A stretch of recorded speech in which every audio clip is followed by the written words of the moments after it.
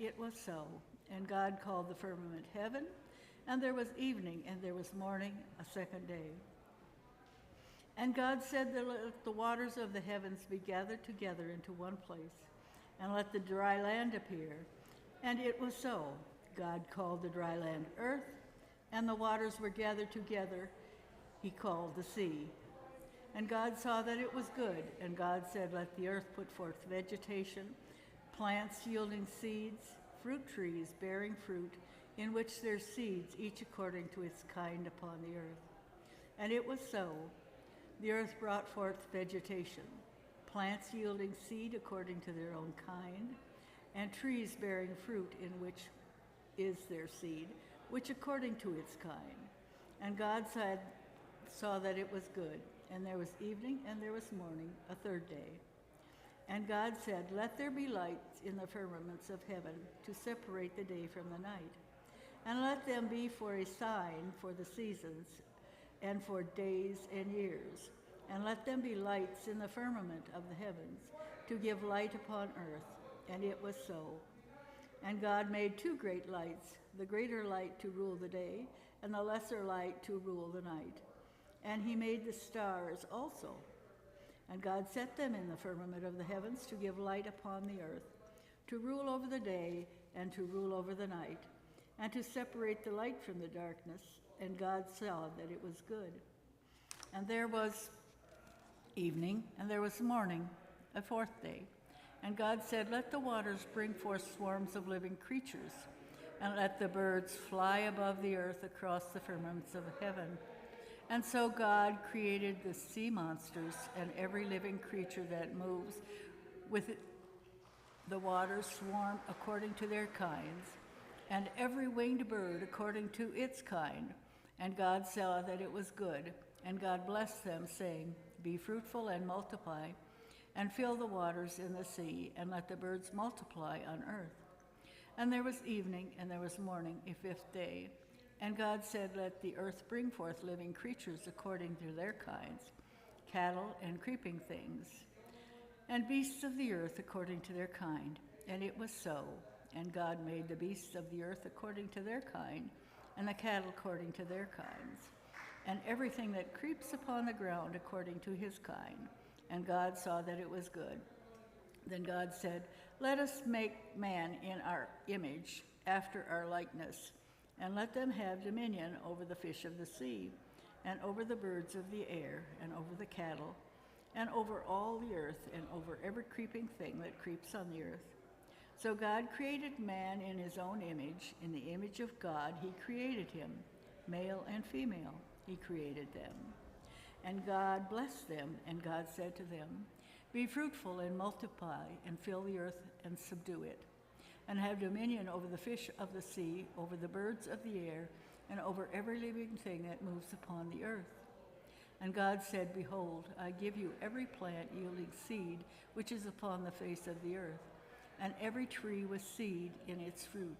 You shall have them for food, and to every beast of the earth, and to every bird of the air, and to everything that creeps on the earth, everything that has the breath of life. I have given every green plant for food. And it was so. And God saw everything that he had made, and behold, it was very good. And there was evening, and there was morning, the sixth day. Thus the heavens and the earth were finished, and all the host of them. And on the seventh day God finished his work which he had done, and he rested on the seventh day from all his work which he had done.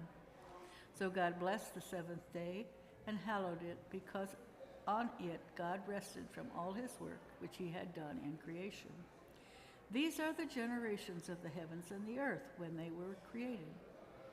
In the day that the Lord God made the earth and the heavens, when no plant of the field was yet in earth, and no herb of the field had yet sprung up, for the Lord God had not caused it to rain upon the earth, and there was no man to till the ground.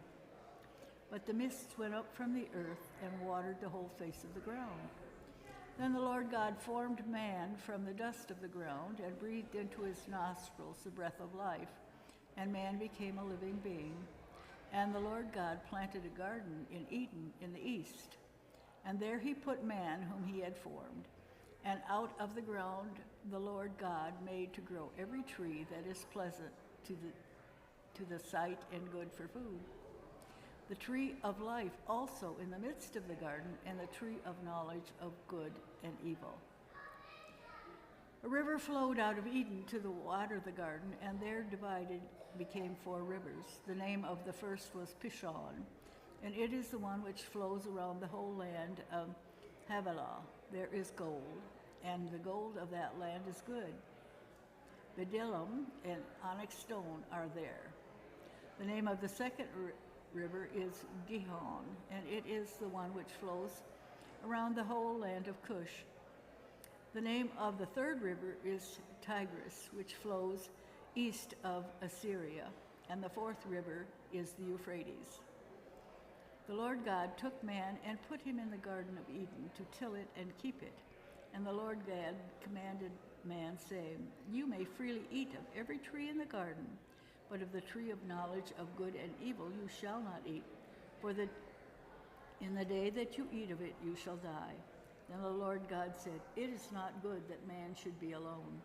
I will make him a helper fit for him."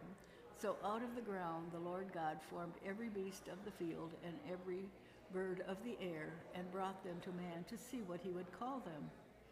And whatever the man called every creature, that was its name. The man gave names to all the cattle and to all the birds of the air, and to every beast of the field. But for man there was not found a helper fit for him. So the Lord God caused a deep sleep to fall upon the man, and while he slept took one of his ribs and closed it up its place with flesh. And the rib which the Lord God had taken from man he made into woman, and brought her to the man. Then the man said, "This at last is bone of my bones, flesh of my flesh. She shall be called woman, because she was taken out of man. Therefore a man leaves his father and his mother and cleaves to his wife, and they become one flesh. And the man and his wife were both naked and were not ashamed. Now the serpent was more subtle than any other wild creatures that the Lord God made. He said to the woman, "Did God say you shall not eat of any tree of the garden?" And the woman said to the serpent, "We may eat of the fruit of the trees of the garden, but God said you shall not eat of the fruit of the tree which is in the midst of the garden. Neither shall you touch it, lest you die." But the serpent said to the woman, "You shall not die. For God knows that when you eat of it, your eyes will be opened, and you will be like God, knowing good and evil."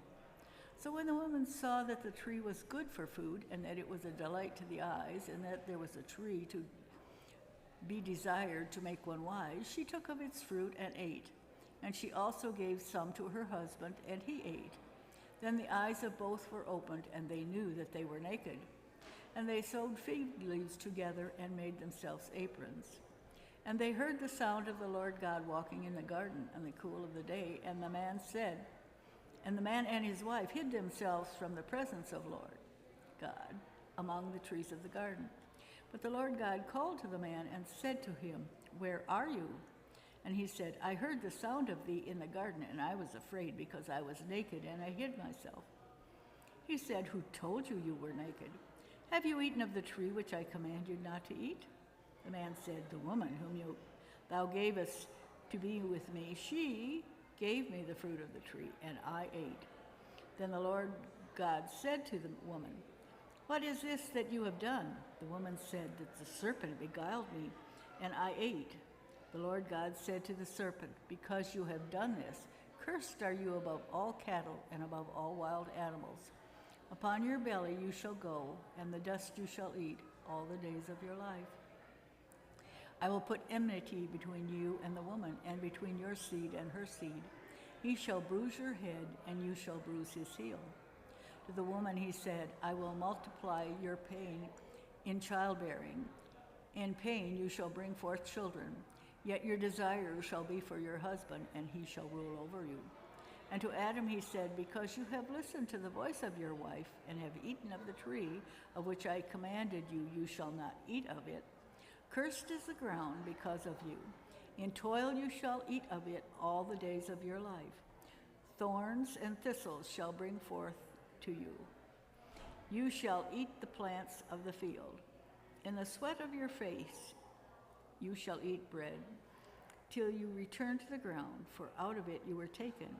You are dust, and to dust you shall return. The man called his wife's name Eve, because she was the mother of all living. And the Lord God made for Adam and for his wife garments of skin and clothed them. Then the Lord God said, Behold, the man has become like one of us, knowing good and evil.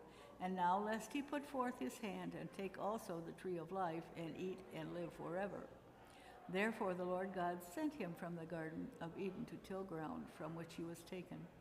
He drove out the man, and at the east of the Garden of Eden placed a cherubim and a flaming sword which turned every way to guard the way to the tree of life.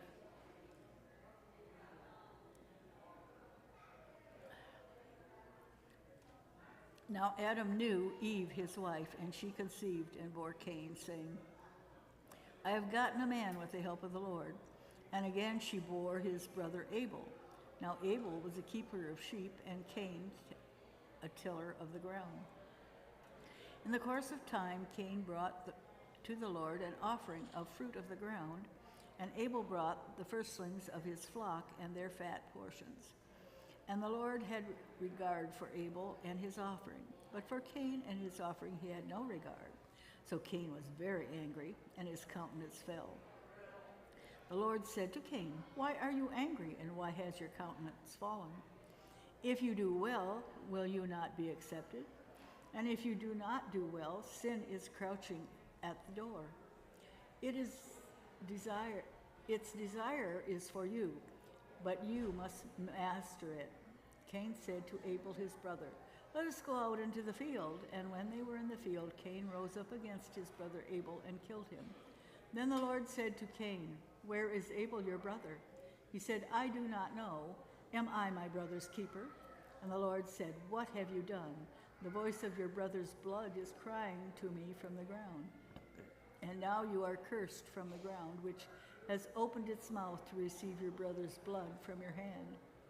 When you till the ground, it shall no longer yield to you its strength. You shall be a fugitive and a wanderer on earth. Cain said to the Lord, My punishment is greater than I can bear. Behold, thou hast driven me this day away from the ground, and from thy face I shall be hidden. I shall be a fugitive and a wanderer on earth, and whoever finds me will slay me. Then the Lord said to him, Not so. If anyone slays Cain, vengeance shall be taken upon him sevenfold. And the Lord put a mark on Cain, lest any who came upon him should kill him. Then Cain went away from the presence of the Lord and dwelt in the land of Nod, just east of Eden. Cain knew his wife, and she conceived and bore Enoch. And he built a city, called the name of the city after the name of his son Enoch. To Enoch was born Irad, and Irad was the father Mehujael, and Mehujael the father of Methushael, and Methushael the father of Lamech. And Lamech took two wives. The name of one was Adah, and the name of the other Zillah. Adah bore Jabal, and he was the father of those who dwell in tents and have cattle. His brother's name was Jubal, and he was the father of all those who play the lyre and the flute. Zillah bore Tubal-Cain, and he was the forager of all instruments of bronze and iron. The sister of Tubal-Cain was Naamah. Lamech said to his wives, Adah and Zillah, Hear my voice, you wives of Lamech. Hearken to what I say. I have slain a man for wounding me, a young man for striking me. If Cain is avenged sevenfold, truly Lamech 77-fold.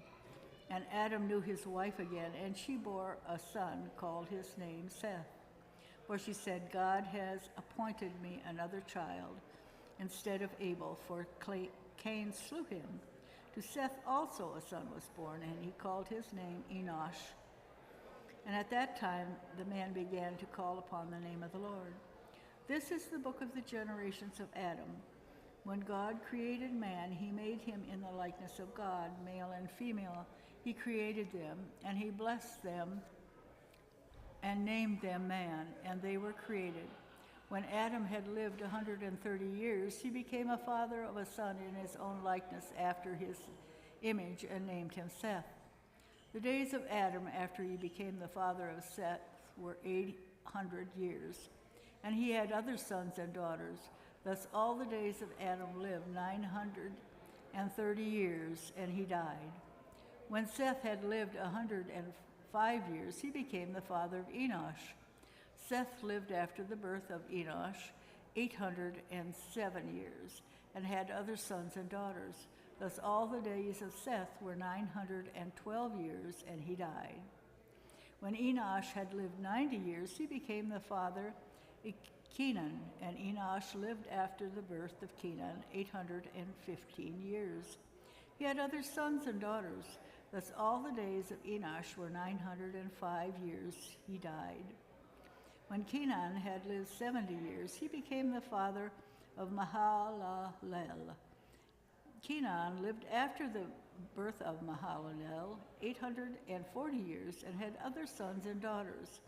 Thus all the days of Kenan were 910 years, and he died. When Mahalalel had lived 65 years, he became the father of Jared. And Mahalalel lived after the birth of Jared 830 years, and had other sons and daughters. Thus all the days of Mahalalel were 890 years, and he died. When Jared had lived 162 years, he became the father of Enosh. Jared lived after the birth of Enosh 800 years, and had other sons and daughters. Thus all the days of Jared were 962 years, and he died. When Enosh had lived 65 years, he became the father of Methuselah. Enosh walked with God after the birth of Methuselah 300 years, and had other sons and daughters. Thus all the days of Enosh were 365 years. Enosh walked with God, and he was not, for God took him. When Methuselah had lived 187 years, he became the father of Lamech. Methuselah lived after the birth of Lamech 782 years, and had other sons and daughters. Thus all the days of Methuselah were 969 years, and he died. When Lamech had lived 182 years, he became the father of a son, and called his name Noah, saying, "Out of the ground of the Lord has cursed, this one shall bring us relief from our work and from our toil of our hands." Lamech lived after the birth of Noah 595 years, and he had other sons and daughters. Thus all the days of Lamech were 775 years, and he died. After Noah was 500 years old, Noah became the father of Shem, Ham, and Japheth. The men began to multiply on the face of the ground, and daughters were born to them. The sons of God saw that the daughters of men were fair, and they took to wives such of them as they chose. Then the Lord said, "My spirit shall not abide in a man forever, for he is flesh, but his days shall be 120 years. And Nephilim were on earth in those days. And also afterwards, when the sons of God came to the daughters of men, they bore children to them.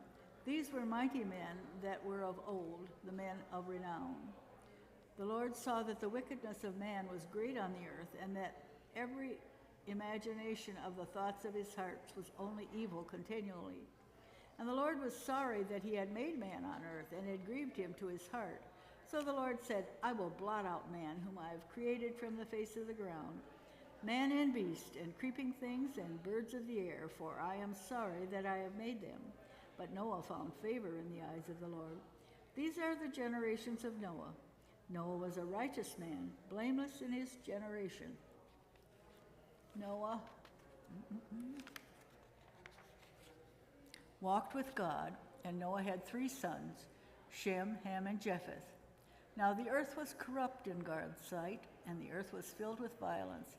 And God saw the earth, behold, it was corrupt, for all flesh had corrupted their way upon earth.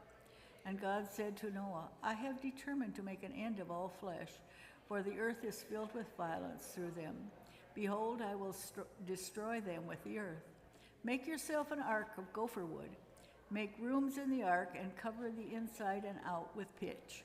This is how you are to make it. The length of the ark is 300 cubits, its breadth 50 cubits, its height 30 cubits.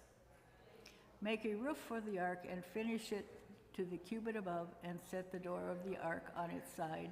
Make it with lower and second and third decks. Do you have 1030K or is a little? Okay, do you want to get some water for yourself in case you need it while you're reading? If you do, I'll continue reading until you come back. Water. Okay, well, we can, okay, I'm right here, verse 17.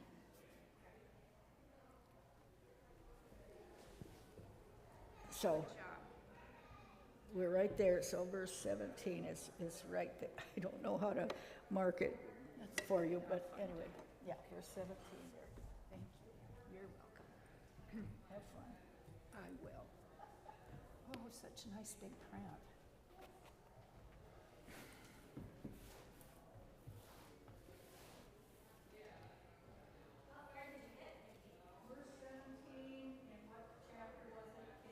It's Genesis 6. Mm-hmm. For you have a good rest this Sunday. For behold, I will bring a flood of waters upon the earth to destroy all flesh in which is the breath of life. From under heaven, everything that is on the earth shall die. But I will establish my covenant with you, and you shall come into the ark. You, your sons, your wife, and your sons' wives with you, and of every living thing of all flesh you shall bring 2 of every sort into the ark, to keep them alive with you. They shall be male and female, of the birds according to their kinds, and of the animals according to their kinds, of everything creeping, everything that is on the ground according to its kind. 2 of every sort shall come in to you. To keep them alive, also take with you every sort of food that is eaten, and store it up, and it shall serve as food for you and for them. Noah did this. He did all that God commanded him.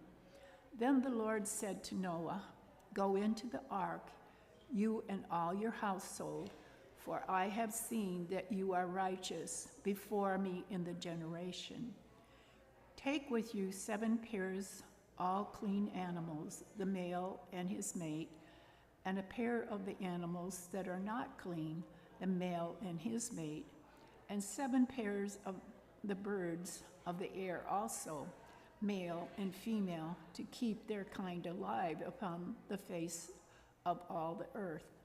For in 7 days I will send rain upon the earth, 40 days and 40 nights, and every living thing that I have made I will blot out from the face of the ground. And Noah did all that the Lord had commanded him.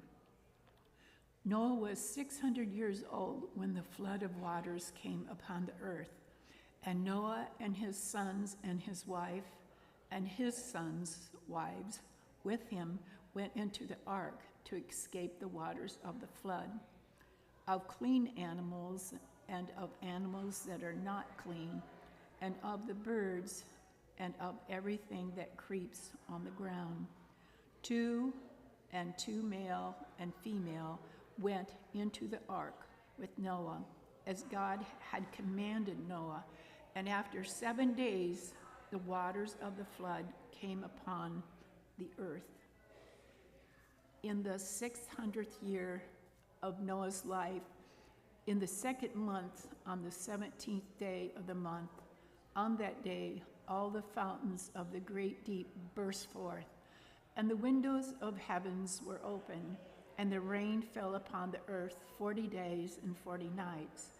And on the very same day, Noah and his sons, Shem, Ham, and Japheth, and Noah's wife, and the 3 wives of his sons with them entered the ark. They and every beast according to its kind, and all the cattle according to their kinds, and every creeping thing that creeps on the earth according to its kind, and every bird according to its kind, and every bird of every sort. They went into the ark with Noah, 2 and 2 of all flesh, in which there was the breath of life. And they that entered, male and female, of all flesh, went in as God had commanded him, and the Lord shut him in. The flood continued 40 days upon the earth, and the water increased, and bore up the ark, and it rose high above the earth. The waters prevailed and increased greatly upon the earth, and the ark floated on the face of the waters. And the water prevailed so mighty upon the earth that all the high mountains under the whole heaven were covered. The waters prevailed above the mountains, covering them 15 cubits deep. And all flesh died that moved upon the earth, birds, cattle, beasts, all swarming creatures that swarm upon the earth, and every man, everything on the dry land, in whose nostrils was the breath of life, died. He blotted out every living thing that was upon the face of the ground, man and animals and creeping things and birds of the air. They were blotted out from the earth. Only Noah was left, and those that were with him in the ark. And the waters prevailed upon the earth 150 days. But God remembered Noah and all the beasts and all the cattle that were with him in the ark. And God made a wind blow over the earth, and the waters subsided. The fountains of the deep and the windows of the heavens were closed. The rain from the heavens was restrained, and the waters receded from the earth continually. At the end of 150 days, the water had abated. And in the 7th month, on the 17th day of the month, the ark came to rest upon the mountains of Ararat. And the waters continued to abate until the 10th month. In the 10th month, on the 1st day of the month, the tops of the mountains were seen. At the end of 40 days, Noah opened the window of the ark, which he had made, and sent forth a raven. And it went to and fro until the waters were dried up from the earth. Then he sent forth a dove from him to see if the waters had subsided from the face of the ground. But the dove found no place to set her foot, and she returned to him to the ark, for the waters were still on the face of the whole earth. So he put forth his hand and took her and brought her into the ark with him. And he waited another 7 days, and again he sent forth the dove out of the ark. And the dove came back to him in the evening, and lo, in her mouth a freshly plucked olive leaf. So Noah knew that the waters had subsided from the earth. Then he waited another 7 days and sent forth the dove, and she did not return to him any more. In the 601st year, in the 1st month, the 1st day of the month, the waters were dried from off the earth, and Noah removed the covering of the ark, and looked, and behold, the face of the ground was dry. And in the 7th month, on the 27th day of the month, the earth was dry. And then God said to Noah, "Go forth from the ark, you and your wife and your sons wives with you. Bring forth with you every living thing that is with you of all flesh, birds and animals, and every creeping thing that creeps on the earth." that they may breed abundantly on the earth and be fruitful and multiply upon the earth. So Noah went forth, and his sons and his wife and his sons' wives with him, and every beast, every creeping thing, and every bird, everything that moves upon the earth, went forth by families out of the ark. Then Noah built an altar to the Lord and took on every clean animal and of every clean bird and offered burnt offerings on the altar. And when the Lord smelled the pleasing odor, the Lord said in his heart, I will never again curse the ground because of man, for the imagination of man's heart is evil from his youth. Neither will I ever again destroy every living creature as I have done. While the earth remains, seed time and harvest, cold and heat, summer and winter, day and night shall not cease. And God blessed Noah and his sons and said to them, be fruitful and multiply, and I will fill the earth. The fear of you and the dread of you shall be upon every beast of the earth, and upon every bird of the air, upon everything that creeps on the ground, and all the fish of the sea. Into your hands they shall be delivered. Every moving thing that lives shall be food for you. And as I gave you the green plants, I give you everything, only you shall not eat flesh with its life, that is its blood. For your lifeblood I will surely require a reckoning of every beast, I will require it, and of man, of every man's brother, I will require the life of man. Whoever sheds the blood of man, by man shall his blood be shed. For God made man in his own image, and you be fruitful and multiply, bring forth abundantly on the earth and multiply in it. Then God said to Noah and to his sons with him, behold, I establish my covenant with you and your descendants after you, and with every living creature that is with you, the birds, the cattle, and every beast of earth with you, as many as came out of the ark. I establish my covenant with you, that you never again shall all flesh be cut off by the waters of a flood, and never again shall there be a flood to destroy the earth.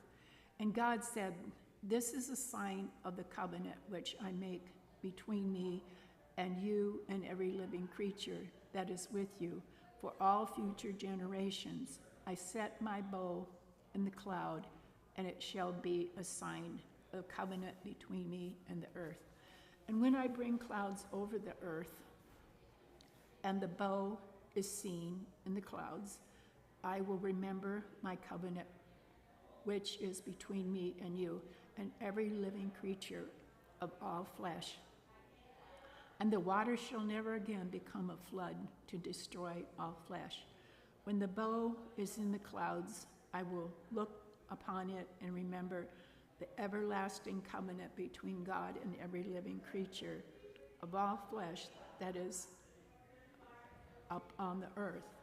God said to Noah, this is a sign of the covenant which I shall establish between me and all flesh that is upon the earth.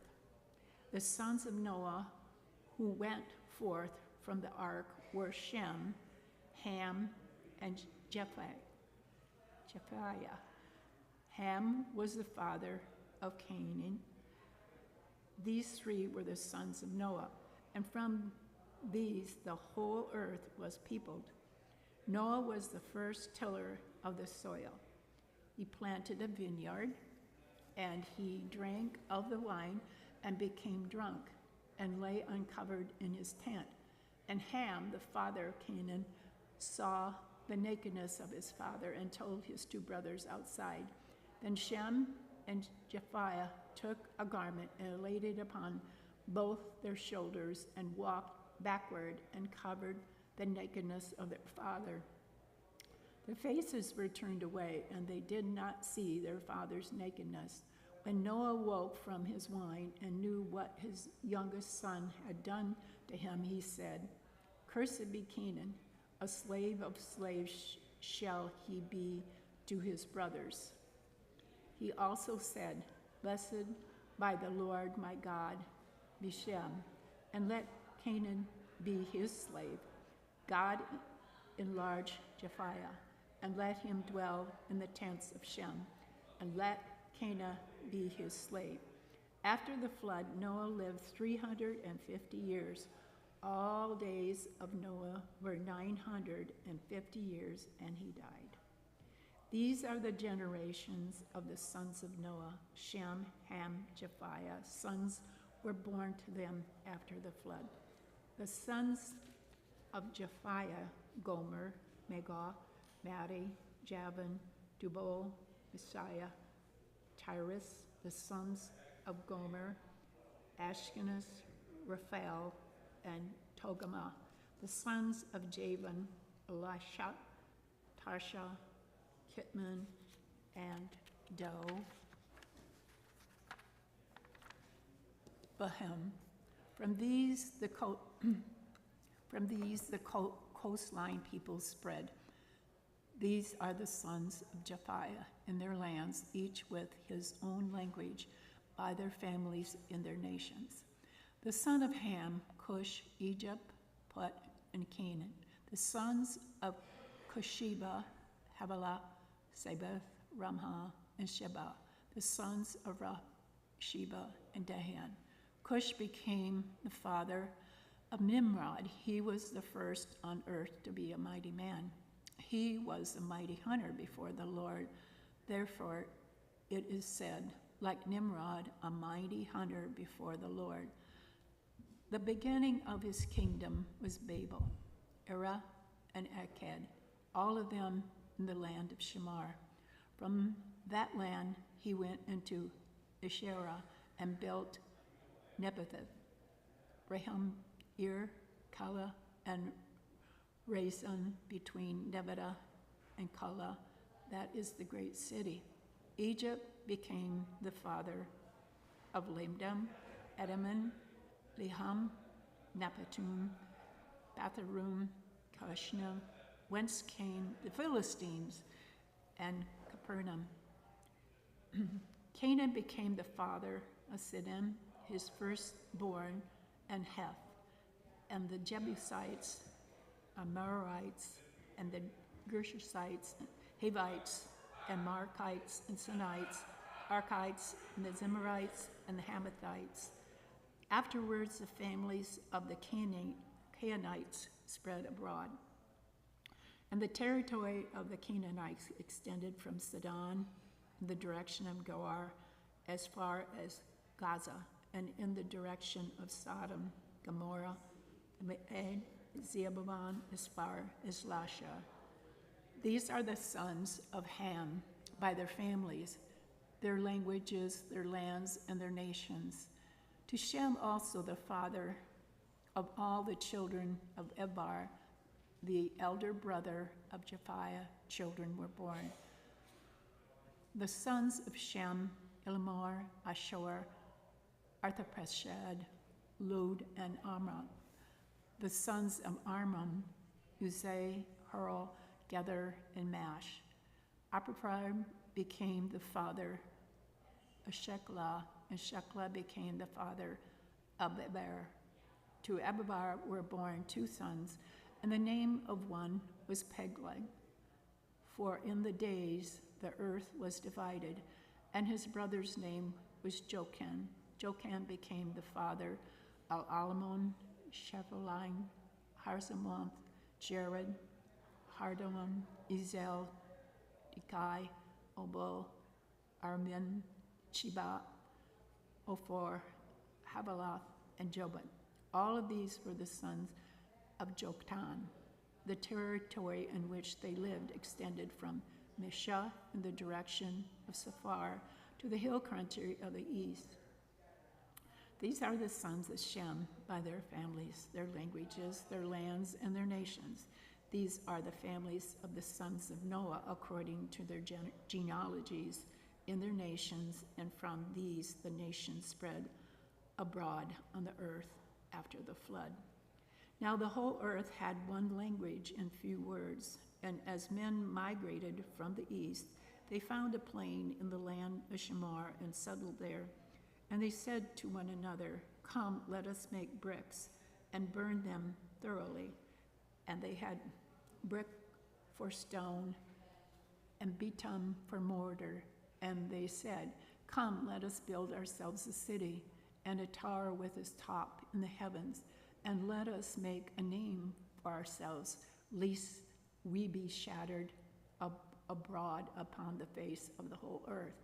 And the Lord came down to see the city and the tower which the sons of men had built. And the Lord said, "Behold, they are one people, and they have all one language, and this is only the beginning of what they will do, and nothing that they propose to do will now be impossible for them. Come, let us go down and there confuse their language, that they may not understand one another's speech." So the Lord scattered them abroad from there over the face of all the earth, and they left off building the city. Therefore its name was called Babel, because there the Lord confused the language of all the earth. And from there the Lord scattered them abroad over the face of all the earth. These are the descendants of Shem. When Shem was 100 years old, he became the father of Arphaxad 2 years after the flood, and Shem lived after the birth of Arphaxad 500 years and had another son and daughters. When Arphaxad had lived 35 years, he became the father of Shelah. And Arphaxad lived after the birth of Shelah 430 years and had another son and daughters. When Shelah had lived 30 years, he became the father of Eber, and Shelah lived after the birth of Eber 403 years and had another son and daughters. When Eber had lived 34 years, he became the father of Peleg. Eber lived after the birth of Peleg 430 years and had another son and daughters. When Peleg had lived 30 years, he became the father of Reu, and Peleg lived after the birth of Reu 209 years and had another son and daughters. When Reu had lived 32 years, he became the father of Shurg. And Reu lived after the birth of Shurg 270 years and then had other sons and daughters. When Shurg had lived 30 years, he became the father of Norah. And Shurg lived after the birth of Norah 200 years and had another son and daughters. When Norah had lived 29 years, he became the father of Terah. And Norah lived after the birth of Terah 119 years and had another son and daughters. When Terah had lived 70 years, he became the father of Abram, and Norah, and Haran. Now these are the descendants of Terah. Terah was the father of Abraham, Abram, Norah, and Haran, and Haran was the father of Lot. Haran died before his father Terah in the land of his birth, and Ur of the Chaldeans. And Abram and Norah took wives, and the names of Abram's wife was Sarah, and the name of Norah's wife was Melham, the daughter of Haran, the father of Melham and Ishmael. Now Sarah was barren, she had no child. Terah took Abraham his son, and Lot, the son of Haran, his grandson, and Sarah his daughter-in-law, his son Abram's wife, and they went forth together from Ur of the Chaldeans to go into the land of Canaan. But when they came to Haran, they settled there. The days of Terah were 205 years, and Terah died in Haran. Now the Lord said to Abram, "Go from your country and your kindred and your father's house to the land that I will show you, and I will make you a great nation, and I will bless you and make your name great, so that you will be a blessing. I will bless those you bless, and him who curse you I will curse, and by you all the families of the earth shall bless themselves."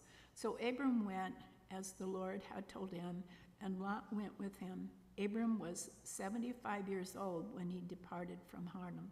And Abram took Sarah as his wife, and Lot, his brother's son, and all of their possessions with them they had gathered, and the persons that they had gotten into Haran, and they set forth to go to the land of Canaan. When they come to the land of Canaan, Abram passed through the land to the place of Shechem, to the oak of Moreh. At that time, the Canaanites were in the land.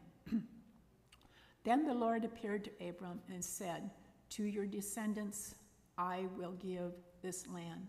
So he built there an altar to the Lord who had appeared to him. Thence he removed the mountain on the east of Bethel and pitched his tent with Bethel on the west and Ai on the east. And there he built an altar to the Lord and called on the name of the Lord. And Abram journeyed on, and still going toward Nigba. Now there was a famine in the land, so Abram went down to Egypt to sojourn there, for the famine was severe in the land. When he was about to enter Egypt, he said to Sarah, his wife, "I know that you are a woman beautiful to behold, and when the Egyptians see you, they will say, 'This is his wife.' Then they will kill me, but they will let you live. Say you are my sister, that it may go well with me because of you, and that my life may be spared on your account." When Abram entered Egypt, the Egyptians saw that the woman was very beautiful, and when the princes of the Pharaoh saw her, they praised her to the Pharaoh, and the woman was taken into the Pharaoh's house, and for her sake he dealt well with Abram, and he had sheep, oxen, asses, men servants, maiden servants, she-asses, and camels. But the Lord afflicted Pharaoh and his house with great plagues because of Sarah, Abraham's wife. So the Pharaoh called Abram and said, "What is this you have done to me? Why did you not tell me that she was your wife? Why did you say she is my sister, so that I took her for my wife? Now then, here is your wife. Take her and be gone." And the Pharaoh gave men orders concerning him, and they set him on his way with his wife and all he had. So Abram went up from Egypt, he and his wife and all that he had, and Lot with him, into Nigba. Now Abram was very rich in cattle and silver and in gold, and he journeyed from the Nigba as far as Bethel, to the place where his tent had been at the beginning, between Bethel and Ai, to the place where he had made an altar at the first, and there Abram called on the name of the Lord. And Lot, who went with Abram, also had flocks and herds and tents, so that the land could not support both of them dwelling together. For their possessions were so great that they could not dwell together, and there was strife between the herdsmen of Abram's cattle and the herdsmen of Lot's cattle. At that time, the Canaanites and the Perizzites dwelt in the land. Then Abram said to Lot, "Let there be no strife between you and me, and between your herdsmen and my herdsmen, for we are kinsmen. So not the whole land before you. Separate yourselves from me, If you take the left hand, then I will go to the right, or if you take the right hand, then I will go to the left. And Lot lifted his eyes and saw the Jordan Valley was well watered everywhere, like the garden of the Lord, like the land of Egypt, in the direction of Zoar. This was before the Lord destroyed Sodom and Gomorrah. So Lot chose for himself all the Jordan Valley, and Lot journeyed east. Thus they separated from each other. Abram dwelt in the land of Canaan, while Lot dwelt among the cities of the valleys and moved his tent as far as Sodom. Now the men of Sodom were wicked, great sinners against the Lord. The Lord said to Abram, after Lot had separated from him, I lift up your eyes and look from the place where you are, northward and southward and eastward and westward. For all the land which you see, I will give to you and to your descendants forever. I will make your descendants as the dust of the earth. So if one can count the dust of the earth, your descendants also can be counted. Arise, walk through the length and the breadth of the land, for I will give to you. So Abram moved his tent and came and dwelt by the oaks, Amarnim, which are at Hebron, and there he built an altar to the Lord. In the days of Amraphel, king of Ashur, Arak, king of Lishon, Chezidorlaomer, king of Elam, Tidal, king of Gomer, and these kings made war with Bera, king of Sodom, Bera's king of Gomorrah, Shimon, king of Arma, Shembor, king of Zodim, and the king of Bela, that is Zor. And all these joined forces in the valley of Siddim. This is the Salt Sea. 12 years they had served Chimorah, but in the 13th year they rebelled. In the 14th year, Chimorah and the kings who were with him came and subdued the Rephaim in Arshmakim, the Zudam in Ham, Edom in Shekobarim, and the Horatites in their Mount Seir, as far as Elurphim on the border of the wilderness. They turned back and came to Emershuphat, that is Kadesh, and subdued all the country of the Amalekites and also Amorites who dwelt in Harazon Tamar. Then the king of Sodom, the king of Gomorrah, and the king of Admah, and the king of Zeboiim, and the king of Bela, that is in Zorah, went out, and they joined battle in the valley of Siddim with Chedorlaomer, king of Laman, Tidal, king of Goram, and Aphrael, king of Shamar, and Arahak, king of Levashar, 4 kings against 5. Now the valley of Siddim was filled of Bitumen pits, and as the kings of Sodom and Gomorrah fled, some fell into them, and the rest fled to the mountain.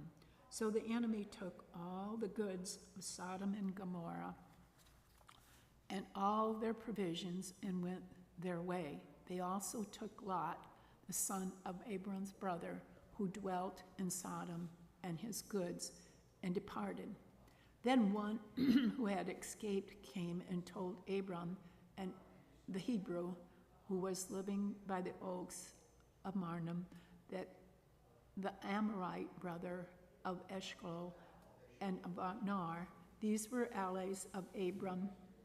When Abram heard that his kinsmen had been taken captive, he led forth his trained men, born in his house 318 of them, and went in pursuit as far as Dan.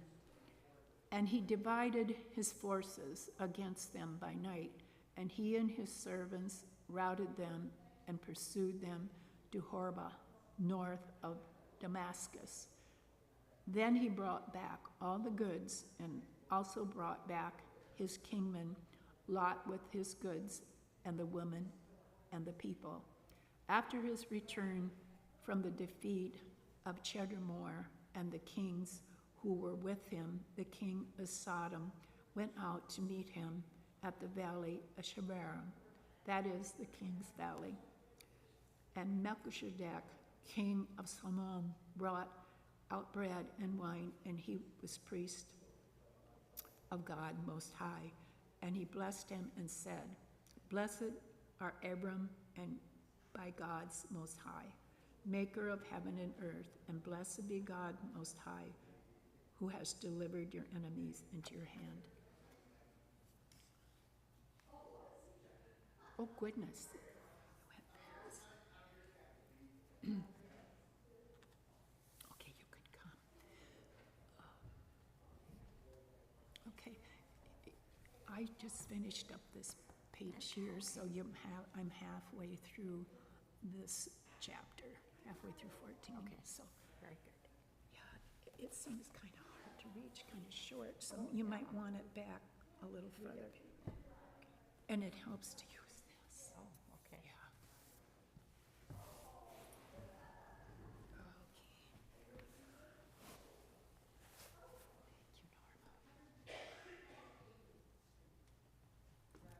It almost seems that another cushion will boost one up, and I'm pretty tall. But if we get it close to you, bring the table back. Oh, okay. That helps, I think. Okay.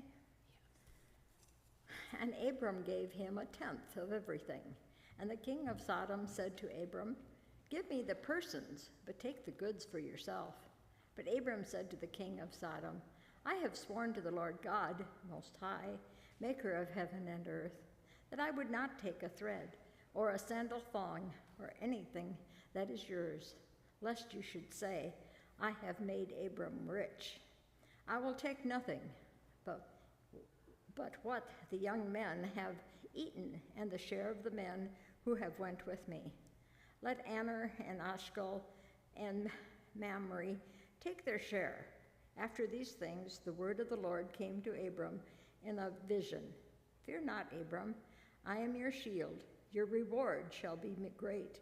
But Abram said, O Lord God, what wilt thou give me if I continue childless, and the heir of my house is Eliezer of Damascus? And Abram said, Behold, thou hast given me no offspring, and a slave born in my house will be my heir. And behold, the word of the Lord came to him. This man shall not be your heir. Your own son shall be your heir. And he brought him outside and said, Look toward the heaven and number the stars, if you are able to number them. Then he said to him, So shall your descendants be. And he believed the Lord, and he reckoned it to him as a righteousness. And he said to him, I am the Lord who brought you from Ur of the Chaldeans to give you this land to possess. And he said, O Lord God, how am I to know that I shall possess it? And he said to him, Bring me a heifer 3 years old, a she-goat 3 years old, a ram 3 years old, and a turtle dove and a young pigeon. And he brought them all these, cut them in two, and laid each half over the other. And he did not cut the birds in two. And when the birds of prey came down upon the carcasses, Abram drove them away. As the sun was going down, a deep sleep fell on Abram, and lo, a great darkness fell upon him. Then the Lord said to Abram, Know of a surety that your descendants will be sojourners in a land that is not theirs, and will be slaves there. And they will be oppressed for 400 years. But I will bring judgment on the nation which they serve. And afterward they shall come out with great possessions. As for yourself, you shall go to your fathers in peace. You shall be buried in a good old age. And they shall come back here in the 4th generation, for the iniquity of the Amorites is not yet complete. When the sun had gone down and it was dark, behold, a smoking firepot and a flaming torch passed between these pieces. On that day the Lord made a covenant with Abram, saying, "To your descendants I give this land, from the river of Egypt to the great river, the river Euphrates, the land of the Canaanites, the Kenizzites, and the Kadmonites, the Hittites, and the Perizzites, and the Rehams, and the Amorites, the Canaanites, and the Gerites, and the Jebusites." Now Sarah, Abram's wife, bore him no children. She had an Egyptian maid whose name was Hagar. And Sarah said to Abram, "Behold now, the Lord has prevented me from bearing children. Go into my maid, and it may be that I shall obtain children by her." And Abram hearkened to the voice of Sarah. So after Abram had dwelt 10 years in the land of Canaan, Sarah, Abram's wife, took Hagar the Egyptian, her maid, and gave her to Abram her husband as a wife. And he went into Hagar, and she conceived. And when she saw what she had conceived, she looked with contempt on her mistress. And Sarah said to Abraham, "May the wrong done to me be on you. I gave my maid to your embrace. And when she saw that she had conceived, she looked on me with contempt. May the Lord judge between you and me." But Abram said to Sarah, "Behold, your maid is in your power. Do to her as you please." And then Sarah dealt harshly with her, and she fled from her. The angel of the Lord found her by a spring of water in the wilderness, the spring on the way to Shur. And he said, "Hagar, maid of Sarah, where have you come from, and where are you going?" "I am fleeing," she said, "for my mistress Sarah." The angel of the Lord said to her, "Return to your mistress and submit to her." The angel of the Lord also said to her, "I will so greatly multiply your descendants that they cannot be numbered for multitude." And the angel of the Lord said to her, "Behold, you are with child, and shall bear a son, and you shall call him Ishmael, because the Lord has given heed to your affliction. He shall be a wild ass of a man, his hand against every man, and every man's hand against him, and he shall dwell against all his kinsmen." So she called the name of the Lord who spoke to her, "Thou art a God of seeing." For she said, "Have I really seen God and remained alive after seeing him?" Therefore the well was called Bir Lahai. It laid between Kadesh and Bered. And Hagar bore Abraham a son, and Abram called the name of his son, whom Hagar bore, Ishmael. Abram was 86 years old when Hagar bore Ishmael to Abraham. When Abraham was 99 years old, the Lord appeared to Abram and said to him, "I am God Almighty. Walk before me and be blameless, and I will make my covenant between you and me, and will multiply you exceedingly." Then Abram fell on his face, and God said to him, "Behold, my covenant is with you, and you shall be the father of a multitude of nations. No longer shall your name be Abram, but your name shall be Abraham, for I have made you the father of a multitude of nations.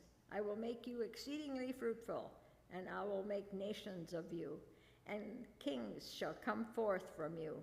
And I will establish my covenant between me and you and our descendants after you throughout their generations, for an everlasting covenant to be God to you and to your descendants after you.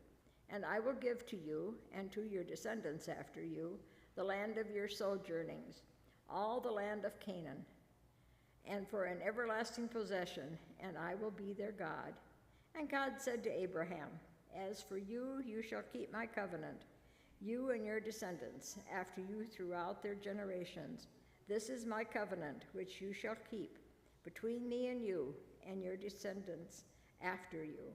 every male among you shall be circumcised. You shall be circumcised in the flesh of your foreskins, and it shall be a sign of the covenant between me and you. He that is 8 days old among you shall be circumcised, every male throughout your generation, whether born in your house or bought with your money from any foreigner who is not of your offspring. Both he that is born in your house and he that is bought with your money shall be circumcised. So shall my covenant be in your flesh, an everlasting covenant. Any uncircumcised male who is not circumcised in the flesh of his foreskin shall be cut off from his people. He has broken my covenant. And God said to Abraham, as for Sarah, your wife, you shall not call her name Sarah, but Sarah shall be her name, and I will bless her. And moreover, I will give you a son by her. I will bless her, and she shall be a mother of nations. Kings of peoples shall come from her. And then Abraham fell on his face and laughed, and said to him, shall a child be born to a man who is 100 years old? Shall Sarah, who is 90 years old, bear a child? And Abraham said to God, oh, that Ishmael might live in thy sight. God said, no, but Sarah your wife shall bear you a son, and you shall call his name Isaac. I will establish my covenant with him as an everlasting covenant for his descendants after him. As for Ishmael, I have heard you. Behold, I will bless him, and make him fruitful and multiply him exceedingly. He shall be the father of 12 princes, and I will make him a great nation. But I will establish my covenant with Isaac, whom Sarah shall bear to you at this season next year. When he had finished talking with him, God went up from Abraham, and then Abraham took Ishmael his son, and all the slaves born in his house, or bought with his money, every male among the men of Abraham's house, and he circumcised the flesh of their foreskins that very day. As God had said to him, Abraham was 99 years old when he was circumcised in the flesh of his foreskin, and Ishmael his son was 13 years old when he was circumcised in the flesh of his foreskin. That very day, Abraham and his son Ishmael were circumcised, and all the men of his house, and those born in the house, and those bought with money from a foreigner, were circumcised with him. And the Lord appeared to him by the oaks of Mamre, as he sat at the door of his tent in the heat of the day. He lifted up his eyes and looked, and behold, 3 men stood in front of him. When he saw them, he ran from the tent door to meet them, and bowed himself to the earth, and said, my Lord, I have found favor in your sight. Do not pass by your servant. Let a little water be brought, and wash your feet, and rest yourselves under the tree, while I fetch a morsel of bread, that you may refresh yourselves.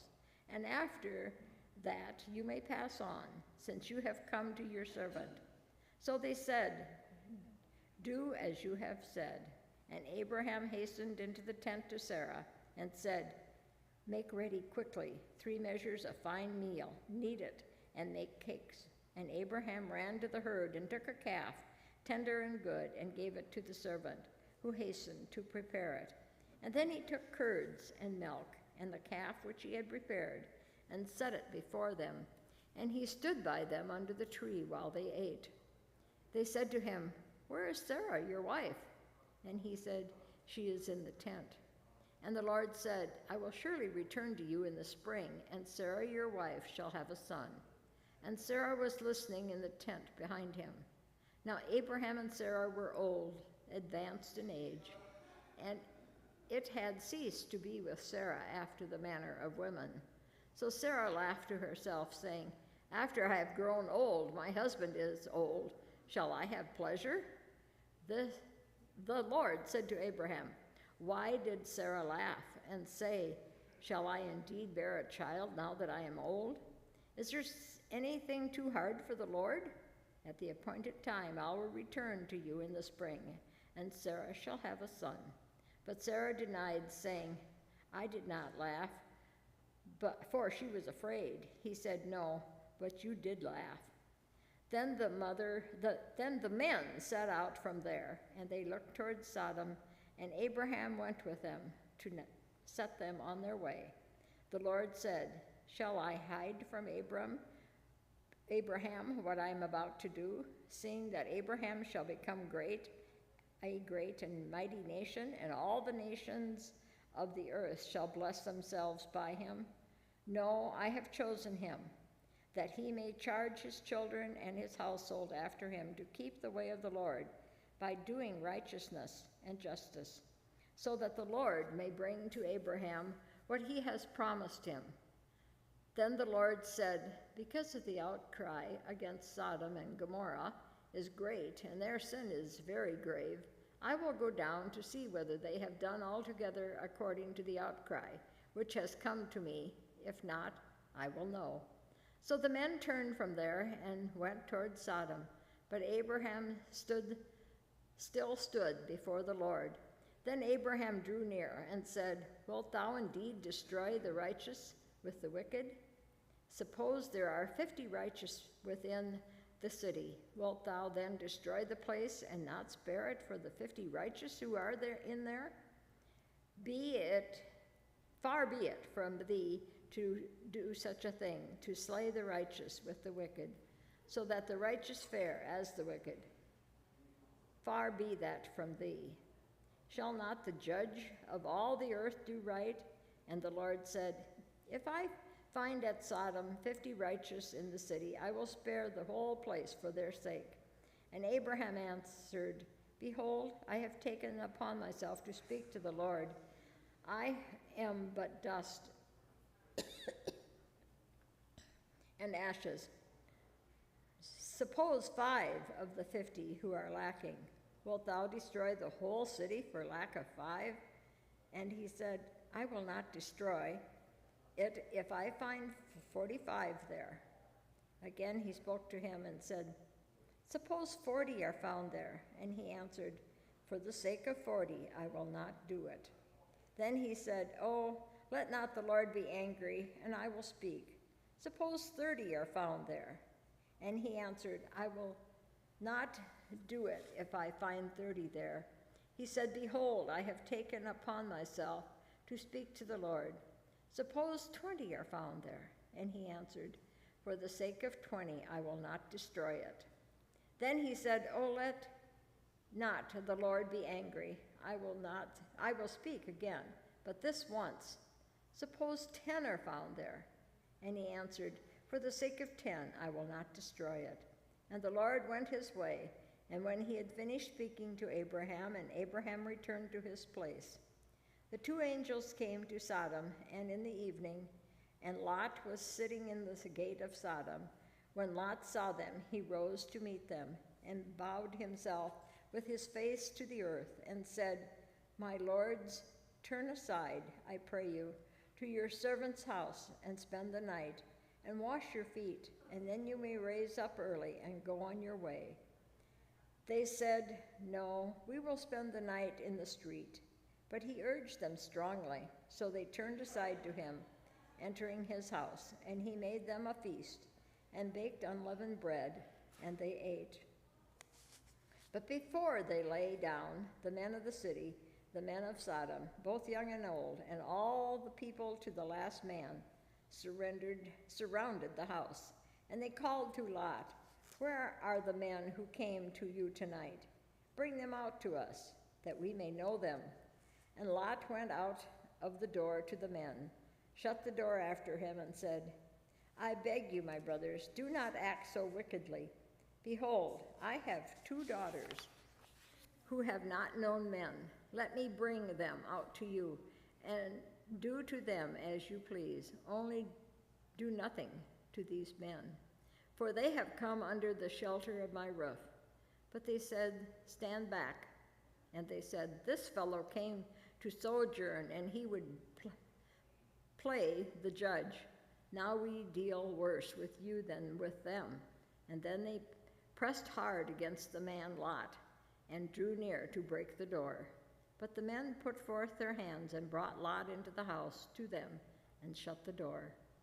And they struck with blindness the men who were at the door of the house, both small and great, so that they wearied themselves groping for the door. Then the men said to Lot, "Have anyone else here? Son-in-laws, sons, daughters, or any one who you have in the city? Bring them out of the place. For we are about to destroy this place because of the outcry against its people that became great before the Lord, and the Lord has sent us to destroy it."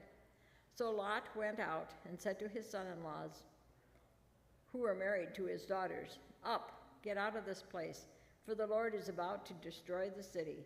But he seemed to his son-in-law to be jesting.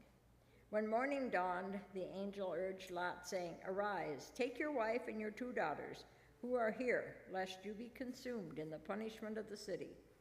But he lingered. So the men seized him and his wife and his 2 daughters by the hand, and the Lord being merciful to him, and they brought him forth and set him outside the city. And when they had brought them forth, they said, "Flee for your life. Do not look back or stop anywhere in the valley. Flee to the hills, lest you be consumed." And Lot said to them, "Oh no, my lords. Behold, your servant has found favor in your sight, and you have shown me great kindness in saving my life. But I cannot flee to the hills, lest the disaster overtake me and I die. Behold, yonder city is near enough to flee to, and it is a little one. Let me escape there. It is not a little one, and my life will be saved." And he said to him, "Behold, I grant you this favor also, that I will not overthrow the city of which you have spoken. Make haste, escape there. For I can do nothing till you arrive there." Therefore the name of the city was called Zoar. The sun had risen on the earth when Lot came to Zoar. And then the Lord rained on Sodom and Gomorrah brimstone and fire from the Lord out of the heaven. And he overthrew those cities and all the valley and all the inhabitants of the cities and what grew on the ground. But Lot's wife behind him looked back, and she became a pillar of salt. And Abraham went early into the morning to the place where he had stood before the Lord, and he looked down toward Sodom and Gomorrah, and toward all the land of the valley, and behold, and lo, the smoke of the land went up like the smoke of a furnace.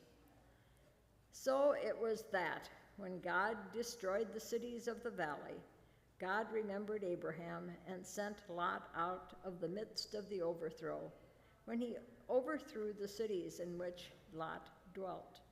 Now Lot went up out of Zoar and dwelt in the hills with his 2 daughters, for he was afraid to dwell in Zoar. So he dwelt in a cave with his 2 daughters. And the firstborn said to the younger, "Our father is old, and there is not a man on earth to come in to us after the manner of all the earth. Come, let us make our father drink wine, and we will lie with him, and that we may preserve offspring through our father." So they made their father drink wine that night, and the firstborn went in and lay with her father, and he did not know when she lay down or when she arose. And on the next day the firstborn said to the younger, "Behold, I lay last night with my father. Let us make him drink wine tonight also, and then you go in and lie with him, and that we may preserve offspring through our father." So they made their father drink wine that night also, and the younger arose and lay with him, and he did not know when she lay down or when she arose. Thus both of the daughters of Lot were with child by their father. The firstborn bore a son and called him Moab. He is the father of the Moabites to this day. The younger also bore a son and is called his name Ben-Ammi. He is the father of the Ammonites to this day.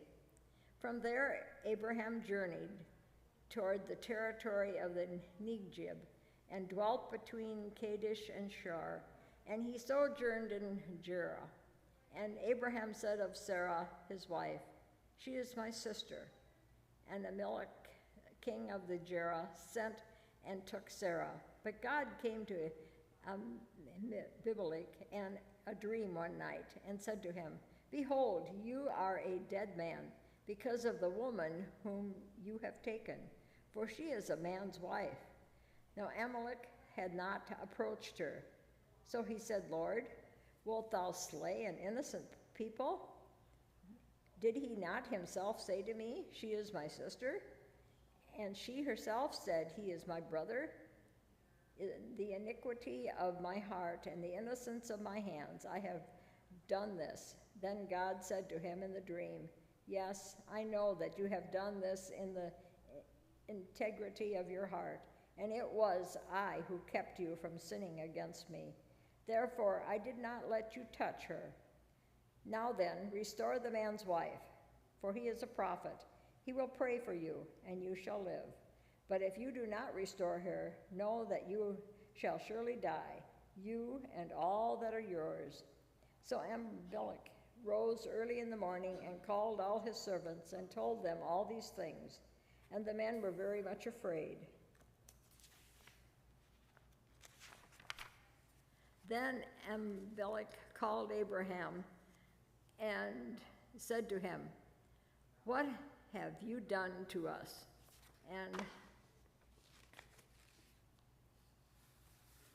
And how have I sinned against you, that you have brought on me and my kingdom a great sin? You have done to me things that ought not be done." And Abimelech said to Abraham, "What were you thinking of, that you did this thing?" "Abraham, I did it because I thought, there is no fear of God at all in this place, and they will kill me because of my wife. Besides, she is indeed my sister, the daughter of my father, but not the daughter of my mother.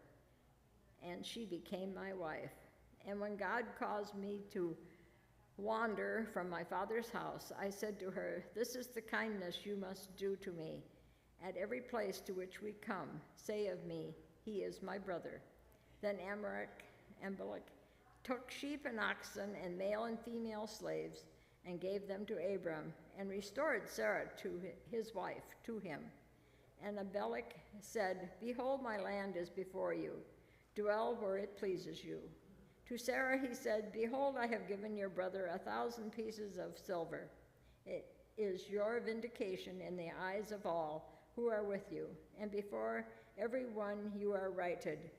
That Abraham prayed to God, and God healed Abimelech, and also healed his wife and female slaves, so that they bore children. For the Lord had closed all the wombs of the house of Abimelech because of Sarah, Abraham's wife.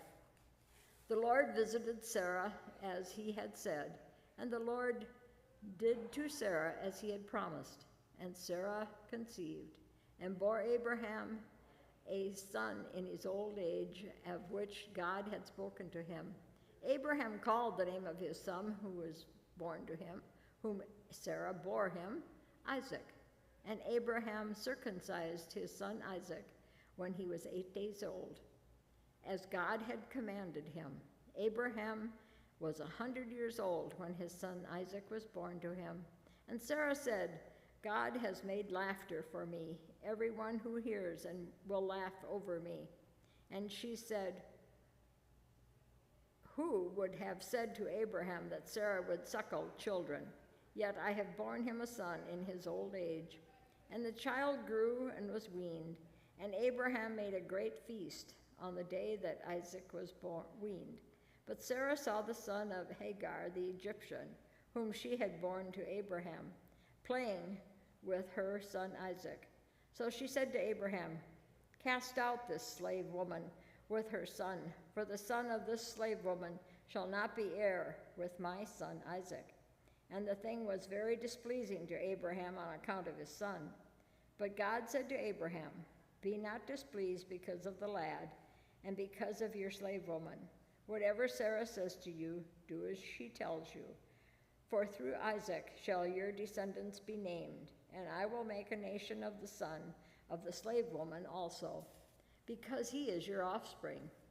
So Abraham rose early in the morning and took bread and a skin of water and gave it to Hagar, putting it on her shoulder along with the child, and sent her away. And she departed and wandered in the wilderness of Beersheba. When the water in the skin was gone, she cast the child under one of the bushes, and then she went, sat down over against him in a good way off, about the distance of a bow shot. For she said, "Let me not look upon the death of a child." And she sat over against him, and the child lifted up his voice and wept.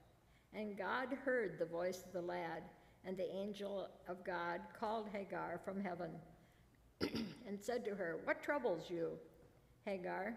Fear not, for God has heard the voice of the lad where he is. Arise, lift up your lad and hold him fast with your hand, for I will make him a great nation." Then God opened her eyes, and she saw a well of water.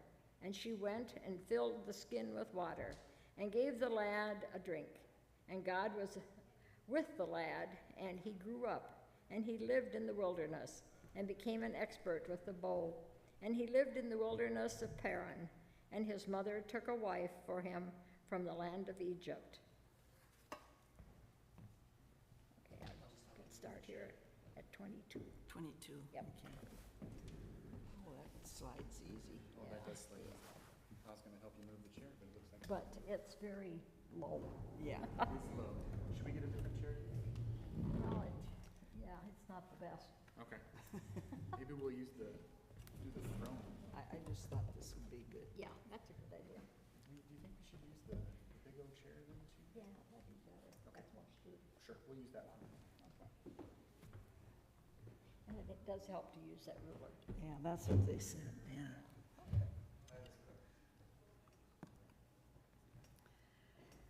At that time, Ameliak and Phicol, the commander of his army, said to Abraham, "God is with you in all that you do.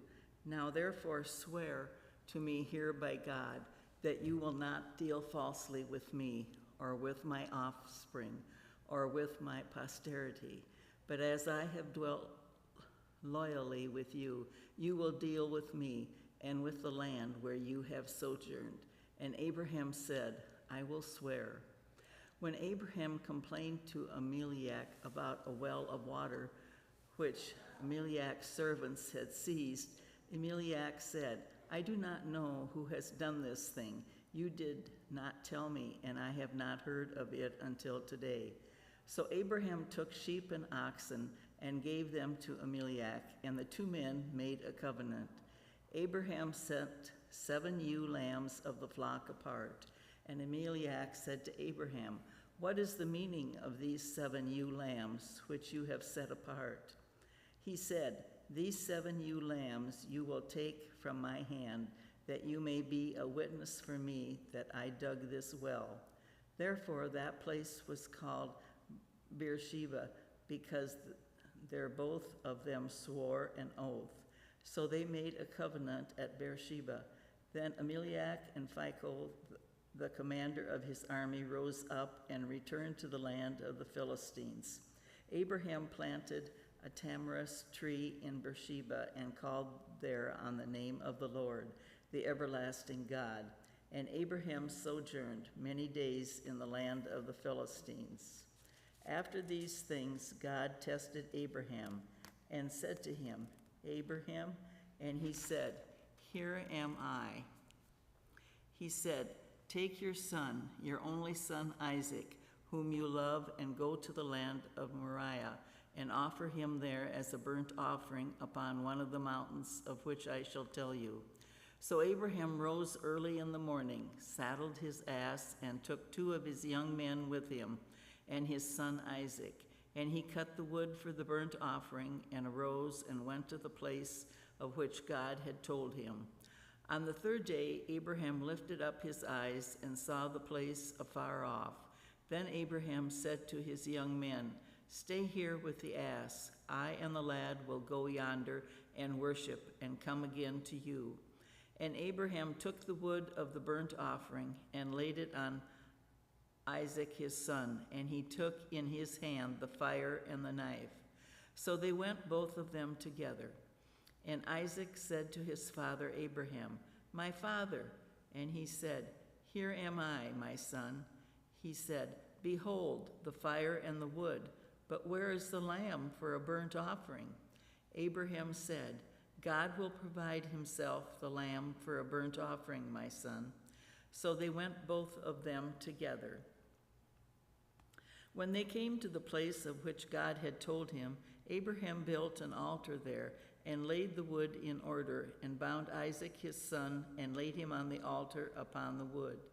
Then Abraham put forth his hand and took the knife to slay his son. But the angel of the Lord called to him from heaven and said, "Abraham, Abraham." And he said, "Here am I." He said, "Do not lay your hand on the lad or do anything to him, for now I know that you fear God, seeing you have not withheld your son, your only son, from me." And Abraham lifted up his eyes and looked, and behold, behind him was a ram, caught in a thicket by his horns. And Abraham went and took the ram and offered it up as a burnt offering instead of his son. So Abraham called the name of that place, "The Lord will provide," as it is said to this day, "On the mount of the Lord it shall be provided." And the angel of the Lord called to Abraham a second time from heaven and said, "By myself I have sworn, says the Lord, because you have done this and have not withheld your son, your only son, I will indeed bless you, and I will multiply your descendants as the stars of heaven and as the sand which is on the seashore. And your descendants shall possess the gate of their enemies, and by your descendants shall all the nations of the earth bless themselves, because you have obeyed my voice." So Abraham returned to his young men, and they arose and went together to Beersheba, and Abraham dwelt at Beersheba. Now after these things it was told Abraham, "Behold, Milcah also has borne children to your brother Nahor, Uz the firstborn, Buz his brother, Chemol the father of Aaron, Chist, Hazel, Pildash, Jubal, and Bethel, and Beulah became the father of Rebekah. These 8 Milcah bore to Nahor, Abraham's brother. Moreover, his concubine, whose name was Reumah, bore Teba, Gam, Tahash, and Micah. Sarah lived 127 years. These were the years of the life of Sarah, and Sarah died at Cheribah, that is Hebron, in the land of Canaan. And Abram went in to mourn for Sarah and to weep for her. And Abraham rose up from before his dead and said to the Hittites, "I am a stranger and a sojourner among you. Give me property among you for a burying place, that I may bury my dead out of my sight." The Hittites answered Abraham, "Hear us, my lord. You are a mighty prince among us. Bury your dead in the choicest of our sepulchres. None of us will withhold from you his sepulchre or hinder you from burying your dead." Abraham rose and bowed to the Hittites and the people of the land. And he said to them, "If you are willing that I should bury my dead out of my sight, hear me, and entreat for me Ephron the son of Zohar, that he may give me the cave of Malachah, which he owns. It is at the end of his field.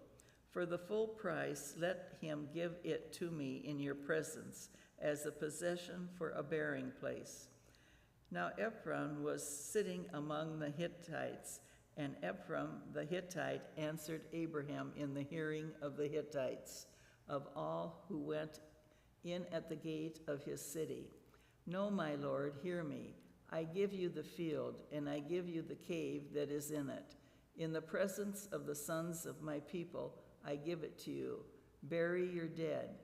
Then Abraham bowed down before the people of the land, And he said to Ephraim in the hearing of the people of the land, "But if you will hear me, I will give the price of the field. Accept it from me, that I may bury my dead there." Ephraim answered Abraham, "My lord, listen to me. A piece of land worth 400 shekels of silver. What is that between you and me? Bury your dead." Abraham agreed with Ephraim, and Abraham weighed out for Ephraim the silver which he had named in the hearing of the Hittites, 400 shekels of silver, according to the weights current among the merchants. So the field of Ephraim in Malachi, which was to the east of Manre, the field with the cave which was in it, and all the trees that were in the field throughout its whole area, was made over to Abraham as a possession in the presence of the Hittites, before all who went in at the gate of his city. After this, Abraham buried Sarah his wife in the cave of the field of Malachah, east of Mamre, that is Hebron, in the land of Canaan. The field and the cave that is in it were made over to Abraham as a possession for a burying place by the Hittites. Chapter 24. Now Abraham was old, well advanced in years, and the Lord had blessed Abraham in all things. And Abraham said to his servant, the oldest of his house, who had charge of all that he had, "Put your hand under my thigh, and I will make you swear by the Lord, the God of heaven and of earth, that you will not take a wife for my son from the daughters of the Canaanites, among whom I dwell, but will go to my country and to my kindred and take a wife for my son Isaac." The servant said to him, "Perhaps the woman may not be willing to follow me to this land. Must I then take your son back to the land from which you came?" Abraham said to him, "See to it that you do not take my son back there. The Lord, the God of heaven, who took me from my father's house and from the land of my birth, and who spoke to me and swore to me, 'To your descendants I will give this land.' He will send his angel before you, and you shall take a wife for my son from there. But if the woman is not willing to follow you, then you will be free from this oath of mine, only you must not take my son back there." So the servant put his hand under the thigh of Abraham his master, and swore to him concerning this matter.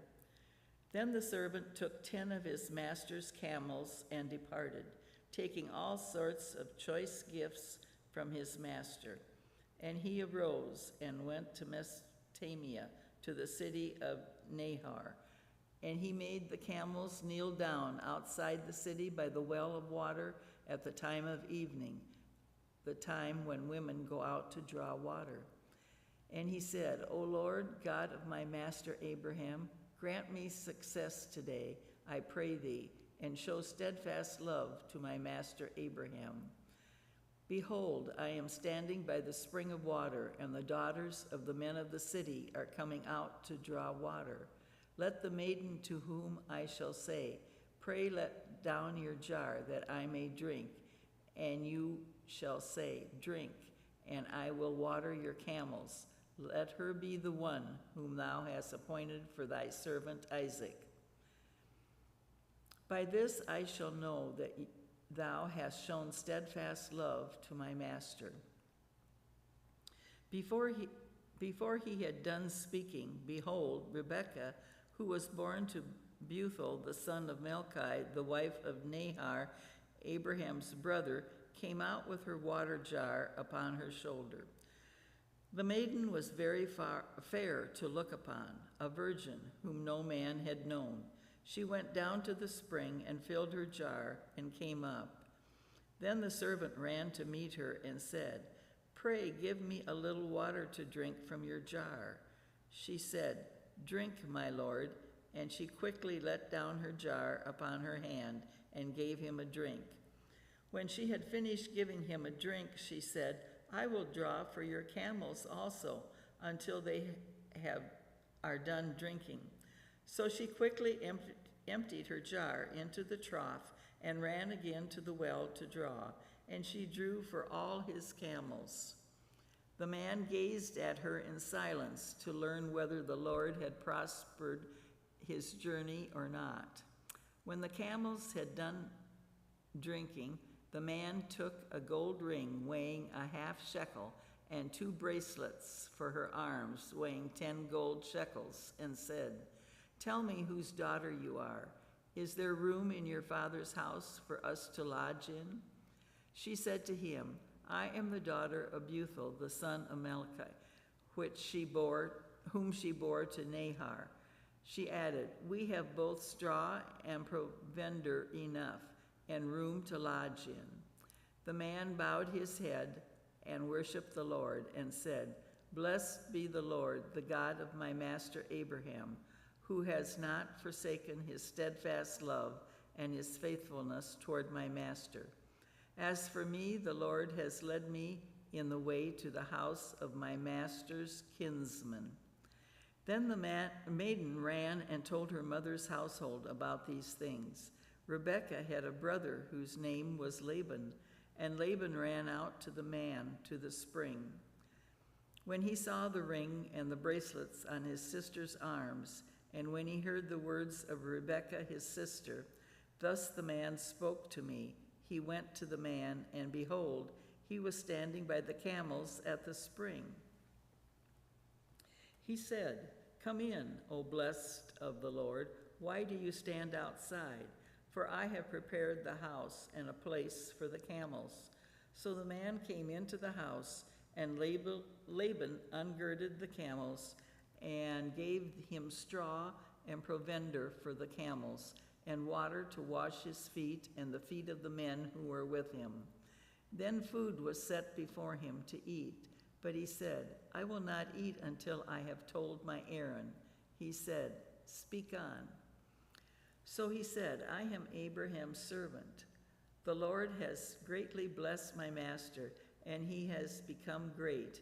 He has given me flocks and herds, silver and gold, men servants and maidservants, camels and asses. And Sarah, my master's wife, bore a son to my master, when she was old, and to him he has given all that he has. My master made me swear, saying, 'You shall not take a wife for my son from the daughters of the Canaanites, in whose land I dwell, but you shall go to my father's house and to my kindred and take a wife for my son.'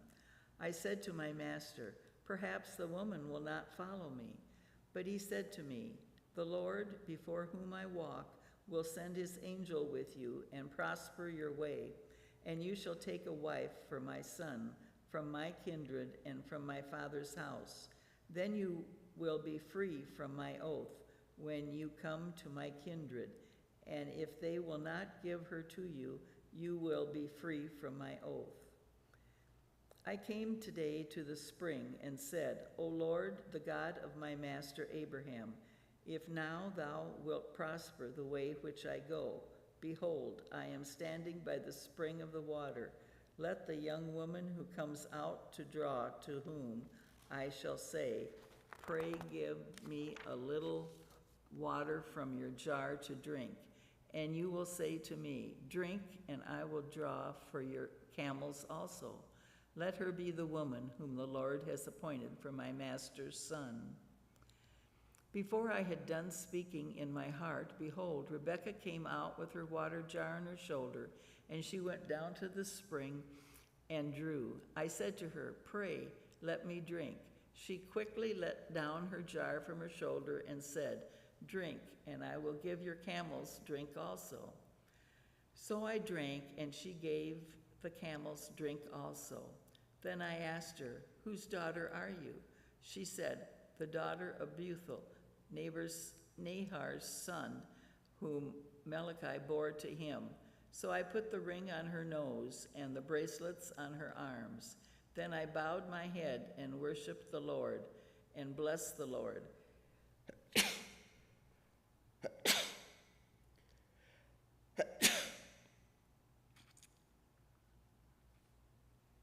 the God of my master Abraham, who had led me by the right way to take the daughter of my master's kinsman for his son. Now then, if you will deal loyally and truly with my master, tell me, and if not, tell me, that I may turn to the right hand or to the left." Then Laban and Bethuel answered, "The thing comes from the Lord. We cannot speak to you bad or good. Behold, Rebekah is before you. Take her and go, and let her be the wife of your master's son, as the Lord has spoken." When Abraham's servant heard their words, he bowed himself to the earth before the Lord. And the servant brought forth jewelry of silver and of gold and raiment, and gave them to Rebekah. He also gave to her brother and to her mother costly ornaments. And he and the men who were with him ate and drank, and they spent the night there. When they arose in the morning, he said, "Send me back to my master." Her brother and her mother said, "Let the maiden remain with us a while, at least 10 days. After that she may go."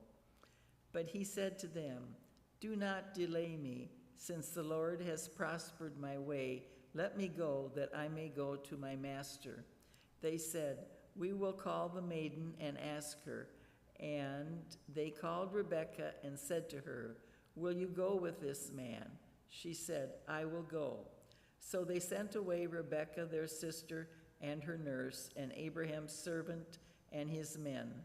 And they blessed Rebekah and said to her, "Our sister, be the mother of thousands of 10,000s, and may your descendants possess the gate of those who hate them."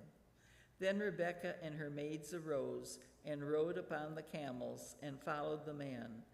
Thus the servant took Rebekah and went his way. Now Isaac had come from Beerlorah and was dwelling in the Negev. And Isaac went out to meditate in the field in the evening, and he lifted up his eyes and looked, and behold, there were camels coming. And Rebekah lifted up her eyes, and when she saw Isaac, she alighted from the camel, and said to the servant, "Who is this man yonder, walking in the field to meet us?" The servant said, "It is my master." So she took her veil and covered herself, and the servant told Isaac all the things that he had done. Then Isaac brought her into the tent and took Rebekah, and she became his wife, and he loved her. So Isaac was comforted after his mother's death. Chapter 25. Abraham took another wife, whose name was Keturah. She bore him Zimran, Jocham, Midian, Isbak, and Shush. Joshan was the father of Sheba and Dedan. The sons of Dedan were Ashram, Leshem, and Leman. The sons of Midian were Ephah, Epler, Hekar, Abida, and Eldah. All these were the children of Keturah. Abraham gave all he had to Isaac, but to the sons of his concubines Abraham gave gifts, and while he was still living, he sent them away from his son Isaac eastward to the east country. These are the days of the years of Abraham's life, 175 years. Abraham breathed his last and died in a good old age, an old man and full of years, and was gathered to his people. Isaac and Ishmael, his sons, buried him in the cave of Malachah in the field of Ephron, the son of Zohar, the Hittite, east of Mamre, the field which Abraham purchased from the Hittites. There Abraham was buried with Sarah his wife. After the death of Abraham, God blessed Isaac his son, and Isaac dwelt at Beerlai. These are the descendants of Ishmael, Abraham's son, whom Hagar the Egyptian, Sarah's maid, bore to Abraham.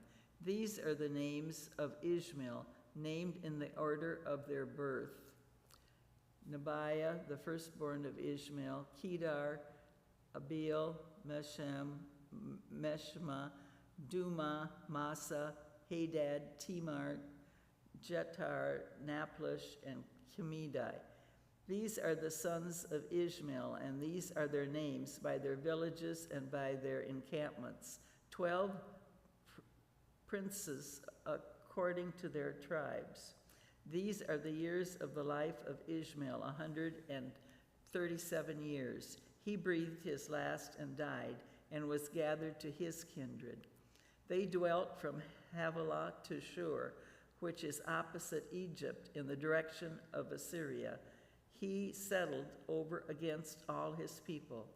These are the descendants of Isaac, Abraham's son. Abraham was the father of Isaac, and Isaac was 40 years old when he took to wife Rebekah, the daughter of Bethuel, the Aramean of Padaramian, the sister of Laban and Arman. And Isaac prayed to the Lord for his wife, because she was barren, and the Lord granted his prayer, and Rebekah his wife conceived. The children struggled together within her, and she said, "If it is thus, why do I live?" So she went to inquire of the Lord, and the Lord said to her, 2 nations are in your womb, and 2 peoples born of you shall be divided. The one shall be stronger than the other. The elder shall serve the younger. When her days to be delivered were fulfilled, behold, there were twins in her womb. The first came forth red, all his body like a hairy mantle. So they called his name Esau. Afterward, his brother came forth, and his hand had taken hold of Esau's heel. So his name was called Jacob. Isaac was 60 years old when she bore them. When the boys grew up, Esau was a skillful hunter, a man of the field, while Jacob was a quiet man, dwelling in tents. Isaac loved Esau because he ate of his game. Rebekah loved Jacob. Once when Jacob was boiling pottage, Esau came in from the field, and he was famished. And Esau said to Jacob, "Let me eat some of that red pottage, for I am famished." Therefore his name was called Edom. Jacob said, "First, sell me your birthright." Esau said, "I am about to die. Of what use is a birthright to me?" Jacob said, "Swear to me first." So he swore to him and sold his birthright to Jacob. Then Jacob gave Esau bread and pottage of lentils, and he ate and drank and rose and went his way. Thus Esau despised his birthright. Chapter 26. Now there was a famine in the land, besides the former famine that was in the days of Abraham. And Isaac went to Gerar to Abimelech, king of the Philistines. And the Lord appeared to him and said, "Do not go down to Egypt. Dwell in the land of which I shall tell you. Sojourn in this land, and I will be with you and will bless you. For to you and your descendants I will give all these lands, and I will fulfill the oath which I swore to Abraham your father. I will multiply your descendants as the stars of heaven, and will give to your descendants all those lands, and by your descendants all the nations of the earth shall bless themselves, because Abraham obeyed my voice and kept my charge, my commandments, my statutes, and my laws." So Isaac went to Gerar, where the men of the place asked him about his wife. He said, "She is my sister," for he feared to say, "my wife," thinking lest the men of the place should kill me for the sake of Rebekah, because she was fair to look upon. When he had been there a long time, Abimelech, king of the Philistines, looked out of a window and saw Isaac fondling Rebekah his wife. So Abimelech called Isaac and said, "Behold, she is your wife. How then could you say, 'She is my sister'?" Isaac said to him, "Because I thought lest I die because of her." Abimelech said, "What is this you have done to us? One of the people might easily have lain with your wife, and you would have brought guilt upon us. So Amalek warned all the people, saying, "Whoever touches this man or his wife shall be put to death." And Isaac sowed in that land and reaped in the same year 100-fold. The Lord blessed him, and the man became rich and gained more and more until he became very wealthy. He had possessions of flocks and herds and a great household, so that the Philistines envied him. Now the Philistines had stopped and filled with earth all the wells which his father's servants had dug in the days of Abraham his father. And Abimelech said to Isaac, "Go away from us, for you are much mightier than we."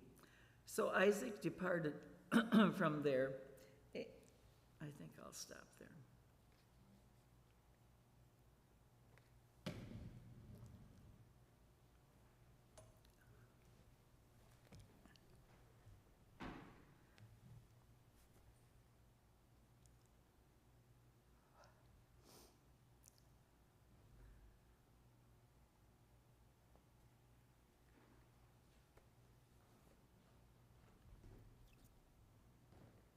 Some people use this. I didn't. Okay. Yep, and Laura told me. 17, yeah, whichever chair 17, you want. whichever chair. Yeah, I'll start with this chair. I just like that one, yeah. 17. Okay, I had a lot of hard words. Oh my gosh. I'm sure.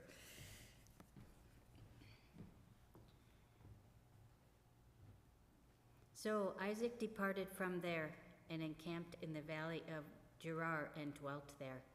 And Isaac dug again the wells of water which had been dug in the days of Abraham his father, for the Philistines had stopped them after the death of Abraham. And he gave them the names which his father had given them. But when Isaac's servants dug in the valley and found there a well of springing water, the herdsmen of Gerar quarreled with Isaac's herdsmen, saying, "The water is ours." So he called the name of the well Esek, because they contended with him. Then they dug another well, and they quarreled over that also. So he called its name Sinah. And he moved from there and dug another well, and over that they did not quarrel. So he called its name Rehoboth, saying, "For now the Lord has made room for us, and we shall be fruitful in the land." From there he went up to Beersheba, and the Lord appeared to him the same night and said, "I am the God of Abraham your father. Fear not, for I am with you, and will bless you, and multiply your descendants for my servant Abraham's sake." So he built an altar there, and called upon the name of the Lord, and pitched his tent there. And there Isaac's servants dug a well. Then Abimelech went to him from Gerar with Azuzah, his advisor, and Phicol, the commander of his army. Isaac said to them, "Why have you come to me, seeing that you hate me, and have sent me away from you?" They said, "We see plainly that the Lord is with you. So we say, let there be an oath between you and us, and let us make a covenant with you, that you will do us no harm, just as we have not touched you and have done to you nothing but good, and have sent you away in peace. You are now the blessed of the Lord." So he made them a feast, and they ate and drank. In the morning they rose early and took oath with one another, and Isaac sent them on their way, and they departed from him in peace. That same day Isaac's servants came and told him about the well which they had dug, and said to him, "We have found water." He called it Shibah. Therefore the name of the city is Beersheba to this day. When Esau was 40 years old, he took to wife Judith, the daughter of Beeri the Hittite, and Basemath, the daughter of Elon the Hittite, and they made life bitter for Isaac and Rebekah. When Isaac was old, and his eyes were dim, so that he could not see, he called Isaac, his older son, and said to him, "My son." And he answered, "Here I am." He said, "Behold, I am old. I do not then know the date of my death. Now then, take your weapons, your quiver, and your bow, and go out to the field and hunt game for me, and prepare for me savory food, such as I love, and bring it to me that I may eat, that I may bless you before I die." Now Rebekah was listening when Isaac spoke to his son Esau. So when Esau went to the field to hunt for game and bring it, Rebekah said to her son Jacob, "I hear your father speak to your brother Esau. Bring me game and prepare for me savory food, that I may eat it and bless you before the Lord before I die. Now therefore, my son, obey my word as I command you. Go to the flock and fetch me 2 good kids, that I may prepare from them savory food for your father, such as he loves. And you shall bring it to your father to eat, so that he may bless you before he dies." But Jacob said to Rebekah his mother, "Behold, my brother Esau is a hairy man, and I am a smooth man. Perhaps my father will feel me, and I shall seem to be mocking him, and bring a curse upon myself and not a blessing." His mother said to him, "Upon me be your curse, my son. Only obey my word, and go, fetch them to me." So he went and took them and brought them to his mother, and his mother prepared savory food, such as his father loved. Then Rebekah took the best garments of Esau, her older son, which were with her in the house, and put them on Jacob, her younger son. And the skins of the kids she put upon his hands and upon the smooth part of his neck. And she gave the savory food and the bread which she had prepared into the hand of her son Jacob.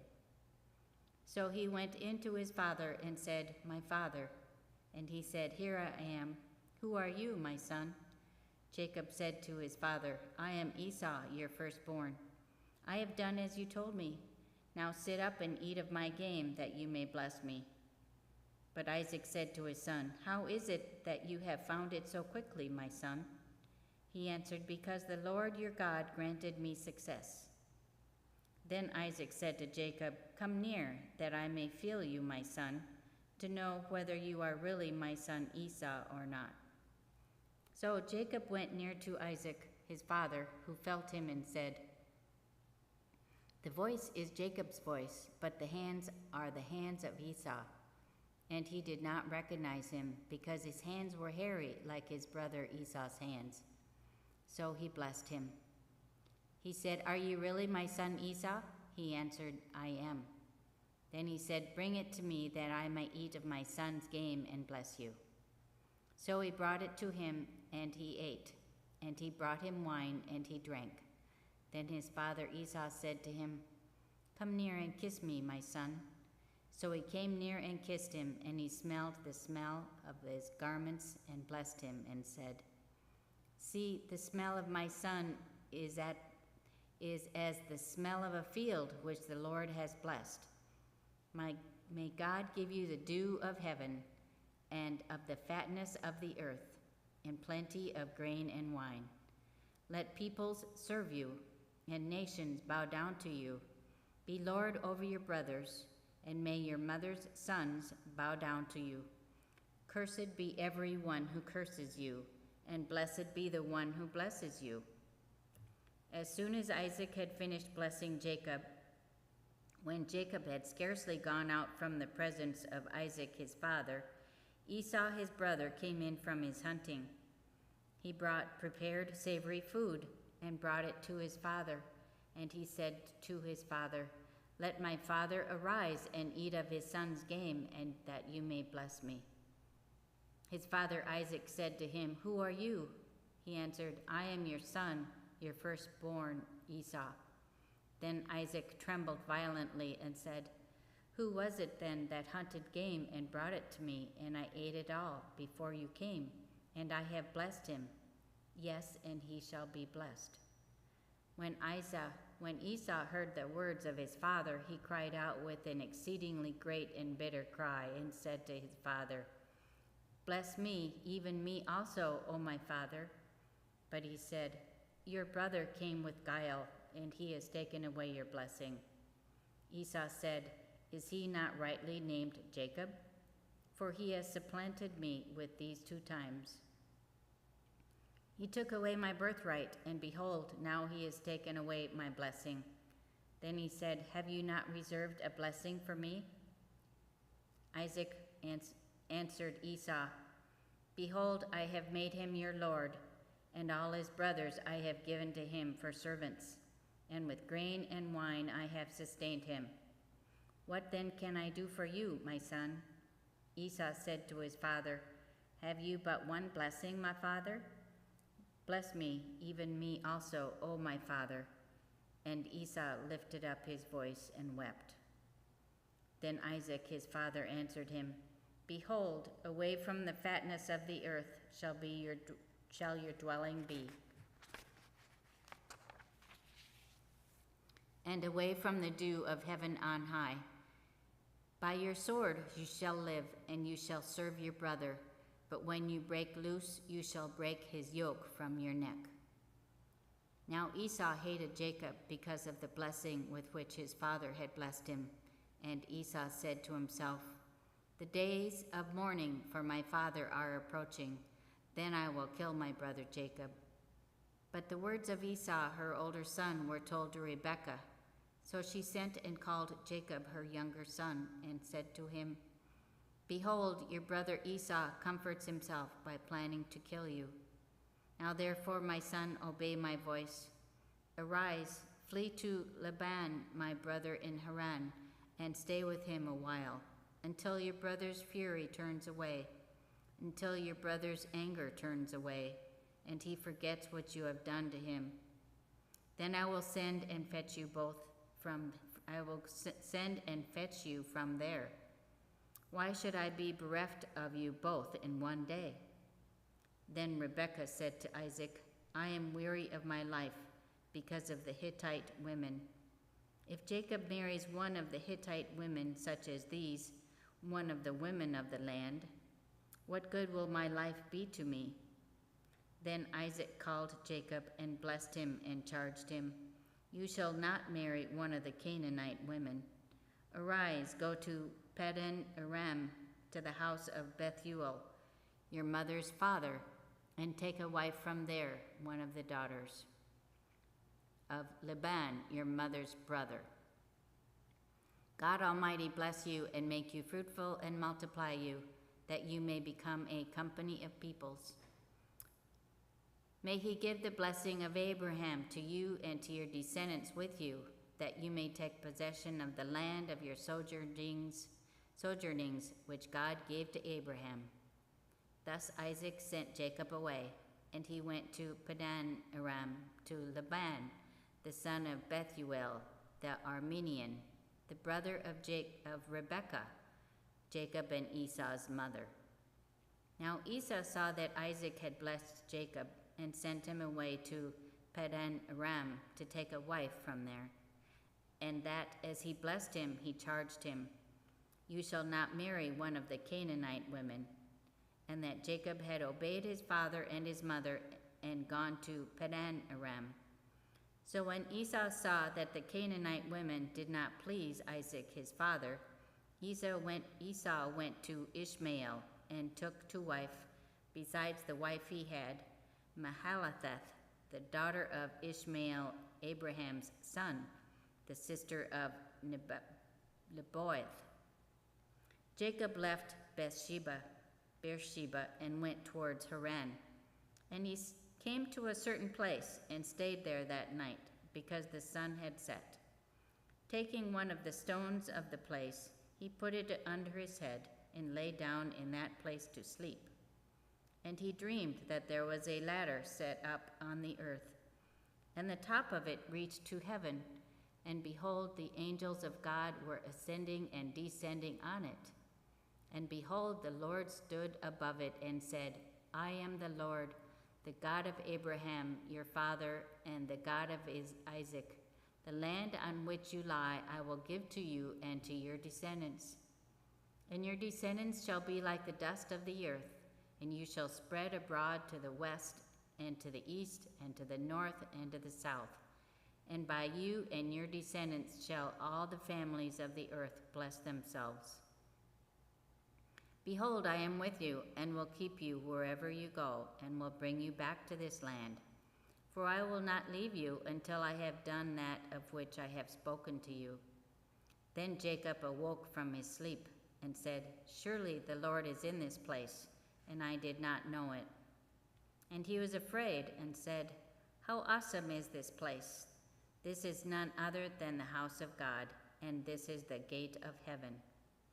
So Jacob rose early in the morning, and he took the stone which he had put under his head, and set it up for a pillar, and poured oil on the top of it. He called the name of that place Bethel, but the name of the city was Luz at the first. Then Jacob made a vow, saying, If God will be with me, and will keep me in this way that I go, and will give me bread to eat and clothing to wear, so that I come again to my father's house in peace, then the Lord shall be my God, and this stone which I have set up for a pillar shall be God's house. And of all that thou givest me, I will give the 10th to thee. Then Jacob went on his journey and came to the land of the people of the east. As he looked, he saw a well in the field, and lo, 3 flocks of sheep lying beside it. For out of that well the flocks were watered. The stone on the well's mouth was large, and when all the flocks were gathered there, the shepherds would roll the stone from the mouth of the well and water the sheep, and put the stone back in its place upon the mouth of the well. Jacob said to them, My brothers, where do you come from? They said, We are from Haran. He said to them, Do you know Laban, the son of Nahor? They said, We know him. He said to them, Is it well with him? They said, It is well, and see, Rachel his daughter is coming with the sheep. He said, Behold, it is still high day. It is not time for the animals to be gathered together. Water the sheep and go, pasture them. But they said, We cannot until all the flocks are gathered together, and the stone is rolled from the mouth of the well. Then we water the sheep. While he was still speaking with them, Rachel came with her father's sheep, for she kept them. Now when Jacob saw Rachel, the daughter of Laban, his mother's brother, and the sheep of Laban, his mother's brother, Jacob went up and rolled the stone from the well's mouth, and watered the flock of Laban, his mother's brother. Then Jacob kissed Rachel and wept aloud. And Jacob told Rachel that he was her father's kinsman, and that he was Rebekah's son. And she ran and told her father. When Laban heard the tidings of Jacob, his sister's son, he ran to meet him, and embraced him and kissed him, and brought him to his house. Jacob told Laban all these things, and Laban said to him, Surely you are my bone and my flesh. And he stayed with him a month. Then Laban said to Jacob, Because you are my kinsman, should you therefore serve me for nothing? Tell me, what shall your wages be? Now Laban had 2 daughters. The name of the older was Leah, and the name of the younger was Rachel. Leah's eyes were weak, but Rachel was beautiful and lovely. Jacob loved Rachel, and he said, I will serve you 7 years for your youngest daughter, Rachel. Laban said, It is better that I give her to you than that I should give her to any other man. Stay with me. So Jacob served 7 years for Rachel, and they seemed to love him but a few days because of the love he had for her. Then Jacob said to Laban, Give me my wife, that I may go into her, for my time is completed. So Laban gathered together all the men of the place and made a feast. But in the evening he took his daughter Leah and brought her to Jacob, and he went into her. Laban gave his maid Zilpah to his daughter Leah to be her maid. And in the morning, behold, it was Leah. And Jacob said to Laban, What is this you have done to me? Did I not serve with you for Rachel? Why then have you deceived me?" Laban said, "It is not so done in our country to give the younger before the firstborn. Complete the week of this one, and we will give you the other also in returning for serving me another 7 years." Jacob did so and completed her week. Then Laban gave him his daughter Rachel to wife. Laban gave his maid Bilhah to his daughter Rachel to be her maid. So Jacob went in to Rachel also, and he loved Rachel more than Leah, and served Laban for another 7 years. When the Lord saw that Leah was hated, he opened her womb, but Rachel was barren. And Leah conceived and bore a son, and she called his name Reuben. For she said, "Behold, because the Lord has looked upon my affliction, surely now my husband will love me."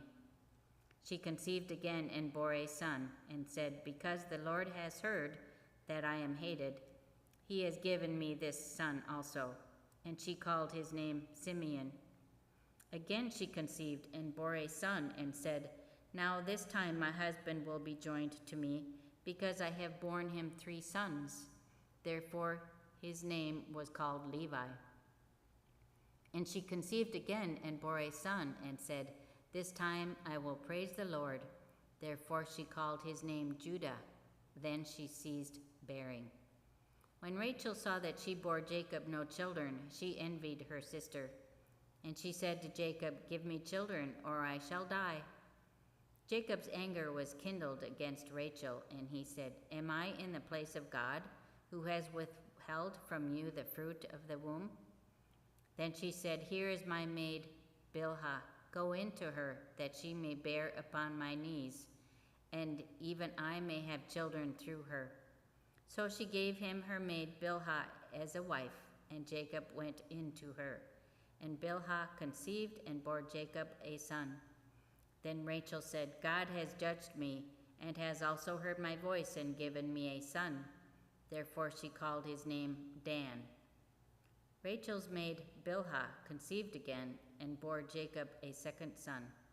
Then Rachel said, "With mighty wrestlings I have wrestled with my sister, and have prevailed." So she called his name Nephtali. When Leah saw that she had ceased bearing children, she took her maid Zilpah and gave her to Jacob as a wife. Then Leah's maid Zilpah bore Jacob a son. And Leah said, "Good fortune." So she called his name Gad. Leah's maid Zilpah bore Jacob a second son. And Leah said, "Happy am I, for the women will call me happy." And so she called his name Asher. In the days of wheat harvest, Reuben went and found mandrakes in the field, and brought them to his mother Leah. Then Rachel said to Leah, "Give me, I pray, some of your son's mandrakes." But she said to her, "Is it a small matter that you have taken away my husband? Would you take away my son's mandrakes also?" Rachel said, "Then he may lie with you tonight for your son's mandrakes." When Jacob came from the field in the evening, Leah went out to meet him and said, "You must come in to me, for I have hired you with my son's mandrakes." So he lay with her that night. And God hearkened to Leah, and she conceived and bore Jacob a 5th son. Leah said, "God has given me my hire, because I gave my maid to my husband." So she called his name Issachar. And Leah conceived again, and she bore Jacob a 6th son. Then Leah said, "God has endowed me with a good dowry. Now my husband will honor me, because I have borne him 6 sons." So she called his name Zebulun. Afterwards she bore a daughter, and called her name Dinah. Then God remembered Rachel, and God hearkened to her and opened her womb. She conceived and bore a son, and said, "God has taken away my reproach." And she called his name Joseph, saying, "May the Lord add to me another son." When Rachel had borne Joseph, Jacob said to Laban, "Send me away, that I may go to my own home and country. Give me my wives and my children for whom I have served you, and let me go, for you know the service which I have given you." But Laban said to him, "If you will allow me to say so, I have learned by divination that the Lord has blessed me because of you. Name your wages, and I will give it." Jacob said to him, "You yourself know how I have served you, and how your cattle have fared with me. For you had little before I came, and it has increased abundantly, and the Lord has blessed you wherever I turned. But now, when shall I provide for my own household also?" He said, "What shall I give you?" Jacob said, "You shall not give me anything. If you will do this for me, I will again feed your flock and keep it. Let me pass through all your flock today, removing from it every speckled and spotted sheep and every black lamb, and the spotted and speckled among the goats, and such shall be my wages. So my honesty will answer for me later, when you come to look into my wages with you. Every one that is not speckled and spotted among the goats and black among the lambs, if found with me, shall be counted stolen." Laban said, "Good, let it be as you have said." But that day Laban removed the he-goats that were striped and spotted, and all the she-goats that were speckled and spotted, every one that had white on it, and every lamb that was black, and put them in charge of his sons. And he set a distance of 3 days' journey between himself and Jacob. And Jacob fed the rest of Laban's flock.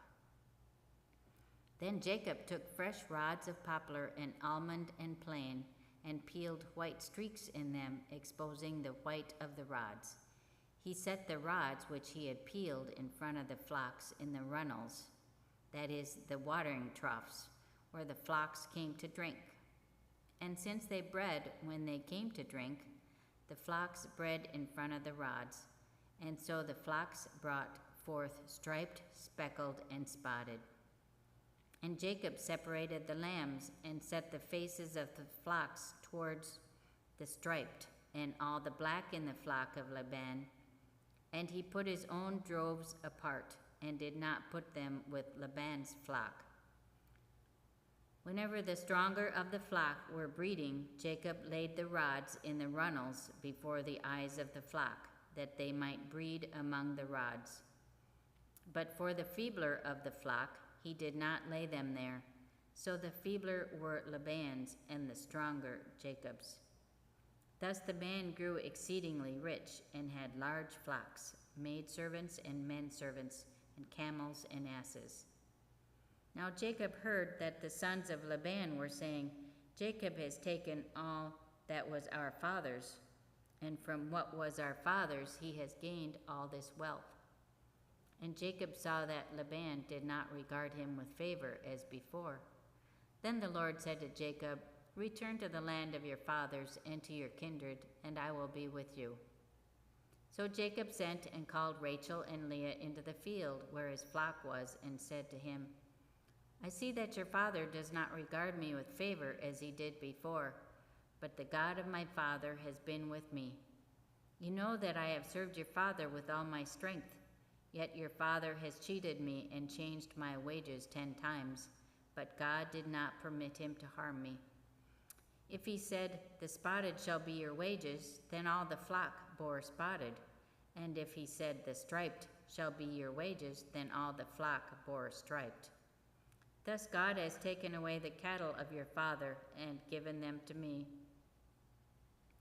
In the mating service season of the flock, I lifted up my eyes and saw in a dream that the he-goats which leaped upon the flock were striped, spotted, and mottled. Then the angel of God said to me in the dream, "Jacob." And I said, "Here I am." And he said, "Lift up your eyes and see. All the goats that leap upon the flock are striped, spotted, and mottled. For I have seen all that Laban is doing to you. I am the God of Bethel, where you anointed a pillar and made a vow to me." Now arise, go forth from this land, and return to the land of your birth." Then Rachel and Leah answered him, "Is there any portion or inheritance left to us in our father's house? Are we not regarded by him as foreigners? For he has sold us, and he has been using up the money given for us. All the property which God has taken away from our father belongs to us and to our children. Now then, whatever God has said to you, do." So Jacob arose and set his son and his wives on camels, and he drove away all his cattle, all his livestock which he had gained, the cattle in his possession which he had acquired in Padanaram, to go to the land of Canaan to his father Isaac. Laban had gone to shear his sheep, and Rachel stole her father's household gods. And Jacob outwitted Laban the Aramean, in that he did not tell him that he intended to flee. He fled with all that he had, and arose and crossed the Euphrates, and set his face toward the hill country of Gilead. When it was told Laban on the third day that Jacob had fled, he took his kinsmen with him and pursued him for 7 days, and followed close after him into the hill country of Gilead. But God came to Laban and the Aramean in a dream by night, and said to him, "Take heed that you say not a word to Jacob, either good or bad." And Laban overtook Jacob. Now Jacob had pitched his tent in the hill country, and Laban with his kinsmen encamped in the hill country of Gilead. And Laban said to Jacob, "What have you done, that you have cheated me and carried away my daughters like captives of the sword?"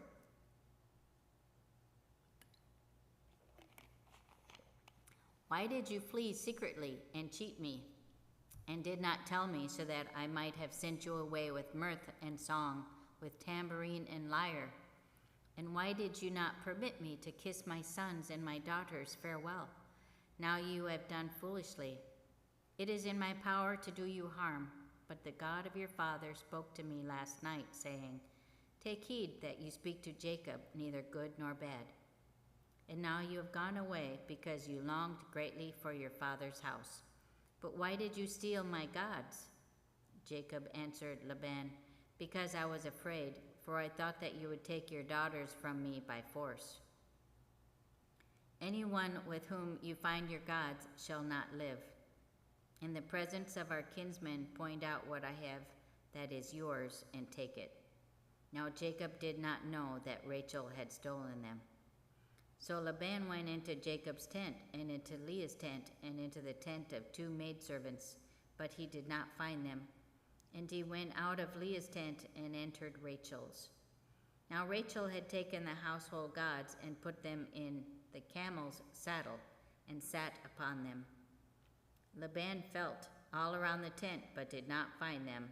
And she said to her father, "Let not my lord be angry that I cannot rise before you, for the way of women is upon me." So he searched, but did not find the household gods. Then Jacob became angry and upbraided Laban. Jacob said to Laban, "Where is my offense? What is my sin that you have hotly pursued me? Although you have felt through all my goods, what have you found of all your household goods? Set a tier before my kinsmen and your kinsmen, that they may decide between us two. These 20 years I have been with you. Your ewes and your she-goats have not miscarried, and I have not eaten the rams of your flocks. That which was torn by wild beasts I did not bring to you. I bore the loss of it myself. Of my hand you required it, whether stolen by day or stolen by night. Thus I was. By day the heat consumed me, and the cold by night, and my sleep fled from my eyes. These 20 years I have been in your house. I served you 14 years for your 2 daughters, and 6 years for your flock, and you have changed my wages 10 times. If the God of my father, the God of Abraham, and the fear of Isaac had not been on my side, surely now you would have sent me away empty-handed. God saw my affliction and the labor of my hands, and rebuked you last night. Then Laban answered and said to Jacob, The daughters are my daughters, the children are my children, the flocks are my flocks, and all that you see is mine. But what can I do this day to these my daughters, or to their children whom they have borne? Come now, let us make a covenant, you and I, and let it be a witness between you and me. So Jacob took a stone and set it up as a pillar. And Jacob said to his kinsmen, Gather stones. And they took stones and made a heap, and they ate there by the heap. Laban called it Jegar-sahadutha, but Jacob called it Galeed. Then Laban said, This heap is a witness between you and me today. Therefore he named it Galeed, and the pillar Mizpah, for he said, The Lord watch between you and me when we are absent one from the other. If you ill-treat my daughters, or if you take wives besides my daughters, although no man is with us, remember, God is witness between you and me. Then Laban said to Jacob, See this heap and the pillar which I have set between you and me? This heap is a witness, and the pillar is a witness, that I will not pass over this heap to you, and you will not pass over this heap and this pillar to me for harm. The God of Abraham and the God of Nahor, the God of their father, judge between us. So Jacob swore by the fear of his father Isaac, and Jacob offered a sacrifice on the mountain, and called his kinsmen to eat bread. And they ate bread and tarried all night on the mountain. Early in the morning, Laban arose and kissed his grandchildren and his daughters and blessed them. Then he departed and returned home. Jacob went on his way, and the angels of God met him. And when Jacob saw them, he said, This is God's army. So he called the name of that place Mahanaim. And Jacob sent messengers before him to Esau his brother in the land of Seir, the country of Edom, instructing them, Thus you shall say to my lord Esau, Thus says your servant Jacob, I have sojourned with Laban and stayed until now, and I have oxen, asses, flocks, men servants, and maidservants, and I have sent to tell my lord, in order that I may find favor in your sight. And the messengers returned to Jacob, saying, We came to your brother Esau, and he is coming to meet you, and 400 men with him. Then Jacob was greatly afraid and distressed, and divided the people that were with him, and the flocks and herds and camels into 2 companies, thinking, If Esau comes to the one company and destroys it, then the company which is left will escape.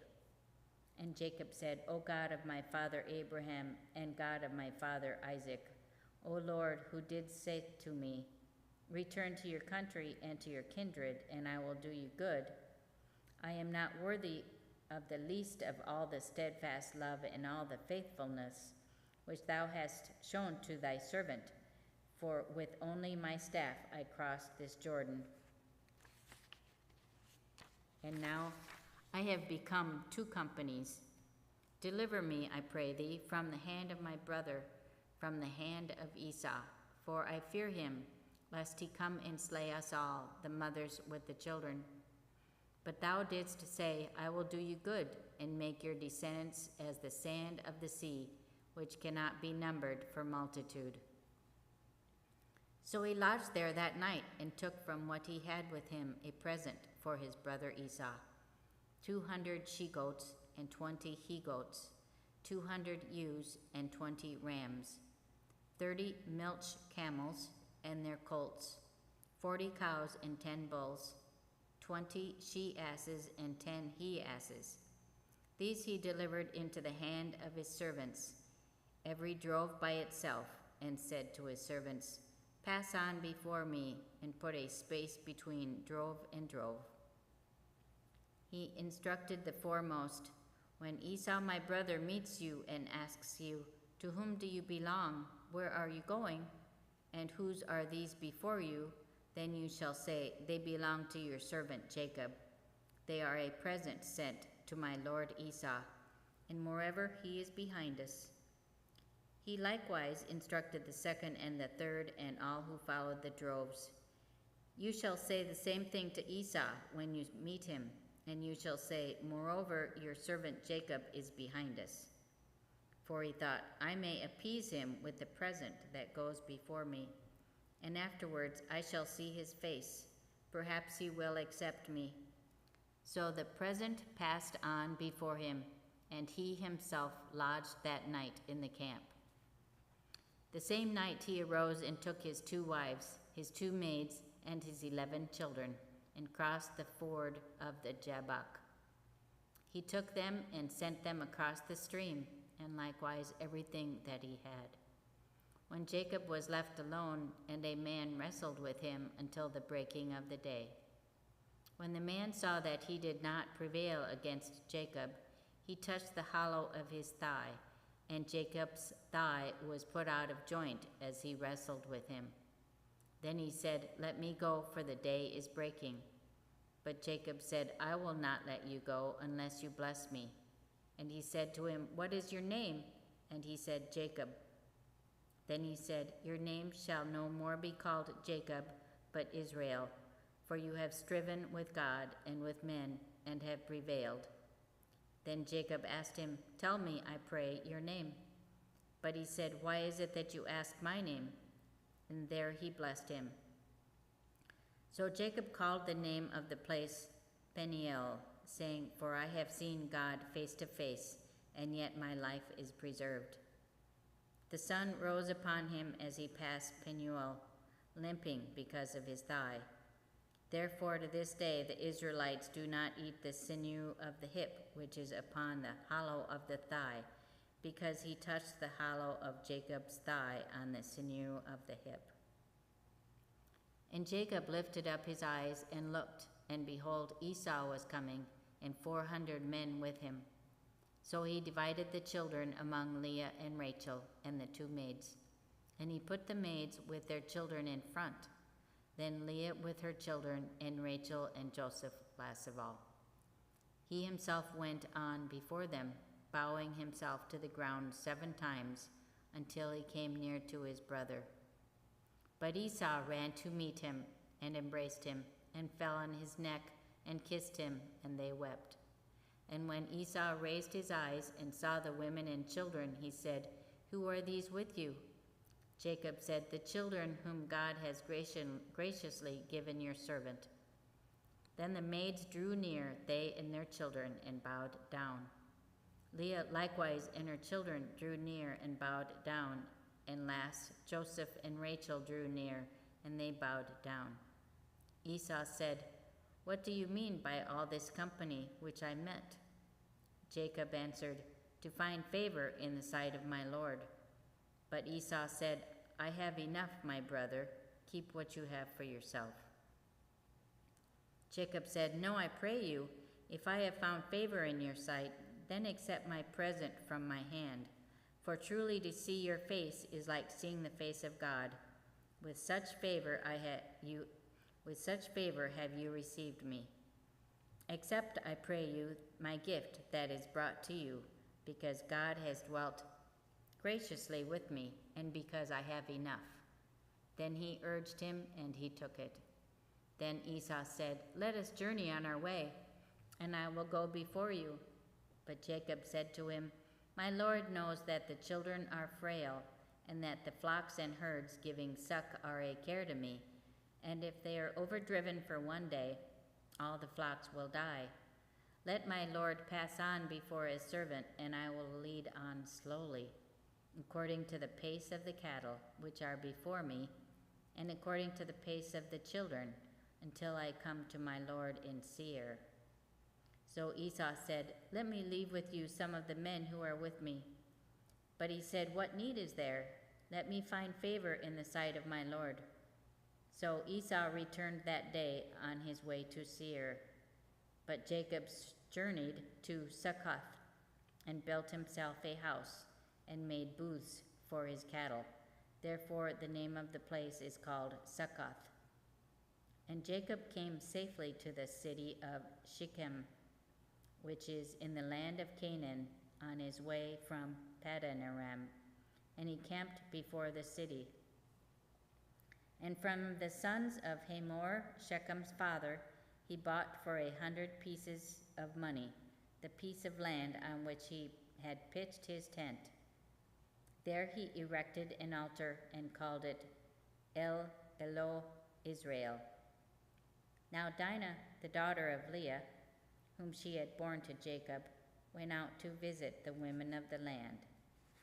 And when Shechem, the son of Hamor the Hivite, the prince of the land, saw her, he seized her and lay with her and humbled her. And his soul was drawn to Dinah, the daughter of Jacob. He loved the maiden and spoke tenderly to her. So Shechem spoke to his father Hamor, saying, "Give me this maiden for my wife." Now Jacob heard that he had defiled his daughter Dinah, but his sons were with his cattle in the field, so Jacob held his peace until they came. And Hamor, the father of Shechem, went out to Jacob to speak with him. The sons of Jacob came in from the field when they heard of it, and the men were indignant and very angry, because he had wrought folly in Israel by laying with Jacob's daughter. For such a thing ought not to be done. But Hamor spoke with them, saying, "The soul of my son Shechem longs for your daughter. I pray you, give her to him in marriage. Make marriages with us, give your daughters to us, and take our daughters for yourselves. You shall dwell with us, and the land shall be open to you. Dwell and trade in it, and get property in it." Shechem also said to his father and to her brothers, "Let me find favor in your eyes, and whatever you say to me I will give. Ask of me ever so much as marriage, present, and gift, and I will give according as you say to me. Only give me the maiden to be my wife." The sons of Jacob answered Shechem and his father Hamor deceitfully, because he had defiled their sister Dinah. They said to them, "We cannot do this thing, to give our sister to one who is uncircumcised, for that would be a disgrace to us. Only on this condition will we consent to you, that you will become as we are, and every male of you be circumcised. Then we will give our daughters to you, and we will take your daughters to ourselves, and we will dwell with you and become one people. But if you will not listen to us and be circumcised, then we will take our daughter and we will be gone."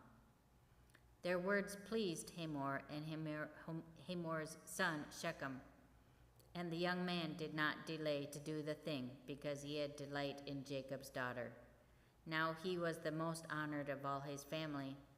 So Hamor and his son Shechem came to the gate of their city and spoke to the men of their city, saying, "These men are friendly with us. Let them dwell in the land and trade in it. For behold, the land is large enough for them. Let us take their daughters in marriage, and let us give them our daughters. Only on this condition will the men agree to dwell with us, to become one people, that every male among us be circumcised, as they are circumcised. Will not their cattle, their property, and all their beasts be ours? Only let us agree with them, and they will dwell with us." And all who went out of the gate of his city hearkened to Hamor and his son Shechem. And every male was circumcised, and all who went out of the gate of his city. On the third day, when they were sore, two of the men of Jacob, Simeon and Levi, Dinah's brothers, took their swords and came upon the city unawares, and killed all the males. They slew Hamor and his son Shechem with the sword, and took Dinah out of Shechem's house and went away. And the sons of Jacob came upon the slain and plundered the city, because their sister had been defiled. They took their flocks and their herds, their asses, and whatever was in the city and in the field, all their wealth, all their little ones and their wives, all that was in the houses, they captured and made their prey.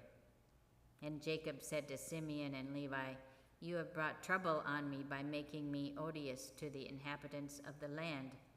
The Canaanites and the Perizzites.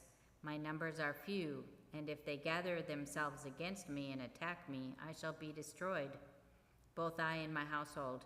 But they said, should he treat our sister as a harlot?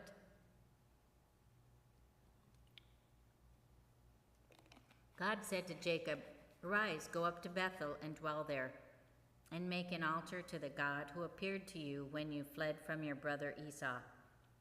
So Jacob said to his household and to all who were with him, Put away the foreign gods that are among you, and purify yourselves, and change your garments.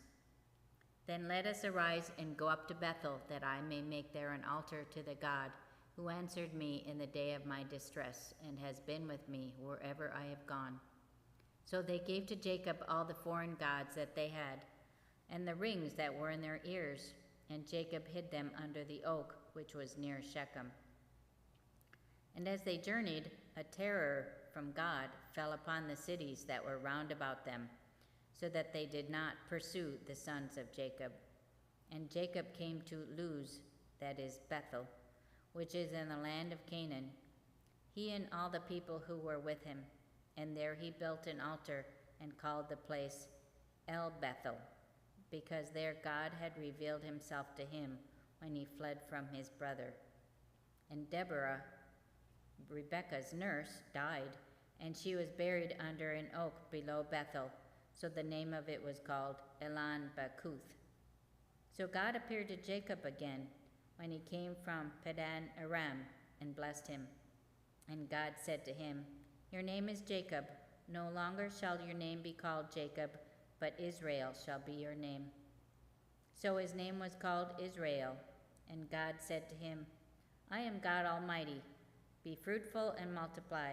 A nation and a company of nations shall come from you, and kings shall spring from you. The land which I gave to Abraham and Isaac I will give to you, and I will give the land to your descendants after you. Then God went up from him in the place where he had spoken with him. And Jacob set up a pillar in the place where he had spoken with him, a pillar of stone, and he poured out a drink offering on it and poured oil on it. So Jacob called the name of the place where God had spoken with him Bethel. Then they journeyed from Bethel, and when they were still some distance from Ephrath, Rachel travailed, and she had hard labor. And when she was in her hard labor, the midwife said to her, Fear not, for now you will have another son. And as her soul was departing, for she died, she called his name Benoni, but his father called his name Benjamin. So Rachel died, and she was buried on the way to Ephrath, that is Bethlehem. And Jacob set up a pillar upon her grave. It is the pillar of Rachel's tomb, which is there to this day. Israel journeyed on and pitched his tent beyond the tower of Eder. While Israel dwelt in that land, Reuben went and lay with Bilhah, his father's concubine, and Israel heard of it. Now the sons of Jacob were 12, the sons of Leah, Reuben, Jacob's firstborn, Simeon, Levi, Judah, Issachar, and Zebulun. The sons of Rachel, Joseph and Benjamin. The sons of Bilhah, Rachel's maid, Dan and Naphtali. The sons of Zilpah, Leah's maid, Gad and Asher. These were the sons of Jacob who were born to him in Padan Aram. And Jacob came to his father Isaac at Mamre, or Kethari Arbe, that is Hebron, where Abraham and Isaac had sojourned. Now the days of Isaac were 180 years, and Isaac breathed his last, and he died and was gathered to his people, old and full of days, and his son Esau and Jacob buried him. These are the descendants of Esau, that is Edom. Esau took his wives from the Canaanites, Adah, the father of Elon the Hittite, Obimah, the father of Anan, the son of Zibeon and Hivite, and Basemath, Ishmael's daughter, the sister of Nebaioth. And Adah bore to Esau Eliphaz.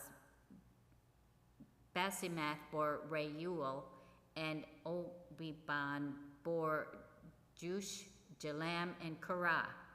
These are the sons of Esau, who were born to him in the land of Canaan. Then Esau took his wives, his sons, his daughters, and all the members of his household, his cattle, all his beasts, and all his property, which he had acquired in the land of Canaan, and he went into a land far away from his brother Jacob. For their possessions were too great for them to dwell together. The land of their sojournings could not support them because of their cattle. So Esau dwelt in the hill country of Seir. Esau is Edom. These are the descendants of Esau, the father of the Edomites in the hill country of Seir. These are the names of Esau's sons: Eliphaz, the son of Adah and the wife of Esau; Reuel, the son of Basemath, the wife of Esau. The sons of Eliphaz were Timan, Omar, Zepho, Gatam, and Kenaz. Timnah was a concubine of Eliphaz, Esau's son. She bore Amalek to Eliphaz. These are the sons of Adah, Esau's wife. These are the sons of Reuel: Nahath, Zerah, Shammah, and Mizah. These are the sons of Basemath, Esau's wife. These are the sons of Oholibamah, the daughter of Anah, the son of Zibeon, Esau's wife. She bore to Esau Zeus, Jalam, and Korah. These are the chiefs of the sons of Esau, the sons of Eliphaz, the firstborn of Esau, the chiefs Timan, Omar, Zepho, Kenaz, Korah, Gatam, and Amalek. These are the chiefs of Eliphaz in the land of Edom. They are the sons of Adah. These are the sons of Reuel, Esau's son, the chiefs Nahath, Zerah, Shammah, and Mizah. These are the chiefs of Reuel in the land of Edom. They are the sons of Basemath, Esau's wife. These are the sons of Oholibamah, Esau's wife. The chiefs Jeush, Jalam, and Korah. These are the chiefs born of Oholibamah, the daughter of Anah, Esau's wife. These are the sons of Esau, that is Edom, and these are their chiefs. These are the sons of Seir, the Horite, the inhabitants of the land: Lotan, Shobal, Zimeon, Anah, Dishan, Ezer, and Dishan. These are the chiefs of the Horites, the son of Seir in the land of Edom. The sons of Lotan were Hori and Heman, and Lotan's sister was Timnah. These are the sons of Shobal: Alban, Manahath, Ebal, Shepho, and Onam. These are the sons of Zibeon, Aa, and Anah. He is the Anah who found the hot springs in the wilderness as he pastured the asses of Zibeon, his father. These are the children of Anah: Dishan and Oholibamah, the daughter of Anah. These are the sons of Dishan: Hemandan, Eshban, Ithran, and Cheran. These are the sons of Ezer: Bilhan, Zilvan, and Achan. These are the sons of Dishan: Uz and Aran. These are the chiefs of the Horites, the chiefs Lotan, Shobal, Zimeon, Anah, Dishan, Ezer, and Dishan. These are the chiefs of the Horites according to their clans in the land of Seir. These are the kings who reigned in the land of Edom before any king reigned over the Israelites. Bela, the son of Beor, reigned in Edom, the name of his city being Dinhabah. Bela died, and Jobab, the son of Zerah of Borah, reigned in his stead. Jobab died, and Husham of the land of the Temanites reigned in his stead. Husham died, and Hudad, the son of Bedad, who defeated Midian in the country of Moab, reigned in his stead, the name of his city being Avith. Hadad died, and Shamlah of Madreshech reigned in his stead. Shamlah died, and Shaul of Rehoboth on the Israelites of the Euphrates reigned in his stead. Shaul died, and Baal-Hanan, the son of Akbor, reigned in his stead. Baal-Hanan, the son of Akbor, died, and Hadar reigned in his stead, the name of his city being Pau. His wife's name was Mehetabel, the daughter of Matred, daughter of Mezabeth. These are the names of the chiefs of Esau, according to their families and their dwelling places. By their names, the chiefs Timnah, Alva, Japheth, Ohabal, Elah, Pinon, Kenez, Teman, Bizbar, Magdiel, and Iman. These are the chiefs of Edom, that is, Esau, the father of Edom, according to their dwelling places in the land of their possession. Okay, you're lucky I got through all of those. There's a ruler here. If you want to use it for reading, I stopped right here at 37. There are a couple of chairs here. I chose this one, or you can switch it to the yellow one. So, I'll leave you to it.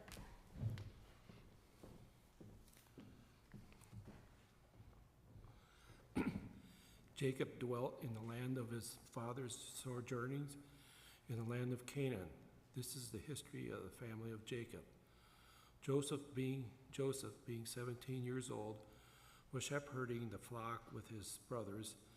He was a lad with the sons of Biliah and Zephaniah, his father's wives, and Joseph brought an ill report of them to their father. Now Israel loved Joseph more than any other of his children, because he was the son of his old age, and he made him a long robe with sleeves.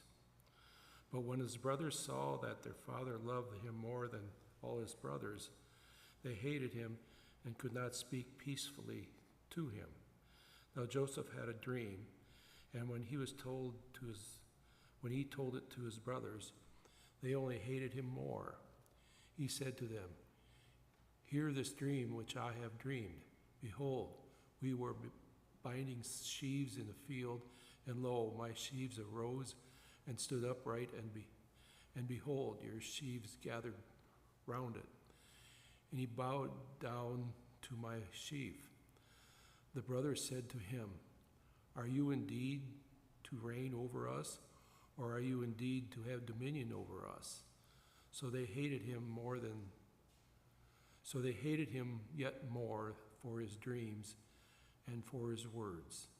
Then he dreamed another dream and told it to his brothers and said, "Behold, I have dreamed another dream.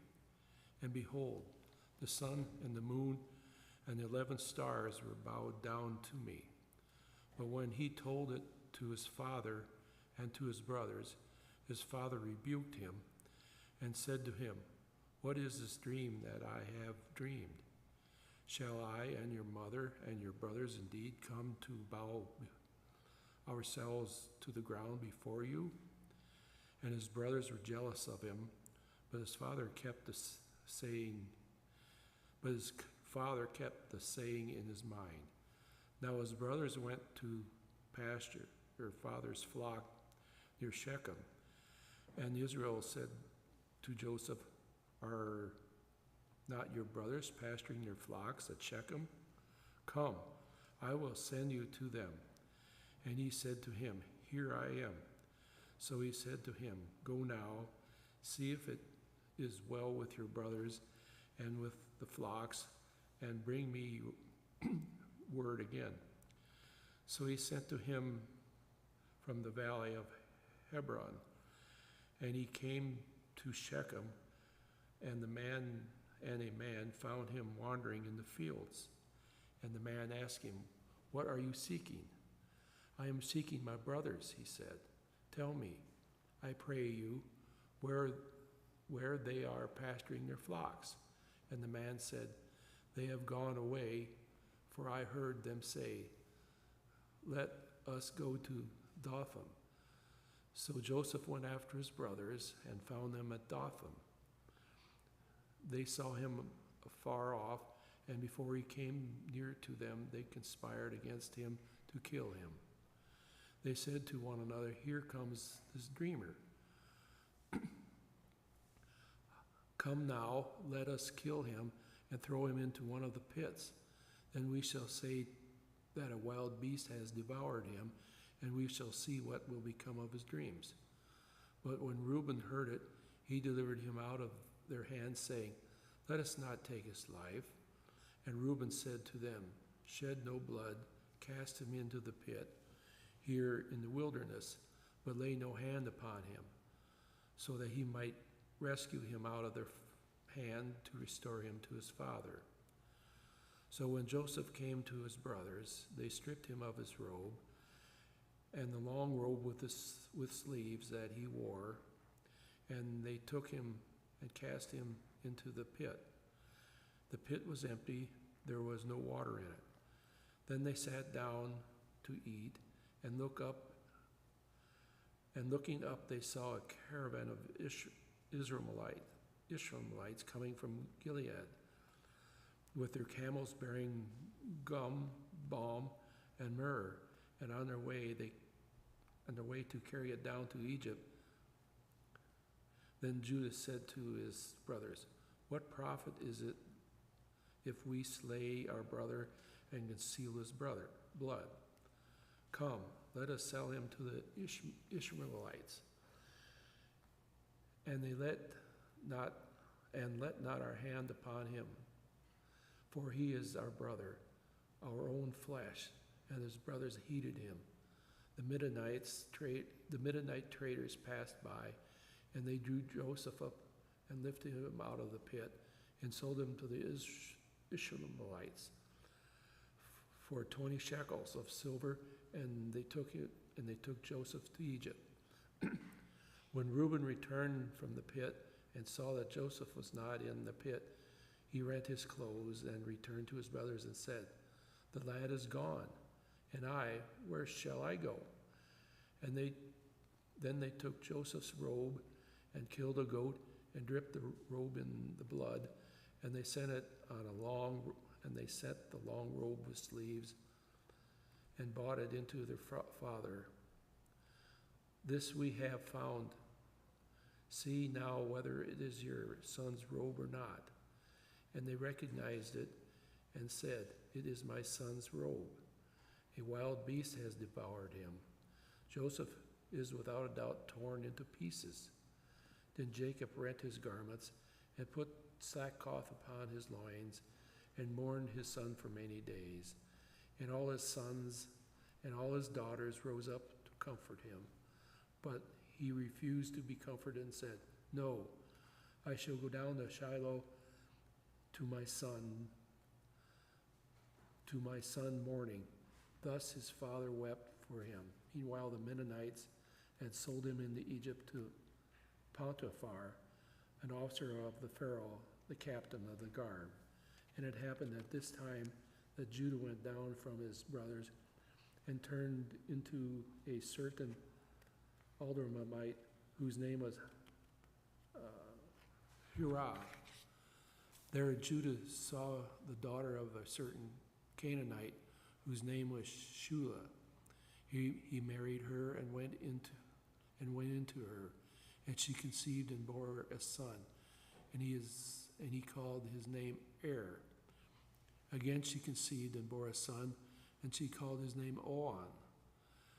And again she bore a son, and she called his name Shelah. She was in Kezebah when she bore him, and Judah took a wife for Er, his firstborn, and her name was Tamar. But Judah's firstborn, was wicked in the sight of the Lord, and the Lord slew him. And Judah said to On, Go in to your brother's wife, and perform the duty of a brother-in-law to her, and raise up offspring for your brother. But On knew that the offspring would not be his. So when he went in to his brother's wife and spilled the semen on the ground, lest he should give offspring to his brother. And what he did was displeasing in the sight of the Lord, and he slew him also. And Judah also said to Tamar, his daughter-in-law, Remain a widow in your father's house till Shelah, my son, grows up, for he feared that he would die like his brothers. So Tamar went and dwelt in her father's house. In the course of time, the wife of Judah, Shu's daughter, died. When Judah was comforted, he went up into Timian to his sheep shears, and he and his friend Hera, the Aldermanite. And when Tamar was told, Your father-in-law is going to Timnah to shear his sheep, she put off her widow's garments and put on her veil, wrapping herself up, and sat in the entrance of the inn, which is on the road to Timnah. For she saw that Shelah was growing up, and she had not been given to him in marriage. When Judah saw her, he thought her to be a harlot, for she had covered her face. And we went over to her at the road and said, Come, let me come in to you, for he did not know that she was his daughter-in-law. She said, What will you give me that you may come in to me? He answered, I will send you a kid from the flock. And she said, Will you give me a pledge till you send it? And he said, What pledge shall I give to you? She replied, Your signet and your cord, and the staff that is in your hand. So she gave them to her, and went in to her, and she conceived by him. She arose and went away, and taking off her veil, she put on the garments of her widowhood. When Judah sent the kid to his friend the Aldermanite to receive the pledge from the woman's hand, he could not find her. And he asked the men in the place, Where is the harlot who was at Iman by the wayside? And they said, No harlot has been here. So he returned to Judah and said, I have not found her. And also the men in the place said, No harlot has been here. And when Judah replied, Let her keep the things as her own, lest we be laughed at. You see, I sent this kid, and you could not find her. About 3 months later, Judah was told, Tamar, your daughter-in-law has played the harlot, and moreover, she is with child by harlotry. And Judah said, Bring her out and let her be burned.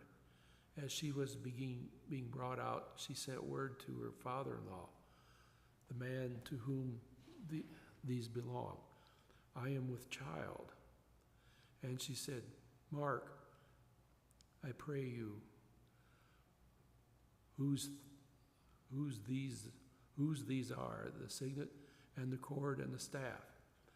Judah acknowledged him and said, She is more righteous than I, inasmuch as I did not give her to my son Shelah. And he did not lie with her again. When the time of her delivery came, there were twins in the womb. And when she was in labor, one put out a hand, and the midwife took and bound his hand as a scarlet thread. and said, "This came out first." And as she drew back his hand, and behold, his brother came out, and she said, "What a breach you have made for yourself."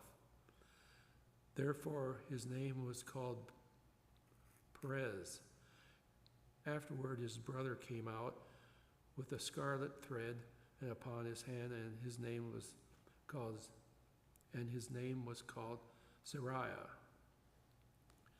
Now Joseph was taken down into Egypt, and Potiphar, an officer of Pharaoh, the captain of the guard of an Egyptian, brought him from the Israelites, who had brought him down there.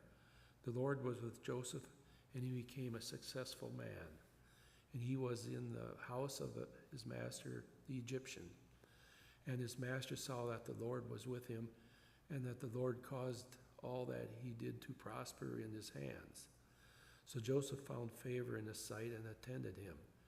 And he made him overseer of his house and put him in charge of all that he had.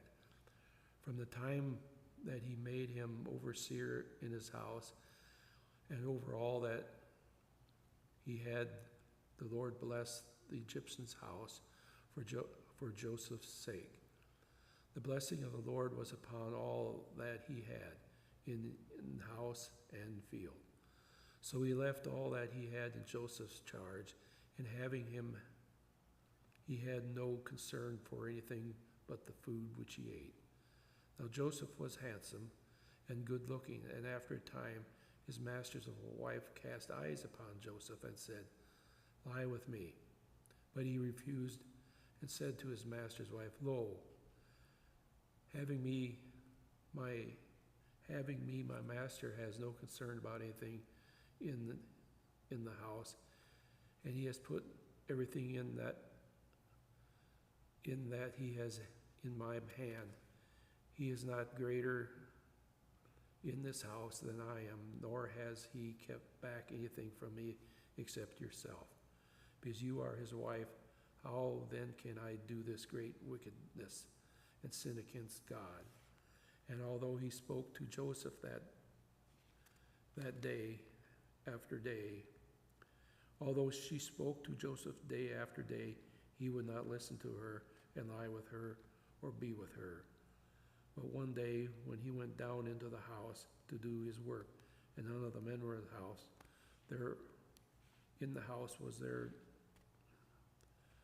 house, she caught him by his garment and saying, "Lie with me." But he left his garment in her hand and fled and got out of the house. When she saw that he had left his garment in her hand and had fled out of the house, she called to the men in her household and said to them, "See, he has brought among us a Hebrew to insult us. He came to me to lie with me, and I cried out with a loud voice, and when he heard that I was lifted up my voice and cried, he left his garment with me and fled and got out of the house." Then she laid up his garment by her until his master came home, and she told him the same story, saying, "The Hebrew servant whom you have brought among us came to me to insult me. But as soon as I lifted up my voice and cried, he left his garment with me and fled out of the house." When his master heard the words which his wife spoke to him, "This is the way your servant treated me," his anger was kindled, and Joseph's master took him and put him into the prison, the place where the king's prisoners were confined, and he was there in prison. But the Lord was with Joseph and showed him steadfast love and gave him favor in the sight of the keeper of the prison. And the keeper of prison was committed to Joseph's care, the prisoners who were in the prison. And whatever was done there, he was the doer of it. The keeper of the prison paid no heed to anything that was in Joseph's care, because the Lord was with him, and whatever he did, the Lord made it prosper. Some time after this, the butler of the king of Egypt and his baker offended their lord, the king of Egypt. The Pharaoh was angry with his two officers, the chief butler and the chief baker, and he put them in custody in the house of the captain of the guard, in the prison where Joseph was confined. The captain of the guard charged Joseph with them, and he waited on them, and they continued for some time in custody. And one night they both dreamed, the butler and the baker of the king of Egypt, who were confined to the prison, each his own dream, and each dream with its own meaning. When Joseph came to them in the morning and saw them, they were troubled. So he asked Pharaoh's officers who were with him in custody in his master's house, "Why are your faces downcast today?" And they said to him, "We have had dreams, and there is no one to interpret them." And Joseph said to them, Do not interpretations belong to God? Tell them to me, and I pray you.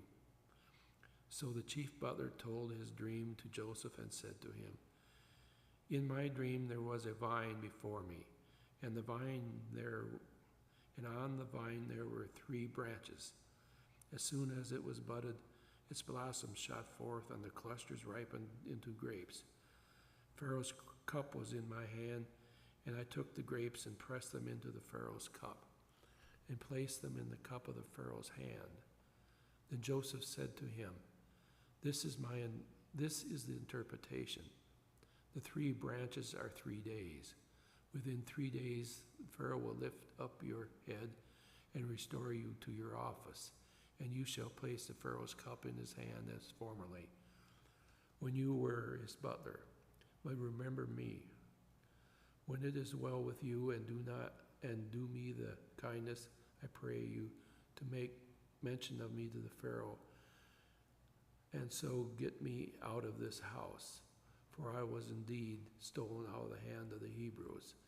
And here also I have done nothing that they should put me in the dungeon.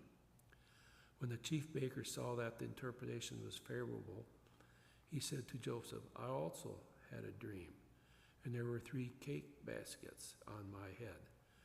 And in the uppermost basket there were all sorts of baked food for the Pharaoh, but the birds were eating it and out of the basket on my head. And when Joseph answered, This is its interpretation. The 3 baskets are 3 days. With 3 days the bearer will lift up your head from you, and will hang you on a tree, and the birds will eat your flesh from you. And on the 3rd day, which was Pharaoh's birthday, he made a feast of all his servants, and lifted up the head of the chief butler and the head of the chief baker among his servants. He restored the chief butler to his butlership, and placed the cup in the Pharaoh's hand. But he hanged the chief baker, as Joseph had interpreted to them. Yet the chief butler did not remember Joseph, but forgot him. After 2 whole years, Pharaoh dreamed that he was standing by the Nile, and behold, there came up out of the Nile 7 cows, sleek and fat, and they fed on the reed grass. And behold, 7 other cows, gaunt and thin, came up out of the Nile after them, and stood by the other cows on the bank of the Nile. And the gaunt and the thin cows ate up the 7 sleek and fat cows. And the Pharaoh woke and fell asleep and dreamed a second time. And behold, 7 ears of grain, plump and good, were growing on one stalk. And behold, after them sprouted 7 ears, thin and blighted by the east wind. And the thin ears swallowed up the 7 plump and full ears. And Pharaoh woke, and behold, it was a dream. So in the morning his spirit was troubled, and he sent and called for all the magicians of Egypt and all its wise men, and Pharaoh told them his dream. but there were none who could interpret it to the Pharaoh. Then the chief butler said to the Pharaoh, I remember my faults today, when the Pharaoh was angry with his servants and put me and the chief baker in custody of the house of the captain of the guard. I dreamed out the same night, he and I each having a dream with its own meaning. A young Hebrew was there with us, a servant of the captain of the guard. And when he told him what he interpreted our dreams to us, giving us interpretations to each man according to his dream. And as he interpreted to us, so it came to pass. I was restored to my office, and the baker was hanged. The Pharaoh sent and called Joseph, and they brought him hastily out of the dungeon. And when he had shaved himself and changed his clothes, he came in before the Pharaoh. And the Pharaoh asked Joseph, I have had a dream, and there is no one who can interpret it. And I have heard it said that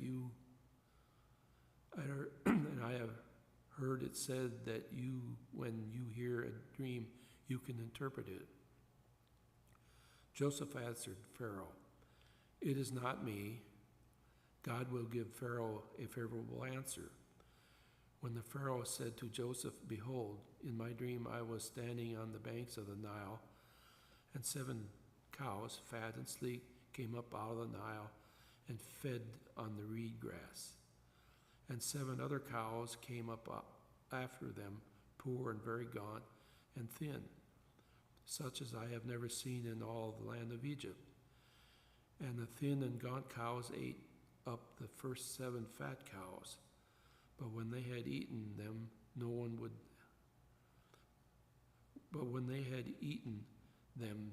would have known that they had eaten them, for they were still gaunt as at the beginning.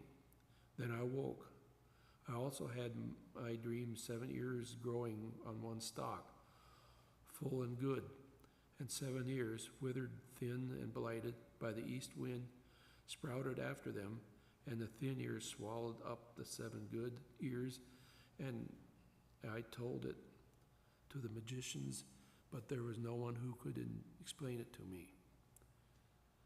Then Joseph said to the Pharaoh, the dream of the Pharaoh is one.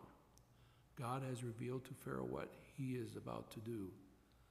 The 7 good cows are 7 years, and the 7 ears are 7 years. The dream is one. The 7 lean and gaunt cows that came up after them are 7 years, and the 7 empty ears blighted by the east wind are also 7 years of famine. It is as I told the Pharaoh. God has shown to the Pharaoh what he is about to do. There will come 7 years of great plenty throughout all the land of Egypt.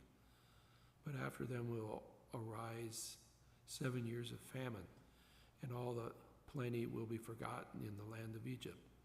The famine will consume the land, and the plenty will be unknown in a land by reason of the famine, which will follow it and be very grievous. And the doubling of the Pharaoh's dream means that it is that the thing is fixed by God, and God will shortly bring it to pass. And therefore let the Pharaoh select a man discreet and wise, and set him over the land of Egypt.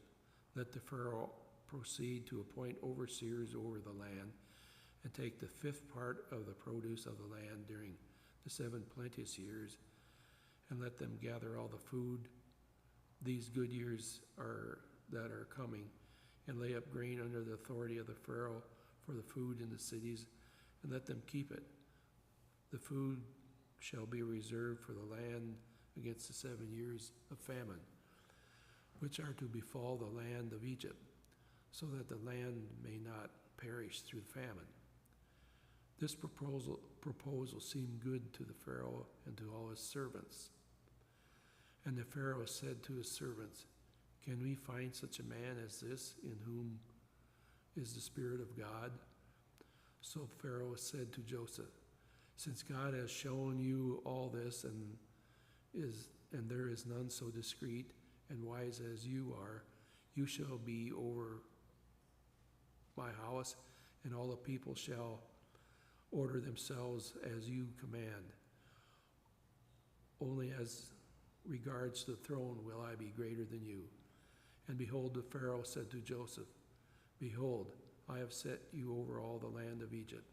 Then the Pharaoh took his signet ring from his hand and put it on Joseph's hand, and arrayed him in garments of fine linen, and put a gold chain on his neck, and he made him to ride in his second chariot, and they cried to him, "Bow the knee."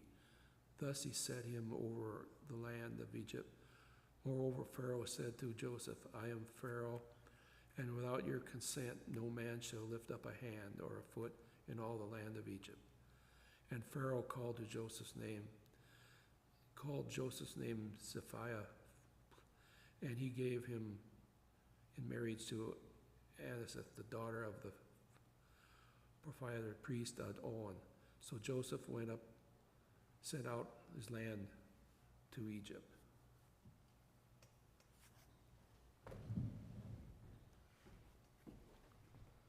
Sorry. 46.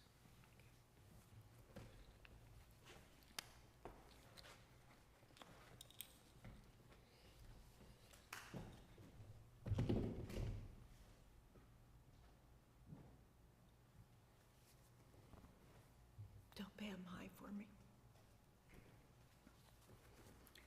Joseph was 30 years old when he entered the service of Pharaoh, king of Egypt. And Joseph went out from the presence of Pharaoh and went through all the land of Egypt. During the 7 plenteous years, the earth brought forth abundantly, and he gathered up all the food of the 7 years when there was plenty in the land of Egypt, and stored up food in the cities. He stored up in every city the food from the fields around it. And Joseph stored up grain in great abundance, like the sand of the sea, until he ceased to measure it, for it could not be measured.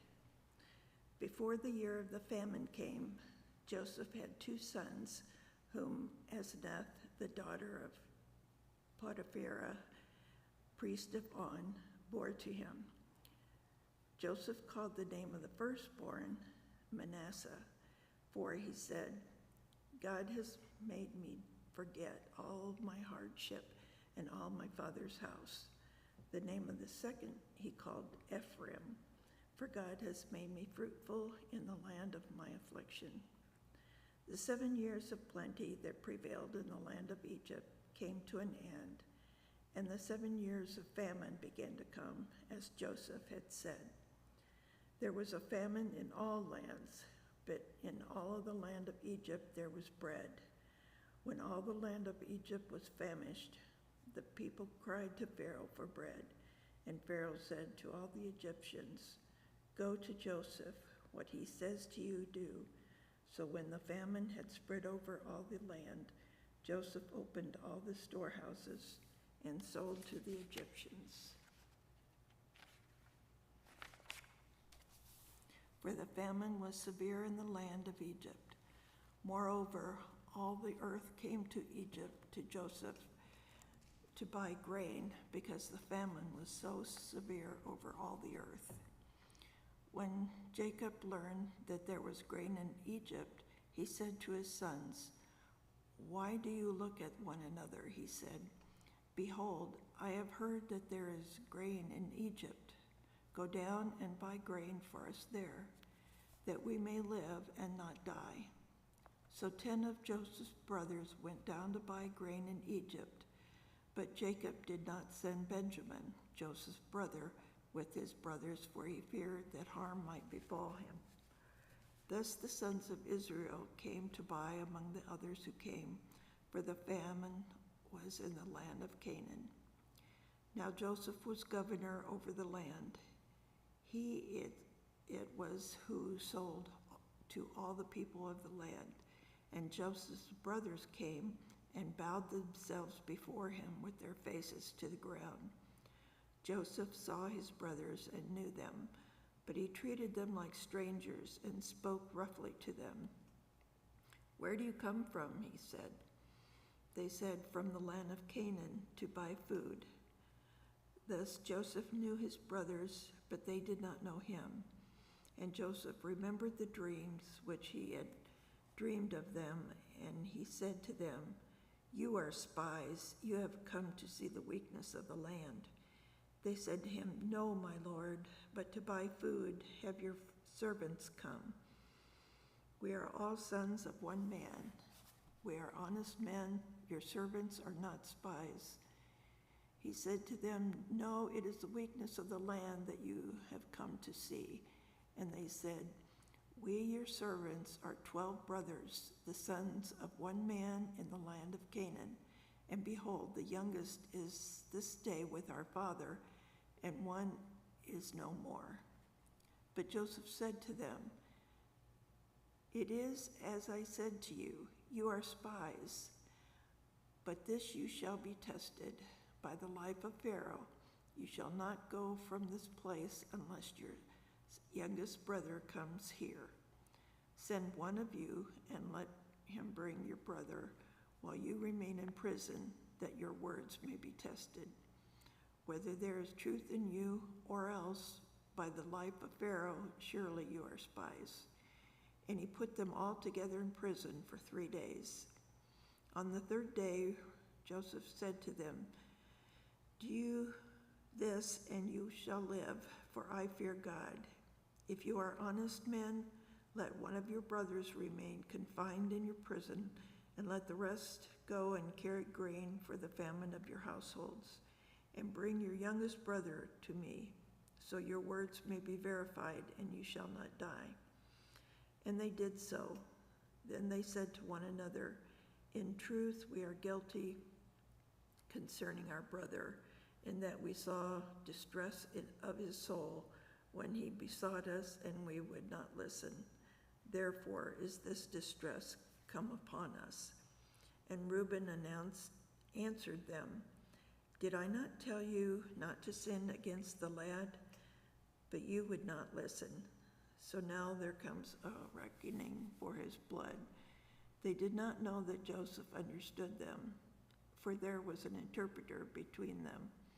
Then he turned away from them and wept. And he returned to them and spoke to them.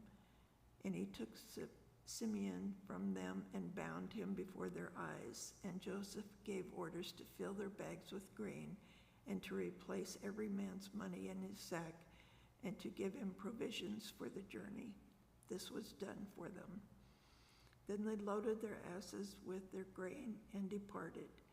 And as one of them opened his sack to give his ass provender at the lodging place, he saw his money in the mouth of his sack. And he said to his brother, "My money has been put back. Here it is in the mouth of my sack." At this their hearts failed them, and they turned trembling to one another.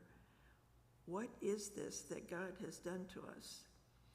When they came to Jacob, their father in the land of Canaan, they told him all that had befallen them, saying, "The man, the Lord of the land, spoke roughly to us and took us to be spies of the land."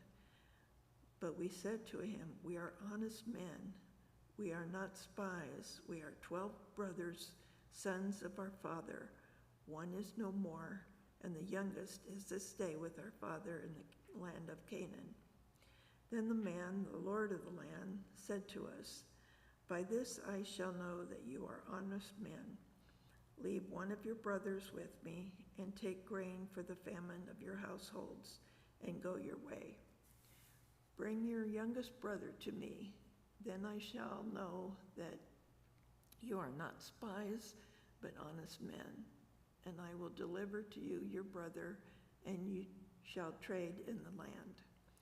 As they emptied their sacks, behold, every man's bundle of money was in his sack. And when they and their father saw their bundles of money, they were dismayed.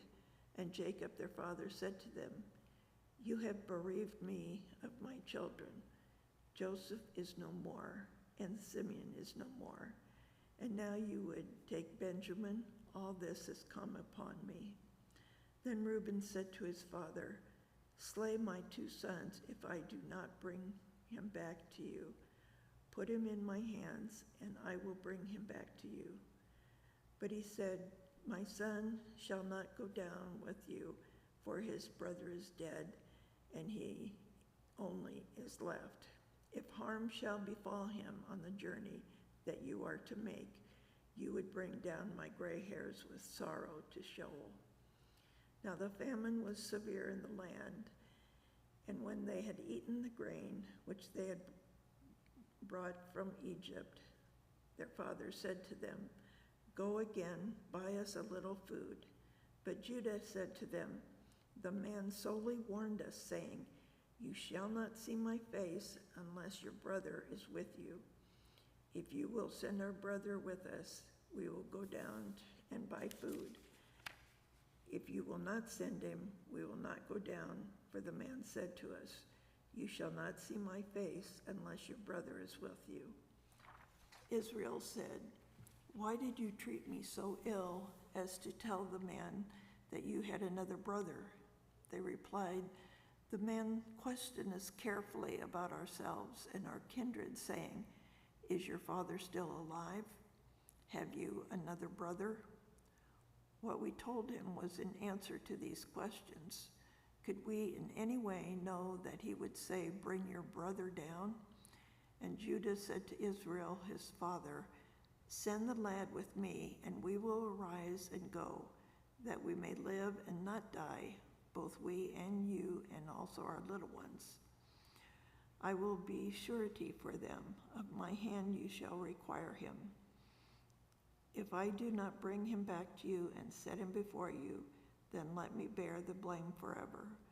For if we had not delayed, we would not now have returned twice."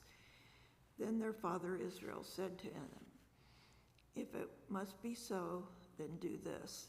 Take some of the choice fruits of the land in your bags and carry down to the man a present, a little balm, a little honey, gum, myrrh, pistachio, nuts, and almonds. Take double the money with you. Carry back with you the money that was returned in the mouth of your sacks. Perhaps it was an oversight.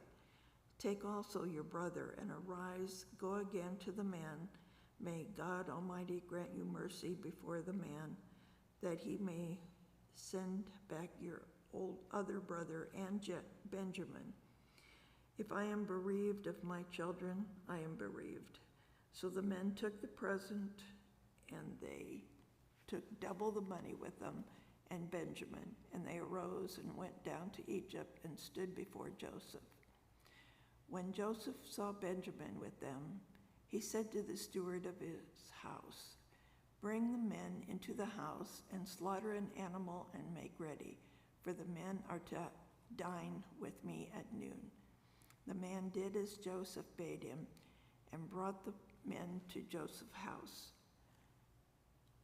And the men were afraid because they were brought to Joseph's house, and they said, "It is because of the money which was replaced in our sacks the first time that we are brought in, so that he may seek occasion against us and fall upon us to make slaves of us and seize our asses."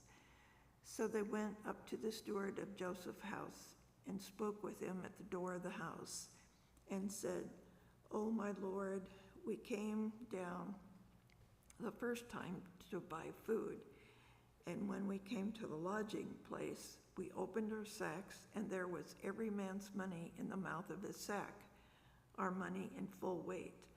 So we have brought it again with us, and we have brought another money down in our hand to buy food. We do not know who put the money in our sacks." He replied, "Rest assured, do not be afraid. Your God and the God of your father must have put treasure in your sacks for you.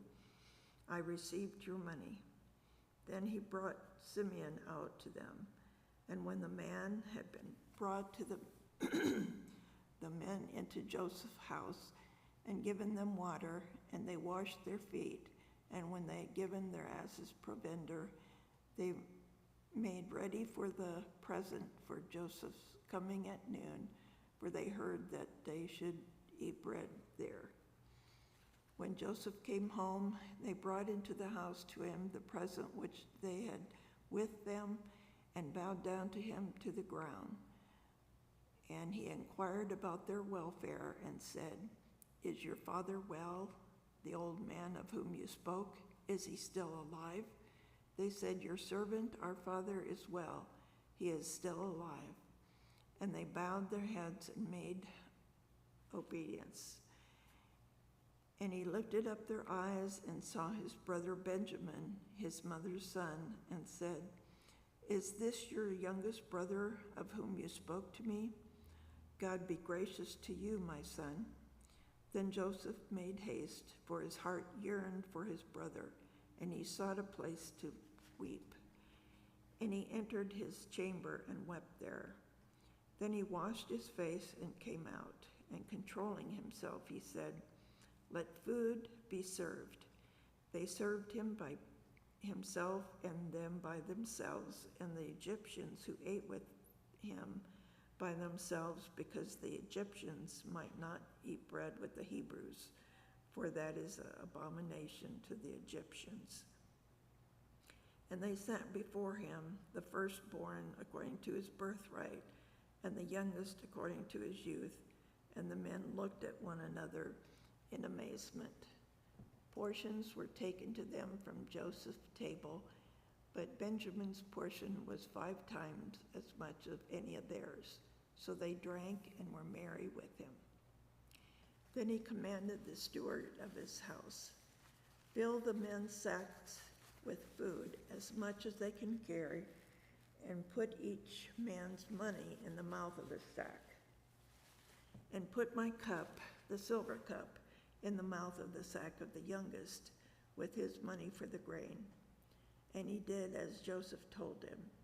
As soon as the morning was light, the men were sent away with their asses.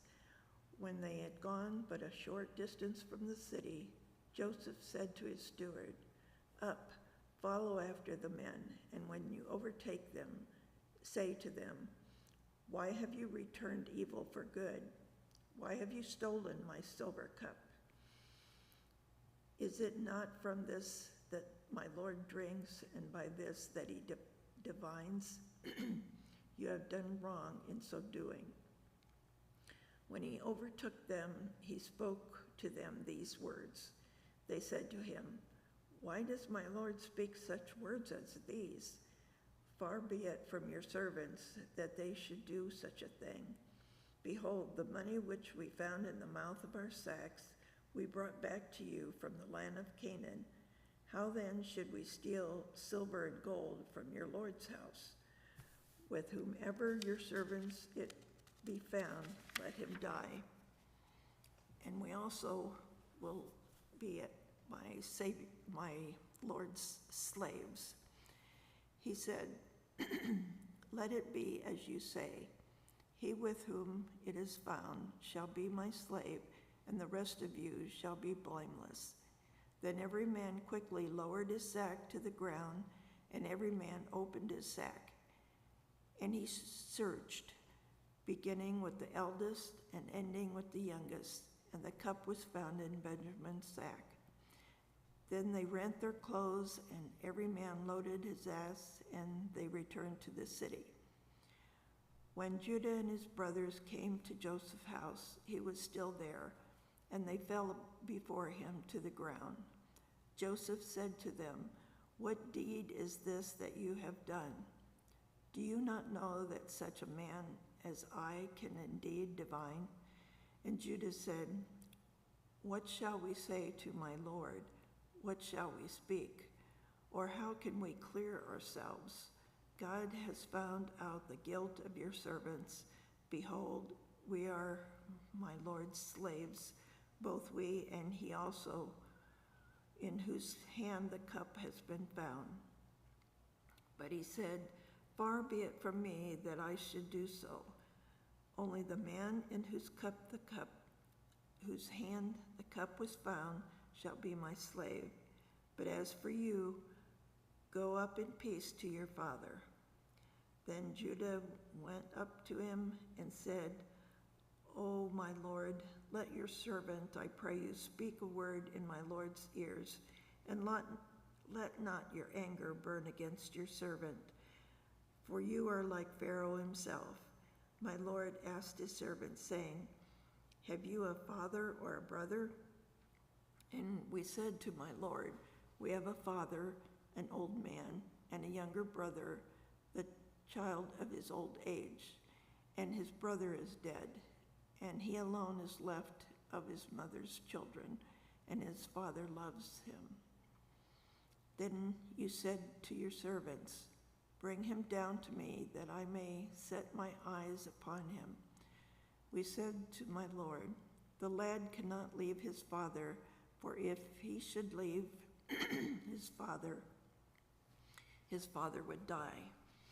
Then you said to your servants, "Unless your youngest brother comes down with you, you shall see my face no more." When we went back to your servant, my father, we told him the words of my lord. And when our father said, "Go again, buy us a little food," we said, "We cannot go down. If our youngest brother goes with us, then we will go down, for we cannot see the man's face unless our youngest brother is with us."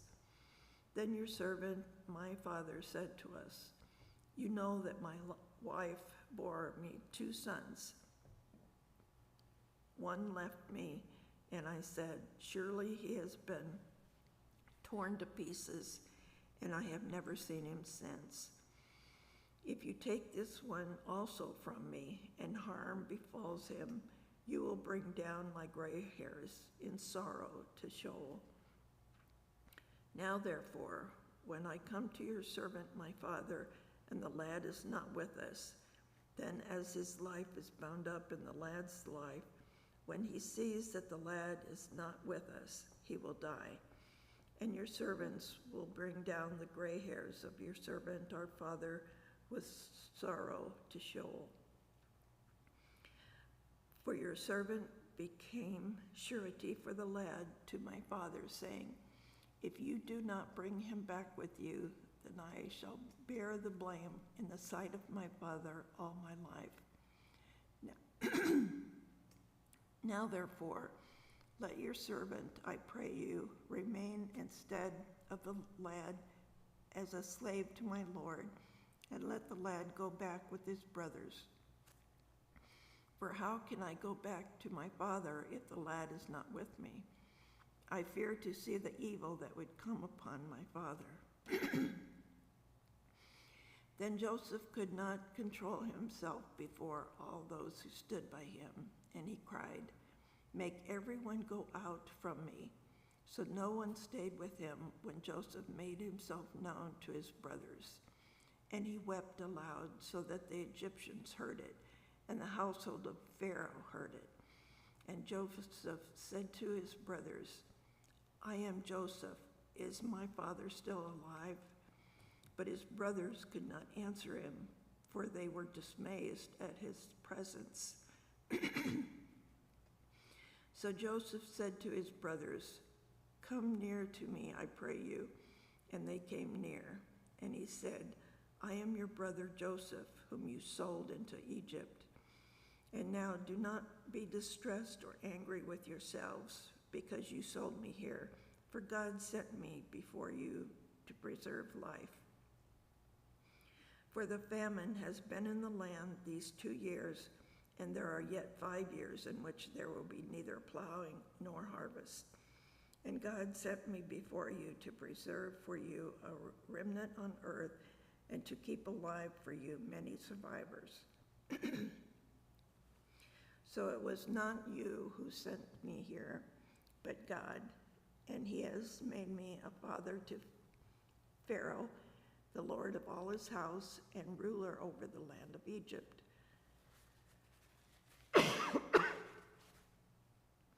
Make haste and go up to my father and say to him, Thus says your son Joseph, God has made me Lord of all Egypt. Come down to me, do not tarry. You shall dwell in the land of Goshen, and you shall be near me, you and your children and your children's children, and your flocks, your herds, and all that you have. And there I will provide for you, for there are yet 5 years of famine to come, lest you and your household and all that you have come to poverty. And now your eyes see, and the eyes of my brother Benjamin see, that it is my mouth that speaks to you. You must tell my father of all my splendor in Egypt, and all of that you have seen. Make haste and bring my father down here. Then he fell upon his brother Benjamin's neck and wept, and Benjamin wept upon his neck. And he kissed all of his brothers and wept upon them, and after that his brothers talked with him. When the report was heard in Pharaoh's house, Joseph's brothers have come, it pleased Pharaoh and his servants well.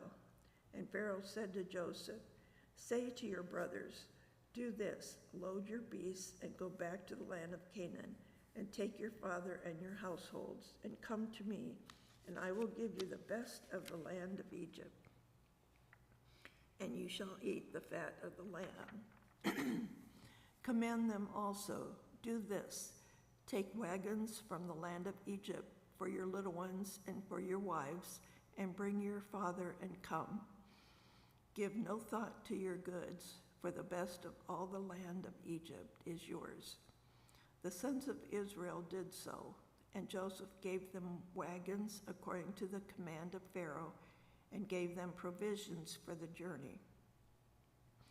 To each and all of them he gave festal garments, but to Benjamin he gave 300 shekels of silver and 5 festal garments. To his father he sent as follows: 10 asses loaded with the good things of Egypt, and 10 she-asses loaded with grain, bread, and provision for his father on the journey. Then he sent his brothers away, and as they departed, he said to them, Do not quarrel on the way. So they went up out of Egypt and came to the land of Canaan, to their father Jacob. And they told him, Joseph is still alive, and he is ruler over all the land of Egypt. And his heart fainted, for he did not believe them. But when they told him all the words of Joseph, which he had said to them, and when he saw the wagons which Joseph had sent to carry him, the spirit of their father Jacob revived. And Israel said, It is enough. Joseph, my son, is still alive. I will go and see him before I die.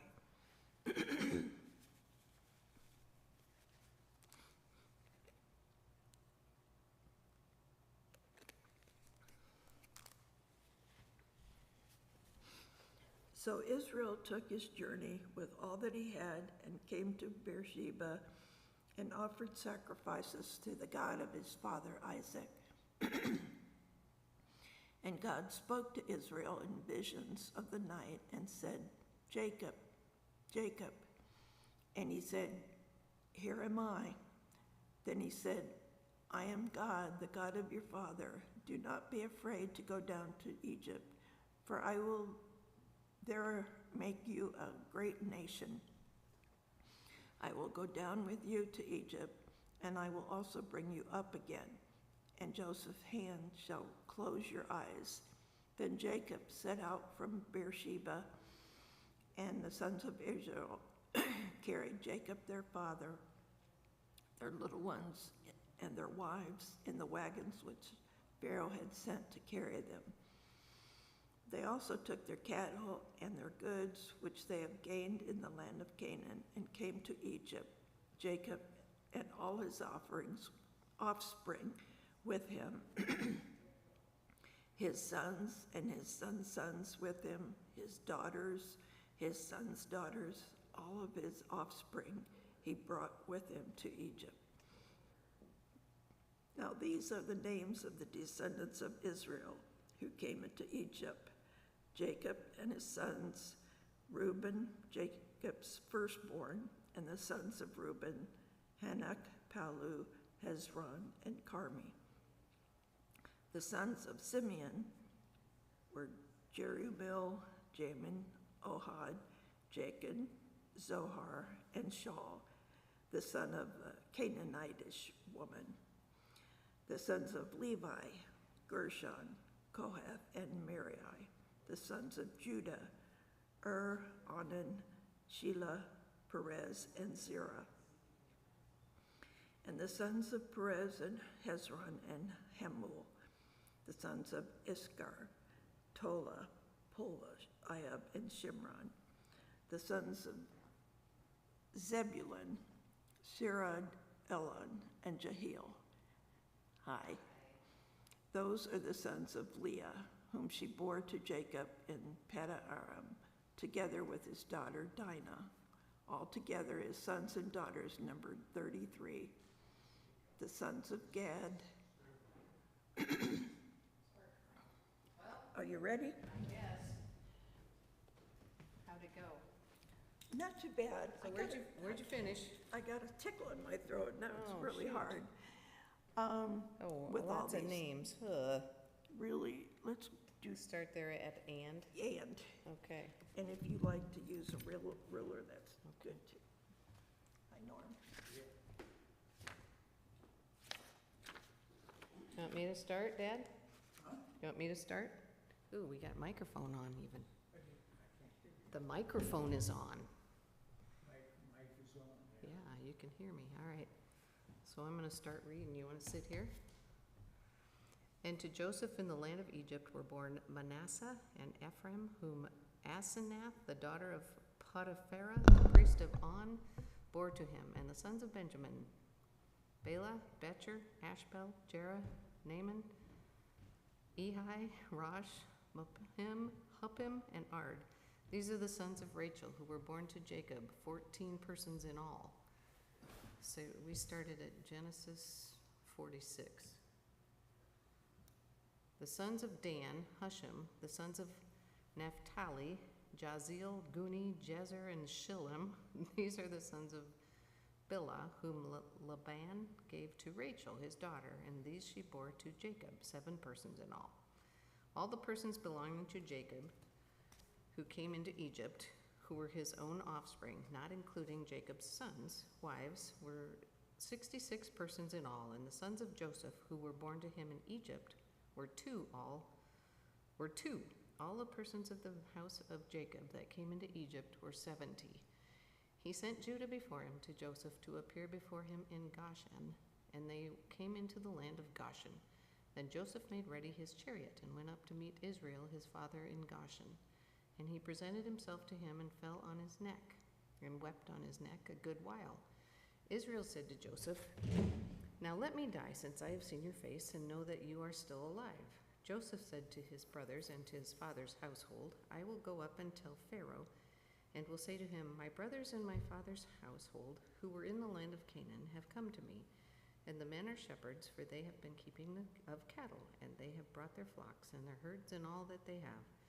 When Pharaoh calls you and says, What is your occupation? You shall say, Your servants have been keepers of cattle from our youth even until now, both we and our fathers, in order that you may dwell in the land of Goshen. For every shepherd is an abomination to the Egyptians." So Joseph went in and told Pharaoh, "My father and my brothers, with their flocks and herds and all that they possess, have come from the land of Canaan. They are now in the land of Goshen." And from among his brothers he took 5 men and presented them to Pharaoh. Pharaoh said to his brothers, "What is your occupation?" And they said to Pharaoh, "Your servants are shepherds, as our fathers were." They said to Pharaoh, "We have come to sojourn in the land, for there is no pasture for your servants' flocks. For the famine is severe in the land of Canaan, and now we pray you, let your servants dwell in the land of Goshen." Then Pharaoh said to Joseph, "Your father and your brothers have come to you. The land of Egypt is before you. Settle your father and your brothers in the best of the land. Let them dwell in the land of Goshen, and if you know any able men among them, put them in charge of my cattle. Then Joseph brought in Jacob, his father, and set him before Pharaoh. And Jacob blessed Pharaoh, and Pharaoh said to Jacob, "How many are the days of the years of your life?" And Jacob said to Pharaoh, "The days of the years of my sojourning are 130 years. Few and evil have been the days of the years of my life, and they have not attained to the days of the years of the life of my fathers in the days of their sojourning." And Jacob blessed Pharaoh and went out from the presence of Pharaoh. Then Joseph settled his father and his brothers and gave them a possession in the land of Egypt, in the best of the land, in the land of Ramses, as Pharaoh had commanded. And Joseph provided his father, his brothers, and all his father's household with food according to the number of their dependents. Now there was no food in all the land, for the famine was very severe, so that the land of Egypt and the land of Canaan languished by reason of the famine. And Joseph gathered up all the money that was found in the land of Egypt and in the land of Canaan for the grain which they brought, and Joseph brought the money into Pharaoh's house. And when the money was all spent in the land of Egypt and in the land of Canaan, all the Egyptians came to Joseph and said, "Give us food. Why should we die before your eyes? For our money is gone." And Joseph answered, "Give your cattle, and I will give you food in exchange for your cattle, if your money is gone." So they brought their cattle to Joseph, and Joseph gave them food in exchange for the horses, the flocks, the herds, and the asses. And he supplied them with food in exchange for all their cattle that year. And when that year was ended, they came to him the following year and said to him, "We will not hide from my lord that our money is all spent, and the herds of cattle are my lord's. There is nothing left in the sight of my lord but our bodies and our lands. Why should we die before your eyes, both we and our land?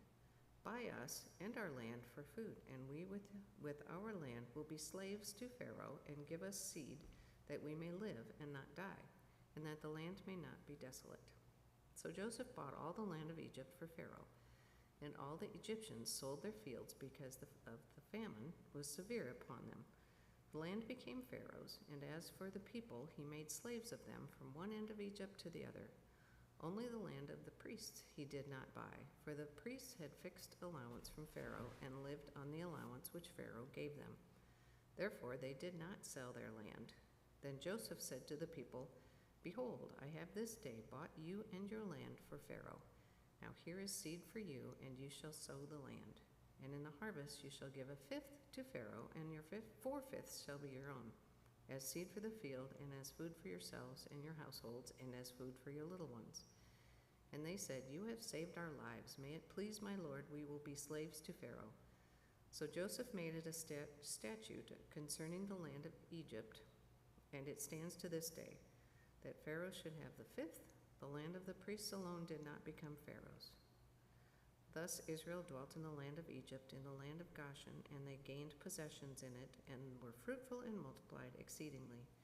And Jacob lived in the land of Egypt 17 years, so the days of Jacob, the years of his life, were 147 years. And when the time drew near that Israel must die, he called his son Joseph and said to him, "If now I have found favor in your sight, put your hand under my thigh and promise to deal loyally and truly with me. Do not bury me in Egypt, but let me lie with my fathers. Carry me out of Egypt and bury me in their burying place." He answered, "I will do as you have said." And he said, "Swear to me." And he swore to him. Then Israel bowed himself upon the head of his bed. After this, Joseph was told, "Behold, your father is ill." So he took with him his 2 sons, Manasseh and Ephraim. And it was told to Jacob, "Your son Joseph has come to you." Then Israel summoned his strength and sat up in bed. And Jacob said to Joseph, "God Almighty appeared to me at Luz in the land of Canaan and blessed me and said to me, 'Behold, I will make you fruitful and multiply you, and I will make of you a company of peoples, and will give this land to your descendants after you for an everlasting possession.' And now your 2 sons who were born to you in the land of Egypt before I came to you in Egypt are mine. Ephraim and Manasseh shall be mine, as Reuben and Simeon are. And the offspring born to you after them shall be yours. They shall be called the name of their brothers in their inheritance. For when I came from Paddan, Rachel, to my sorrow, died in the land of Canaan on the way, when there was still some distance to go to Ephrath, and I buried her there on the way to Ephrath, that is, Bethlehem. Then Israel saw Joseph's sons. When Israel saw Joseph's sons, he said, "Who are these?" Joseph said to his father, "They are my sons, whom God has given me here." And he said, "Bring them to me, I pray you, and I may bless them." Now the eyes of Israel were dim with age, so that he could not see. So Joseph brought them near him, and he kissed them and embraced them. And Israel said to Joseph, "I had not thought to see your face, and lo, God has let me see your children also." Then Joseph removed them from his knees, and he bowed himself with his face to the earth. And Joseph took them both, Ephraim in his right hand toward Israel's left hand, and Manasseh in his left hand toward Israel's right hand, and brought them near him. And Israel stretched out his right hand and laid it upon the head of Ephraim, and who was the younger, and his left hand upon the head of Manasseh, crossing his hands, for Manasseh was the firstborn. And he blessed Joseph and said, "The God before whom my fathers Abraham and Isaac walked, the God who has led me all my life long to this day, the angel who has redeemed me from all evil, bless the lads, and in them let my name be perpetuated, and the name of my fathers Abraham and Isaac, and let them grow into a multitude in the midst of the earth."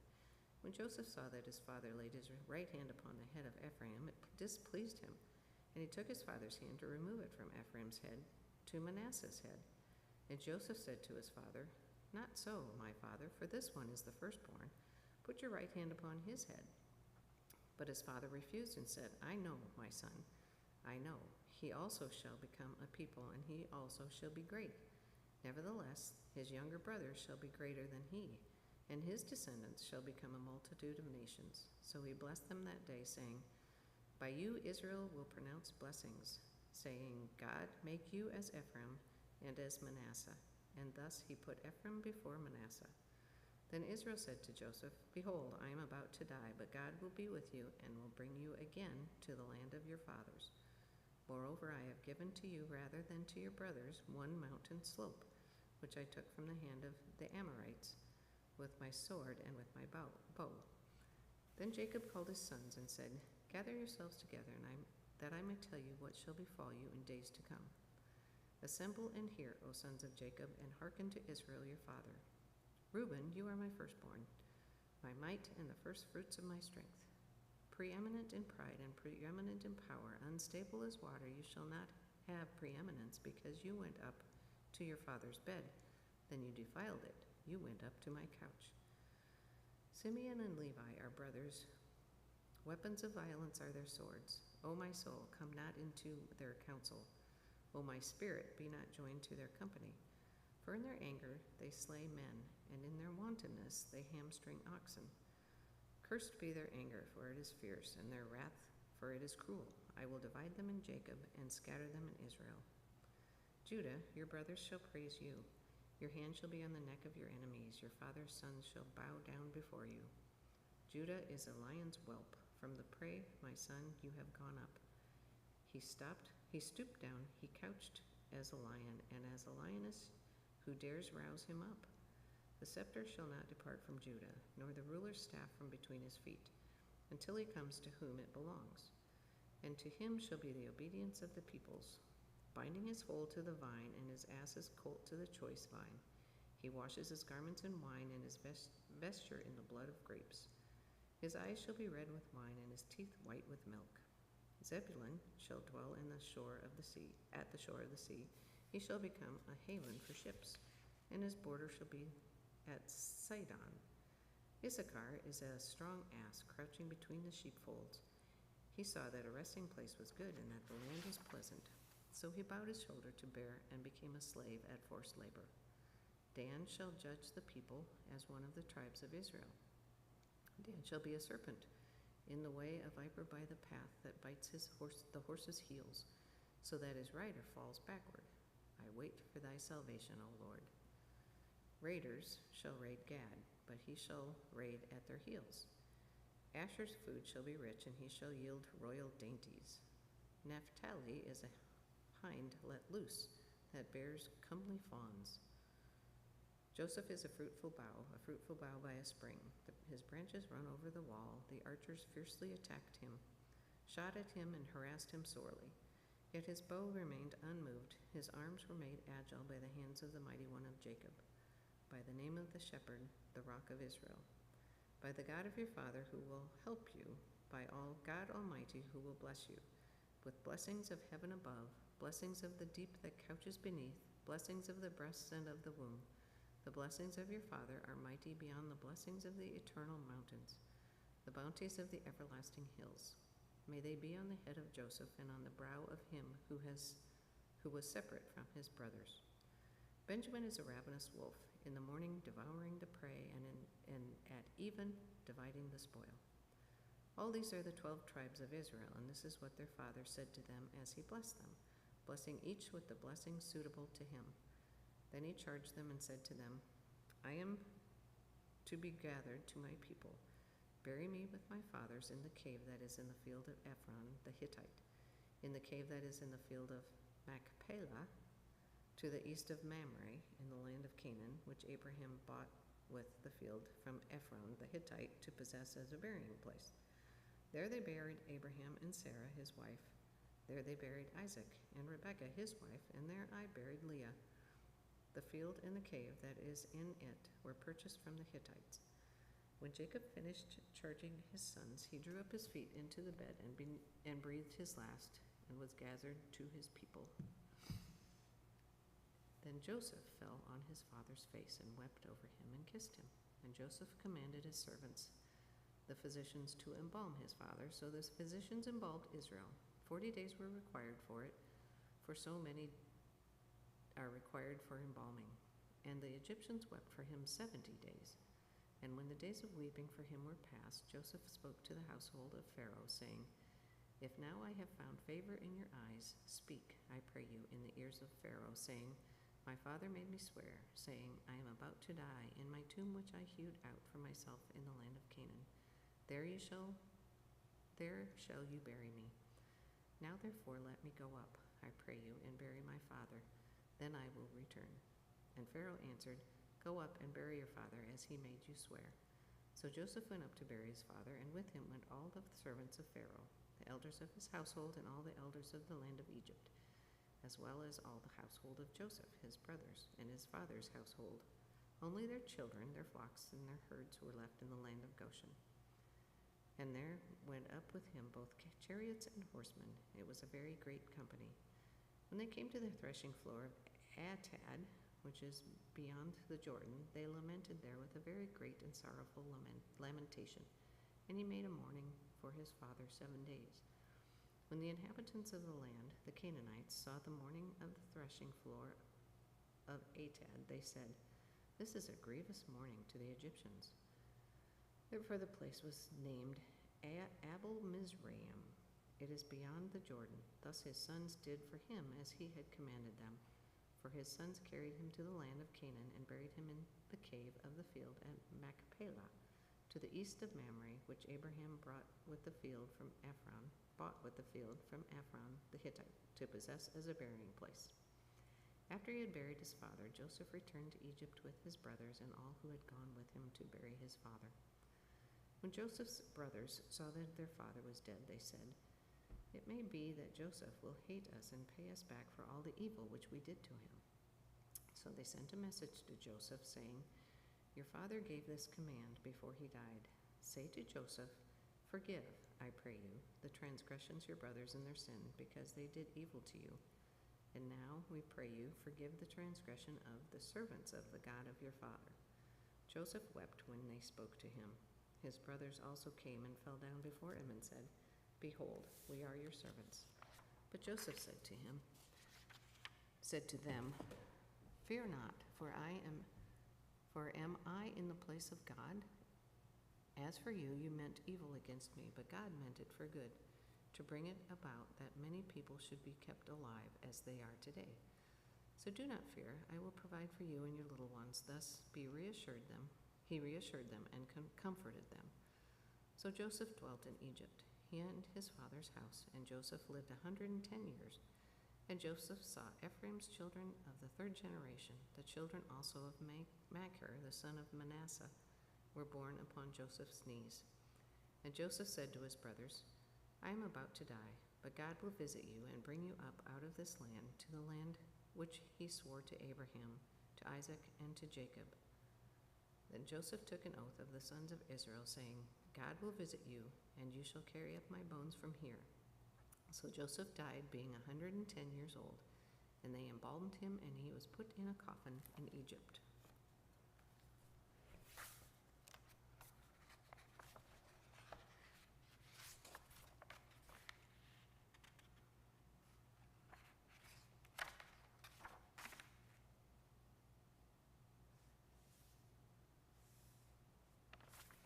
I was just looking. What are you doing? Oh, I was looking at the front of this. I wondered what it looked like. And it was copyright 1952. 52. Yeah. We are done with Genesis and on to Exodus. What? We finished the book of Genesis. We're starting the now book of we're in Exodus. Okay. The second book of Moses, commonly called Exodus. Do you want to start? You want to read any? Well, it's time. I know, but we can switch back and forth if you want. These are the names of the sons of Israel who came to Egypt with Jacob, each with his household: Reuben, Simeon, Levi, and Judah, Issachar, Zebulun, and Benjamin, Dan and Naphtali, Gad and Asher. All the offspring of Jacob were 70 persons. Joseph was already in Egypt. Then Joseph died, and all his brothers, and all that generation. But the descendants of Israel were fruitful and increased greatly. They multiplied and grew exceedingly strong, so that the land was filled with them. Now there arose a new king over Egypt who did not know Joseph. And he said to his people, Behold, the people of Israel are too many and too mighty for us. Come, let us deal shrewdly with them, lest they multiply, and if war befall us, they join our enemies and fight against us, and escape from the land. Therefore they set taskmasters over them to afflict them with heavy burdens. And they built for Pharaoh store cities, Pithom and Ramses. But the more they were oppressed, the more they multiplied, and the more they spread abroad, and the Egyptians were in dread of the people of Israel. So they made the people of Israel serve with rigor, and made their lives bitter with hard service in mortar and brick, and in all kinds of work in the field. In all their work they made them serve with rigor. Then the king of Egypt said to the Hebrew midwives, one of whom was named Shiphrah, and the other Puah, When you serve as midwife to the Hebrew women and see them upon the birth stool, if it is a son, you shall kill him, but if it is a daughter, she shall live. But the midwives feared God and did not do as the king of Egypt commanded them, but let the male children live. So the king of Egypt called the midwives and said to them, Why have you done this, and let the male children live? The midwives said to Pharaoh, Because the Hebrew women are not like the Egyptian women, for they are vigorous and are delivered before the midwife comes to them. So God dealt well with the midwives, and the people multiplied and grew very strong. And because the midwives feared God, he gave them families. Then Pharaoh commanded all his people, Every son that is born to the Hebrews you shall cast into the Nile, but you shall let every daughter live. Now a man from the house of Levi went and took to wife a daughter of Levi. The woman conceived and bore a son, and when she saw that he was a goodly child, she hid him 3 months. And when she could hide him no longer, she took for him a basket made of bulrushes and daubed it with bitumen and pitch, and she put the child in it and placed it among the reeds at the river's brink. And his sister stood at the distance to know what would be done to him. Now the daughter of Pharaoh came down to bathe at the river, and her maidens walked beside the river. She saw the basket among the reeds and sent her maid to fetch it. When she opened it, she saw the child, and lo, the babe was crying. She took pity on him and said, This is one of the Hebrews' children. Then his sister said to Pharaoh's daughter, Shall I go and call you a nurse from the Hebrew women to nurse the child for you? And Pharaoh's daughter said to her, Go. So the girl went and called the child's mother. And Pharaoh's daughter said to her, Take this child away and nurse him for me, and I will give you your wages.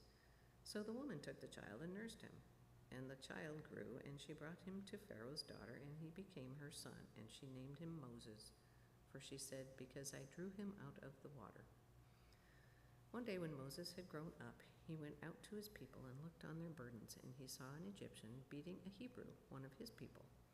He looked this way and that, and seeing no one, he killed the Egyptian and hid him in the sand. When he went out the next day, behold, 2 Hebrews were struggling together, and he said to the man that did the wrong, "Why do you strike your fellow?" He answered, "Who made you a prince and judge over us? Do you mean to kill me as you killed the Egyptian?" Then Moses was afraid and thought, "Surely the thing is known." When Pharaoh heard of it, he sought to kill Moses. But Moses fled from Pharaoh and stayed in the land of Midian, and he sat down by a well.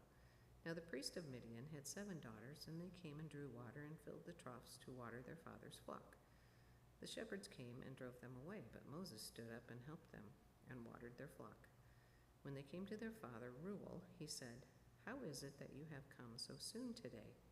They said, "An Egyptian delivered us out of the land of the shepherds and even drew water for us and watered the flock." He said to his daughters, "And where is he? Why have you left the man? Call him, that he may eat bread." And Moses was content to dwell with the man, and he gave Moses his daughter Zipporah. She bore a son, and he called his name Gershom, for he said, "I have been a sojourner in a foreign land." In the course of those many days, the king of Egypt died, and the people of Israel groaned under their bondage and cried out for help, and their cry under bondage came up to God. And God heard their groaning, and God remembered his covenant with Abraham, with Isaac, and with Jacob. And God saw the people of Israel, and God knew their condition. Now Moses was keeping the flock of his father-in-law Jethro, the priest of Midian. And he led his flock to the west side of the wilderness, and came to Horeb, the mountain of God. And the angel of the Lord appeared to him in a flame of fire out of the midst of a bush. And he looked, and lo, the bush was burning, yet it was not consumed. And Moses said, "I will turn aside and see this great sight, why the bush is not burnt." When the Lord saw that he turned aside to see, God called to him out of the bush, "Moses, Moses." And he said, "Here am I."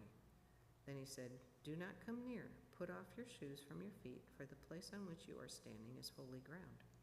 And he said, "I am the God of your father, the God of Abraham, the God of Isaac, and the God of Jacob." And Moses hid his face, for he was afraid to look at God. Then the Lord said, "I have seen the affliction of my people who are in Egypt, and have heard their cry because of their taskmasters. I know their sufferings, and I have come down to deliver them out of the hand of the Egyptians, and to bring them up out of that land to a good and broad land, a land flowing with milk and honey, to the place of the Canaanites, the Hittites, the Amorites, the Perizzites, the Hivites, and the Jebusites. And now, behold, the cry of the people of Israel has come to me, and I have seen the oppression with which the Egyptians oppress them. Come, I will send you to Pharaoh, that you may bring forth my people, the sons of Israel, out of Egypt." But Moses said to God, "Who am I that I should go to Pharaoh and bring the sons of Israel out of Egypt?" He said, "But I will be with you, and this shall be the sign for you that I have sent you. When you have brought forth the people out of Egypt, you shall serve God upon this mountain." Then Moses said to God, "If I come to the people of Israel and say to them, 'The God of your fathers has sent me to you,' and they ask me, 'What is his name?' what shall I say to them?" God said to Moses, "I am who I am." And he said, "Say this to the people of Israel, 'I am has sent me to you.'" God also said to Moses, "Say this to the people of Israel, 'The Lord, the God of your fathers, the God of Abraham, the God of Isaac, and the God of Jacob has sent me to you. This is my name forever, and thus I am to be remembered throughout all generations.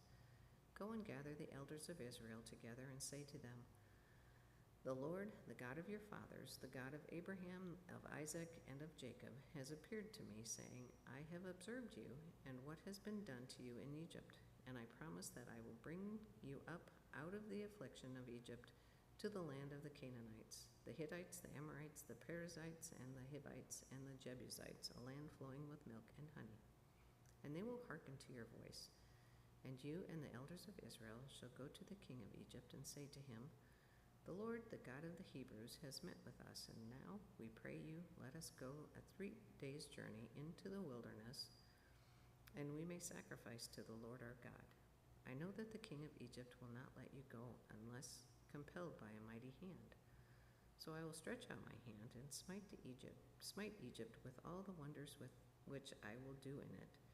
After that he will let you go, and I will give this people favor in the sight of the Egyptians.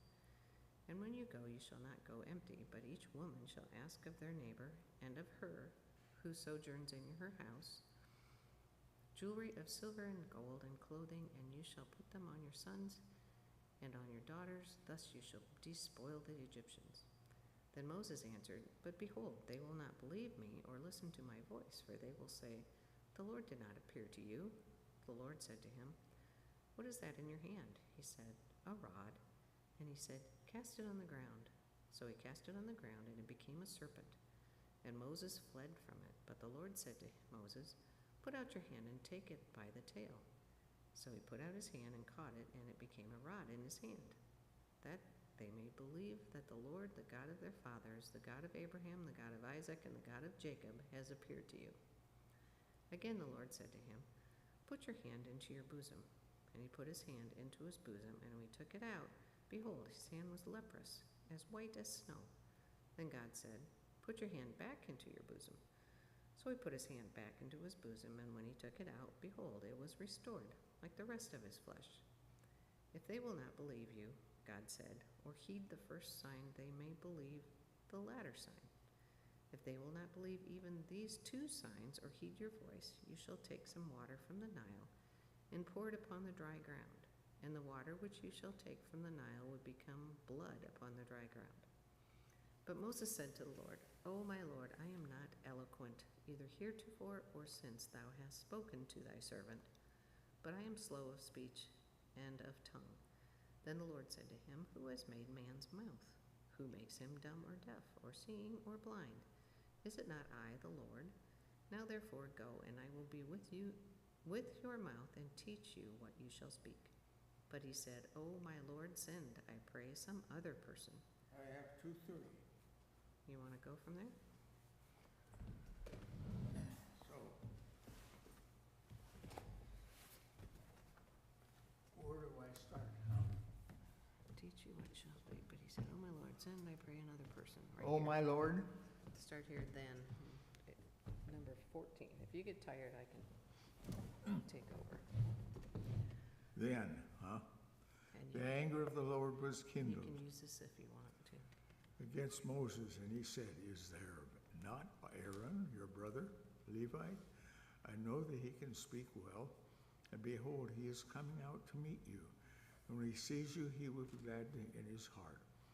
And you shall speak to him and put the words in his mouth. And I will be with your mouth and with his mouth, and will teach you what you shall do. He shall speak for you to the people, and he shall be a mouth for you, and you shall be to him as God. And you shall take in your hand this rod, with which you shall do the signs. Moses went back to Jethro, his father-in-law, and said to him, Let me go back, I pray, to my kinsmen in Egypt, and see whether they are still alive. And Jethro said to Moses, Go in peace. And the Lord said to Moses in Midian, Go back to Egypt, for all the men who were seeking your life are dead. So Moses took his wife and his sons and sent them on an ass, and went back to the land of Egypt. In his hand Moses took the rod of God. And the Lord said to Moses, When you go back to Egypt, see that you do before Pharaoh all the miracles which I have put in your power. But I will harden his heart, so that he will not let the people go. And you shall say to Pharaoh, Thus says the Lord, Israel is my firstborn son. And I say to you, Let my son go, that he may serve me. And if you refuse to let him go, behold, I will slay your firstborn son. At a lodging place on the way, the Lord met him and sought to kill him. Then Zipporah took a flint and cut off his son's foreskin and touched Moses' feet with it and said, surely you are a bridegroom of blood to me, so let him alone. Then it was that she said, you are a bridegroom of blood because of the circumcision. The Lord said to Aaron, go into the wilderness to meet Moses. So he went and met him at the mountain of God and kissed him. And Moses told Aaron all the words of the Lord with which he had sent him, and all the signs which he had charged him to do. Then Moses and Aaron went and gathered together all the elders of the people of Israel. And Aaron spoke all the words which the Lord had spoken to Moses, and did the signs in the sight of the people, and the people believed. And when they heard that the Lord had visited the people of Israel, and that he had seen their affliction, they bowed their heads and worshipped.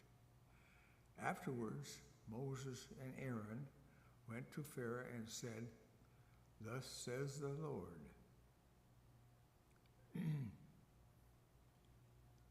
the God of Israel, let my people go, that they may hold a feast to me in the wilderness.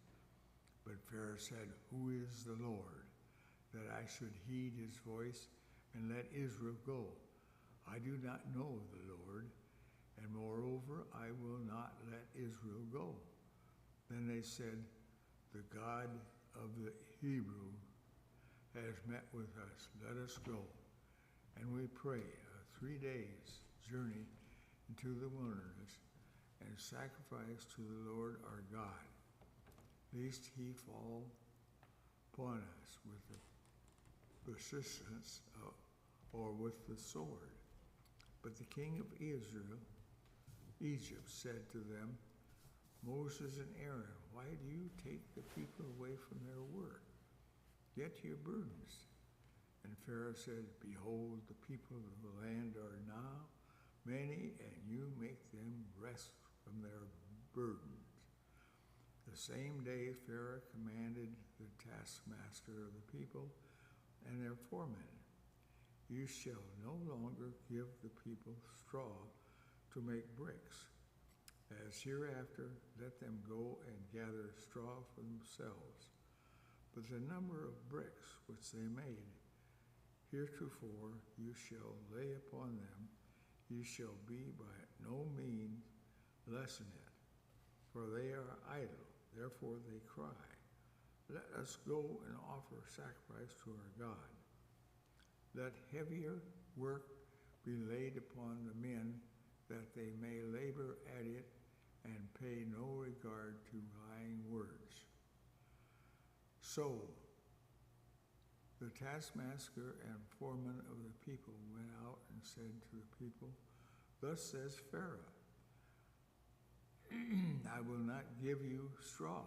Go yourself and get your straw wherever you can find it, but your work will not be lessened in the least. So the people were scattered abroad and throughout all the land of Egypt to gather stubble for straw. The taskmasters were urgent, saying, complete your work, your daily task. That's when there was straw. And the foreman of the people of Israel, whom Pharaoh's taskmaster had set out over them, were beaten and were asked, why have you not done all their task of making bricks today as hitherto? Then the foreman of the people of Israel came and cried to Pharaoh, why do you deal thus with your servants? No straw is given to your servants, yet they say to us, make bricks, and behold, Your servants are beaten, but the fault is in your own people. But he said, you are idle. Therefore, you say, let us go and sacrifice to the Lord. Go now and work, for no straw shall be given you, yet you shall deliver the same number of bricks. The foreman of the people of Israel saw that they were in evil plight when they said, you shall by no means lessen your daily number of bricks. They met Moses and Aaron, who were waiting for them, and as they came forth from Pharaoh, and they said to them, the Lord look upon you and judge, because you have made us offensive in the sight of Pharaoh and his servants, and have put a sword in their hand to kill us. Then Moses turned again to the Lord and said, O Lord, why hast thou done evil to this people? Why didst thou ever send me? For since I came to Pharaoh to speak in thy name, he has done evil to this people, and thus has not delivered thy people at all. But the Lord said to Moses, now you shall see what I will do to Pharaoh, for with a strong hand he will send them out. Yea, with a strong hand he will drive them out of his land. And God said to Moses, I am the Lord. I appeared to Abraham, and to Isaac, and to Jacob as God Almighty. But by my name, the Lord, I did not make myself known to them. I also established my covenant with them to give them the land of Canaan, land in which they dwelt as sojourners. Moreover, I heard the groaning of the people of Israel, whom the Egyptians hold in bondage, and I remembered my bondage, and I have remembered my covenant. Say therefore to the people of Israel, I am the Lord, and I will bring you out from under the burdens of the Egyptians, and I will deliver you from their bondage, and I will redeem you with an outstretched arm and with great acts of judgment. And I will take you for my people, and I will be your God, and you shall know that I am the Lord your God, who has brought you out from under the burden of the Egyptians. And I will bring you into the land which I swore to give to Abraham, to Isaac, and to Jacob. I will give it to you for a possession. I am the Lord. Moses spoke thus to the people of Israel, but they did not listen to Moses because of their broken spirit and their cruel bondage. And the Lord said to Moses, go in, tell Pharaoh, king of Egypt, to let the people of Israel go out of his land. But Moses said to the Lord, behold, the people of Israel have not listened to me. How then shall Pharaoh listen to them? How then shall Pharaoh listen to me, who am a man of uncircumcised lips? But the Lord spoke to Moses and Aaron and gave them a charge to the people of Israel and to Pharaoh, king of Egypt, to bring the people of Israel out of the land of Egypt. These are the heads of their fathers' houses, the sons of Reuben, the firstborn of Israel, Hanok, Paula, Hezron, Carmi. These are the families of Reuben, the sons of Simon, Jamiel, Jamin, Ohad, Jacob, Zohar, and Shaul, the son of a Canaanite woman. These are the families of Simon. These are the names of the sons of Levi, according to their generations: Gershon, Kohath, and Merari. The years of the life of Sarah being 137 years. the sons of Gershon, Libani, and Shimei, by their families. The sons of Kohath, Amram, Izhar, Hebron, Uzziel, the years of the life of Kohath being 133 years. The sons of Merari, Mahali, and Mushi. These are the families of the Levites according to their generations. Amram took to wife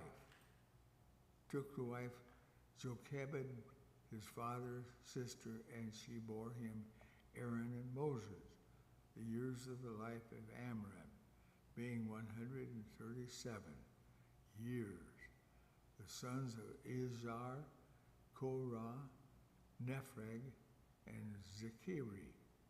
And the sons of Ezekiel, Mishael, Elisaphan, and Scythians.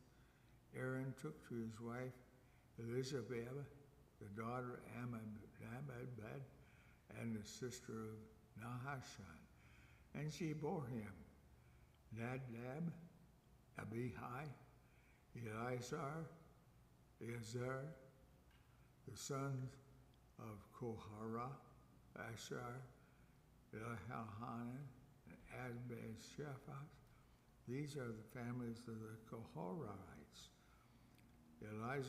Aaron's son, took to his wife one of the daughters of Putili, and she bore him Phinehas. These are the heads of the fathers' houses of the Levites by their families. These are the Aaron and Moses, whom the Lord said, "Bring out the people of Israel from the land of Egypt by their host." It was they who spoke to Pharaoh, king of Egypt, about bringing out the people of Israel from Egypt. This Moses and this Aaron. On the day when the Lord spoke to Moses in the land of Egypt, the Lord said to Moses, "I am the Lord. Tell Pharaoh, king of Egypt, all that I say to you." But Moses said to the Lord, "Behold, I am uncircumcised lips. How then shall Pharaoh listen to me?" And the Lord said to Pharaoh, "See, I make you as God to Pharaoh, and Aaron your brother shall be your prophet. You shall speak all that I command you, and Aaron your brother shall tell Pharaoh to let the people of Israel go out of his land. But I will harden Pharaoh's heart, and though I multiply my signs and wonders in the land of Egypt, Pharaoh will not listen to you. Then I will lay my hand upon Egypt and bring forth my hosts, my people and sons of Israel, out of the land of Egypt by great acts of judgment, and the Egyptians shall know that I am the Lord. When I stretch forth my hand upon Egypt and bring out the people of Israel from among them," and Moses and Aaron did so. They did as the Lord commanded them. Now Moses was 80 years old, and Aaron 83 years old. And when they spoke to Pharaoh, and the Lord said to Moses and Aaron, "When Pharaoh says to you, 'Prove yourself by working a miracle,' and then you shall say to Aaron, 'Take your rod and cast it down before Pharaoh, that it may become a serpent.'" So Moses and Aaron went to Pharaoh and did as the Lord commanded. Aaron cast down his rod before Pharaoh and his servants and became a serpent.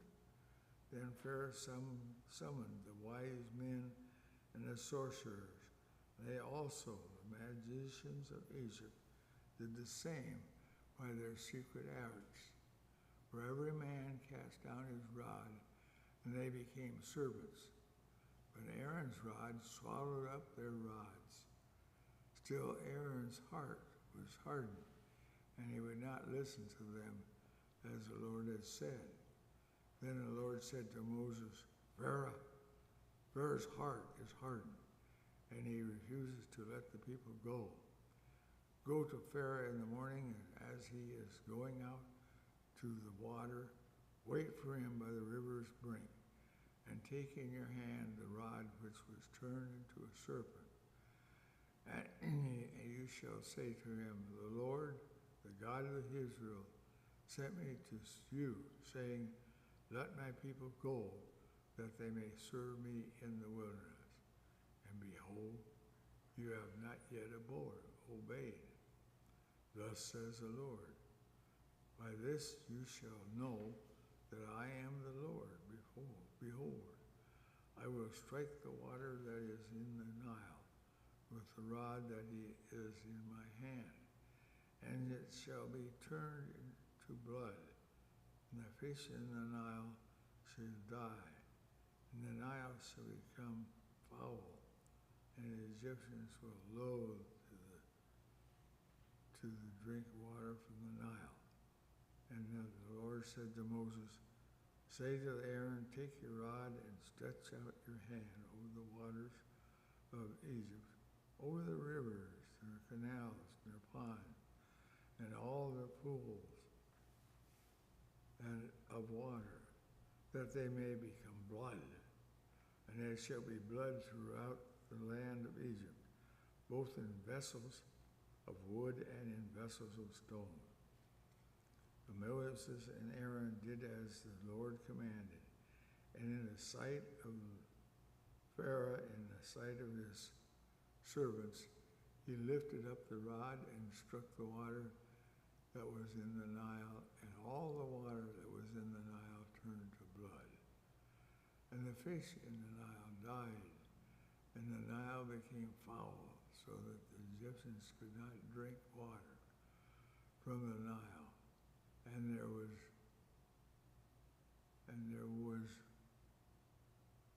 water, and there was blood throughout all the land of Egypt. But the magicians of Egypt did the same by their secret arts. So the Pharaoh's heart remained hardened, and he would not listen to them. As the Lord said, Pharaoh turned and went into his house, and he did not lay even this to the heart. And all the Egyptians dug around about the Nile for water to drink, for they could not drink the water of the Nile. You getting tired? No. Want me to Good. take over? Are you okay? 7 days passed after the Lord had struck the Nile. Then the Lord said to Moses, go to Pharaoh and say to him, thus says the Lord, and let my people go, and they may serve me. But if you refuse to let them go, behold, I will plague all your country with frogs. The Nile shall swarm with frogs, which shall come up into your house and to your bedchamber, and on your bed, into the houses of your servants and of your people, and into your ovens and your kneading bowls. The frogs shall come up on you and on your people and all your servants. And the Lord said to Moses, say to Aaron, stretch out your hand with your rod over the rivers, over the canals, and over the pools, and cause frogs to come upon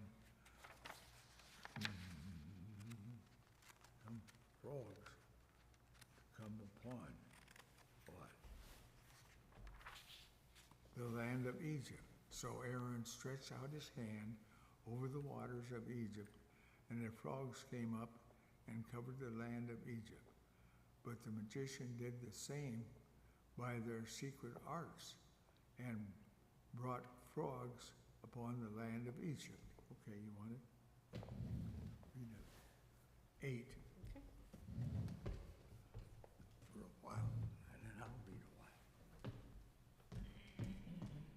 Then Pharaoh called Moses and Aaron and said, entreat the Lord to take away the frogs from me and from my people, and I will let the people go to sacrifice to the Lord.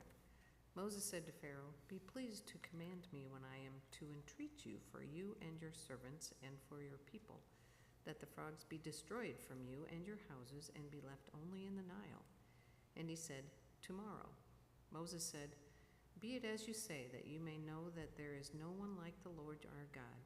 The frogs shall depart from you and your houses and your servants and your people. They shall be left only in the Nile." So Moses and Aaron went out from Pharaoh, and Moses cried to the Lord concerning the frogs, as he had agreed with Pharaoh. And the Lord did according to the word of Moses. The frogs died out of the houses and the courtyards and out of the fields, and they gathered them together in heaps, and the land stank.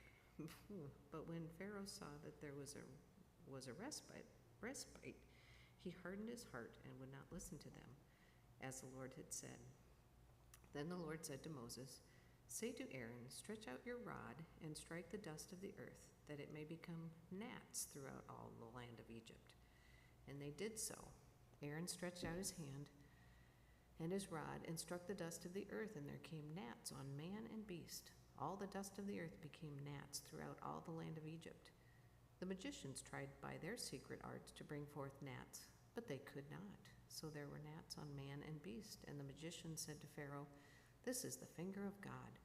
But Pharaoh's heart was hardened and would not listen to them, as the Lord had said. Then the Lord said to Moses, "Rise up early in the morning and go wait for Pharaoh, as he goes out to the water, and say to him, 'Thus says the Lord, let my people go, that they may serve me. Else if you will not let my people go, behold, I will send swarms of flies on you and your servants and your people, and into your houses and the houses of the Egyptians shall be filled with swarms of flies, and also the ground on which they stand. But on that day I will set apart the land of Goshen, where my people dwell, so that no swarms of flies shall be there, that you may know that I am the Lord in the midst of the earth. Thus I will put a division between my people and your people. By tomorrow shall this sign be." And the Lord did so. There came great swarms of flies into the house of Pharaoh and into his servants' houses and in all the land of Egypt. The land was ruined by reason of the flies. Then Pharaoh called Moses and Aaron and said, "Go, sacrifice to your God within the land." But Moses said, "It would not be right to do so, for we shall sacrifice to the Lord our God offerings abominable to the Egyptians. If we sacrifice offerings abominable to the Egyptians before their eyes, will they not stone us? We must go 3 days' journey into the wilderness and sacrifice to the Lord our God as he will command us." So Pharaoh said, "I will let you go to sacrifice to the Lord your God in the wilderness. Only you shall not go very far away. Make entreaty for me." Then Moses said, "Behold, I am going out from you, and I will pray to the Lord that the swarms of flies may depart from Pharaoh, from his servants, and from his people. Tomorrow, only let not Pharaoh deal falsely again by not letting the people go to sacrifice to the Lord." So Moses went out from Pharaoh and prayed to the Lord, and the Lord did as Moses asked, and removed the swarms of flies from Pharaoh, from his servants, and from his people. Not one remained. But Pharaoh hardened his heart this time also, and did not let the people go. Then the Lord said to Moses, "Go in to Pharaoh and say to him, 'Thus says the Lord, the God of the Hebrews, let my people go, that they may serve me. For if you refuse to let them go and still hold them, behold, the hand of the Lord will fall with a very severe plague upon your cattle, which are in the field, the horses, the asses, the camels, the herds, and the flocks. But the Lord will make a distinction between the cattle of Israel and the cattle of Egypt, so that nothing shall die of all that belongs to the people of Israel.' And the Lord set a time, saying, 'Tomorrow the Lord will do this thing in the land.' And on the morrow the Lord did this thing. All the cattle of the Egyptians died, but of the cattle of the people of Israel not one died. And Pharaoh sent, and behold, not one of the cattle of the Israelites was dead. But the heart of Pharaoh was hardened, and he did not let the people go. And the Lord said to Moses and Aaron, 'Take handfuls of ashes from the kiln, and let Moses throw them toward heaven in the sight of Pharaoh. And it shall become fine dust over all the land of Egypt, and become boils breaking out in sores on man and beast throughout all of the land of Egypt.' So they took ashes from the kiln and stood before Pharaoh, and Moses threw them toward heaven. And it became boils breaking out in sores on man and beast. And the magicians could not stand before Moses because of the boils. For the boils were upon the magicians and upon all the Egyptians. But the Lord hardened the heart of Pharaoh, and he did not listen to them, as the Lord had spoken to Moses. Then the Lord said to Moses, "Rise up early in the morning and stand before Pharaoh and say to him, 'Thus says the Lord, the God of the Hebrews, let my people go, that they may serve me. For this time I will send all my plagues upon your heart and upon your servants and your people, that you may know that there is none like me in all the earth. For by now I could have put forth my hand and struck you and your people with pestilence, and you would have been cut off from the earth. But for this purpose I have let you live, to show you my power, so that my name may be declared throughout all the earth. You are still exalting yourself against my people, and will not let them go. Behold, tomorrow about this time I will cause very heavy hail to fall, such as never has been in Egypt from the day it was founded until now. Now therefore send, get your cattle, and all that you have in the field into safe shelter, for the hail shall come down upon every man and beast that is in the field and is not brought home, and they shall die." Then he who feared the word of the Lord among the servants of Pharaoh made his slaves and his cattle flee into the houses. But he who did not regard the word of the Lord left his slaves and his cattle in the field. And the Lord said to Moses, "Stretch forth your hand toward the heaven, that there may be hail in all the land of Egypt upon man and beast and every plant of the field throughout the land of Egypt." Then Moses stretched forth his rod toward the heaven, and the Lord sent thunder and hail and fire rained down to the earth. And the Lord rained hail upon the land of Egypt. There was hail and fire flashing continually in the midst of the hail, very heavy hail, such as had never been in all the land of Egypt since it became a nation. The hail struck down everything that was in the field throughout all the land of Egypt, both man and beast, and the hail struck down every plant of the field and shattered every tree of the field. Only in the land of Goshen, where the people of Israel were, there was no hail. Come on.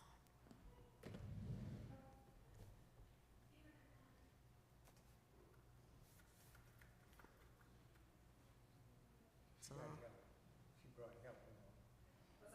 you brought help. Yes, yeah. Okay. It goes pretty fast, actually. Exodus. Yeah. All right, Yeah, I wonder we where got- we'd be, so. Got through. We're right here in verse 27. Okay, thank you. All right. Okay. I'll go first. You guys start?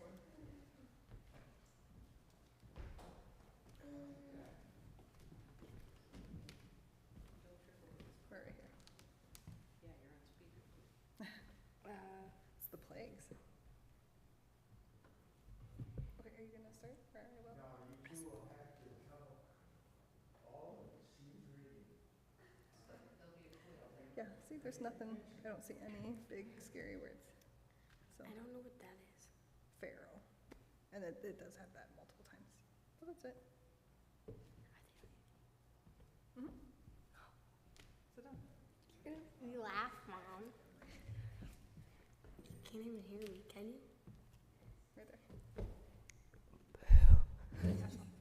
It's so hard. Start. Okay, once you get up, I'm gonna do it first.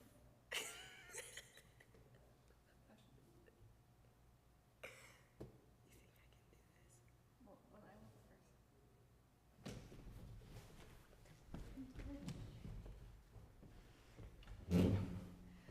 Then Pharaoh sent and called Moses and Aaron and said to them, I have sinned this time. The Lord is in the right, and I and my people are in the wrong. Entreat the Lord, for this has been enough for this thunder and hail. I will let you go, and you shall stay no longer. Moses said to him, As soon as I have gone out of the city, I will stretch out my hands to the Lord.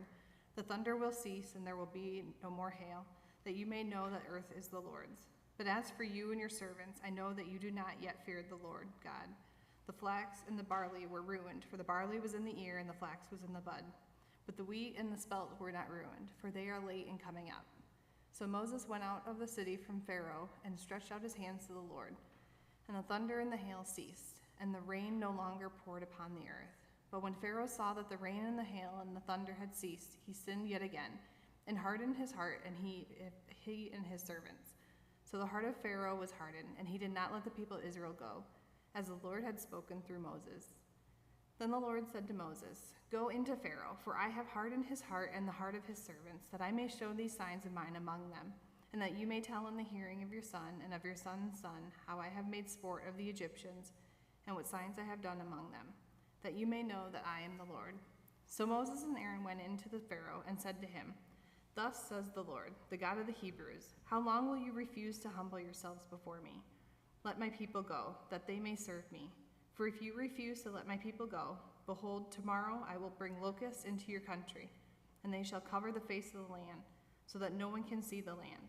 And they shall eat what is left to you after the hail, and they shall eat every tree of yours which grows in the field. And they shall fill your houses and the houses of all your servants and of all of the Egyptians, as neither your fathers nor your grandfathers have seen, from the day they came on earth to this day." Then he turned and went out from Pharaoh. And Pharaoh's servant said to him, "How long shall this man be a snare to us? Let the men go, that they may serve the Lord their God. Do you not yet understand that Egypt is ruined?" So Moses and Aaron were brought back to Pharaoh, and he said to them, "Go, serve the Lord your God, but who are to go?" And Moses said, "We will go with our young and our old. We will go with our sons and our daughters, and with our flocks and herds, for we must hold a feast to the Lord." And he said to them, "The Lord be with you, if ever I let you and your little ones go. Look, you have some evil purpose in mind. No, go, the men among you, and serve the Lord, for that is what you desire." And they were driven out from Pharaoh's presence. Then the Lord said to Moses, "Stretch out your hand over the land of Egypt for the locusts, that they may come upon the land of Egypt, and eat every plant in the land, all that the hail has left." So Moses stretched forth his rod over the land of Egypt, and the Lord brought an east wind upon the land all that day and all that night. And when it was morning, the east wind had brought the locusts. And the locusts came up over all the land of Egypt, and settled on the whole country of Egypt, such a dense swarm of locusts as had never been before, nor ever shall be again. For they covered the face of the whole land, so that the land was darkened, and they ate all the plants in the land, and all the fruit of the trees, which the hail had left.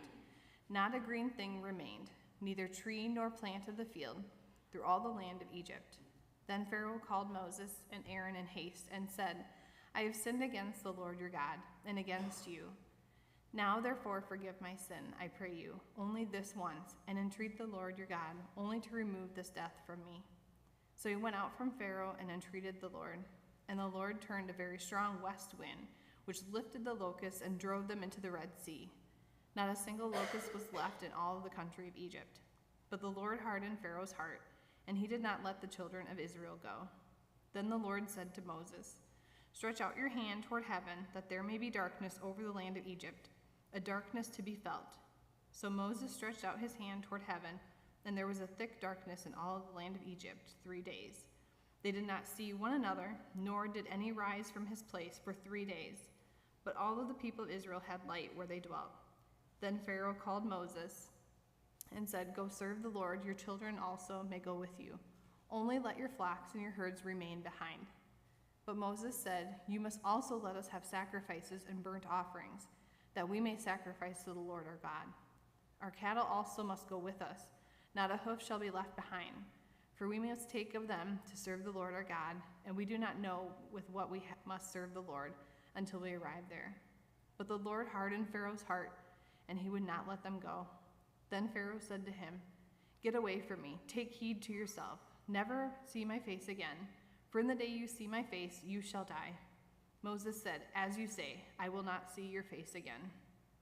The Lord said to Moses, "Yet one more plague I will bring upon Pharaoh and upon Egypt. Afterwards he will let you go hence.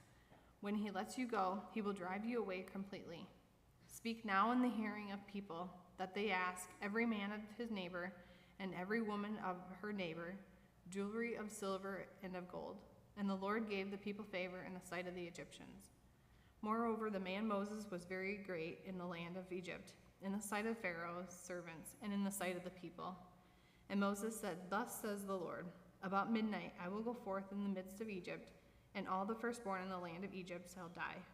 From the firstborn of Pharaoh who sits upon his throne, even to the firstborn of the maidservant who is behind the mill, and all the firstborn of the cattle. And there shall be a great cry throughout all of the land of Egypt, such as there has never been, nor ever shall be again. But against any of the people of Israel, either man or beast, not a dog shall growl, that you may know that the Lord makes a distinction between the Egyptians and Israel. And all these your servants shall come down to me, and bow down to me, saying, Get you out, and all the people who follow you. And after that I will go out. And he went from Pharaoh in hot anger. Then the Lord said to Moses, Pharaoh will not listen to you, that my wonders may be multiplied in the land of Egypt. Moses and Aaron did all these wonders before Pharaoh, and the Lord hardened Pharaoh's heart, and he did not let the people of Israel go out of his land. The Lord said to Moses and Aaron in the land of Egypt, This month shall be for you the beginning of months. It shall be the first month of the year for you.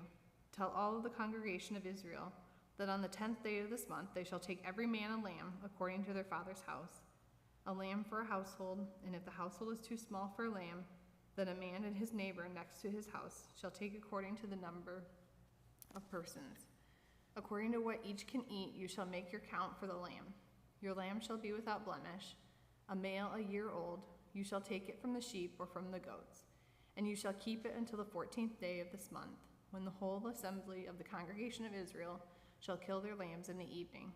Then they shall take some of the blood and put it on 2 doorposts and the lintel on the house in which they eat then. They shall eat the flesh that night, roasted with unleavened bread and bitter herbs they shall eat it. Do not eat any of it raw or boiled with water, but roasted, its head with its legs and its inner parts.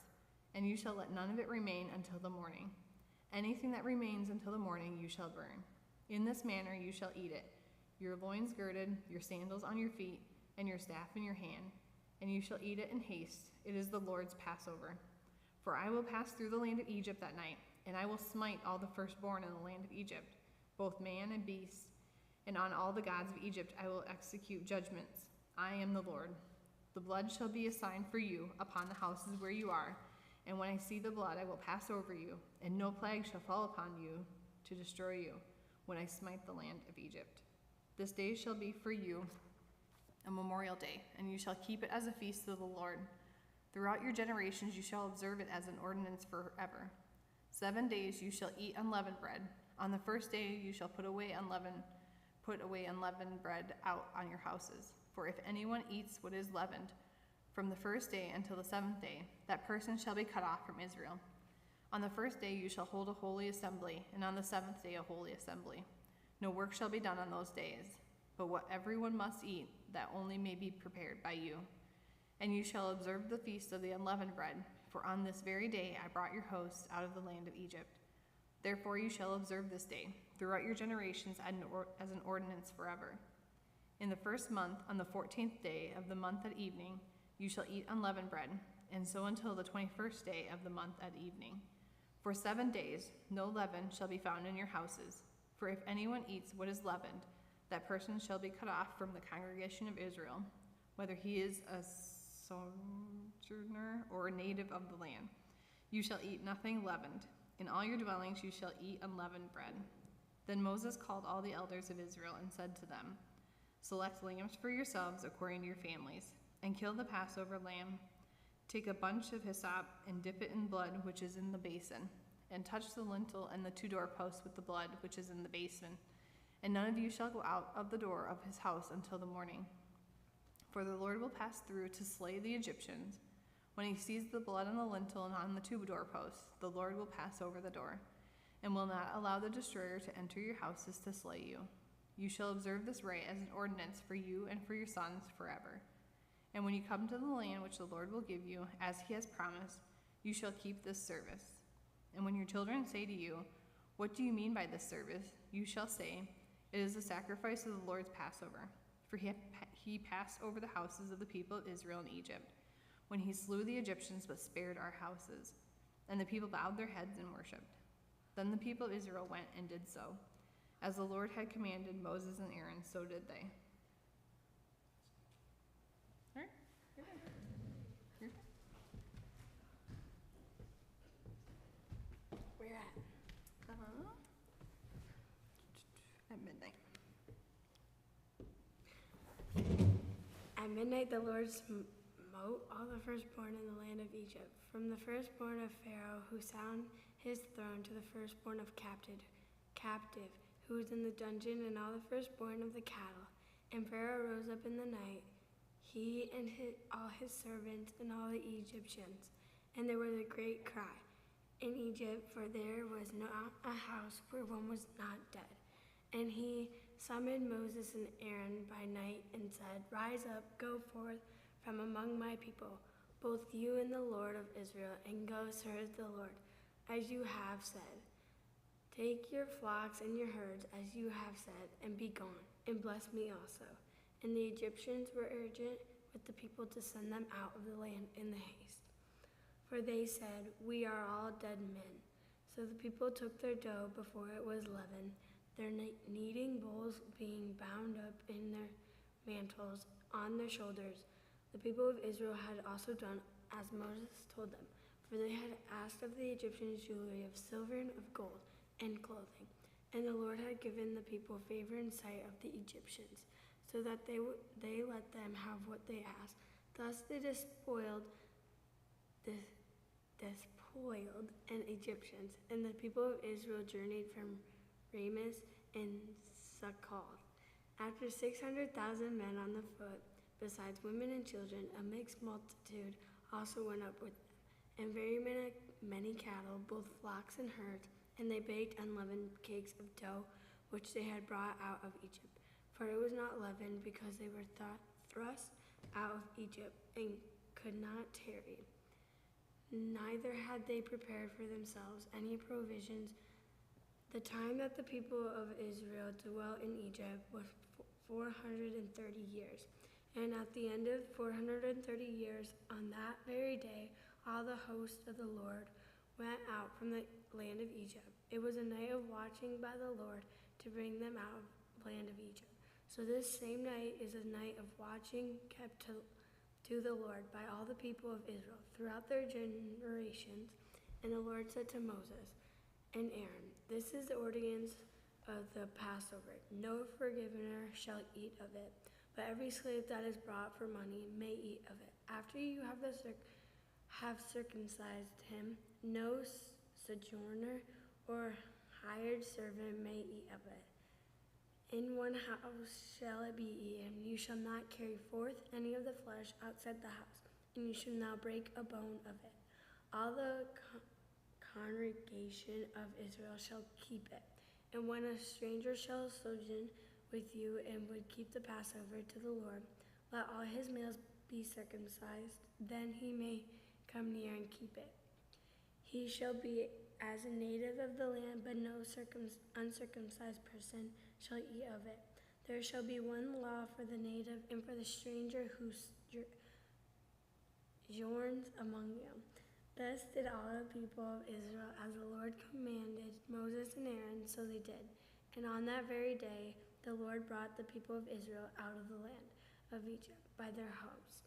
The Lord said to Moses, Consecrate to me all the firstborn, whatever is the first to open the womb among the people of Israel, both the men of the beast is mine.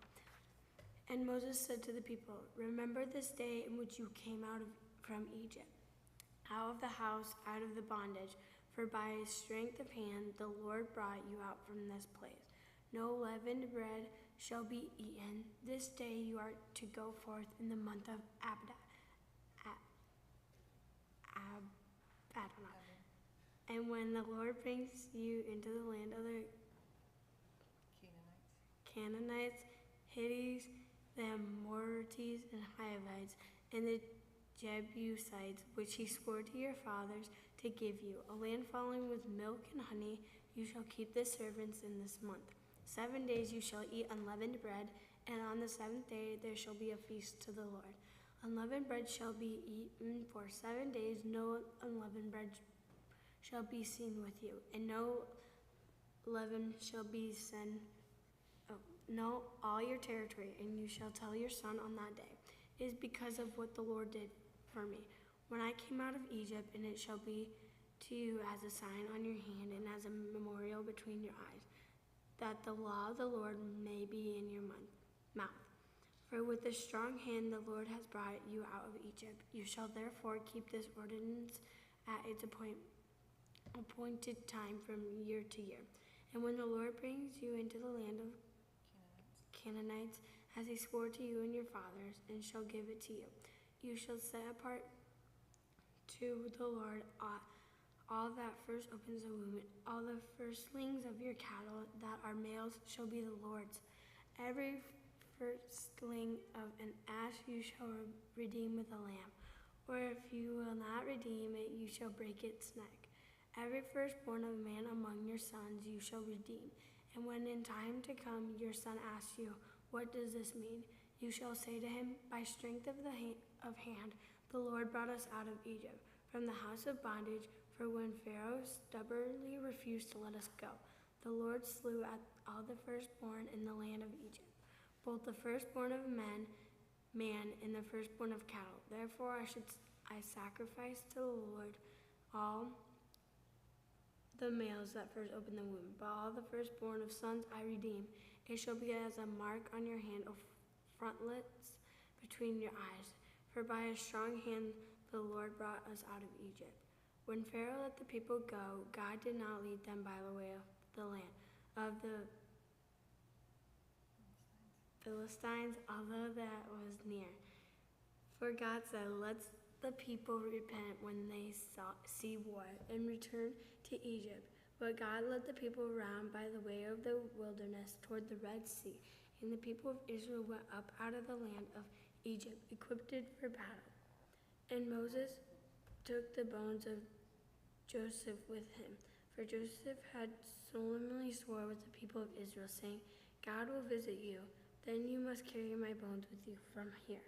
And they moved on from Succoth and encamped at Atham, on the edge of the wilderness, and the Lord went before them by day in a pillar of cloud to light them along the way, and by night in the pillar of fire to give them light, that they might travel by day and by night. The pillar of cloud by day and the pillar of fire by night did not depart from being before the people. Do you want to read one? Yeah. Oh, Chelsea, read. Then the Lord said to Moses, tell the people of Israel to turn back and encamp in front of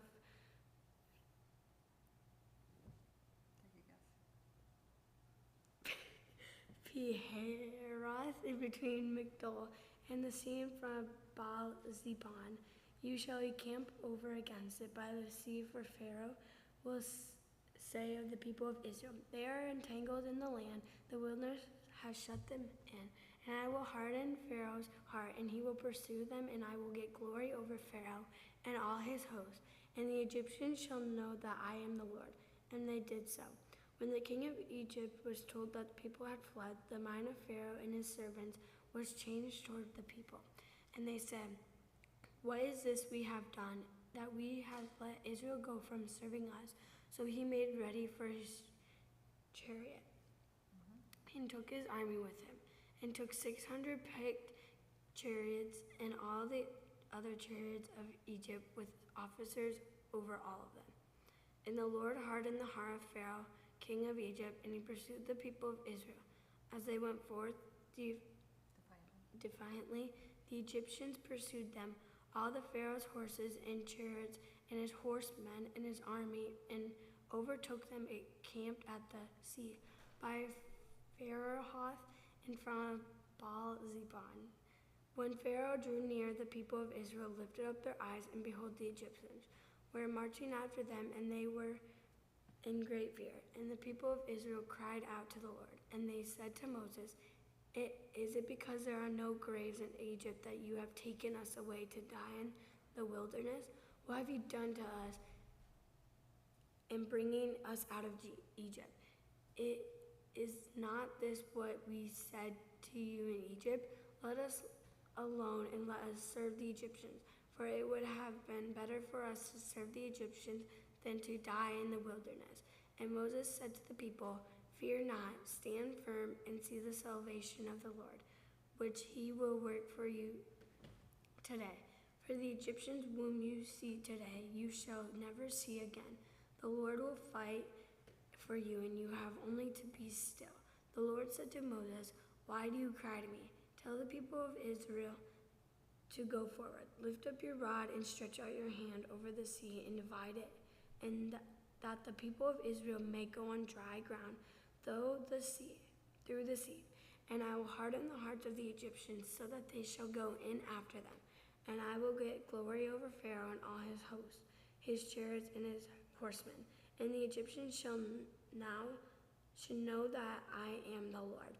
When I have gotten glory over Pharaoh, his chariots and his horsemen, then the angel of God who went before the host of Israel moved, and went behind them, and the pillar of cloud moved from before them and stood behind them, coming between the host of Egypt and the host of Israel.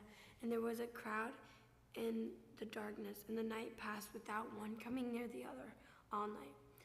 Then Moses stretched out his hand over the sea, and the Lord drove the sea back by a strong east wind all night, and made the sea dry land.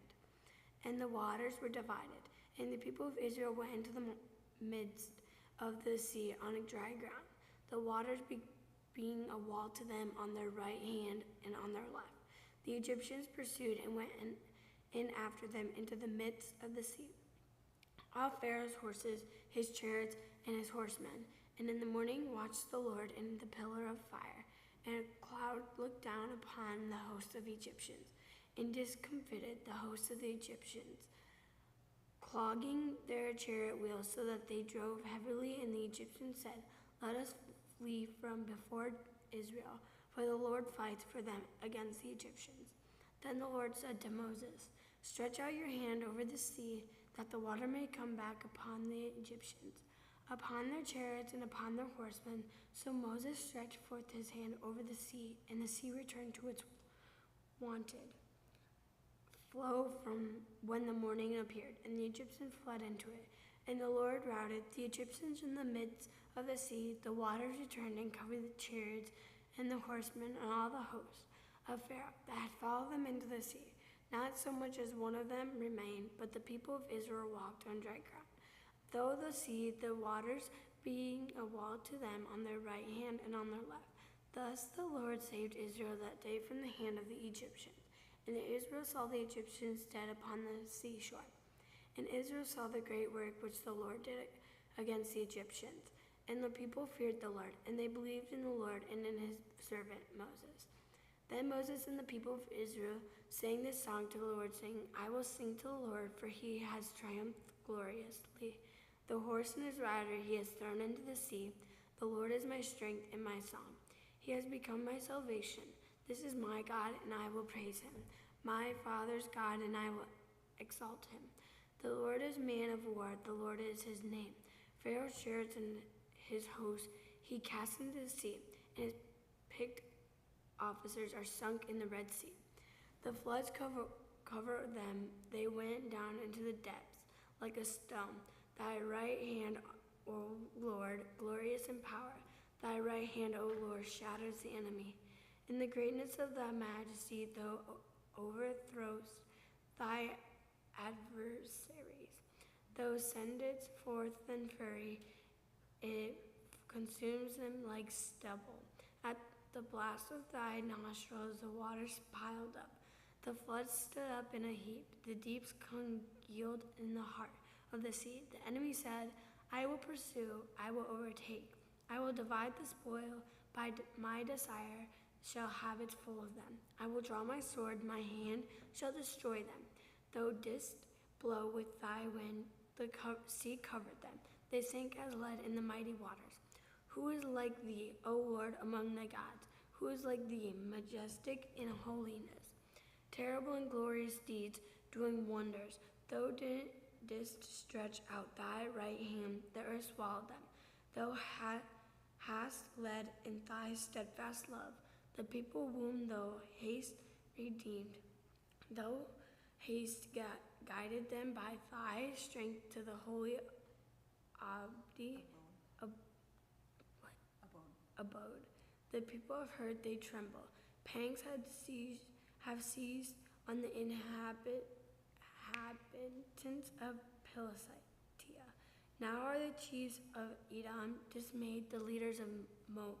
Trembling seizes them, all the inhabitants of Canaan have melted away. Terror and dread fall upon them because of the greatness of thy arm, and they are still as a stone till the people, O Lord, pass by, till the people pass by whom thou hast purchased, thou wilt bring them in, and plant them on thy own mountain, the place, O Lord, which thou hast made for thy abode. The sanctuary, O Lord, which the hands are established, the Lord will reign forever and ever. For when the horses of Pharaoh with his chariots and his horsemen went into the sea, the Lord brought back the waters of sea upon them. But the people of Israel walked on dry ground in the midst of the sea. Then Miriam, the prophets, the sister of Aaron, took a timbrel in her hand, and the women went out after with timbrels and dancing. And Miriam sang to them, "Sing to the Lord, for he has triumphed gloriously." Okay. The horse and his rider he was thrown into the sea. Then Moses led Israel onward from the Red Sea, and they went into the wilderness of Shur. They went 3 days in the wilderness, found no water. When they came to Moriah, they could not drink the water of Moriah because it was bitter. For it was named Marah. And the people murmured against Moses, saying, "What shall we drink?" And he cried to the Lord, and the Lord showed him a tree. And he threw it into the water, and the water became sweet. There the Lord made for them a statute and an ordinance, and there he provided them, saying, "If you will diligently hearken to the voice of the Lord your God, and do that which is right in his eyes, and give heed to his commandments, and keep all his statutes, I will put none of the diseases upon you which I put upon the Egyptians, for I am the Lord your healer." Then they came to Elim, where there were 12 springs of water and 70 palm trees, and they encamped there by the water. I read the whole time. 15 minutes.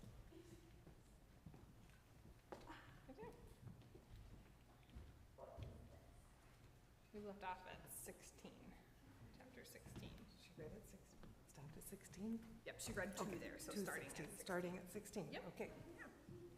Thank you.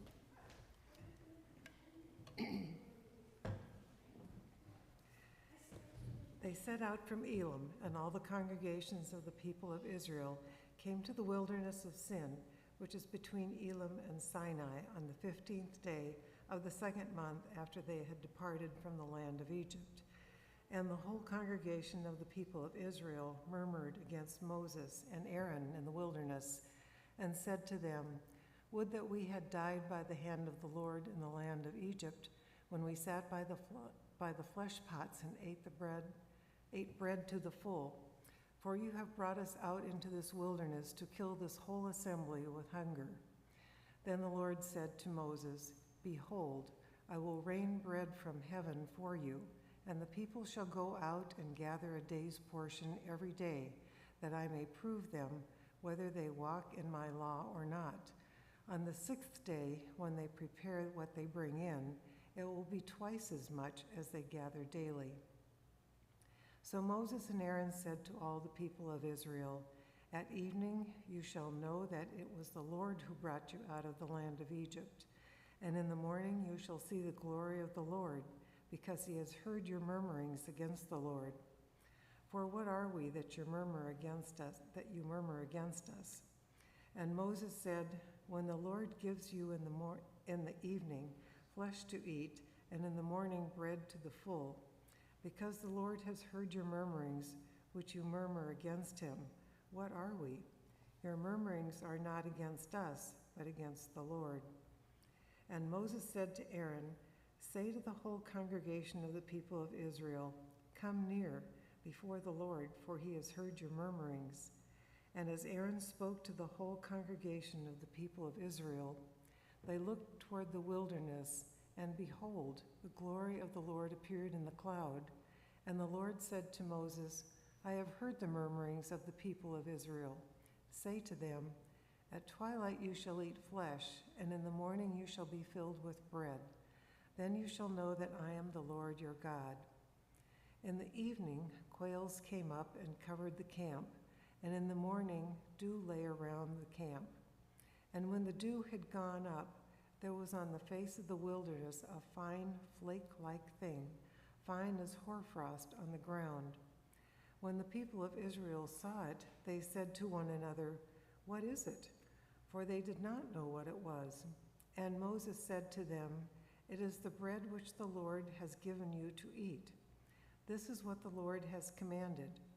Gather of it, every man of you, as much as you can eat. You shall take an omer apiece, according to the number of persons whom each of you has in his tent." And the people of Israel did so. They gathered, some more, some less. But when they measured it with an omer, he that had gathered much had nothing over, and he that had gathered little had no lack, each gathering according to what he could eat. And Moses said to them, "Let no man leave any of it till the morning." But they did not listen to Moses. Some left part of it till the morning, and it bred worms and became foul. And Moses was angry with them. Morning by morning they gathered it, each as much as he could eat. But when the sun grew hot, it melted. On the 6th day they gathered twice as much bread, 2 omers apiece.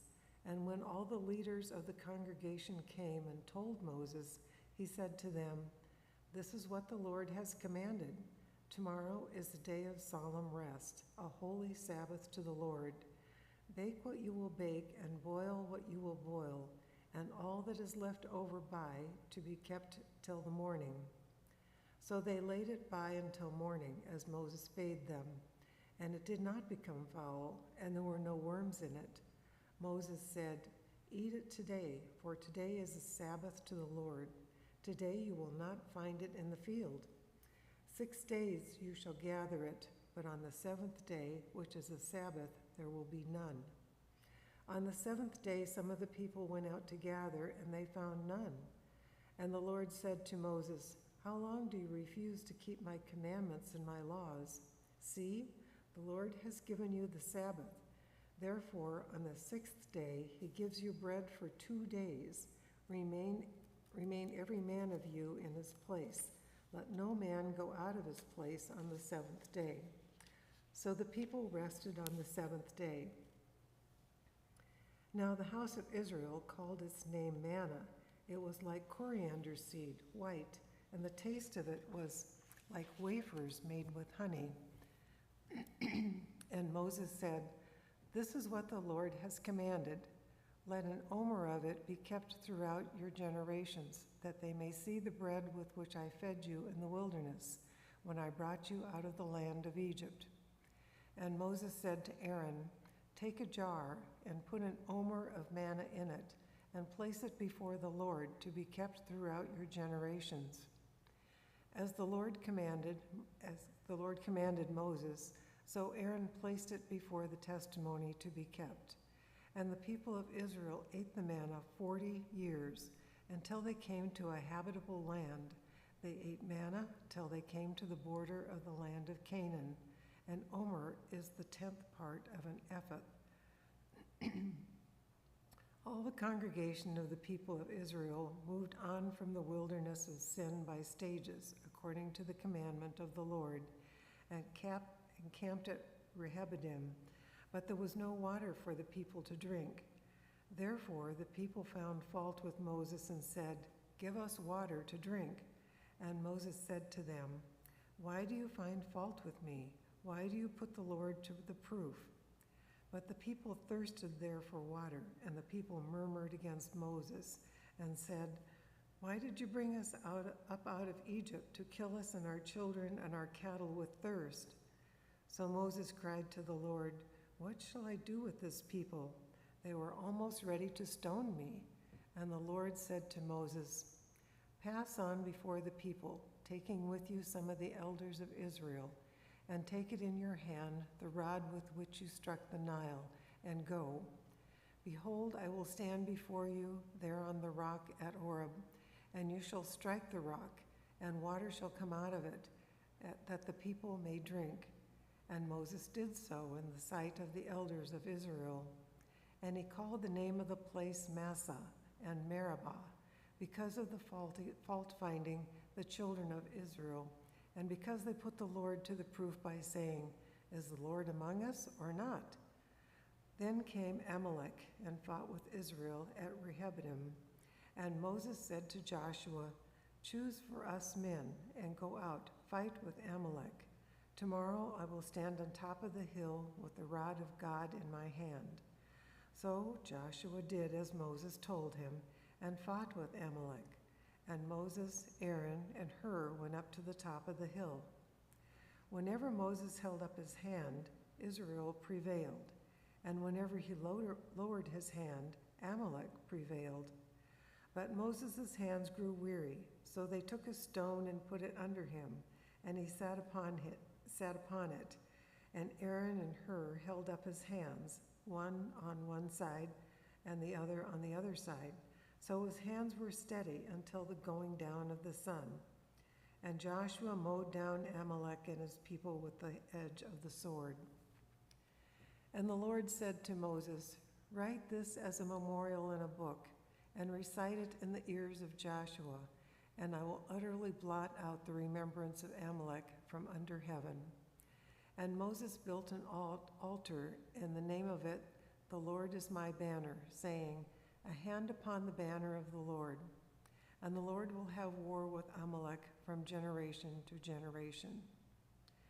Jethro, the priest of Midian, Moses' father-in-law, heard of all that God had done for Moses and for Israel his people, how the Lord had brought Israel out of Egypt. Now Jethro, Moses' father-in-law, had taken Zipporah, Moses' wife, after he had sent her away, and her 2 sons, of whom the name of one was Gershom, for he said, I have been a sojourner in a foreign land, and the name of the other Eliezer, for he said, The God of my father was my help, and delivered me from the sword of Pharaoh. And Jethro, Moses' father-in-law, came with his sons and his wife to Moses in the wilderness, where he was encamped at the mountain of God. And when one told Moses, Lo, your father-in-law Jethro is coming with you with your wife and her 2 sons with her, Moses went out to meet his father-in-law and did obeisance and kissed him. And they asked one another of their welfare and went into the tent. Then Moses told his father-in-law all that the Lord had done to Pharaoh and to the Egyptians for Israel's sake, all the hardship that had come upon them in the way, and how the Lord had delivered them. And Jethro rejoiced for all the good which the Lord had done to Israel, and that he had delivered them out of the hand of the Egyptians. And Jethro said, Blessed be the Lord, who has delivered you out of the hand of the Egyptians and out of the hand of Pharaoh.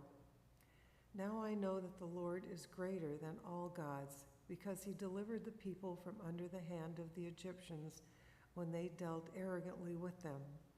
And Jethro, Moses' father-in-law, offered a burnt offering and sacrifices to God, and Aaron came with all the elders of Israel to eat bread with Moses' father-in-law before God. On the morrow, Moses sat judge to the people, and the people stood about Moses from morning till evening. Then Moses' father-in-law saw all that he was doing for the people. He said, What is this that you are doing for the people? Why do you sit alone and all the people stand about you from morning till evening? And Moses said to his father-in-law, Because the people come to me to inquire of God when they have a dispute, they come to me and I decide between a man and his neighbor, and I make them know the statutes of God and his decisions. Moses' father-in-law said to him, What you are doing is not good. You and the people with you will wear yourselves out, for the thing is too heavy for you. You are not able to perform it alone. Listen now to my voice. I will give you counsel, and God be with you. You shall represent the people before God and bring their cases to God, and you shall teach them the statutes and the decisions, and make them know the way in which they must walk and what they must do. Moreover, choose able men from all the people, such as fear God, men who are trustworthy and who hate a bribe, and place such men over the peoples as rulers of thousands, of hundreds, of fifties, and of tens, and let them judge the people at all times. Every great matter they shall bring to you, but any small matter they shall decide themselves. So it will be easier for you, and they will bear the burden with you.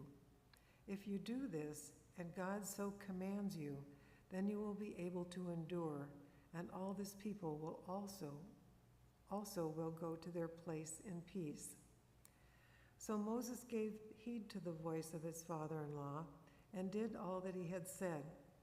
Moses chose able men out of all Israel and made them heads over the people, rulers of thousands, of hundreds, of fifties, and of tens. And they judged the people at all times. Hard cases they brought to Moses, but any smaller matter they decided themselves. Then Moses let his father-in-law depart, and he went his way to his own country. On the third new moon, after the people of Israel had gone forth out of the land of Egypt, on that day they came into the wilderness of Sinai. And when they set out from Rehoboam and came into the wilderness of Sinai, they encamped in the wilderness, and there Israel encamped before the mountain. And Moses went up to God, and the Lord called him out of the mountain, saying, Thus you shall say to the house of Jacob, and tell the people of Israel, You have seen what I did to the Egyptians, and how I bore you on eagle's wings and brought you to myself. Now therefore, if you will obey my voice and keep my covenant, you shall be my own possession among all peoples, for all the earth is mine, and you shall be to me a kingdom of priests and a holy nation. These are the words which you shall speak to the children of Israel. So Moses came and called the elders of the people, and set before them all these words which the Lord had commanded him. And all the people answered together and said, All that the Lord has spoken we will do. And Moses reported the words of the people to the Lord. And the Lord said to Moses, Lo, I am coming to you in a thick cloud, that the people may hear when I speak with you, and may also believe you forever. Then Moses told the words of the people to the Lord. And the Lord said to Moses, Go to the people and consecrate them today and tomorrow, and let them wash their garments, and be ready by the third day. For on the third day the Lord will come down Mount Sinai in the sight of all the people, and you shall set bounds for the people round about, saying, Take heed that you do not go up into the mountain or touch the border of it. Whoever touches the mountain shall be put to death. No hand shall touch him, but he shall be stoned or shot. Whether beast or man, he shall not live. When the trumpet sounds a long blast, they shall come up to the mountain. So Moses went down from the mountain to the people and consecrated the people, and they washed their garments. And he said to the people, Be ready by the third day. Do not go near a woman. On the morning of the third day there were thunders and lightning, and a thick cloud upon the mountain, and a very loud trumpet blast, so that all the people who were in the camp trembled. Then Moses brought the people out of the camp to meet God, and they took their stand at the foot of the mountain.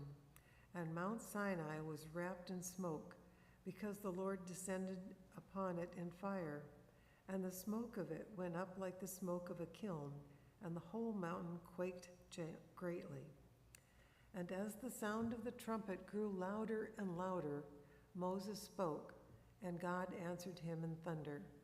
And the Lord came down upon the Mount Sinai to the top of the mountain, and the Lord called Moses to the top of the mountain, and Moses went up. And the Lord said to Moses, "Go down and warn the people, lest they break through to the Lord to gaze, and many of them perish. And also let the priests who come near the Lord consecrate themselves, lest the Lord break out upon them."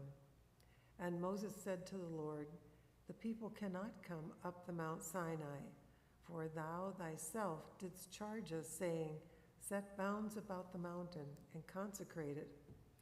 And the Lord said to him, 'Go down and come up, bringing Aaron with you, but do not let the priests and the people break through to come up to the Lord, lest he break out against them.' So Moses went down to the people and told them. And Moses spoke all these words, saying, 'I am the Lord your God, who brought you out of the land of Egypt, out of the house of bondage. You shall have no other gods before me. You shall not make for yourself a graven image, or any likeness of anything that is in heaven above, or that is in the earth beneath, or that is in the water under the earth. You shall not bow down to them or serve them, for I, the Lord your God, am a jealous God, visiting the iniquity of the fathers upon the children to the third and fourth generations of those who hate me, but showing steadfast love and to thousands of those who love me and keep my commandments. You shall not take the name of the Lord your God in vain, for the Lord will not hold him guiltless who takes his name in vain. Remember the Sabbath day to keep it holy. 6 days you shall labor and do all your work, but the seventh day is the Sabbath to the Lord your God. In it you shall not do any work, you or your son or your daughter, your manservant or your maidservant, or your cattle, or the sojourner who is within your gates. For in 6 days the Lord made heaven and earth, the sea and all that is in them, and rested on the seventh day. Therefore the Lord blessed the Sabbath day and hallowed it.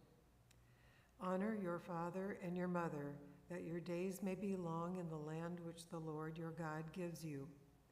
You shall not kill. You shall not commit adultery. You shall not steal. You shall not bear false witness against your neighbor. You shall not covet your neighbor's house.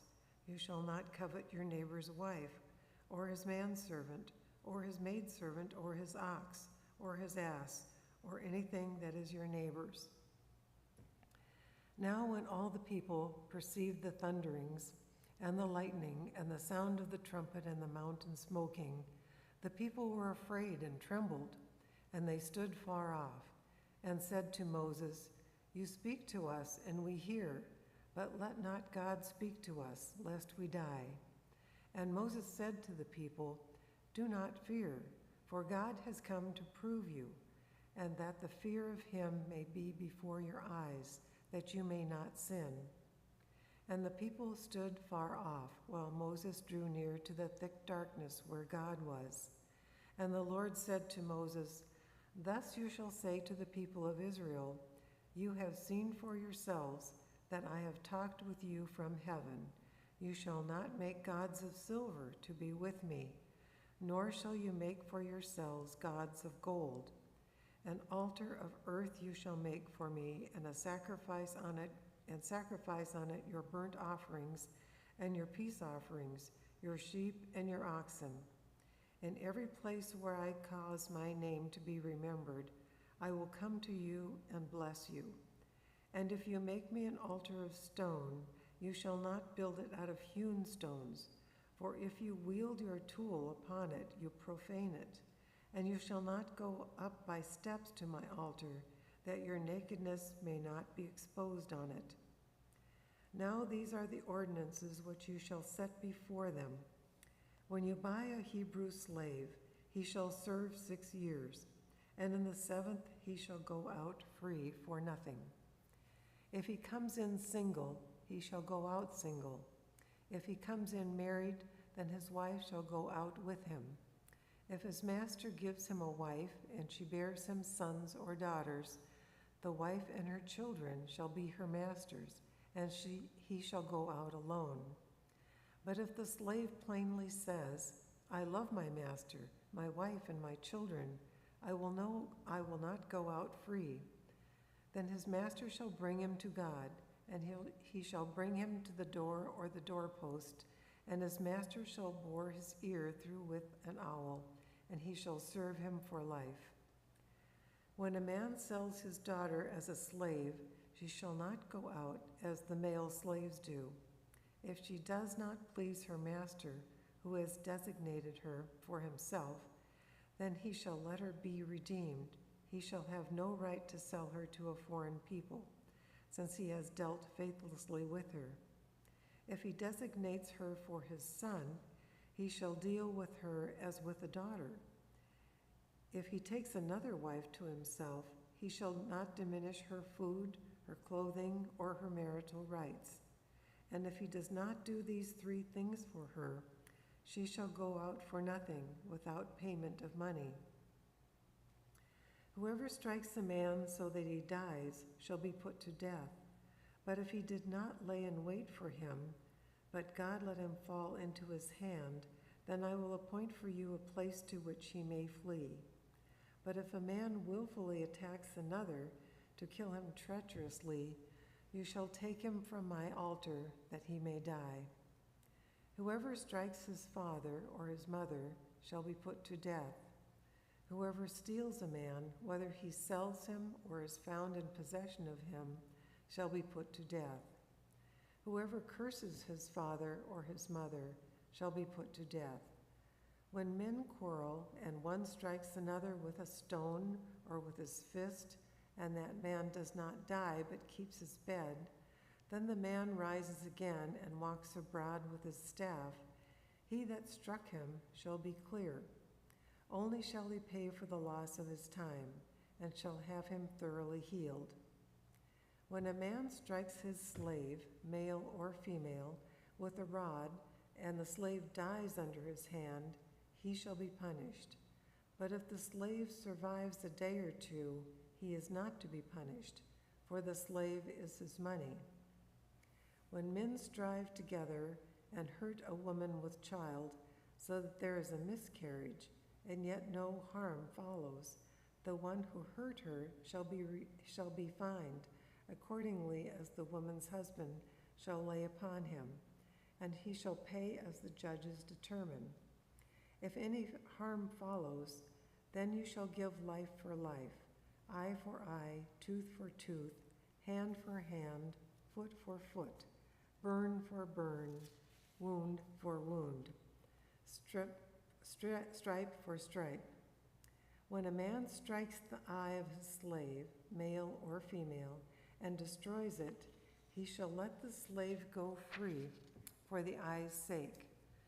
If he knocks out the tooth of his slave, male or female, he shall let the slave go free for the tooth's sake. When an ox gores a man or a woman to death, the ox shall be stoned, and its flesh shall not be eaten, but the owner of the ox shall be clear. But if the ox has been accustomed to gore in the past, and its owner has been warned but has not kept it in, and it kills a man or a woman, the ox shall be stoned, and its owner shall be put to death. If a ransom is laid on him, then he shall give it for the redemption of his life, whatever is laid upon him. If it gores a man's son or daughter, he shall be dealt with according to the same rule.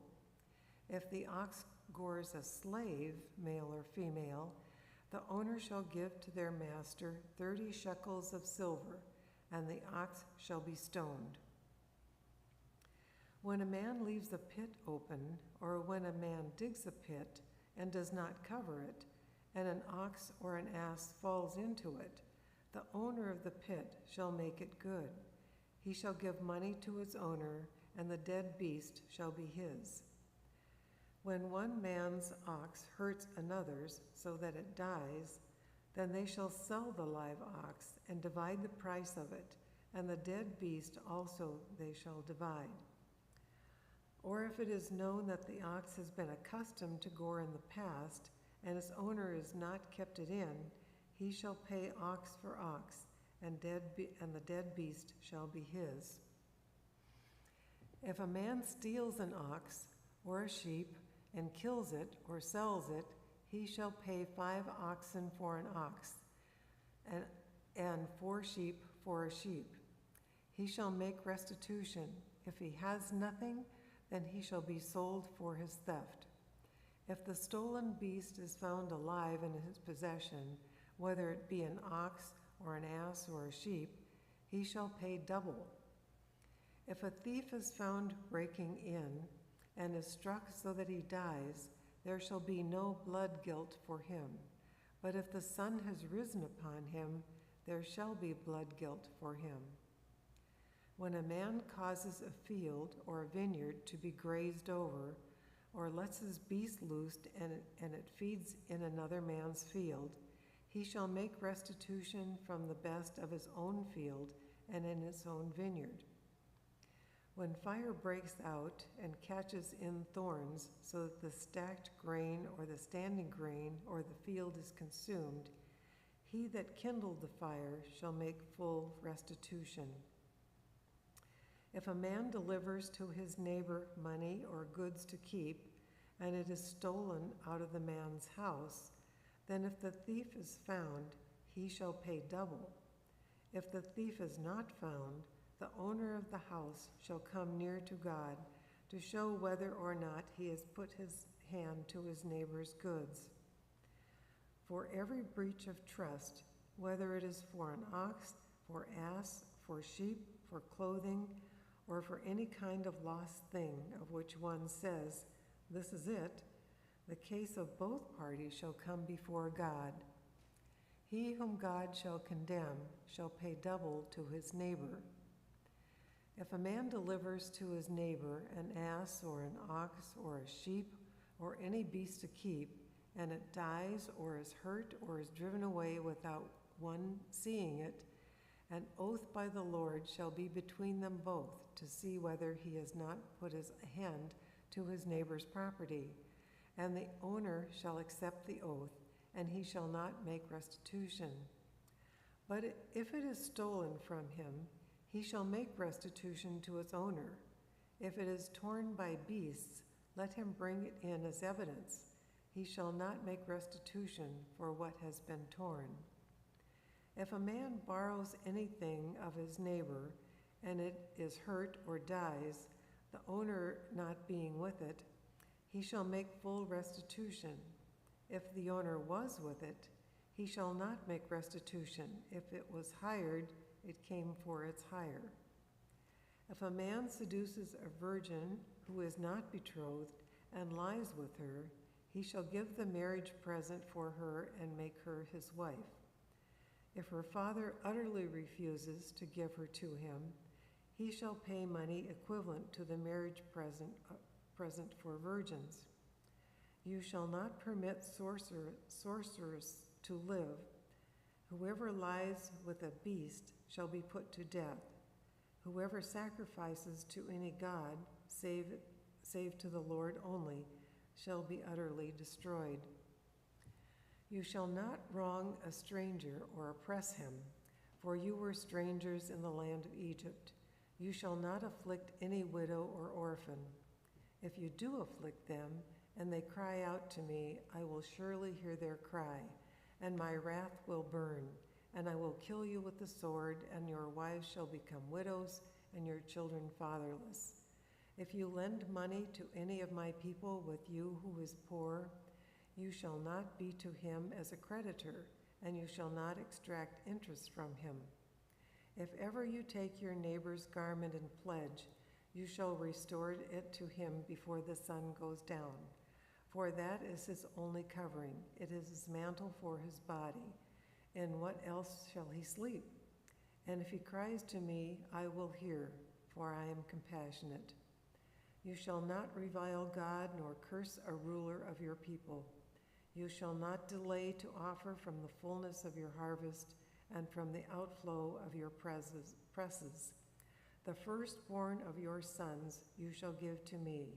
You shall do likewise with your oxen and with your sheep, 7 days it shall be with its dam. On the 8th day you shall give it to me. You shall be men consecrated to me. Therefore you shall not eat any flesh that is torn by beasts in the field. You shall cast it to the dogs. Okay, so Start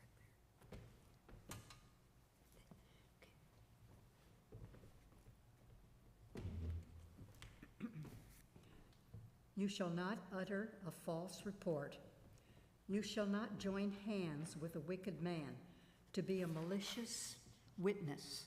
You shall not follow a multitude to do evil, nor shall you bear witness in a suit, turning aside after a multitude, so as to pervert justice, nor shall you be partial to a poor man in his suit.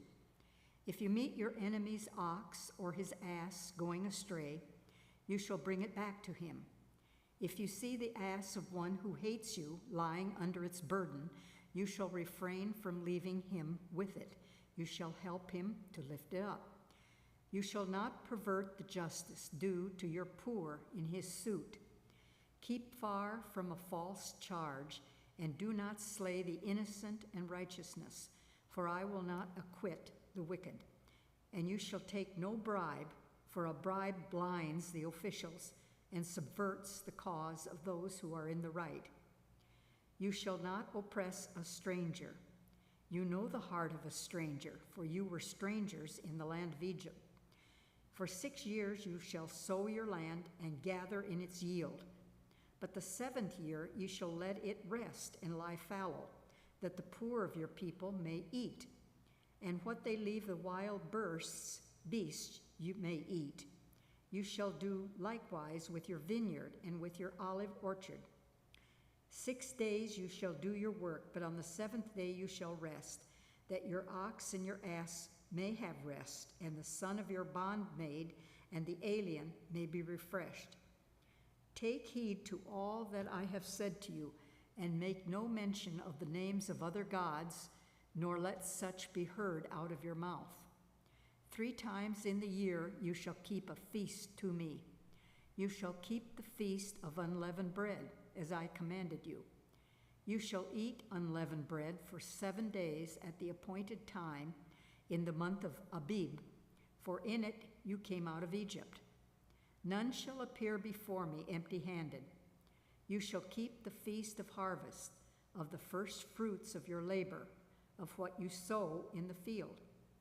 You shall keep the feast of ingathering at the end of the year, when you gather in from the field the fruits of your labor. 3 times in the year shall all your males appear before the Lord God. You shall not offer the blood of my sacrifice with leavened bread, or let the fat of my feast remain until the morning.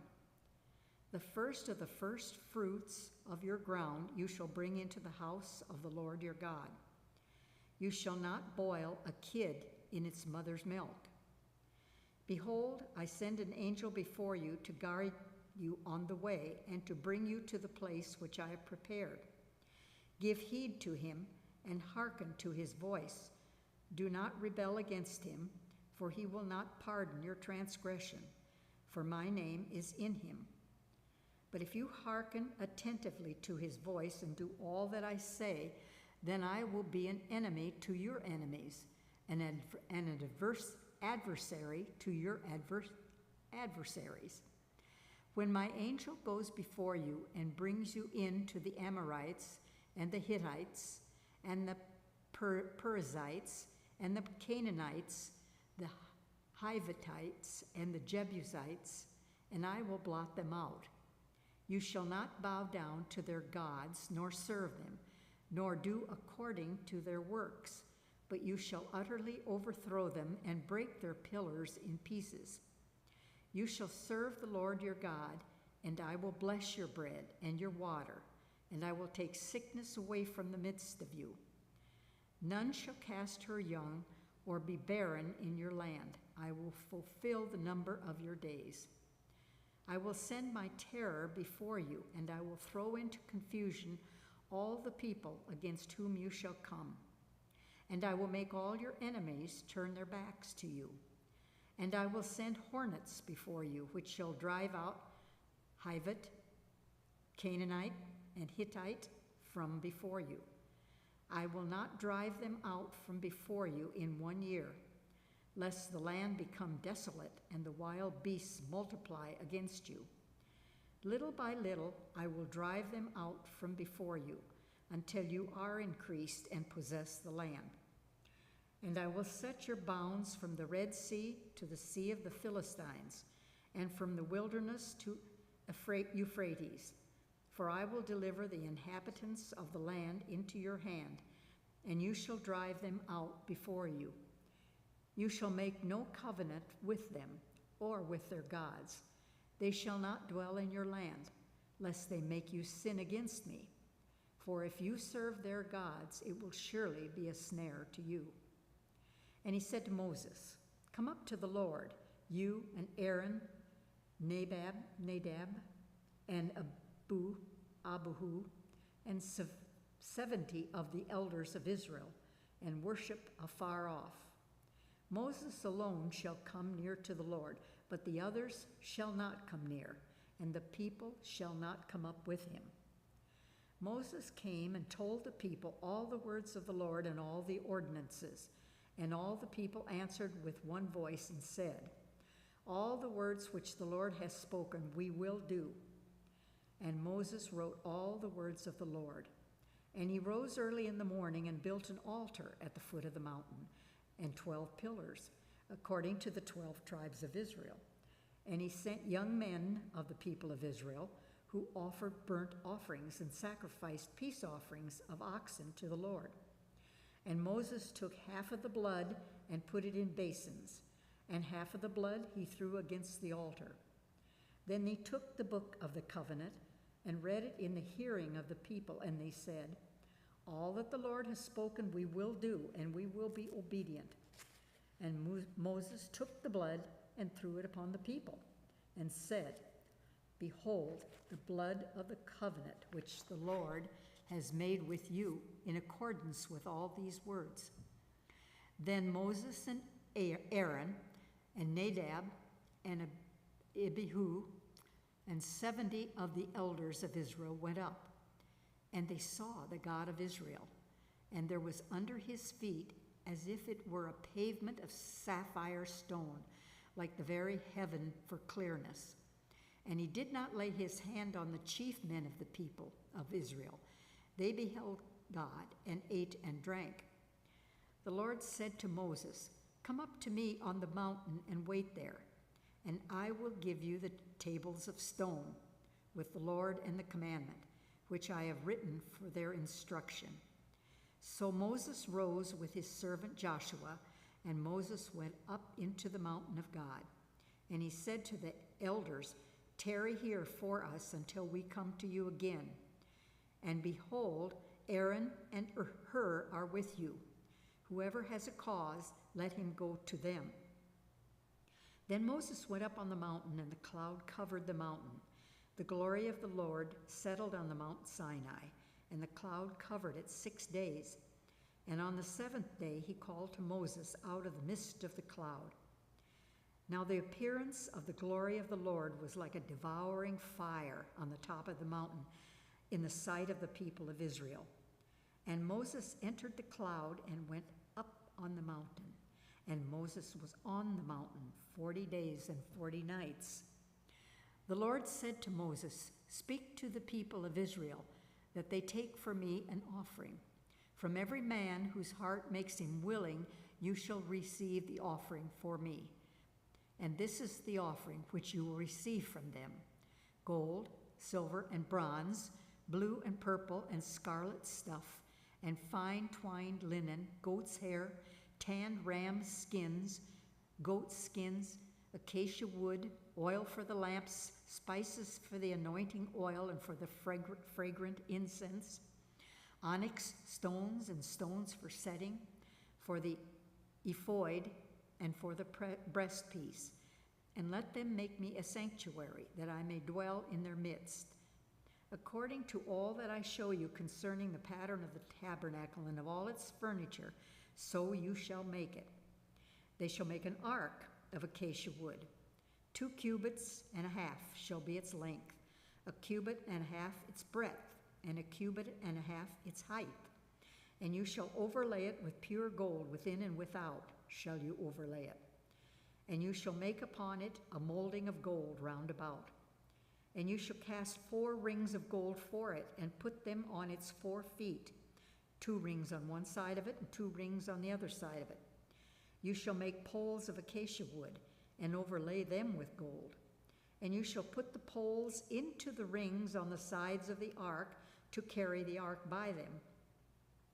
The poles shall remain in the rings of the ark. They shall not be taken from it. And you shall put into the ark the testimony which I shall give you. Then you shall make a mercy seat of pure gold. 2 cubits and a half shall be its length, and a cubit and a half its breadth. And you shall make 2 cherubim of gold. Of hammered work shall you make them, on the 2 ends of the mercy seat. Make 1 cherub on the one end, and 1 cherub on the other end. Of one piece with the mercy seat shall you make the cherubim on its ends. The cherubim shall spread out their wings above, overshadowing the mercy seat with their wings, their faces one to another. Toward the mercy seat shall the faces of the cherubim be. And you shall put the mercy seat on the top of the ark. And in the ark you shall put the testimony that I shall give you. There I will meet with you, and from above the mercy seat, from between the 2 cherubim, there upon the ark of the covenant, I will speak with you of all that I will give you in commandment for the people of Israel. And you shall make a table of acacia wood. 2 cubits shall be its length, a cubit its breadth, and a cubit and a half its height. You shall overlay it with pure gold, and make a molding of gold around it. And you shall make around it a frame, a handbreadth wide, and a molding of gold around the frame. And you shall make for it 4 rings of gold, and fasten the rings to the 4 corners at its 4 legs. Close to the frame the rings shall lie, as holders for the poles to carry the table. You shall make the poles of acacia wood, and overlay them with gold, and the table shall be carried with these. And you shall make its plates and dishes for incense, and its flagons and bowls with which to pour libations. Of pure gold you shall make them, and you shall set the bread of the presence on the table before me always. And you shall make a lampstand of pure gold. The base and the shaft of the lampstand shall be made of hammered work. Its cups, its capitals, and its flowers shall be of one piece with it. And there shall be 6 branches going out of its sides, 3 branches of the lampstand out of one side of it, and 3 branches of the lampstand out of the other side of it. 3 cups made like almonds, each with capital and flower on one branch, and 3 cups made like almonds, each with capital and flowers on the other branch. So for the 6 branches going out of the lampstand, and on the lampstand itself 4 cups made like almonds with their capitals and flowers, and a capital of one piece with it under each pair of the 6 branches going out from the lampstand. Their capitals and their branches shall be of one piece with it, the whole of it one piece of hammered work of pure gold. And you shall make the 7 lamps for it, and the lamps shall be set as to give light upon the space in front of it. Its snuffers and their trays shall be of pure gold. Of a talent of pure gold shall it be made, with all these utensils. And you see that you make them after the pattern for them, which is being shown to you up on the mountain. Moreover, you shall make the tabernacle with 10 curtains of fine twined linen, and blue and purple and scarlet stuff. With cherubim skillfully worked shall you make them. The length of each curtain shall be 28 cubits, and the breadth of each curtain 4 cubits. All of the curtains shall have one measure. 5 curtains shall be coupled to one another, and the other 5 curtains shall be coupled to one another. And you shall make loops of blue on the edge of the outmost curtain in the first set, and likewise you shall make loops on the edge of the outmost curtain in the second set.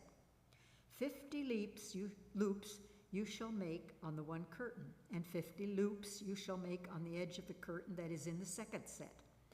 The loops shall be opposite one another, and you shall make 50 clasps of gold, and couple the curtains one to the other with the clasps, that the tabernacle may be one whole. You shall also make curtains of goat's hair for a tent over the tabernacle. 11 curtains shall you make. The length of each curtain shall be 30 cubits, and the breadth of each curtain 4 cubits.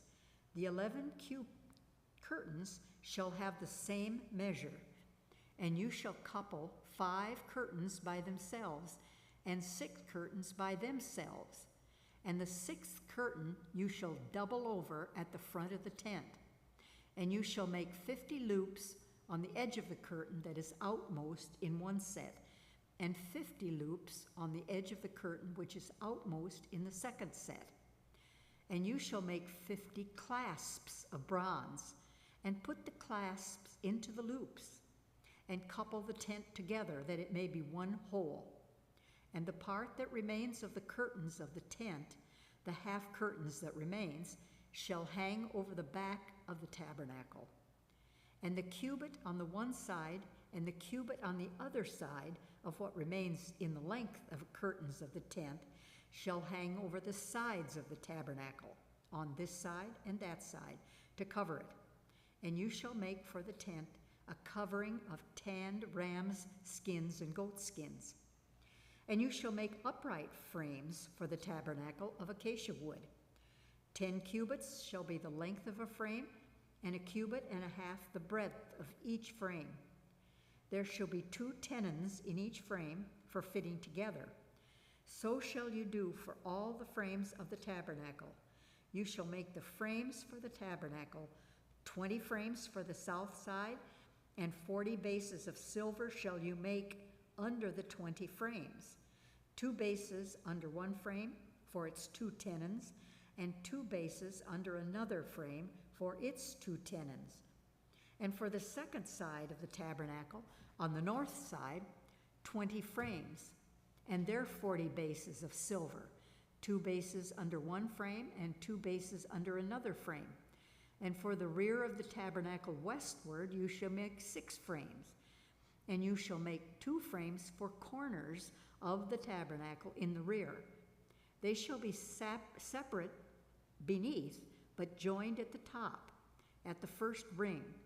Thus shall it be with both of them. They shall form the 2 corners. And there shall be 8 frames with their bases of silver, 16 bases, 2 bases under one frame, and 2 bases under another frame. And you shall make bars of acacia wood, 5 for the frames of one side of the tabernacle, and 5 bars for the frames of the other side of the tabernacle, and 5 bars for the frames of the side of the tabernacle at the rear westward. The middle bar, halfway up the frames, shall pass through from end to end. You shall overlay the frames with gold, and you shall make their rings of gold for holders for the bars, and you shall overlay the bars with gold. And you shall erect the tabernacle according to the plan for it which has been shown you on the mountain. And you shall make a veil of blue and purple and scarlet stuff and fine twined linen. In skilled work shall it be made, with cherubim, and you shall hang it upon 4 pillars of acacia, overlaid with gold, with hooks of gold upon 4 bases of silver. And you shall hang the veil from the clasps, and bring the ark of the testimony in thither within the veil. And the veil shall separate for you the holy place from the most holy.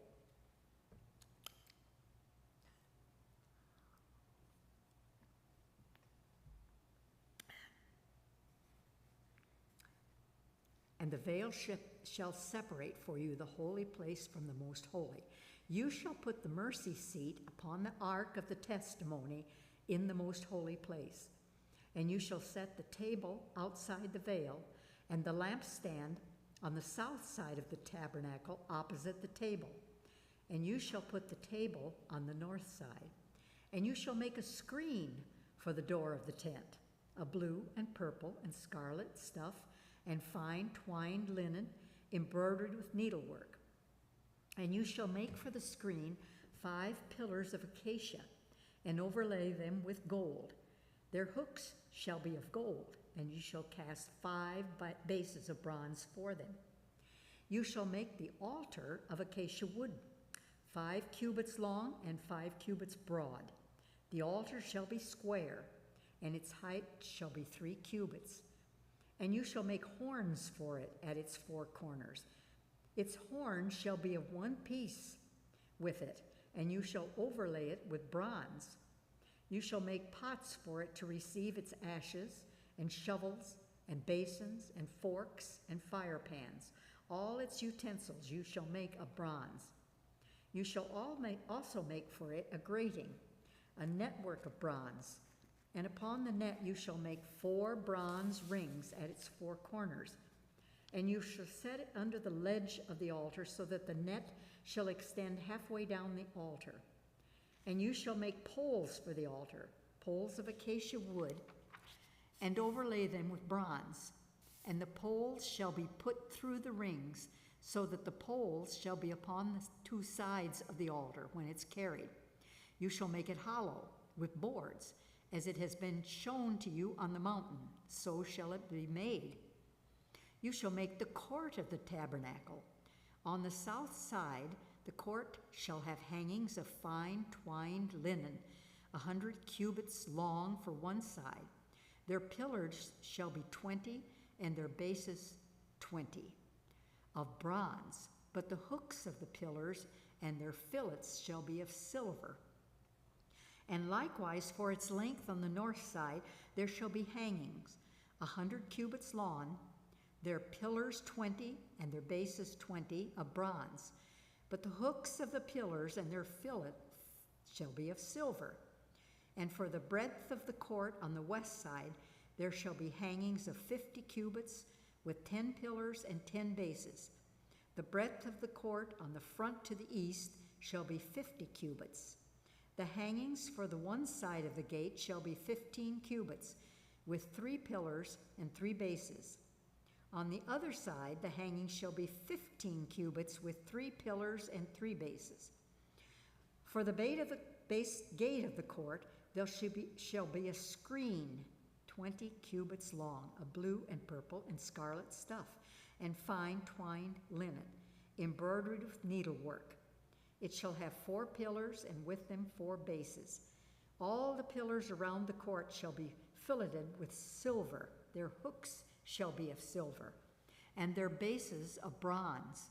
The length of the court shall be 100 cubits, the breadth 50, and the height 5 cubits, with hangings of fine twined linen and bases of bronze. All the utensils of the tabernacle for every use, and all its pegs, and all the pegs of the court shall be of bronze. And you shall command the people of Israel that they bring to you pure beaten olive oil for the light, that a lamp may be set up to burn continually. In the tent of meeting, outside the veil, which is before the testimony, Aaron and his sons shall tend it from evening to morning before the Lord. It shall be a statute forever to be observed throughout their generations by the people of Israel. Then bring near to you Aaron your brother and his sons with him from among the people of Israel to serve me as priests. Aaron and Aaron's sons, Nadab and Abihu, Eleazar and Ithamar, and you shall make holy garments for Aaron your brother, for glory and for beauty. And you you shall speak to all who have ability, that I have endowed with an able mind, that they make Aaron's garments to consecrate him for my priesthood. These are the garments which they shall make: a breastplate, an ephod, a robe, a coat of checker work, a turban, and a girdle. They shall make holy garments for Aaron your brother and his sons to serve me as priests. They shall receive gold, blue, and purple, and scarlet stuff, and fine twined linen.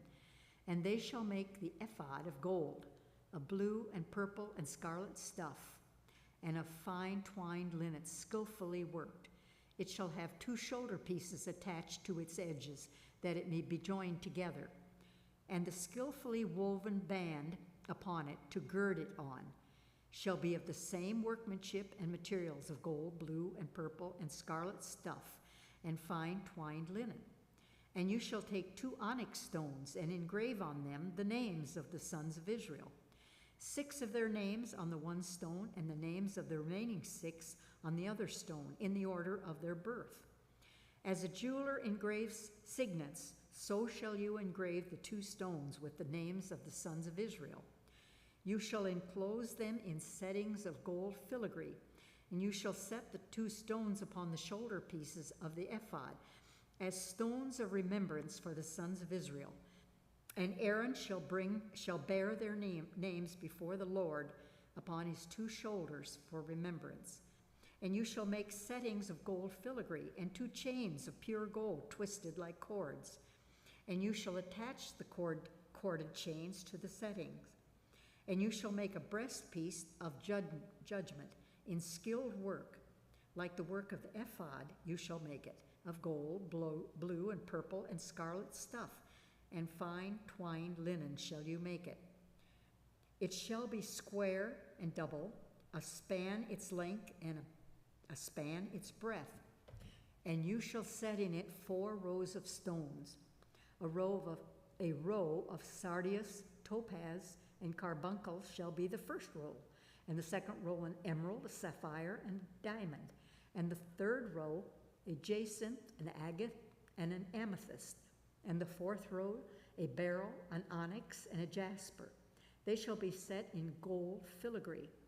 There shall be 12 stones with their names according to the names of the sons of Israel. They shall be like signets, each engraved with its name for the 12 tribes. And you shall make for the breastpiece twisted chains like cords of pure gold. And you shall make for the breastpiece 2 rings of gold, and put the 2 rings on the 2 edges of the breastpiece. And you shall put the 2 cords of gold in the 2 rings at the edges of the breastpiece. The 2 ends of the 2 cords you shall attach to the 2 settings of filigree, and so attach it in front to the shoulder pieces of the ephod.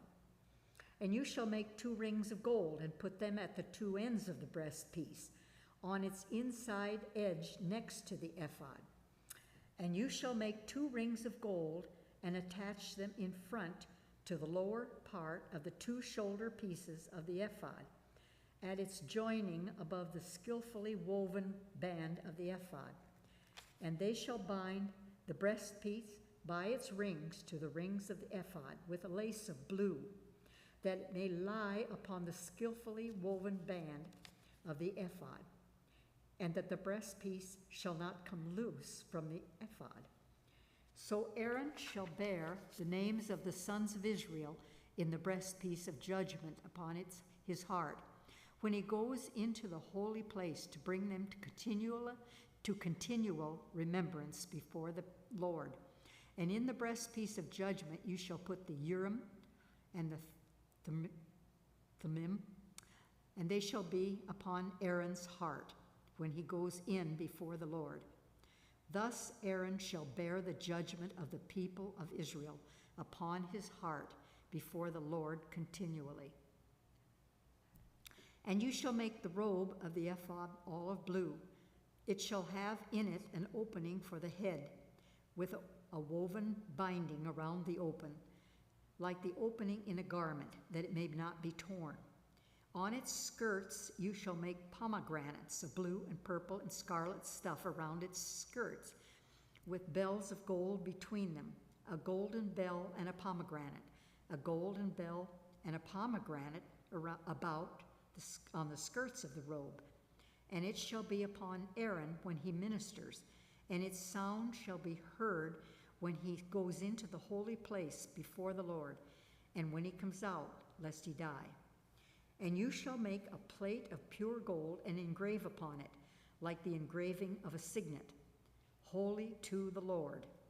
And you shall fasten it on the turban by a lace of blue. It shall be on the front of the turban. It shall be put upon Aaron's forehead, and Aaron shall take upon himself any guilt incurred in the holy offering, which the people of Israel hallow as their holy gifts. It shall always be upon his forehead, that they may be accepted before the Lord. And you shall weave the coat in checker work of fine linen, and you shall make a turban of fine linen, and you shall make a girdle embroidered with needlework. And for Aaron's son you shall make coats and girdles and caps. You shall make them for glory and beauty, and you shall put them upon Aaron your brother, and upon his sons with him, and shall anoint him and ordain them and consecrate them, that they may serve me as priests. And you shall make for them linen breeches to cover their naked flesh. From the loins to the thighs they shall reach, and they shall be upon Aaron, upon his sons, when they go into the tent of meeting, or when they come near the altar to minister in the holy places, lest they bring guilt upon themselves and die. This shall be a perpetual statute for him and for his descendants after him. Now this would start chapter 29, so this would be a good place, easy to start. Are you up now? Okay, why don't we say start 29?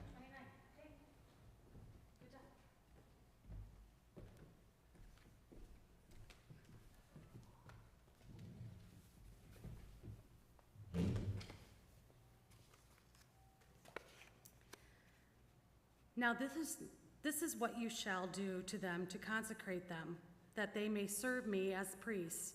Take 1 young bull and 2 rams without blemish, and unleavened bread, unleavened cakes mixed with oil, and unleavened wafers spread with oil. You shall make them of fine wheat flour, and you shall put them in 1 basket, and bring them in the basket, and bring the bull and the 2 rams. You shall bring Aaron and his sons to the door of the tent of the meeting, and wash them with water. And you shall take the garments, and put on Aaron the coat, and the robe of the ephod, and the breastpiece, and the gird him with skillfully woven band of ephod. And you shall set the turban on his head, and put the holy crown upon his turban. And you shall take the anointing oil, and pour it on his head, and anoint him. Then you shall bring his sons, and put the coats on them. And you shall gird them with girdles, and bind caps on them, and the priesthood shall be theirs by the perpetual statute. Thus you shall ordain Aaron and his sons. Then you shall bring the bull before the tent of meeting. Aaron and his sons shall lay their hands upon the head of the bull, and you shall kill the bull before the Lord at the door of the tent of the meeting, and shall take part of the blood of the bull and put it upon the horns of the altar with your finger. And the rest of the blood you shall pour out at the base of the altar. And you shall take all the fat that covers the entrails, and appendage of the liver, and the 2 kidneys with the fat that is on them, and burn them upon the altar. But the flesh of the bull, and its skin, and its dung, you shall burn without fire outside the camp. It is a sin offering. Then you shall take 1 of the rams, and Aaron and his sons shall lay their hands upon the head of the ram, and you shall slaughter the ram, and shall take its blood and throw it against the altar around about. Then you shall cut the ram into pieces, and wash its entrails and its legs, and put them with its pieces and its head, and burn the whole ram upon the altar. It is a burnt offering to the Lord. It is pleasing odor, an offering by fire to the Lord. You shall take the other ram, and Aaron and his sons shall lay their hands upon the head of the ram, and you shall kill the ram. and take part of its blood, and put it upon the tip of the right ear of Aaron, and upon the tips of the right ear of his sons, and upon the thumbs of their right hands, and upon the great toes of their right feet, and throw the rest of the blood against the altar round about. Then you shall take part of the blood that is on the altar, and of the anointing oil, and sprinkle it upon Aaron and his garments, and upon his sons and his sons' garments with him. And he and his garments shall be holy, and his sons' garments with him. You shall also take the fat of the ram, the fat tail, and the fat that covers the entrails, and the appendage of the liver, and the 2 kidneys with the fat that is on them, and the right thigh, for it is a ram of ordination, and 1 loaf of bread, and 1 cake of bread with oil, and 1 wafer out of the basket of unleavened bread, that is before the Lord. You shall put all those in the hands of Aaron and in the hands of his sons, and wave them for the wave offering before the Lord. Then you shall take them from their hands and burn them on the altar in addition to burnt offering, as a pleasing odor before the Lord. It is an offering by fire to the Lord. And you shall take the breast of the ram of Aaron's ordination and wave it for the wave offering before the Lord. And it shall be your portion, and you shall consecrate the breast of the wave offering and the thigh of the priest's portion, which is waved and which is offered from the ram of the ordination, since it is for Aaron and his sons. It shall be for Aaron and his sons as a perpetual due from the people of Israel, for it is the priest's portion to be offered by the people of Israel from their peace offerings. It is their offering to the Lord. The holy garments of Aaron shall be for his sons after him, to be anointed in them and ordained in them. The son who is a priest in his place shall wear them 7 days, when he comes into the tent of meeting to the minister in the holy place. You shall take the ram of ordination and boil its flesh in a holy place, and Aaron and his sons shall eat the flesh of the ram and the bread that is in the basket at the door of the tent of the meeting. They shall eat those things with which atonement was made, or ordain and consecrate them. But an outsider shall not eat of them, because they are holy. And if any of the flesh for the ordination or of the bread remain until the morning, then you shall burn the remainder of the fire. It shall not be eaten, because it is holy. Thus you shall do to Aaron and his sons according to all that I have commanded you. Through 7 days shall you ordain them.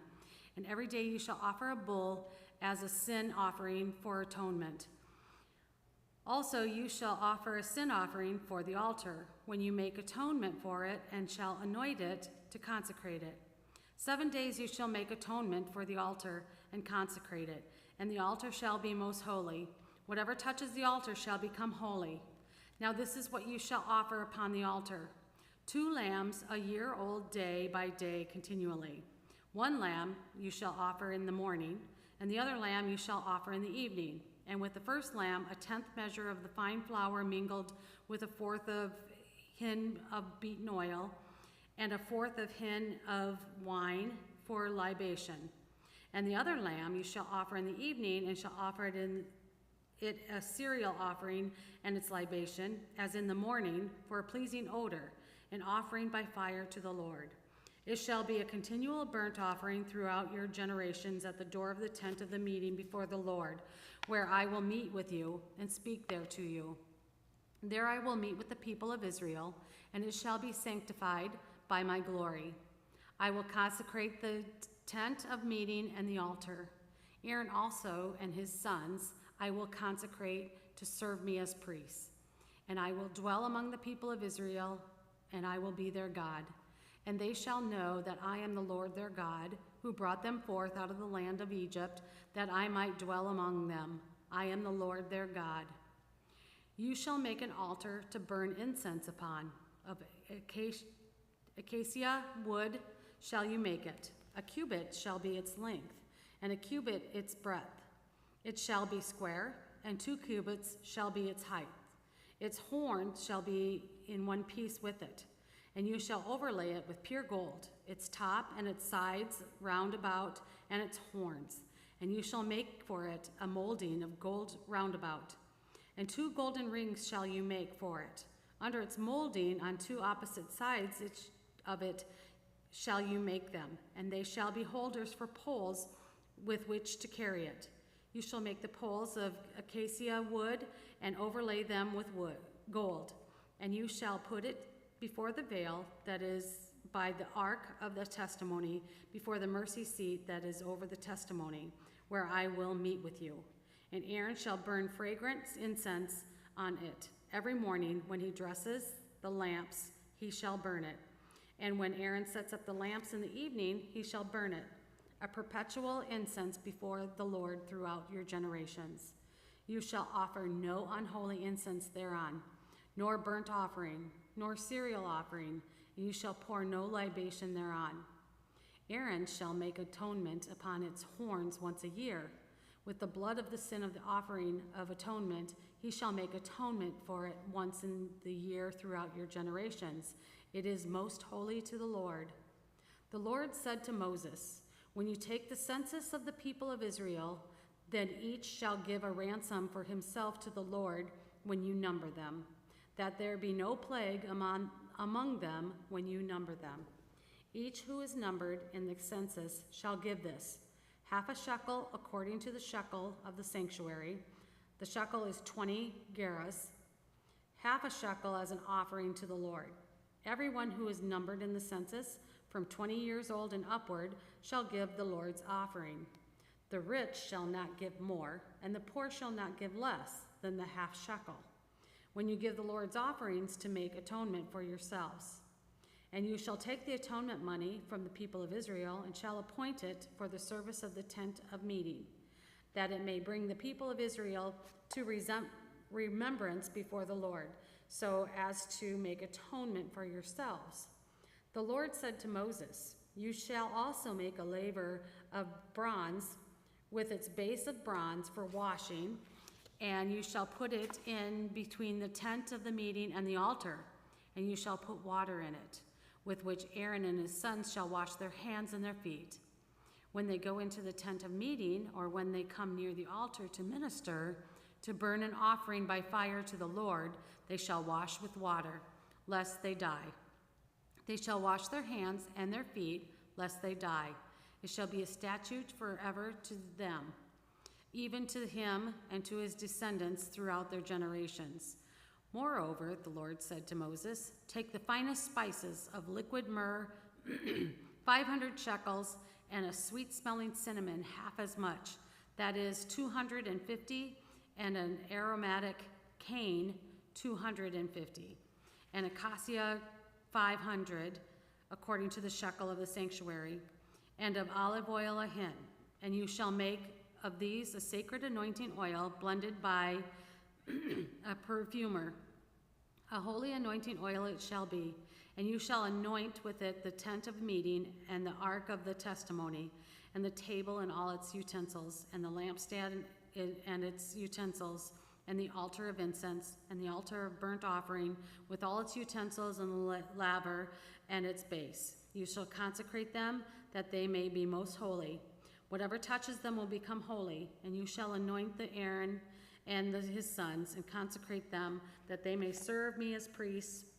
And you shall say to the people of Israel, this shall be my holy anointing oil throughout your generations. It shall not be poured upon the bodies of ordinary men, and you shall make no other like it in composition. It is holy, and it shall be holy to you. Whoever compounds any like it, or whoever puts any of it on an outsider, shall be cut off from his people.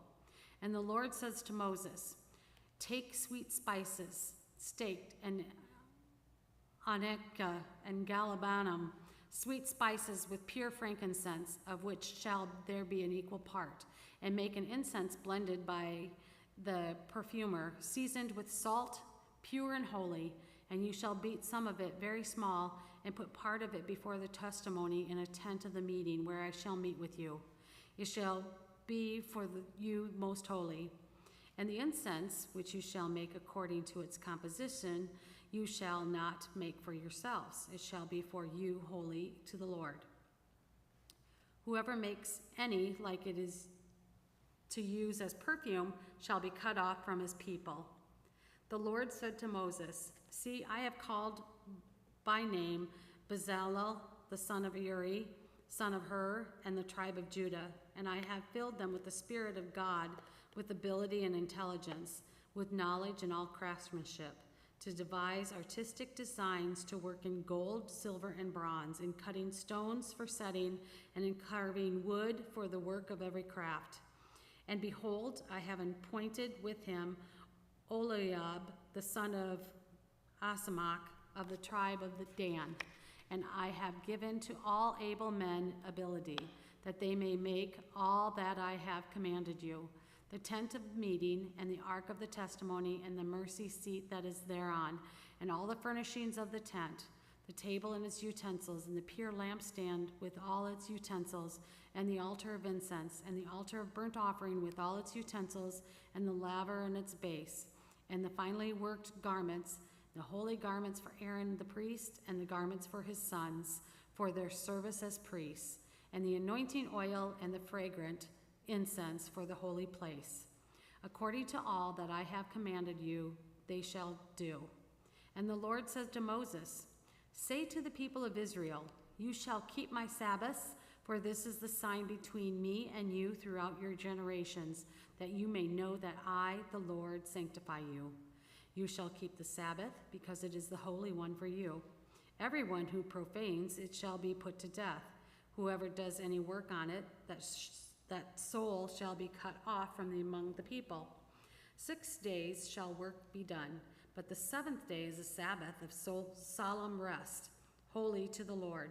Whoever does any work on the Sabbath day shall be put to death. Therefore the people of Israel shall keep the Sabbath, observing the Sabbath throughout their generations as a perpetual covenant. It is a sign forever between me and the people of Israel, that in 6 days the Lord made heaven and earth, and on the seventh day he rested and was refreshed.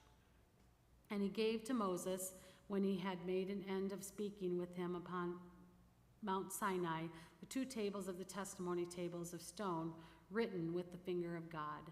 When the people saw that Moses delayed to come down from the mountain, the people gathered themselves together to Aaron and said to him, up, make us gods, who shall go before us?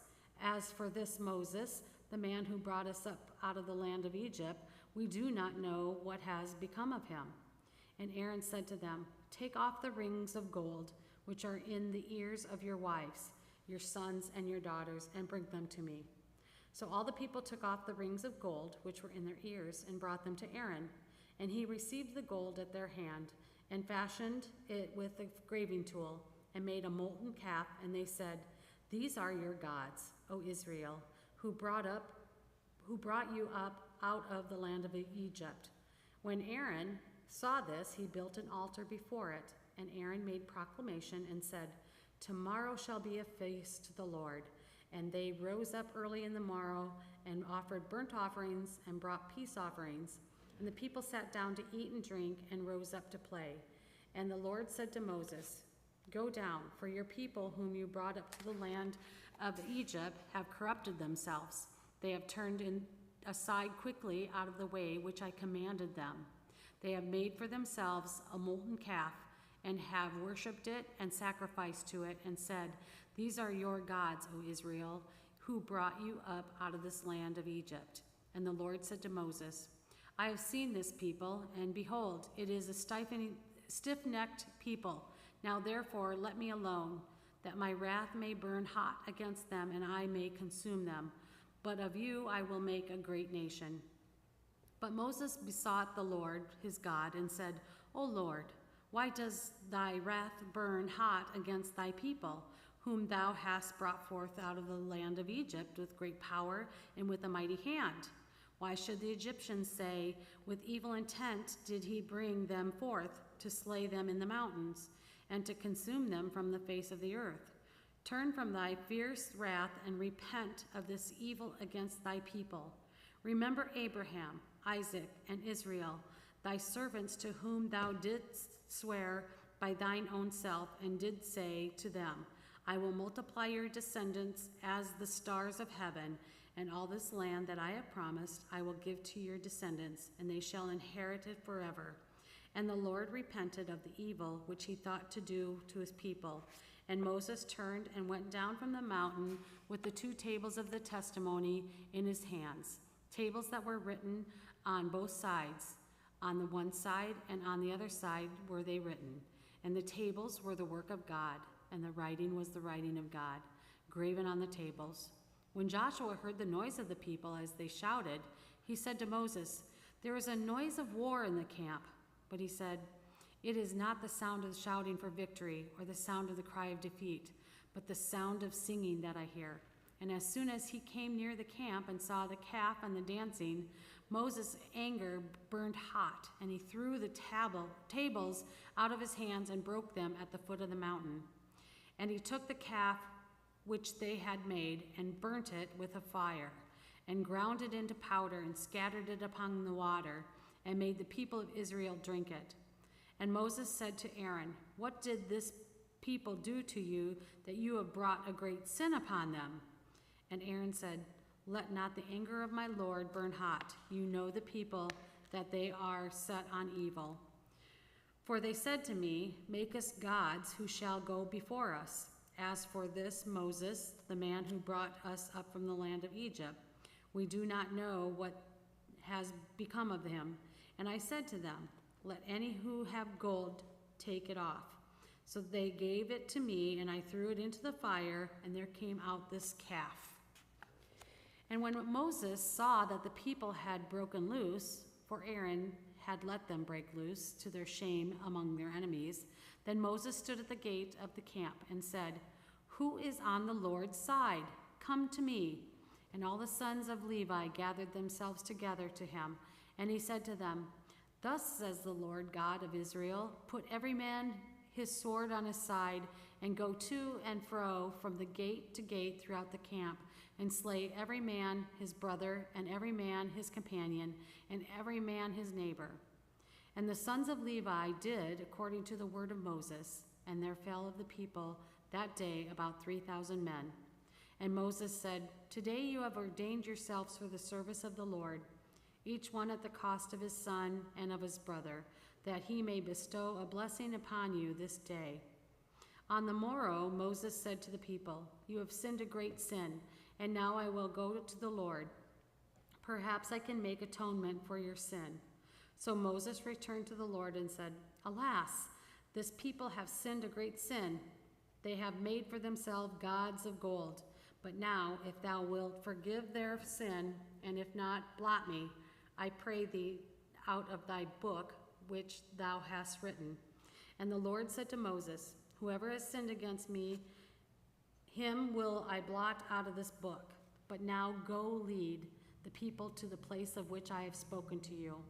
Behold, my angel shall go before you. Nevertheless, in the day when I visit, I will visit their sin upon them." And the Lord sent a plague upon the people, because they made the calf which Aaron made. The Lord said to Moses, "Depart, go up hence, you and the people whom you have brought up out of the land of Egypt, to the land of which I swore to Abraham, Isaac, and Jacob, saying, 'To your descendants I will give it.' And I will send an angel before you, and I will drive out the Canaanites, the Amorites, and the Perizzites, and the Hivites, and the Jebusites. Go up to the land flowing with milk and honey, but I will not go up among you, lest I consume you in the way, for you are a stiff-necked people." When the people heard these evil tidings, they mourned, and no man put on his ornaments. For the Lord said to Moses, "Say to the people of Israel, you are a stiff-necked people. If for a single moment I should go up among you, I would consume you. So now put off your ornaments from you, and that I may know what to do with you." Therefore the people of Israel stripped themselves of their ornaments from Mount Horeb onward. Now Moses used to take the tent and pitch it outside the camp, far off the camp. And he called it the tent of meeting. And everyone who sought the Lord would go out of the tent of the meeting, which was outside the camp. Whenever Moses went out to the tent, all the people rose up, and every man stood at his tent door and looked after Moses until he had gone into the tent. When Moses entered the tent, the pillar of the cloud would descend and stand at the door of the tent, and the Lord would speak with Moses. And when all the people saw the pillar of cloud standing at the door of the tent, all the people would rise up and worship, every man at his tent door. Thus the Lord used to speak to Moses face to face, as a man speaks to his friend. When Moses turned again into the camp, his servant Joshua, the son of Nun, a young man, did not depart from the tent. Moses said to the Lord, "See, thou sayest to me, bring up this people, but thou hast not let me know whom thou wilt send with me. Yet thou hast said, I know you by name, and you have also found favor in my sight. Now therefore, I pray thee, if I have found favor in thy sight, show me now thy ways, that I may know thee and find favor in thy sight. Consider too that this nation is thy people." And he said, "My presence will go with you, and I will give you rest." And he said to them, "If thy presence will not go with me, do not carry us up from here. For now shall it be known that I have found favor in thy sight, I and thy people. Is it not in thy going with us, so that we are distinct, I and thy people, from all other people that are upon the face of the earth?" And the Lord said to Moses, "This very thing that you have spoken I will do, for you have found favor in my sight, and I know you by name." Moses said, "I pray thee, show me thy glory." And he said, "I will make all my goodness pass before you, and will proclaim before you my name, the Lord. And I will be gracious to whom I will be gracious, and I will show mercy on whom I will show mercy. But," he said, "you cannot see my face, for man shall not see me and live." And the Lord said, "Behold, there is a place by me where you shall stand upon the rock. And while my glory passes, I will put you in a cleft of the rock, and I will cover you with my hand until I have passed by. Then I will take my hand, and you shall see my back, but my face shall not be seen."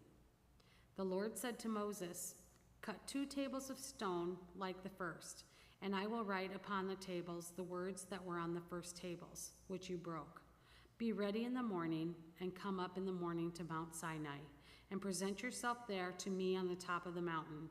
No man shall come up with you, and let no man be seen throughout all the mountain. Let no flocks or herds feed before the mountain." So Moses cut 2 tables of stone like the first, and he rose early in the morning and went up on Mount Sinai, as the Lord had commanded him, and took in his hands 2 tables of stone. And the Lord descended in the cloud and stood with him there, and proclaimed the name of the Lord. The Lord passed before him and proclaimed, the Lord, a God merciful and gracious, slow to anger and abounding in steadfast love and faithfulness, keeping steadfast love for thousands, forgiving iniquity and transgressions and sin, but who will by no means clear the guilty, visiting the iniquity of the fathers upon the children and the children's children to the 3rd and the 4th generation. And Moses made haste to bow his head toward the earth and worshipped. And he said, "If now I have found favor in thy sight, O Lord, let the Lord, I pray thee, go in the midst of us, although it is a stiff-necked people, and pardon our iniquity and our sin, and take us for thy inheritance." And he said, "Behold, I make a covenant. Before all your people I will do marvels, such as have not been wrought in all the earth or in the nation. And all the people among whom you are shall see the work of the Lord, for it is a terrible thing that I will do with you. Observe what I command you to do this day. Behold, I will drive out before you the Amorites, the Canaanites, the Hittites, the Perizzites, and the Hivites, and the Jebusites. Take heed to yourself, lest you make a covenant of the inhabitants of the land whither you go, lest it become a snare in the midst of you. You shall tear down their altars and break their pillars and cut down their Asherim, for you shall worship no other gods, for the Lord, whose name is jealous, is a jealous God. Lest you make a covenant with the inhabitants of the land, and when they play the harlot, after their gods and sacrifice to their gods, and one invites you, you eat with the sacrifice. And you take of their daughters for your sons, and their daughters play the harlot after their gods, and make your sons play the harlot after their gods. You shall make for yourself no molten gods. The feast of unleavened bread you shall keep. 7 days you shall eat unleavened bread, as I command you, at the time appointed in the month Abib. For in month Abib you came out of Egypt. All that opens the womb is mine, all your male cattle, the firstlings of cow and sheep. The firstling of an ass you shall redeem with a lamb, or if you will not redeem it, you shall break its neck. All the firstborn of your sons you shall redeem, and none shall appear before me empty. 6 days you shall work, but on the 7th day you shall rest. In plowing time and in harvest you shall rest, and you shall observe the feast of weeks, the first fruits of wheat harvest, and the feast of ingathering at the year's end. 3 times in the year shall all your males appear before the Lord God, the God of Israel. For I will cast out the nations before you, and enlarge your borders. Neither shall any man desire your land when you go up to appear before the Lord your God 3 times in a year. You shall not offer the blood of my sacrifice with leaven. Neither shall the sacrifice of the feast of the Passover be left until the morning. The first of the first fruits of your ground you shall bring to the house of the Lord your God. You shall not boil a kid in its mother's milk. And the Lord said to Moses, write these words. In accordance with these words, I have made a covenant with you and with Israel. And he was there with the Lord 40 days and 40 nights. He neither ate bread nor drank water. And he wrote upon the tables of the words of the covenant, the 10 commandments. When Moses came down from Mount Sinai with the 2 tables of testimony in his hand as he came down from the mountain, Moses did not know that the skin of his face shone because he had been talking with God. And when Aaron and all the people of Israel saw Moses, behold, the skin of his face shone, and they were afraid to come near him. But Moses called to them, and Aaron and all the leaders of the congregation returned to him, and Moses talked with them. And afterwards all the people of Israel came near, and he gave them in a commandment all that the Lord had spoken with him in Mount Sinai. And when Moses had finished speaking with them, he put a veil on his face.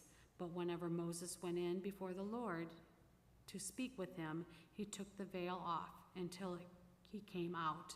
And when he came out and told the people of Israel what he was commanded, the people of Israel saw the face of Moses, that the skin of Moses' face was shown. And Moses would put the veil upon his face again until he went in to speak with him. Is time up? Okay, I'm stopping right here at 35. Perfect. Yeah, so you're up. It's what, 35? 35, yep. Thanks, Yeah, thank you. Yeah. Yeah, do you want to go first? Okay, Where am I? so right here.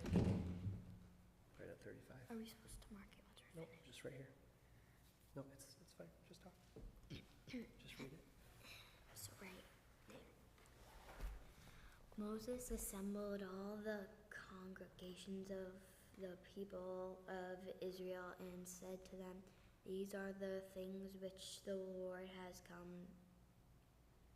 commanded you to do. 6 days shall work be done, but on the 7th day you shall have a holy Sabbath of solemn rest to the Lord. Whoever does any work in it shall be put to death. You shall kindle no fire in all your habitations on the Sabbath day. Moses said to all the congregations of people of Israel, this is the thing which the Lord has commanded. Take from among you an offering to the Lord. Whoever is of a generous heart, Let him bring the Lord's offering, gold, silver, and bronze, blue and purple and scarlet stuff, fine twine, linen, goat's hair, tanned ram's skins and goat skins, acacia wood, oil for the light, spices of for the anointing oil, and for the fragrant incense, and ox stones and stones for setting, for the ephod, and for the breastpiece.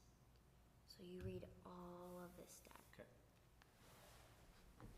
And let every able man among you come and make all that the Lord has commanded, the tabernacle, its tent and its covering, its hooks and its frames, its bars, its pillars, and its bases, the ark with its poles, the mercy seat, and the veil of the screen, the table with its poles and all its utensils, and the bread of the presence, the lampstand also for the light, with its utensils, its lamps, and the oil for the light, and the altar of incense with its poles, and the anointing oil and the fragrant incense, and the screen for the door, and the door for the tabernacle, the altar of burnt offering with its granting of bronze, its poles and all its utensils, and the layer and its bases, the hangings of the court, its pillars and its bases, and the screen for the gate of the court,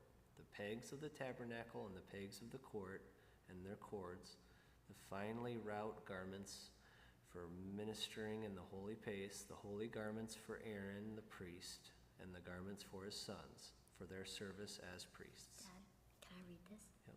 Okay, wait. It's fine. It's on. Go. Oh, it's on, okay. Then all the congregation of the people of Israel departed from the presence of Moses. And they came, every one whose heart stirred him, and every one whose spirit moved him, and brought the Lord's offering to be used for the tent of meeting, and for all of its service, and for the holy garments, so they can come both men and the women. All who were of willing heart brought brooches and earrings of signet, rings and armlets, all sorts of offering in gold to the Lord. And every man with whom was found blue or purple or scarlet stuff, or fine linen, or goat's hair, or tanned ram's skins, or goat's skin, brought them. Everyone who could make an offering of silver or bronze brought it as the Lord's offering. And every man with whom was found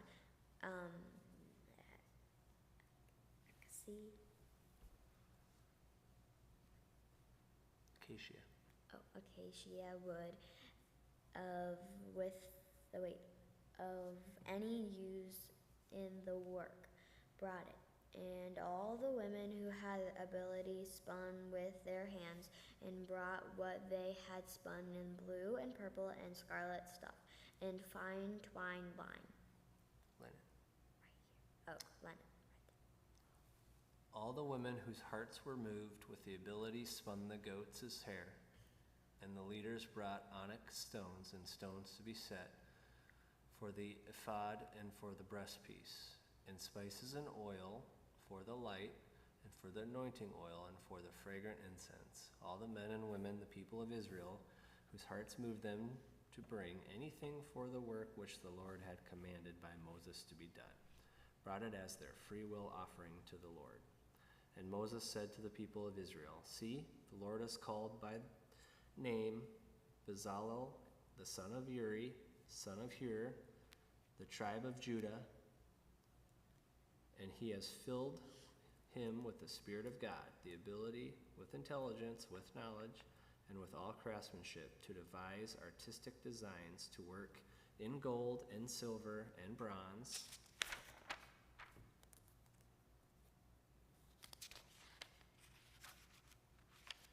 in cutting stones for setting and in carving wood for every work and every skilled craft. And he has inspired him to teach both him and Oholiab, the son of Ahisamach, the tribe of Dan. He has filled them with the ability to do every sort of work done by a craftsman, or by a designer, or by an embroiderer, in blue and purple and scarlet stuff and fine twined linen, or by a weaver, by any sort. Workman or skilled designer, Bezalel and Oholiab, and every able man in whom the Lord has the ability and intelligence to know how to do any work in the construction of the sanctuary shall work in accordance with all the Lord has commanded. Hey, Dad, how old is this book? I don't know. We'll have to look when we're done reading. And Moses called Bezalel and Oholiab and every able man in whose mind the Lord had put ability, everyone whose heart stirred him up to come to the work, and they received from Moses all the free will offering which the people of Israel had brought for doing the work on the sanctuary. Mm-hmm.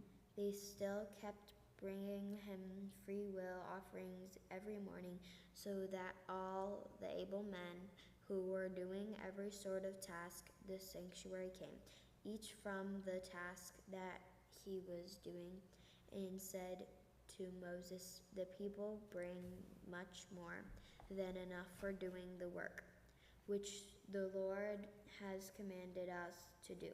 So Moses gave command, and word was proclaimed throughout the camp. Let neither man nor woman do anything more for the offering for the sanctuary. So the people were restrained from bringing, for the stuff they had was sufficient to do all the work and more. Just Where you at? right here, and then you have to go all the way down to 14. So this is verse 8? Yep. And all the able men among the workmen made the tabernacle with 10 curtains. They were made of fine twined linen and blue and purple and scarlet stuff, with cherubim and skillfully worked. The length of each curtain was 28 cubits, and the breadth of each curtain 4 cubits. All the curtains had the same measure. And he coupled 5 curtains to one another, and the other 5 curtains he coupled to one another. And he made loops of blue on the edge of the outmost curtain of the first set. Likewise, he made them on the edge of the outmost curtain of the second set. He made 50 loops on the one curtain. He made 50 loops on the edge of the curtain that was in the second set. The loops were opposite one another, and he made 50 clasps of gold and coupled the curtains one to the other with clasps. So the tabernacle was one whole. That was fast. Okay, ready, Dad? Yep. Verse 14. He also made curtains of goat's hair for a tent. Over the tabernacle he made 11 curtains. The length of each curtain was 30 cubits, and the breadth of each curtain was 4 cubits. The 11 curtains had the same measure. He coupled 5 curtains by themselves, and 6 curtains by themselves, and made 50 loops on the edge of the outmost curtain of the one set, and 50 loops on the edge of another connecting curtain.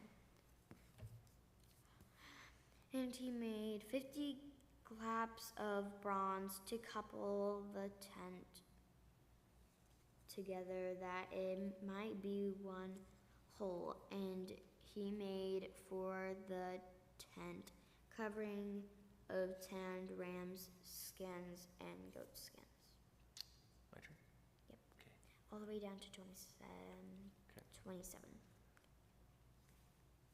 Then he made the upright frames for the tabernacle of acacia wood. 10 cubits was the length of a frame, and a cubit and a half of the breadth of each frame.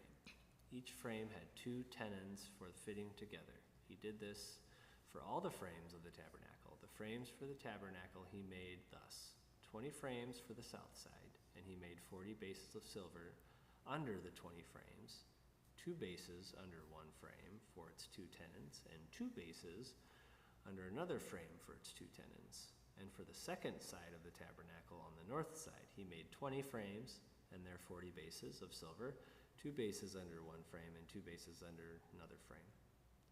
And for the rear of the tabernacle, westward, he made 6 frames, and he made 2 frames for corners of the tabernacle in the rear.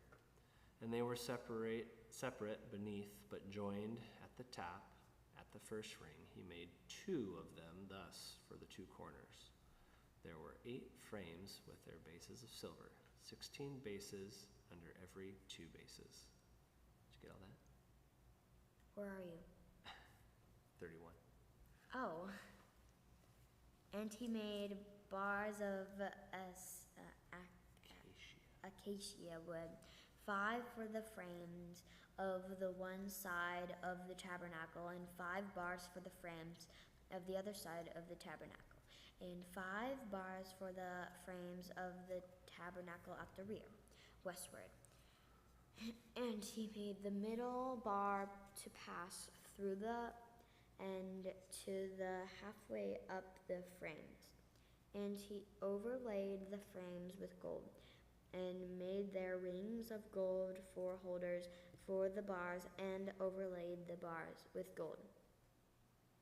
You can read this, Dad. Verse 35. And he made the veil of blue and purple and scarlet stuff and fine twined linen. With cherubim skillfully worked he made it. And for it he made 4 pillars of acacia and overlaid them with gold. Their hooks were of gold, and he cast them 4 bases of silver. He also made a screen for the door of the tent of blue and purple and scarlet stuff and fine twined linen, embroidered with needlework, and its 5 pillars with their hooks. He overlaid their capitals, and their fillets were of gold, but their 5 bases were of bronze. Bezalel made the ark of acacia wood, 2 cubits and a half with its length, a cubit and a half its breadth, and a cubit and a half its height. And he overlaid it with pure gold within and without, and made a molding of gold around it. And he cast 4 rings of gold for its 4 corners, 2 rings on its one side and 2 rings on its other side. And he made poles of acacia wood and overlaid them with gold, and put the poles into the rings on the sides of the ark to carry the ark. And he made a mercy seat of pure gold. 2 cubits and a half was its length, and a cubit and a half its breadth. And he made 2 cherubim of hammered gold. On the 2 ends of the mercy seat he made them, 1 cherub on the one end and 1 cherub on the other end. Of one piece with the mercy seat he made the cherubim on its 2 ends. The cherubim spread out their wings above, overshadowing the mercy seat with the wings, with their faces one to another. Toward the mercy seat were the faces of the cherubim. I'll read this part. Do you know what we're talking about? No, The Ark of the Covenant.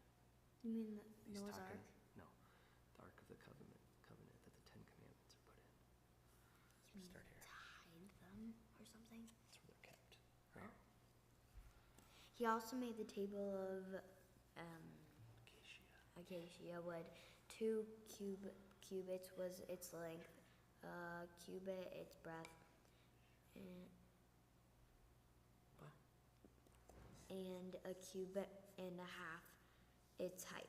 And he overlaid it with pure gold, and made a molding of gold around it. And he made around it a frame and handbreadth wide, and made a molding of gold around the frame. He cast for it 4 rings of gold and fastened the rings to the 4 corners at its 4 legs. Close to the frame were the rings as holders for the poles to carry the table. He made the poles of acacia wood to carry the table and overlaid them with gold. And he made the vessels of pure gold, which were to be upon the table, its plates, and dished for incense, and its bowls and flagons with which to pour libations. I have a question. Yeah. So, where is this kept? What state? What country? It's somewhere, maybe in Israel? I don't know. Wait, that's us. You'll have to ask Isaiah sometime. He also made the lampstand of pure gold. The base and the shaft of the lampstand were made of hammered work. Its cusps, its capitals, and its flowers were of one piece with it. And there were 6 branches going out of its sides, 3 branches of the lampstand out of one side of it, and 3 branches of the lampstand out of the other side of it. 3 cups made like almonds, each with capital and flower on one branch, and 3 cups with almonds, each with capital and flower on the other branch. So for the 6 branches going out of the lampstand, and on the lampstand itself, were 4 cups made like almonds, with their capitals and flowers, and a capital of one piece with it under each pair of 6 branches going out of it. Their capitals and their branches were of one piece with it.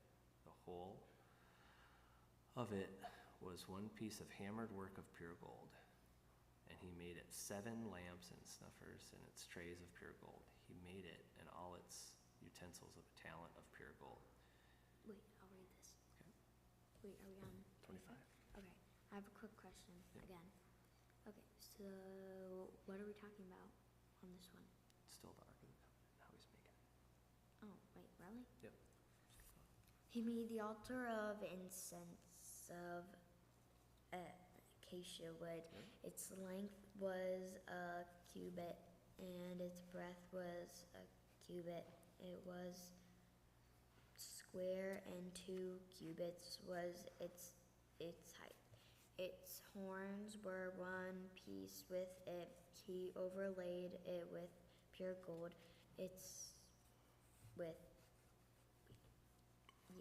With it. You can read this, and then I'll read to 30. He overlaid with it pure gold, its top and its sides round about, and its horns. And he made a molding of gold round about it. And he made 2 rings of gold on it under its molding, on 2 opposite sides of it, as holders for the poles, which will carry it. And he made the poles of acacia wood, and overlaid them with gold. He made the holy anointing oil also, and then pure fragrant incense blended as by the perfumer. 38. You want to read 30? Yeah, we has been 30 minutes. Go. Has it been 30 minutes? Nope. Do you want me to go? Okay, this is very.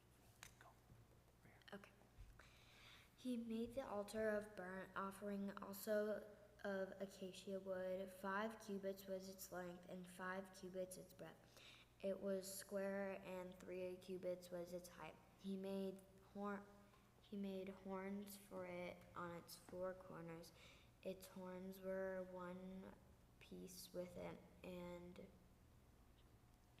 he overlaid it with bronze. And he made all the utensils of the altar, the pots, the shovels, the basins, the forks, and the fire pans, all its utensils. He made of bronze, and he made for the altar of grating a network of bronze under its ledge, extending halfway down. He cast 4 rings on the 4 corners of the bronze, grating as holders for the poles. He made the poles of acacia wood and overlaid them with bronze. And he put the poles through the rings on the sides of the altar to carry it with them. He made it hollow with boards. And he made the laver of bronze and its base of bronze. It's right here, Dad. From the mirrors of the ministering woman who ministered at the door of the tent in the meeting. And he made the court. For the south side, the hangings of the court were of fine twined linen, 100 cubits. Their pillars were 20, and their bases 20 of bronze. But the hooks of the pillars and their fillets were of silver.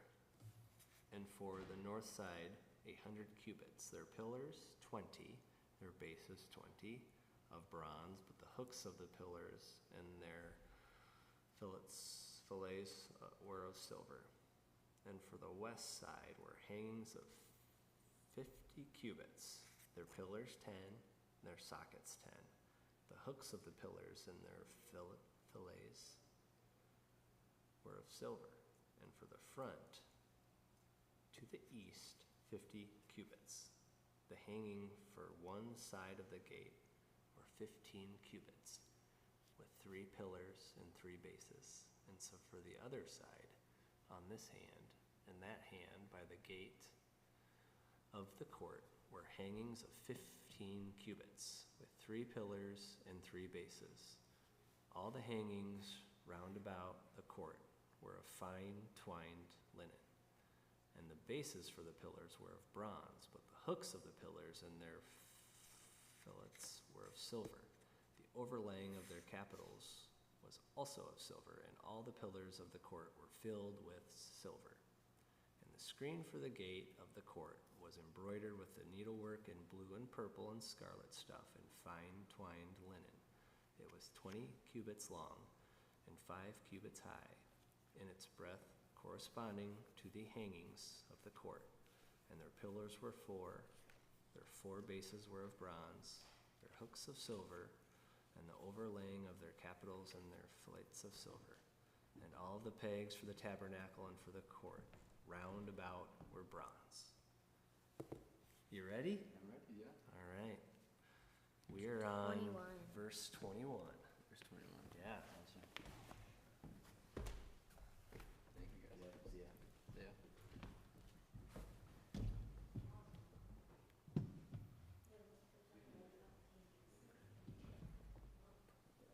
Chair.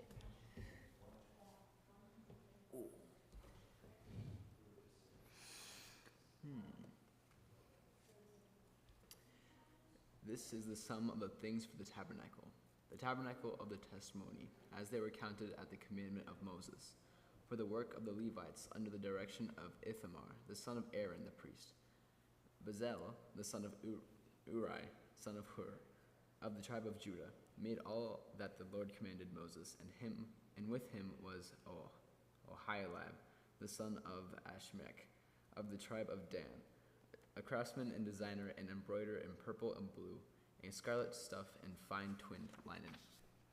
All the gold that was used for the work and all the construction of the sanctuary, the gold from the offering were 29 talents and 730 shekels, by the shekel of the sanctuary. In the silver from those of the congregation, who were numbered as 100 talents and 1,775 shekels, by the shekel of the sanctuary. A bekah a head, that is half a shekel, by the shekel of the sanctuary.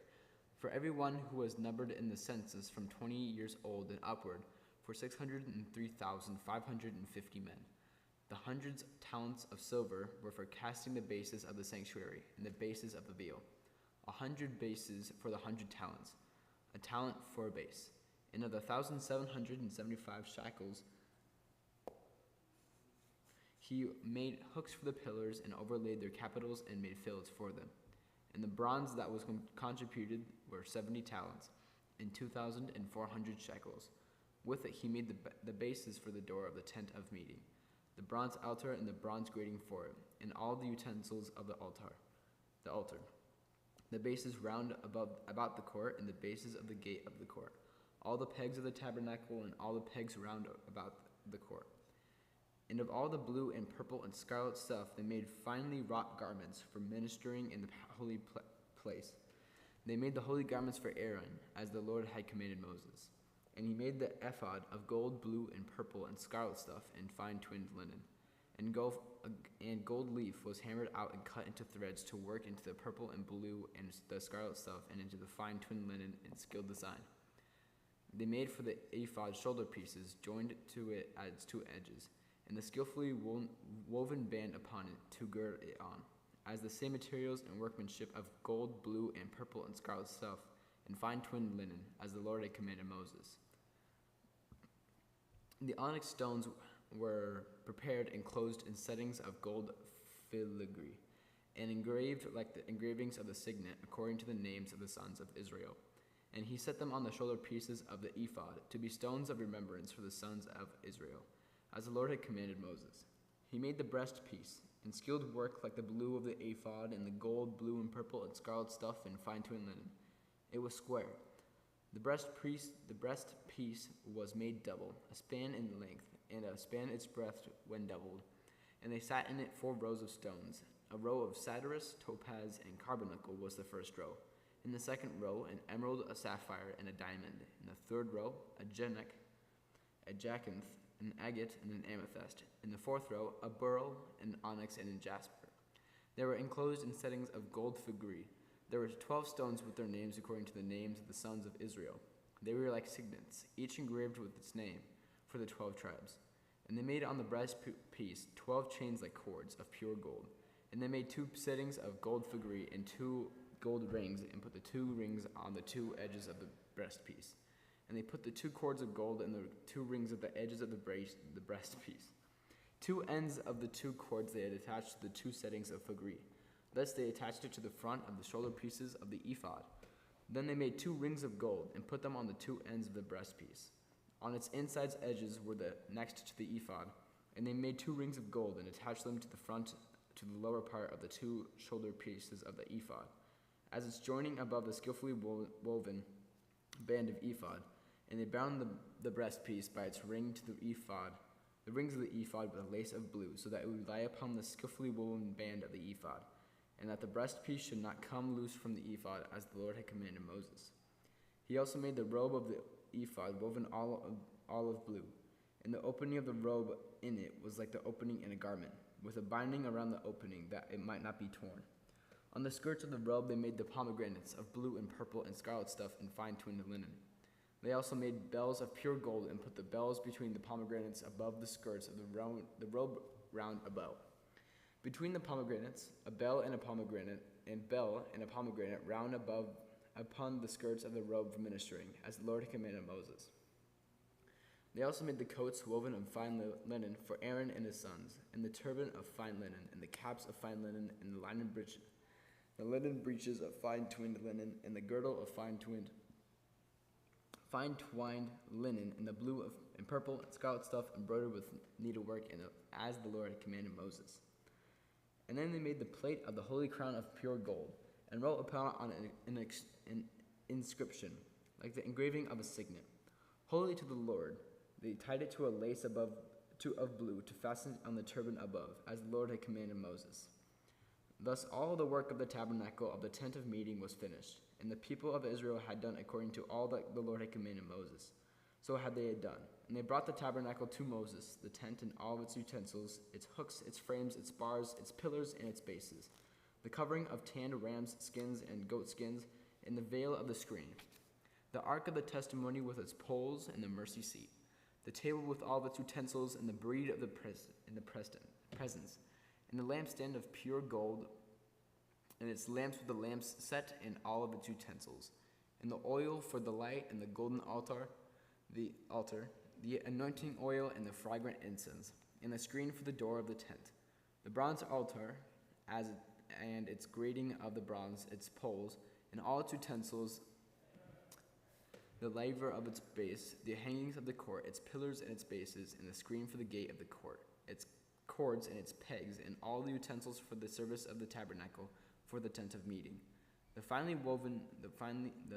finely worked garments for ministering in the holy place, the holy garments for Aaron the priest, and the garments of his sons to serve as priests. According to all that the Lord had commanded Moses, so the people of Israel had done all the work. And Moses saw all the work, and behold, that they had done it, as the Lord commanded, and so had they done it. And God and Moses blessed them. The Lord said to Moses, On the first day of the first month you shall erect the tabernacle of the tent of meeting, and you shall put it on the ark of the testimony, and you shall screen the ark with the veil. And you shall bring in the table and set its arrangements in order. And you shall bring in the lampshade and set up its lamps. And you shall put the golden altar and incense before the ark of the testimony, and set up the screen for the door of the tabernacle. You shall set the altar of burnt offering before the door of the tabernacle of the tent of meeting, and place the laver between the tent of meeting and the altar, and put water in it. And you shall set up the court round about, and you shall set up the court round about, and hung up the screen for the gate of the court. Then you shall take the anointing oil and anoint the tabernacle and all that is in it, and consecrate it and its furniture, and it shall become holy. You shall also anoint the altar of burning offering and all its utensils, and consecrate the altar, and the altar shall be most holy. You shall also anoint the laver and its base, and consecrate it. Then you shall bring Aaron and his sons to the door of the tent of the meeting, and shall wash them with water, and put upon Aaron the holy garments. And you shall anoint him and consecrate him, that he may serve me as priest. You shall bring his sons also, and put coats on them, and anoint them as you anointed their father, that they may serve me as priests. And their anointing shall admit that to the perpetual priesthood throughout the generations. Thus did Moses. According to all that the Lord commanded him, so he did. And in the first month of the second year, on the first day of the month, the tabernacle was erected. Moses erected the tabernacle, he laid its bases and set up its frames, and he put it in its poles and raised up the pillars. He spread the tent over the tabernacle and put the covering of the tent over it, as the Lord had commanded Moses. And he took the testimony and put it into the ark, and put the poles on the ark, and set the mercy seat above on the ark. And he brought up the ark into the tabernacle, and set up the veil of the screen, and screened the ark of the testimony, as the Lord had commanded Moses. And he put the table in the tent of meeting, on the north side of the tabernacle outside the veil, and set the bread in order on it before the Lord, as the Lord had commanded Moses. And he put the lampstand in the tent of meeting, opposite the table on the south side of the tabernacle, and set up the lamps before the Lord, as the Lord had commanded Moses. And he put the golden altar in the tent of meeting before the veil, and burnt fragrant and incense upon it, as the Lord had commanded Moses. And he put in place the screen for the door of the tabernacle. And he set the altar of burnt offering on the door of the tabernacle of the tent of meeting, and offered upon it the burnt offering and cereal offering, as the Lord had commanded Moses. And he set the laver between the tent of meeting and the altar, and put water in it for washing, with which Moses and Aaron's and his sons washed their feet and hands. When they went into the tent of meeting, and when they approached the altar, they washed, as the Lord commanded Moses. And he erected the court around the tabernacle and the altar, and set up the screen of the gate of the court. So Moses finished the work. Then the cloud covered the tent of meeting, and the glory of the Lord filled the tabernacle. And Moses was not able to enter the tent of meeting, because the cloud abode upon it, and the glory of the Lord filled the tabernacle. Throughout all the journeys, whenever the cloud was taken up from over the tabernacle, the people of Israel would go onward. But if the cloud was not taken up, then they would not go onward until the day that it was taken up. For throughout all the journeys, the cloud of the Lord was upon the tabernacle by day, and fire was on it by night, in the sight of the house of Israel. The book of Leviticus. The Lord called Moses and spoke to him from the tent of meeting, saying, Speak to the people of Israel, and say to them, When any man of you brings an offering to the Lord, you shall bring him your offering of cattle from the herd or from the flock. If his offering is a burnt offering from the herd, he shall offer a male without blemish. He shall offer it at the door of the tent of meeting, that he may be accepted before the Lord. He shall lay his hand upon the head of the burnt offering, and it shall be accepted for him to atonement for him. Then he shall kill the bull before the horn, and Aaron's sons, the priests, shall present the blood, and throw the blood round about against the altar that is at the door of the tent of meeting. And he shall flay the burnt offerings and cut it into pieces. And the sons of Aaron the priest shall put on the fire on the altar, and lay wood in order upon the fire. And Aaron's sons the priests shall lay the pieces, the head and the fat, in order upon the wood that is on the fire upon the altar. But in its entrails and its legs shall wash with water. And the priest shall burn the whole on the altar as burnt offering, an offering by fire, a pleasing odor to the Lord. If his gift for a burnt offering is from the flock, from the sheep or goats, it shall offer a male without blemish. And he shall kill it on the north side of the altar before the Lord, and Aaron's sons, the priests, shall throw its blood against the altar round about. And he shall cut it into pieces with its head and its fat, and the priest shall lay them in order upon the wood that is on the fire upon the altar. But the entrails and the legs he shall wash with water. And the priest shall offer the whole and the burnt it on the altar. But it is a burnt offering, an offering by fire, a pleasing odor to the Lord. If his offering to the Lord is a burnt offering of birds, then he shall bring his offerings of turtle doves or young pigeons. And the priest shall bring it to the altar and wring off its head and burn it on the altar. And its blood shall be drained out of the side of the altar. And he shall take away its crop from the feathers and cast it beside the altar on the east side in the place for ashes. He shall tear it by its wings and shall not divide it in asunder. And the priest shall burn it on the altar upon the wood that is upon the fire. It is burnt offering, an offering by fire, a pleasing odor to the Lord. When anyone brings a cereal offering as an offering to the Lord, his offering shall be on fine flour. He shall pour oil upon it and put frankincense on it, and bring it to Aaron's sons the priests in the fine flour and oil with all its frankincense. And the priest shall burn this up as a memorial portion up on the altar, an offering by fire, a pleasing odor to the Lord. And what is left of the cereal offering shall be for Aaron and his sons. It is the most holy part of the offerings by fire to the Lord. When you bring a cereal offering baked in the oven as an offering, it shall be unleavened cakes of fine flour mixed with oil, or unleavened wafers spread with oil. And if your offering is a cereal offering baked on a griddle, it should be made of the fine flour unleavened mixed with oil. You shall break it into pieces and pour oil on it. It is a cereal offering. And if your offering is a cereal offered cooked in a pan, it should be made of fine flour with oil. And you shall bring the cereal offering that is made of these things to the Lord. And when it is presented to the priest, he shall bring it to the altar. And the priest shall take from the cereal offering its memorial portions and burn this on the altar, an offering by fire, a pleasing odor to the Lord. And what is left of the cereal offering shall be for Aaron and his sons. It is a most holy part of the offering by fire to the Lord. No cereal offering which you bring to the Lord shall be made with leaven, for you shall burn no leaven nor any honey as an offering by fire to the Lord. As an offering of first fruits you shall bring them to the Lord, but they shall not be offered on the altar for a pleasing odor. You shall season all your cereal offerings with salt. You shall not let the salt of the covenant with your God be lacking from the cereal offering. With all your odors you shall offer salt. If you offer a cereal offering of first fruits to the Lord, you shall offer for the cereal offering of your first fruits crushed new grain from fresh ears parched with fire. And you shall put oil upon it and lay frankincense on it.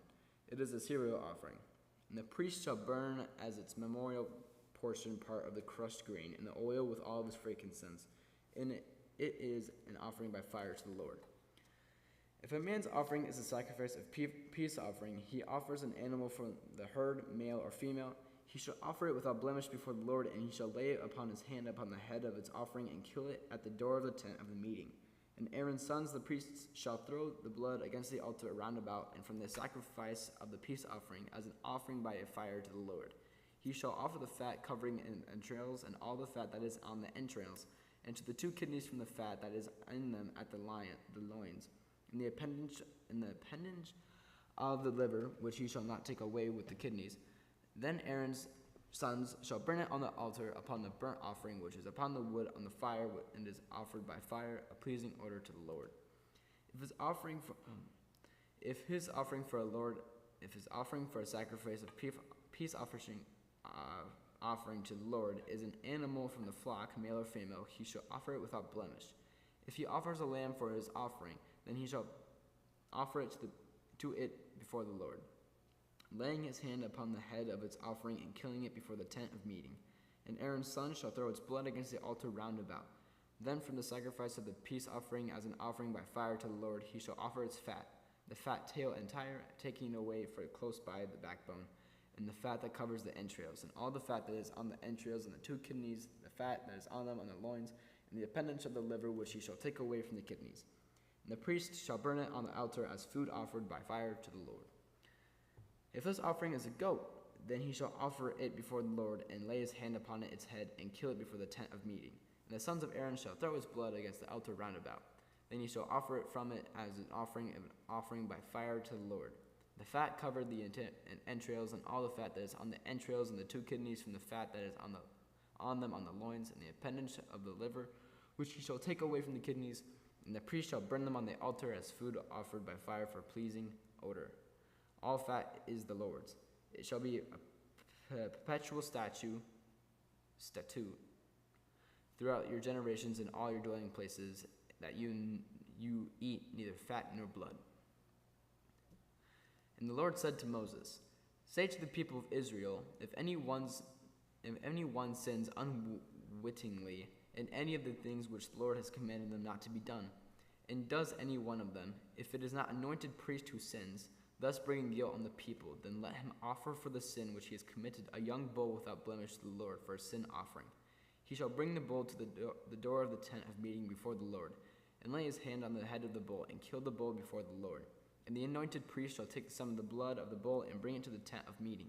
And the priest shall dip his fingers into the blood, and sprinkle part of the blood 7 times before the Lord in front of the veil of the sanctuary. And the priest shall put some of the blood of the horns on the altar of fragrant incense before the Lord, which is the tent of meeting, and the rest of the blood of the bull, which he shall pour at the base of the altar of burnt offering, which is at the door of the tent of meeting. And all the fat of the bull of the sin offering he shall take from it, and the fat that covers the entrails, and all the fat that is on the entrails, and the 2 kidneys from the fat that is on them on the loins, and the appendage of the liver which he shall take away from the kidneys, just as these things are taken from the ox of the sacrifice of the peace offerings. And the priest shall burn them upon the altar of burnt offering. But the skin of the bull, and of its flesh, and of its head, its legs, its entrails, and its dung, the whole bull he shall carry forth outside the camp to a clean place, where the ashes are poured out, and shall burn it on a fire of wood. Where the ashes are poured out, it shall be burned. If the whole congregation of Israel commits a sin unwittingly, and the thing is hidden from the eyes of the assembly, and they do not do any one of these things which the Lord has commanded not to be done, and are guilty, when the sin which they have committed becomes known, the assembly shall offer a young bull for a sin offering, and bring it before the tent of meeting. And the elders of the congregation shall lay their hands upon the head of the bull before the Lord, and the bull shall be killed before the Lord. Then the anointed priest shall bring some of the blood of the bull to the tent of meeting, and the priest shall dip his finger in the blood and sprinkle it 7 times before the Lord in front of the veil. He shall put some of the blood of the horns of the altar which is in the tent of the meeting before the Lord. And the rest of the blood he shall pour out at the base of the offering of burnt offering which is at the door of the tent of the meeting. And all its fat he shall take from it and burn upon the altar. Thus shall he do with the bull, and as he did with the bull of the sin offering, so he shall do with this. And the priest shall make atonement for them, and they shall be forgiven. And he shall carry forth the bull outside the camp and burn it as he has burned the first bull. It is a sin offering for the assembly. When a ruler sins, doing unwittingly any one of these things, the Lord of which the Lord has commanded him not to be done, and is guilty, if the sin which he has committed is made to be known, he shall bring as his offering a goat, a male without blemish, and shall lay his hand upon the head of the goat and kill it in the place where they kill the burned offering before the Lord. It is a sin offering. Then the priest shall take some of the blood of the sin offering with his finger and put it on the horns of the altar of burnt offering, and pour out the rest of the blood at the base of the altar of burnt offering.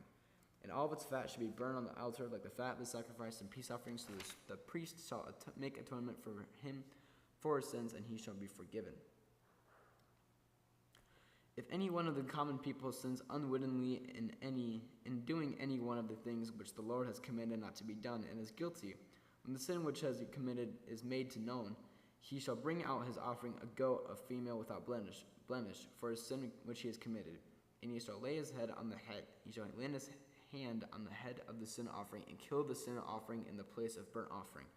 And the priest shall take some of the blood from his fingers and put it on the horns of the altar of a burnt offering, and pour out the rest of its blood as the base of the altar, and all of its fat he shall remove, as the fat is removed from the peace offerings. And the priest shall burn it upon the altar for a pleasing odor to the Lord. And the priest shall make atonement for him, and he shall be forgiven.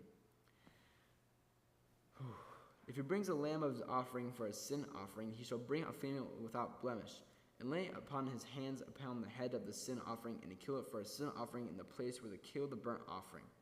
Then the priest shall take some of the blood of the sin offering with his finger, and put it on the horns of the altar of burnt offering, and pour out the rest of its blood to the base of the altar. And all of its fat he shall remove, as the fat of the lamb is removed from the sacrifice of peace offerings. The priest shall burn it on the altar upon the offerings by fire to the Lord. And the priest shall make atonement for him for the sin which he has committed, and he shall be forgiven.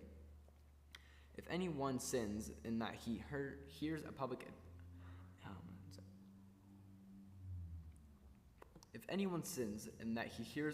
adjuration to testify, and though he is a witness, whether he has seen or come to know the matter, yet he does not speak, he shall bear his iniquity.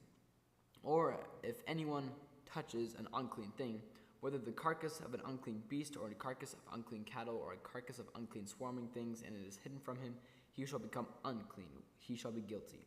Or if he touches any human of uncleanliness, of whatever sort the uncleanliness may be, with which one becomes unclean, and it is hidden from him, then he comes to know it, as he shall be guilty. Or if anyone utters with his lips a rash oath to do evil or do good, or any sort of rash oath that men swear and is hidden from him, he comes to know that he shall and these be guilty. When a man is guilty in any of these things, he shall confess the sin he has committed, and he shall bring his guilt offering to the Lord for the sin which he has committed, a female from the flock, a lamb or a goat for a sin offering, and the priest shall make atonement for him for his sin. But if he cannot afford a lamb, and he shall bring as his guilt offering to the Lord for the sin which he has committed 2 turtle doves or 2 young pigeons, one for the sin offering and another for a burnt offering, he shall bring them to the priest, who shall offer first the sin offering. He shall wring its head from its neck, but shall not sever it. And he shall sprinkle some of the blood of the sin offering on the side of the altar, which the rest of the blood shall be drained out to the base of the altar. It is a sin offering. Then he shall offer the second for a burnt offering according to the ordinance, and the priest shall make atonement for him for the sins he has committed, and he shall be forgiven. But if he cannot afford 2 turtle doves or 2 young pigeons, he shall bring as his offering for the sin which he has committed 1/10 of an ephah of fine flour for sin offering. He shall put no oil upon it, and shall put no frankincense on it, for it's a sin offering. And he shall bring it to the priest, and the priest shall take a handful of it with a memorial portion, and burn this on the altar before the offerings by fire to the Lord, because it is a sin offering. Thus the priest shall make atonement for him for the sin which he has committed in any one of these things, and he shall be forgiven. And the remaining shall be for the priest as in the cereal offering. The Lord said to Moses, if anyone commits a breach of faith and sins unwittingly in any of the holy things of the Lord, he shall bring his guilt offering to the Lord, and ram without blemish of the flock, valued by you in shekels of silver, acquired to the shekel of the sanctuary. It is a guilt offering. He shall also make restitution for what he has done and missed in the holy thing, and he shall add 1/5 to it and give it to the priest. And the priest shall make atonement for him with the ram of the guilt offering, and he shall be forgiven. If anyone sins, doing any of the things which the Lord has commanded not to be done, though he does not know it, yet he is guilty, and he shall bear his iniquity. He shall bring to the priest a ram without blemish of the flock, valued by you at the price for a guilt offering. And the priest shall make atonement for him for the error which is committed unwittingly, and he shall be forgiven. It is a guilt offering. He is guilty before the Lord.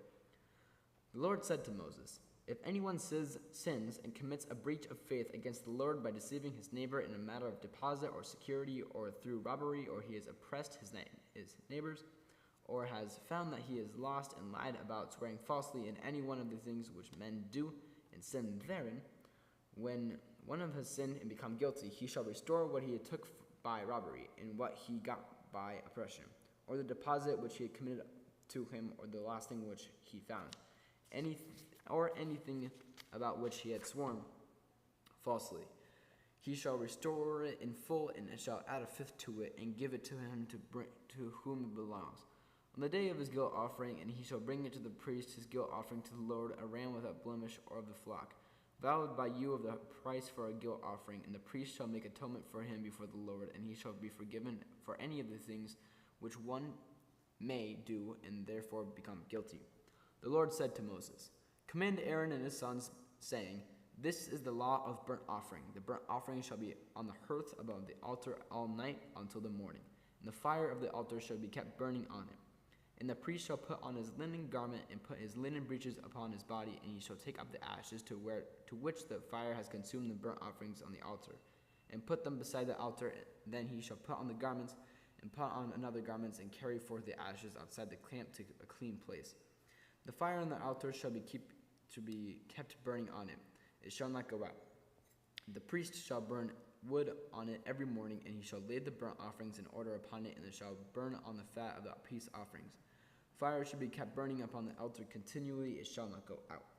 And this is the law of the cereal offerings. The sons of Aaron shall order it before the Lord in front of the altar, and one shall take from it a handful of the fine flour of the cereal offerings with this oil and all the frankincense which is on the cereal offering, and burn this on the memorial portion of the altar, a pleasing order to the Lord.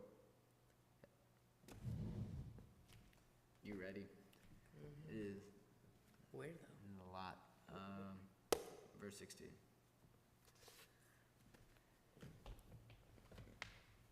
Buckle in.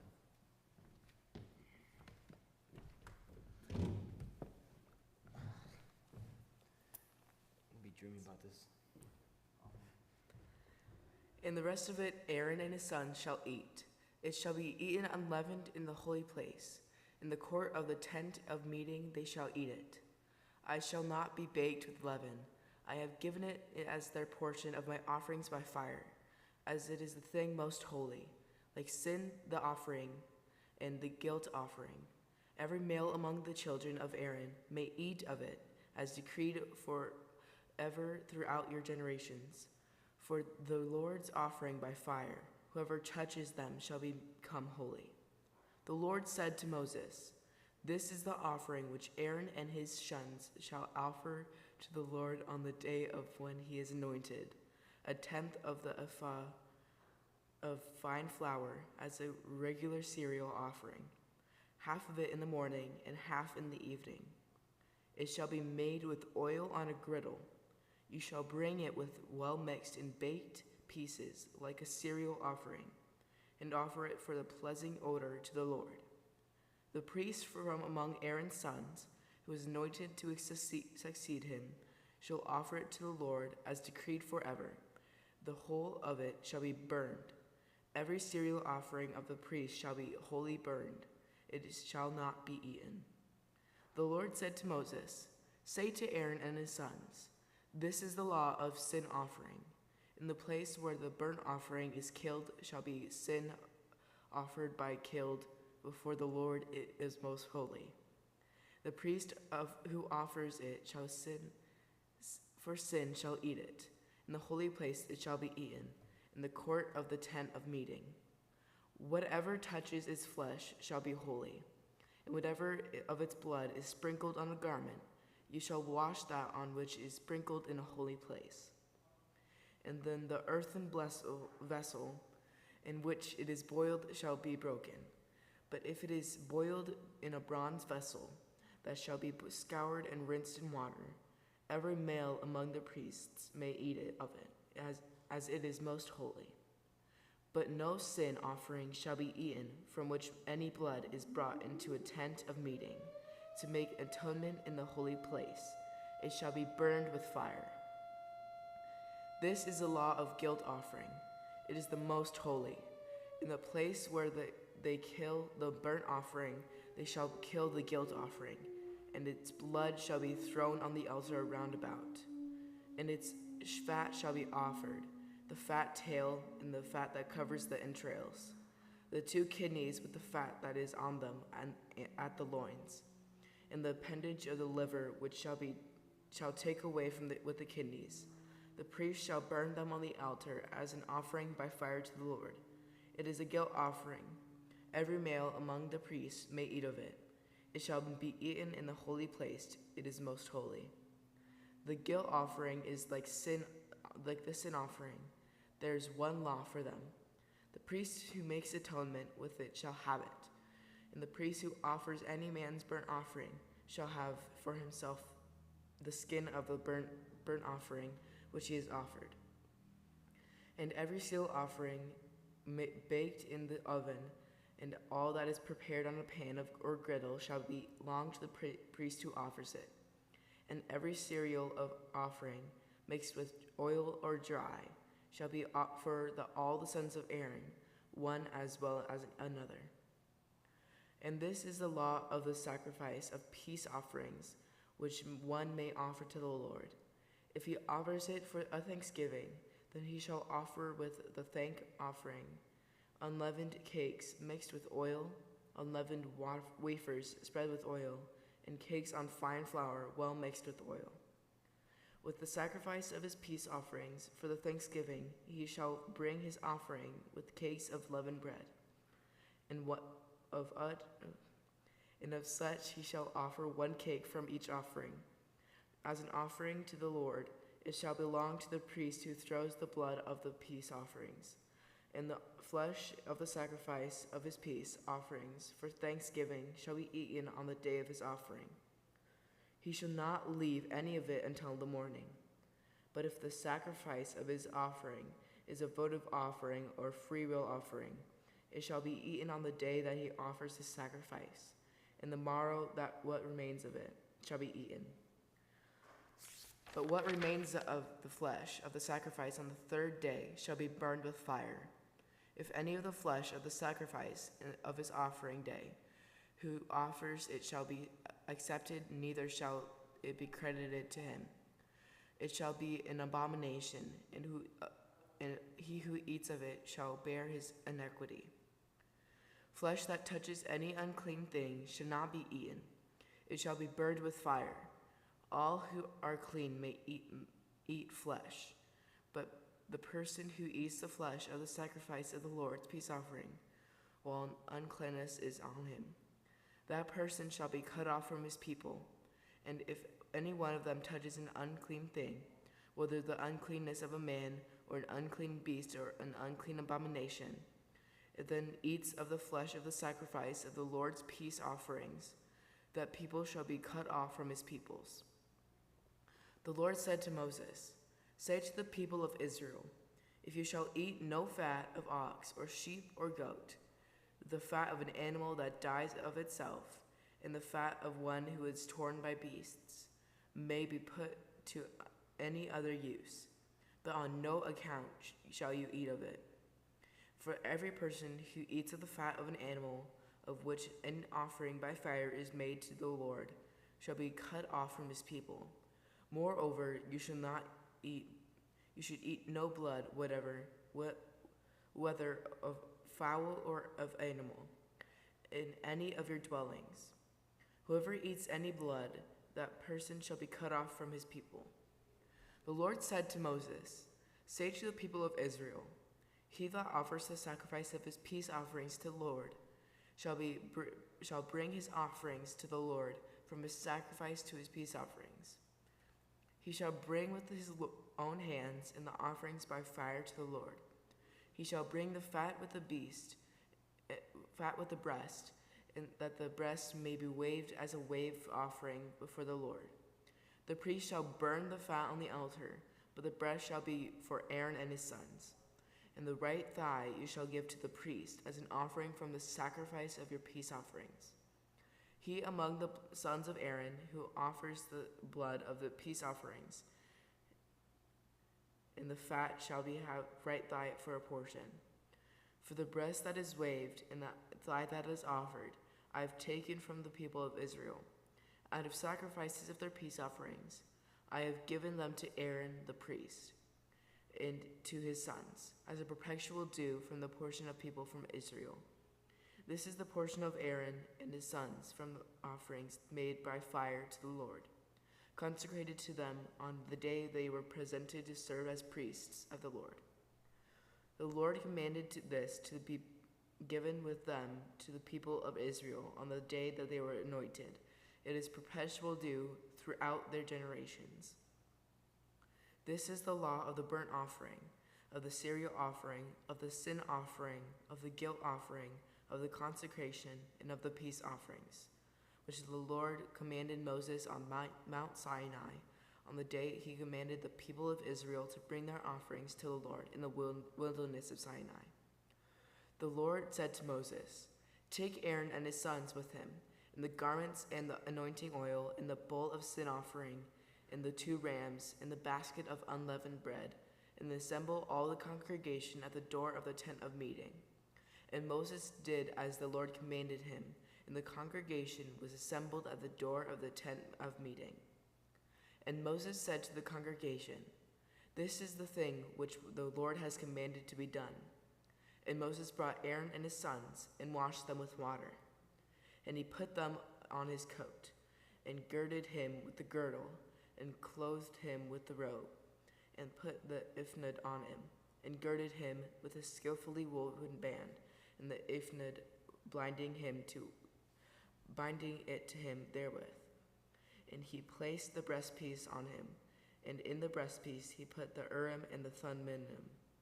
And he sat on the turban upon his head, and the turban in the front he set on the golden plate, the holy crown, as the Lord commanded Moses. Then Moses took the anointing oil and anointed the tabernacle and all that was on it, and consecrated them. And he sprinkled some of it on the altar 7 times, and anointed the altar as it is utensils, and the laver and its base to consecrate them. And he poured some of the anointed oil on Aaron's head, and he anointed him to consecrate him. And Moses brought Aaron's sons, and clothed him with coats, and girded them with girdles, and bound caps on them as the Lord commanded Moses. Then he brought a bowl of the sin offering, and Aaron and his sons laid their hands upon the head of the bowl of the sin offering.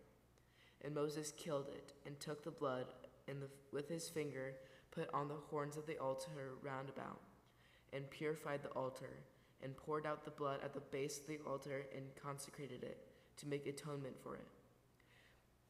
And he took all the fat that was on the entrails, and the appendage of the liver, and the 2 kidneys with their fat. And Moses burned them on the altar. The bull and its skin, and its flesh, and its dung, he buried with the fire outside the camp, as the Lord commanded Moses. Then he presented the ram as a burnt offering, and Aaron and his sons laid their hands on the head of the ram, and Moses killed it, and threw the blood upon the altar round about. And when the ram was cut into pieces, Moses burned the head and the pieces of fat.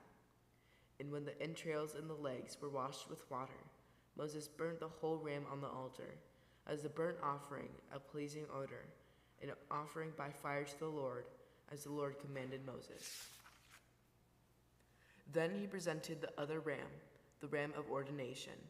And Aaron and his sons laid their hands on the head of the ram, and Moses killed it, and took some of the blood, and put it on the tip of Aaron's right ear, and on the thumb of his right hand, and on the great toe of his right foot. And Aaron's sons were brought, and Moses put some of the blood on the tips of the right ears, and on the thumbs of the right hands, and on the great toes of the right feet. And Moses threw the blood on the altar round about. Then he took the fat and the fat tail, and all the fat that was on the entrails, and the appendage of the liver, and the 2 kidneys with their fat in the right thigh. And out of the basket of unleavened bread, which is before the Lord, he took one unleavened cake, and 1 cake of bread with oil, 1 of wafer, and placed them on the fat on the right thigh. And he put all these things in the hands of Aaron and in the hands of his sons, and waved them with a wave offering before the Lord. Then Moses took them from their hands, and burned them on the altar with the burnt offering, as an ordination offering, a pleasing odor, an offering by the fire to the Lord. And Moses took the breast, and waved it for a wave offering before the Lord. It was Moses' portion of the ram ordination, as the Lord commanded Moses. Then Moses took some of the anointing oil of the blood which is on the altar, and sprinkled it upon Aaron and his garments, and also upon his sons and his sons' garments. So he consecrated Aaron and his garments, and his son and his sons' garments. And Moses said to Aaron and his sons, "Boil the flesh at the door of the tent of meeting, and there eat it in the bread of the basket of ordination offerings, as I commanded, saying, Aaron and his sons shall eat it, and whatever remains of the flesh in the bread you shall burn with fire. And you shall not go out from the door of the tent of meeting for 7 days, until the days of your ordination are completed. For it will take 7 days to ordain you, as has been done today. The Lord has commanded to be done to make atonement for you. At the door of tent of meeting you shall remain day and night for 7 days, performing what the Lord has charged, lest you die, for I have commanded. And Aaron and his sons did all the things which the Lord has commanded by Moses. On the 8th day Moses called Aaron and his sons, the elders of Israel, and he said to Aaron, Take a bull calf for a sin offering, and a ram for burnt offering, both without blemish, and offer them before the Lord, and say to the people of Israel, Take a male goat for a sin offering, and a calf and a lamb, both a year old without blemish, for a burnt offering, and an ox and a ram for peace offerings to sacrifice before the Lord, and cereal offering mixed with oil. For today the Lord will appear to you. And they brought with what Moses commanded before the tent of meeting. And all the congregation drew near and stood before the Lord. And Moses said, This is the thing which the Lord commanded you to do, and the glory of the Lord will appear to you. Then Moses said to Aaron, Draw near to the altar, and offer your sin offerings, your burnt offering, and you make atonement for yourself and to the people. And bring the offering of the people, and make atonement for them, as the Lord has commanded. So Aaron drew near to the altar, and killed the calf for a sin offering, which was for himself. And the sons of Aaron presented the blood to him, and he dipped his finger in the blood, and poured it on the horns of the altar, and poured out the blood at the base of the altar. But the fat and the kidneys and the appendage of the liver from the sin offering were burned upon the altar, as the Lord commanded Moses. The flesh and the skin he burned with the fire outside the camp. And he killed the burnt offering, and Aaron's son delivered him the blood, and he threw it on the altar round about. And he delivered the burnt offering to him, piece by piece, in the head of the burned, and he burned them upon the altar. And he washed the entrails and the legs and burned them with the burnt offering on the altar. Then he presented the people's offering, and he took the goat and of the sin offering, which was for the people, and killed it and offered it for the sin, like the first sin offering. And he presented the burnt offering and offered it according to the ordinance. And he presented to the cereal offering, and filled his hand from it, and burned it upon the altar, besides the burnt offering of the next morning. He killed the ox also, and the ram, and the sacrifice of the peace offerings for the people. And Aaron's son delivered it to him the blood, which he threw upon the altar round about, and the fat of the ox and of the ram, and of the fat tail, and which covers the entrails and the kidneys, and the appendage to the liver. And they put the fat upon the breasts, and he burned the fat upon the altar. But the breasts and the right thigh Aaron waved for a wave offering before the Lord, as Moses commanded. Then Aaron lifted up his hands toward the people and blessed them. And he came down from the offering, the sin offering, and the burnt offering, and the peace offerings. And Moses and Aaron went to the tent of meeting, and when he came out, they blessed the people. And the glory of the Lord appeared to the people, and fire came forth from before, and the Lord and consumed the burnt offering and the fat upon the altar. And when all the people saw it, they shouted and fell on their faces. Whoever touches the carcass shall be unclean until the evening.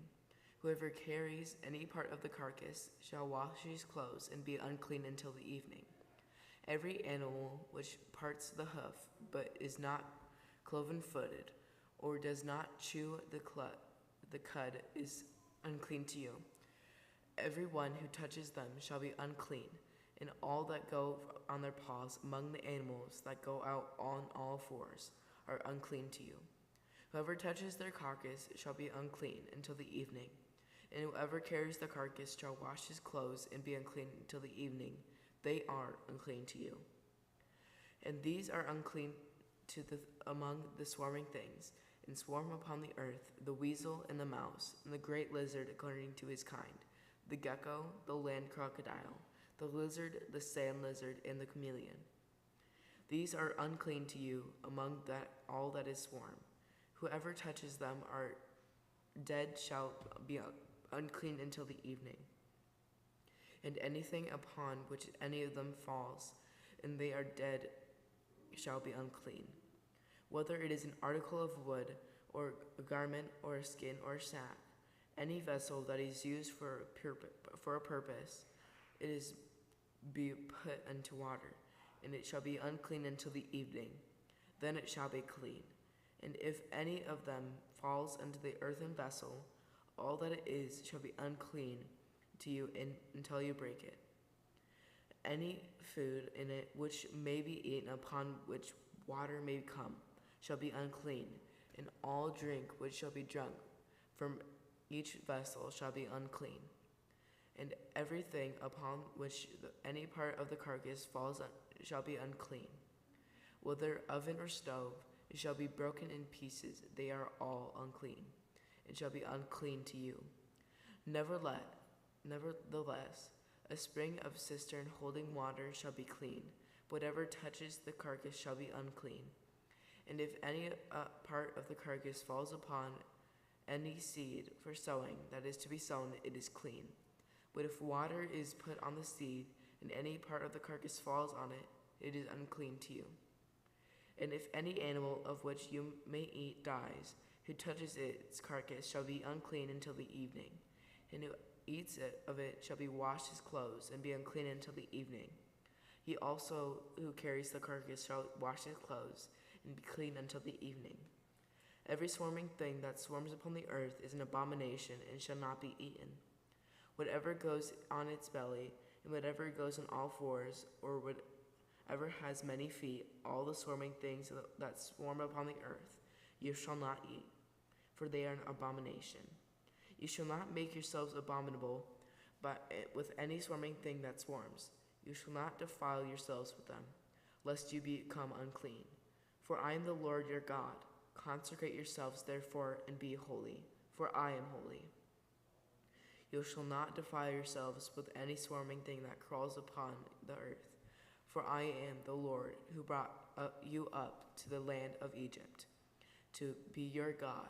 You shall therefore be holy, for I am holy. This is the law pertaining to breast and the bird, and every living creature that moves through the waters, and every creature that swarms upon the earth, to make a distinction between the unclean and the clean, and between the living creature that shall be eaten, that may be eaten, the living creature that may not be eaten. The Lord said to Moses, "Say to the people of Israel, if a woman conceives and bears a male child, then she shall be unclean 7 days. As at the time of her menstruation she shall be unclean. And on the 8th day the flesh of his foreskin shall be circumcised. Then she shall continue for 33 days in the blood of her purifying. She shall not touch any hollow thing, nor come into the sanctuary until the days of her purifying are completed. But if she bears a female child, then she shall be unclean for 2 weeks, as in her menstruation. Then she shall continue in the blood of her purifying for 66 days. And when the days of her purifying are completed, whether for a son or for a daughter, she shall bring to the priest at the door of the tent meeting of a lamb a year old of a burnt offering, and a young pigeon or a turtle dove for a sin offering. And he shall offer it before the Lord and make an atonement for her.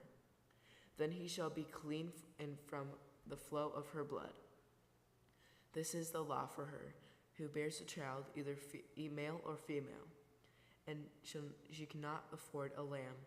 Then she shall take 2 turtle doves or 2 young pigeons, one for a burnt offering and the other for a sin offering. And the priest shall make atonement for her, and she shall be clean. The Lord says to Moses and Aaron, when a man has on the skin of his body a dwelling or an eruption or a spot, and he turns into a leprous disease on the skin of his body, then he shall be brought to Aaron the priest, or to one of his sons the priests.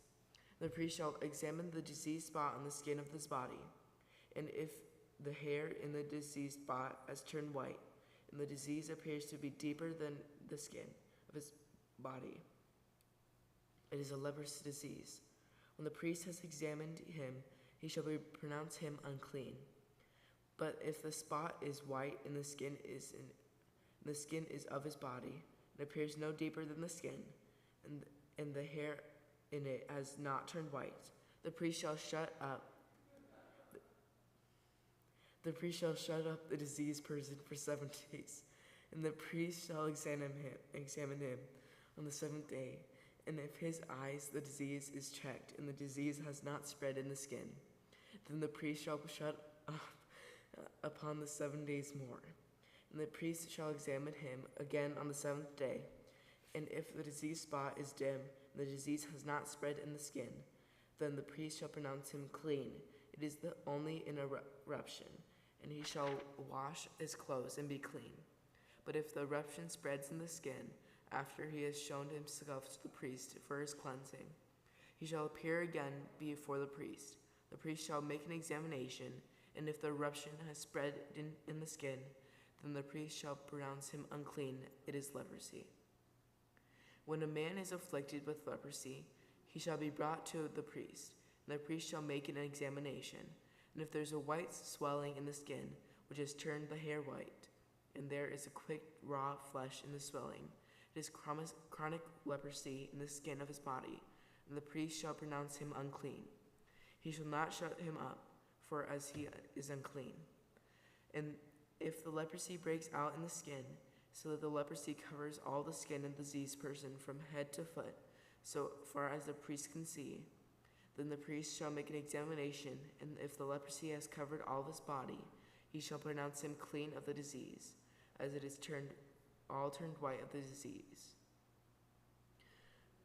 And he is clean. But when the raw flesh appears on him, he shall be unclean.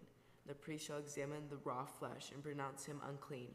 Raw flesh is unclean, for it is leprosy. But if the raw flesh turns again and changes to white, then he shall come to the priest, and the priest shall examine him. And if the disease has turned white, then the priest shall pronounce the diseased person he is clean. And when there is the skin of one's body a boil that is healed, in the place of the boil there becomes a white swelling or reddish white spot, then it shall be shown to the priest, and the priest make the examination. And if it appears deeper than the skin, and the hairs turn white, then the priest shall pronounce him unclean. It is the disease of leprosy. It is broken out in the boil. But if the priest examines it, and the hair on it is not white, and is not deeper than the skin, but is dim, and the priest shall shut him up for 7 days. And if he spreads in the skin, then the priest shall pronounce him unclean.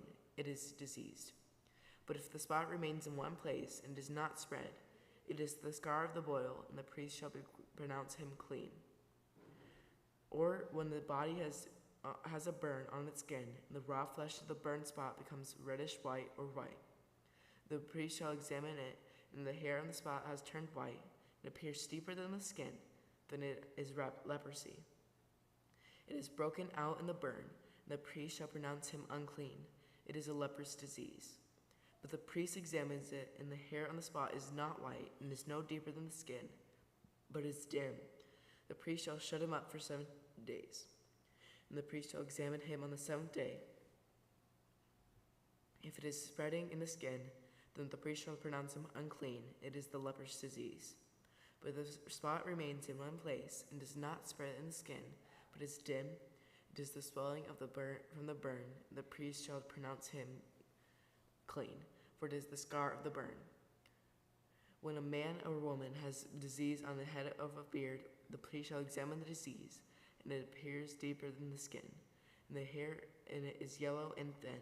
The priest shall pronounce him unclean. It is an itch, a leprosy of the head or the beard. And the priest examines the itching disease, and it appears no deeper than the skin, and there no black hair in it. Then the priest shall shut up the person in the itching disease for 7 days. And on the 7th day the priest shall examine the disease, and if the itch has not spread, and there is no yellow hair, and the itch appears to be no deeper than the skin, then he shall shave himself, but the itch he shall not shave. The priest shall shut up the person for the itching disease for 7 days more. And on the 7th day the priest shall examine the itch, and if the itch is not spread in the skin, and appears to be no deeper than the skin, then the priest shall pronounce him clean, and he shall wash his clothes and be clean. But if the itch spreads in the skin after his cleansing, then the priest shall examine him.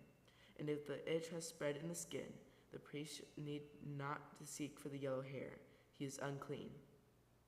But if his eyes the itch is checked, the black hair has grown in, and the itch is healed, he is clean, and the priest shall pronounce him clean. When a man or a woman has spots on the skin of the body, white spots, the priest shall make an examination of the spots of the skin or in the body or are dull white. It is tender and is broken out in the skin, he is clean. If a man's hair has fallen from his head, he is a bald, but he is clean. And the man's hair has fallen from his forehead and of his temples. He is baldness of the forehead, but he is clean. But if there is on the bald head or on the bald forehead a reddish white disease spot, it is leprosy breaking out on the bald head or bald forehead. The priest shall examine him, and the disease swelling is reddish white on the bald head or on the bald forehead, like the appearance of leprosy in the skin of the body. He is a leprous man, he is unclean. The priest must pronounce him unclean. His disease is on his head. 45. I repeated the same thing 15 times because I kept doing it over and over.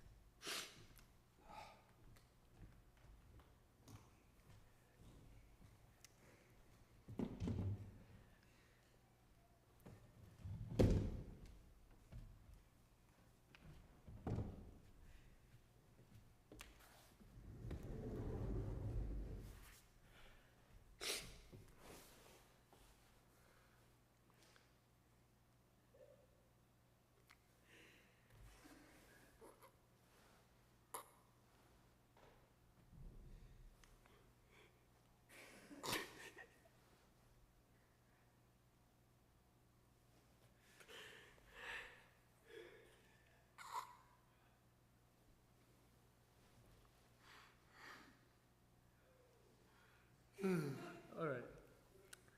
The leper who has the disease shall wear torn clothes, and let the hair of his head hang loose.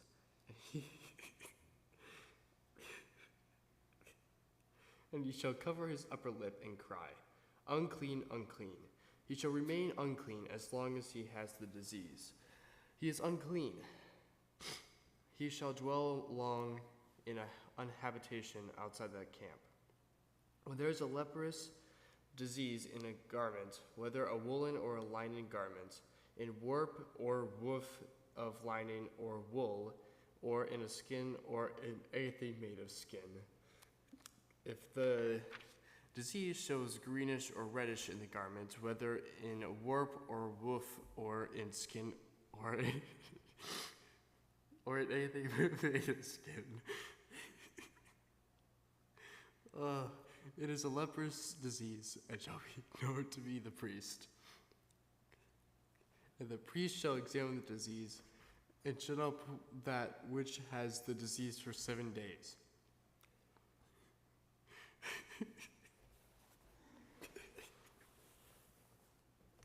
Then he shall examine the disease on the 7th day.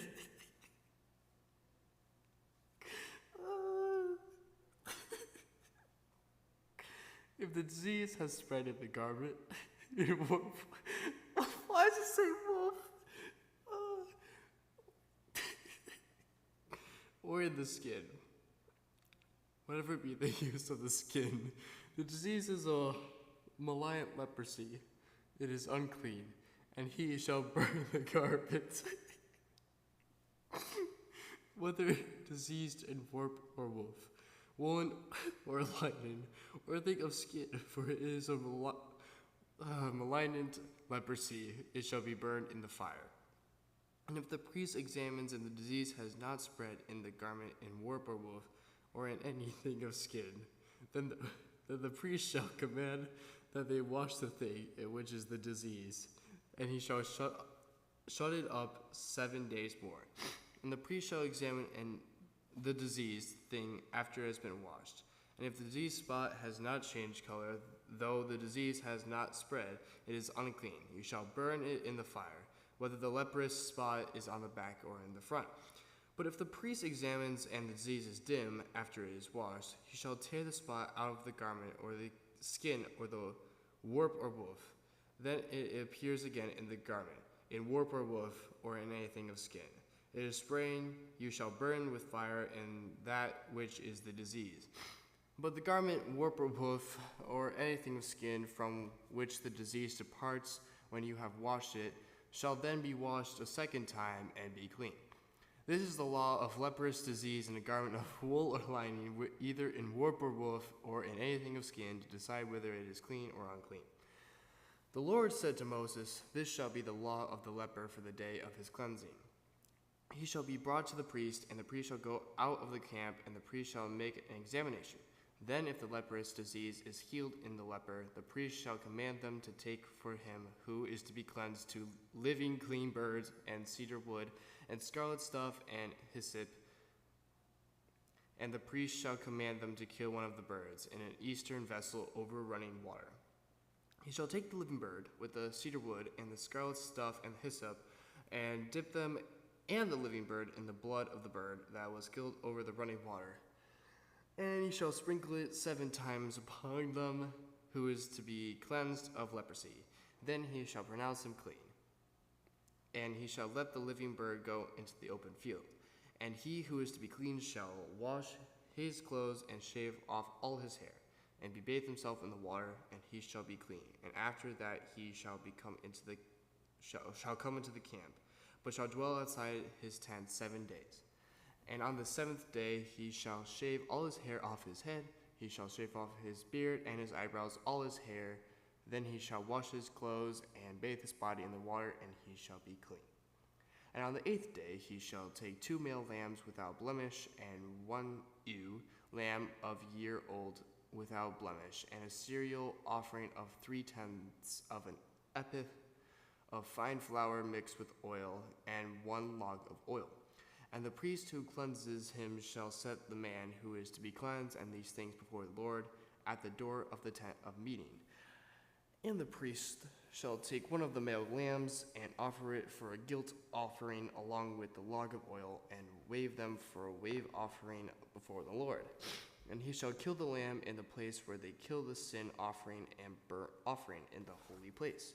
For the guilt offering, like the sin of offerings, belong to the priest. It is most holy. The priest shall take some of the blood of the guilt offering, and the priest shall put it on the tip of the right of the ear who is to be cleansed, and on the thumb of his right hand, and on the great toe of his right foot. Then the priest shall take some of the log of oil and pour it into the palm of his own left hand, and dip his right finger in the oil that is in his left hand, and sprinkle some oil with his finger 7 times before the Lord. And some of the oil that remains in his hand, and the priest shall put it on the tip of the right ear who is to be cleansed, and on the thumb of his right hand, and the great toe of his right foot, upon the blood of the guilt offering. And the rest of the oil that is in the priest's hand he shall put on the head of him who is to be cleansed. Then the priest shall make atonement for him before the Lord. The priest shall offer the sin offering to make atonement for him who is to be cleansed from his uncleanliness. And afterward he shall kill the burnt offering, and the priest shall offer the burnt offering and the cereal offering on the altar. Thus the priest shall make atonement for him, and he shall be clean. But if he is poor and cannot afford so much, then he shall take 1 male lamb for a guilt offering to be waved, to make atonement for him, and on 1/10 of an ephah of fine flour mixed with oil for the cereal offering, and a log of oil, also 2 turtle doves or 2 young pigeons, such as he can afford. The one shall be a sin offering, and the other a burnt offering. And on the 8th day he shall bring them for this cleanliness to the priest to the door of the tent of the meeting, before the Lord. And the priest shall take the lamb of the guilt offering and the log of oil, and the priest shall wave them for a wave offering before the Lord. And he shall kill the lamb of the guilt offering, and the priest shall take some of the blood of the guilt offering and put it on the tip of the right ear of him who is to be cleansed, and on the thumb of his right hand, on the great toe of his right foot. And the priest shall pour some of the oil into the palm of his own left hand.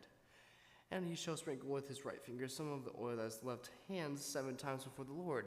And the priest shall put some of the oil that is in his hand on the tip of the right ear of him who is to be cleansed, and on the thumb of his right hand, and on the great toe of his right foot, in the place where the blood of the guilt offering was put.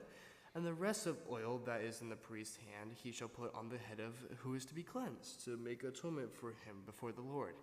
And he shall offer up the turtle doves or young pigeons, such as he can afford, one for a sin offering and the other for a burnt offering, along with a cereal offering. And the priest shall make atonement before the Lord for him who is to be cleansed. This is the law for him in whom is a leprous disease, who cannot afford the offering for his cleansing. The Lord said to Moses and Aaron, when you come into the land of Canaan, which I give you for the possession, and I put a leprous disease in a house in the land of your possession, then he who owns the house shall come and tell the priest, there seems to me to be sort of disease in my house. Then the priest shall command that they empty the house before the priest to go into to examine the disease, lest all that is in the house be declared unclean. And after the priest shall go in and see the house. And he shall examine the disease, and if the disease is in the walls of the house with greenish or reddish spots, and if it appears to be deeper than the surface, then the priest shall go out of the house to the door of the house, and shut up the house 7 days. And the priest shall come again on the 7th day, and look, and if the disease has spread in the walls of the house, then the priest shall command that they take out the stones in which is the disease, and throw them into an unclean place outside the city. And he shall cause the inside of the house to be scraped around, and the plaster that they scrape off they shall pour into an unclean place outside the city. Then they shall take other stones and put them in the place of those stones, and he shall take other plaster and plaster the house. If the disease breaks out again in the house, after he has taken out the stones and scraped the house and plastered it, then the priest shall go and look, and if the disease has spread in the house, it is a malignant leprosy in the house, it is unclean. And he shall break down the house, its stones and timber, and all the plaster of the house, and he shall carry them forth out of the city to be unclean place. Moreover, he who enters the house while it is shut up shall be unclean until the evening. And he who lies down in the house shall wash his clothes, and he who eats in the house shall wash his clothes. But if the priest comes and examines the examination, and the disease has not spread into the house after the house has been plastered, then the priest shall pronounce the house clean, for the disease is healed. And for the cleansing of the house he shall take 2 birds with cedar wood and scarlet stuff and hyssop, and shall kill one of the birds in an earthen vessel over running water. And he shall take the cedar wood and the hyssop and the scarlet stuff, along with the living bird, and dip them in the blood of the bird that was killed and in the running water, and sprinkle the house 7 times. Thus he shall cleanse the house with the blood of the bird, and with the running water, and with the living bird, and with the cedar wood and hyssop and scarlet stuff. And he shall let the living bird go out of the city into the open fields, so he shall make atonement for the house, and it shall be clean. This is the law for any leprous disease, for an itch, for leprosy in a garment or in a house, and for a swelling or an eruption or a spot, to show when it is unclean and when it is clean. This is the law of leprosy. The Lord said to Moses and Aaron, say to the people of Israel, when any man has discharge from his body, his discharge is unclean. And this is the law of uncleanness for a discharge. Whether his body runs with his discharge or his body is stopped from discharge, it is uncleanliness in him.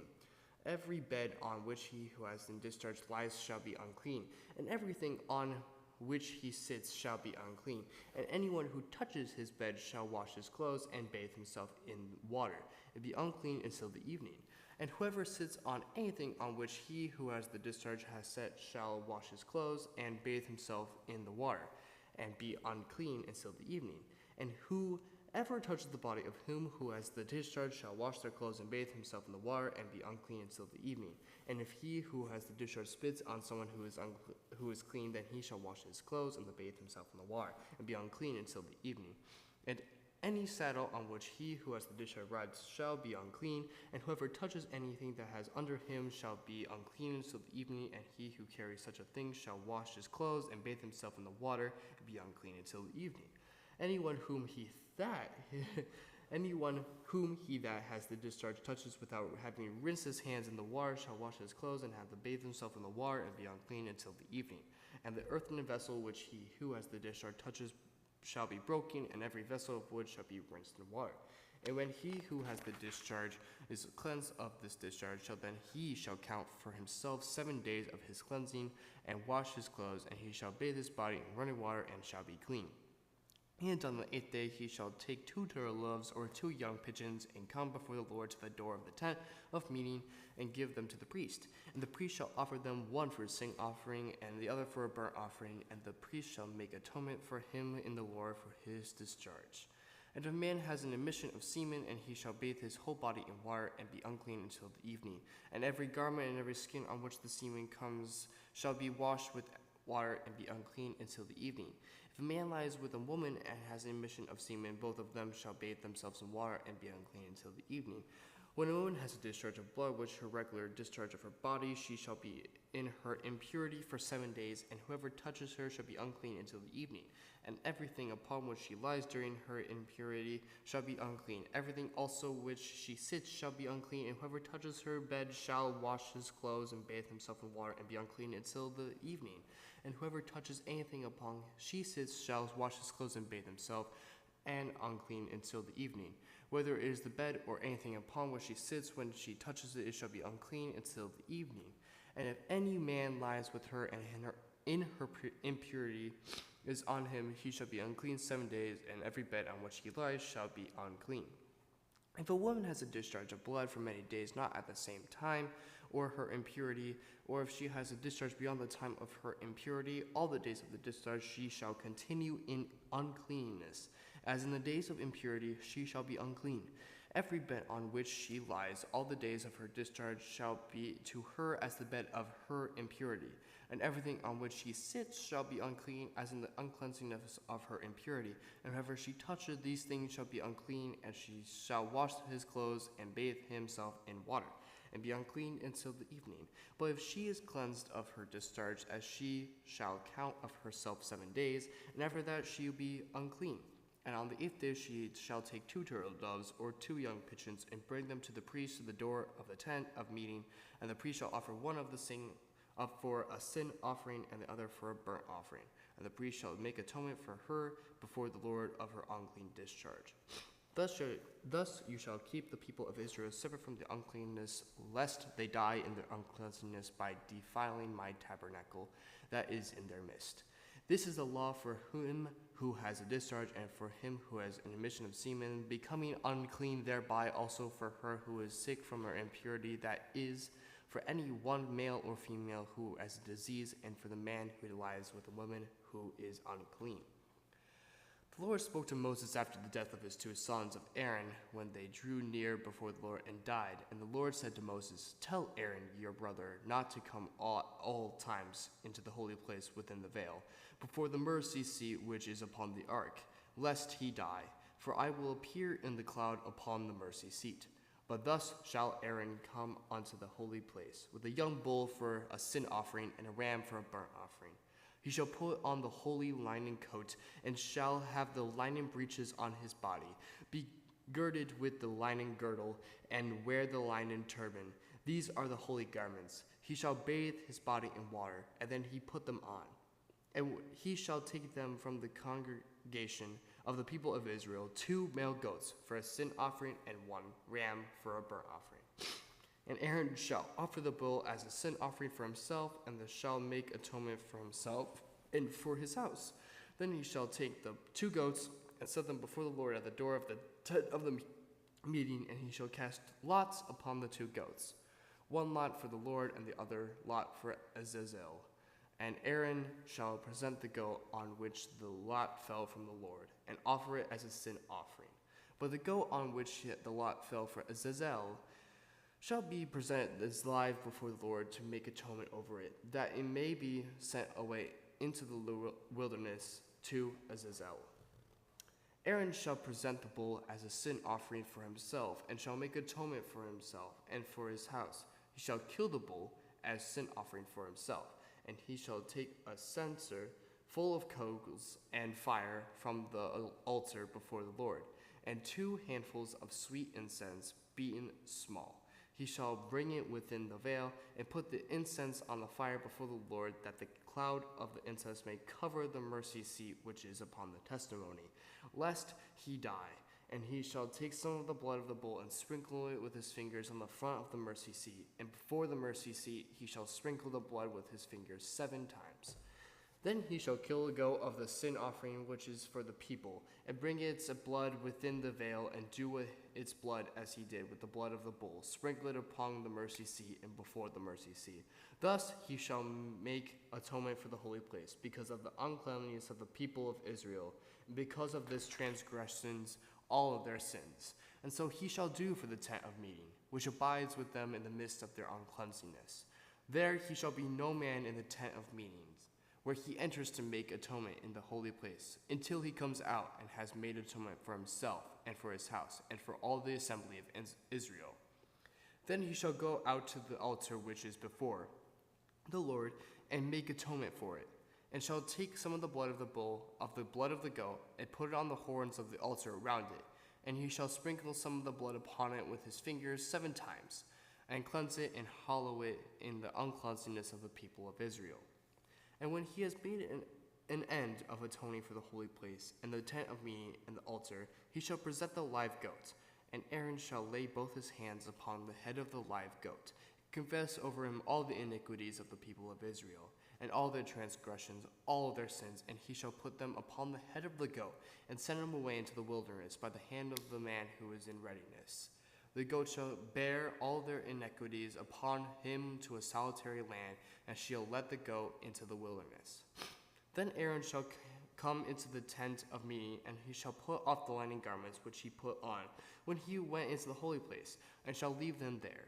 And he shall bathe his body in water in a holy place, and put them on his garments, and come forth and offer his burnt offering and the burnt offering of the people, and make atonement for himself and for the people. And the fat of the sin offering he shall burn upon the altar. And he sets the goat to Azel, shall wash his clothes and bathe his body in the water, and afterward he may come into the camp. And the bull of the sin offering and the goat for the sin offering, whose blood has brought in to make atonement in the holy place, shall be carried forth outside the camp. Their skin and their flesh and their dung shall be burned with fire. And he who brings them shall wash his clothes and bathe his body in the water, and after he may come into the camp. And it shall be a statute to you forever that in the 7th month, on the 10th day of the month, and you shall afflict yourselves and shall do no work, either the native or the stranger who sojourns among you. For on this day shall atonement be made for you, to cleanse you. From all your sins you shall be cleansed from the Lord. It is a Sabbath of solemn rest to you. And you shall afflict yourselves, it is a statute forever. And the priest who is anointed and consecrated as priest in his father's place shall make atonement, wearing the holy linen garments. He shall make atonement for the sanctuary, and he shall make atonement for the tent of the meeting and for the altar, and he shall make atonement for the priests and for all the people of the assembly. And this shall be an everlasting statute for you, that atonement may be made for the people of Israel once in the year because of all their sins. And Moses did as the Lord commanded him. And the Lord said to Moses, Say to Aaron and his sons and to all the people of Israel, This is the thing which the Lord has commanded. If any man of the house of Israel kills an ox or a lamb or a goat in the camp, or kills it outside the camp and does not bring it to the door of the tent of the meeting to offer it as a gift to the Lord before the tabernacle of the Lord, blood guilt shall be imputed to that man, and he shall shed blood, and that man shall be cut off from among his people. This is the end, that the people of Israel may bring their sacrifices which they slay into the open field, that they may bring him to the Lord, to the priests at the door of the tent of meeting, and slay them as sacrifices of peace offerings to the Lord.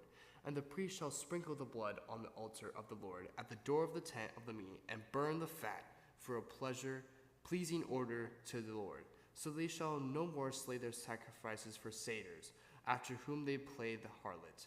This shall be a statute for every to them throughout their generations. And you shall say to them, any man of the house of Israel, or the strangers that sojourn among them, who offers a burnt offering or sacrifice, and does not bring it to the door of the tent of meetings to sacrifice to the Lord, that man shall be cut off from his people. If any man of the house of Israel, or the strangers that sojourn among them, eats any blood, I will set my face against the people who eats blood, and will cut him off from among his people. For the life of the flesh is in the blood, and I have given it for you upon the altar to make atonement for your souls. For it is the blood that makes atonement, my reason of the life. For therefore I have said to the people of Israel, no person among you shall eat blood, neither shall any stranger who sojourns among you eat blood. Any man who also eats the people of Israel, or of the strangers that sojourn among them, who takes in hunting any beast or bird that may be eaten, shall pour out its blood and cover it with dust. For the life of every creature is the blood of it. Therefore I have said to the people of Israel, you shall not eat the blood of any creature, for the life of every creature is its blood. Whoever eats it shall be cut off, and every person that eats that dies of itself, or what is torn by beasts, whether it is native or foreign, shall wash his clothes and bathe himself in water and be unclean until the evening, then he shall be clean. But if he does not wash them or bathe his flesh, he shall bear his iniquity. And the Lord said to Moses, say to the people of Israel, I am the Lord your God. You shall not do as they do in the land of Egypt, where you dwelt, and you shall not do as they do in the land of Canaan, to which I am bringing you. You shall not walk in their statutes. You shall do my ordinances, and keep any statutes and walk in them. I am the Lord your God. You shall therefore keep my statutes and my ordinances, by doing which a man shall live. I am the Lord. None of you shall approach anyone near of kin to him to uncover nakedness. I am the Lord. You shall not uncover the nakedness of your father, which is the nakedness of your mother. She is your mother. You shall not uncover her nakedness. You shall not uncover the nakedness of your father's wife. It is your father's nakedness. You shall not uncover the nakedness of your sister, the daughter of your father, or the daughter of your mother, whether born at home or born abroad. You shall not uncover the nakedness of your son's daughter, or of your daughter's daughter, for their nakedness is your own nakedness. You shall not uncover the nakedness of your father's wife's daughter, begotten by your father, since she is your sister. You shall not uncover the nakedness of your father's sister. She is your father's near kinswoman. You shall not uncover the nakedness of your mother's sister, for she is your mother's near kinswoman. You shall not uncover the nakedness of your father's brother, that is, you shall not approach his wife. She is your aunt. You shall not uncover your nakedness of your daughter-in-law, she is your son's wife. You shall not uncover her nakedness. You shall not uncover the nakedness of your brother's wife, she is your brother's nakedness. You shall not uncover the nakedness of the woman and of her daughter, and you shall not take her son's daughter on her daughter's daughter to uncover her nakedness. They are your near kinswoman, it is the wickedness. And you shall not take a woman as a rival wife to her sister, and covering her nakedness while her sister is yet alive. You shall not approach a woman to uncover her nakedness while she is in her menstrual uncleanness, and you shall not lie carnally with your neighbor's wife. Defile yourself with her. You shall not give any of your children, devote them by fire to Moloch, and so profane in the name of your God. I am the Lord. You shall not lie with a male as with a woman. It is an abomination. And you shall not lie with any beast and defile yourself with it. Neither shall any woman give herself to the beast and lie with it. It is perversion. Do not defile yourself by any of these things, for all the nations I am casting out before you defiled themselves. And the land became defiled, so that I punished its iniquity. And the land vomited out its inhabitants.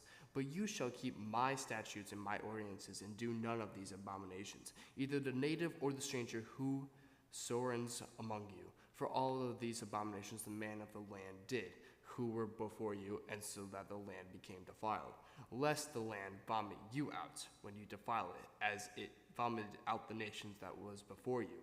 For whoever shall do any of these abominations, the persons that do them shall be cut off from among their people. So keep my charge never to practice any of these abomination customs which were practiced before you, and never defile yourselves by them. I am the Lord your God.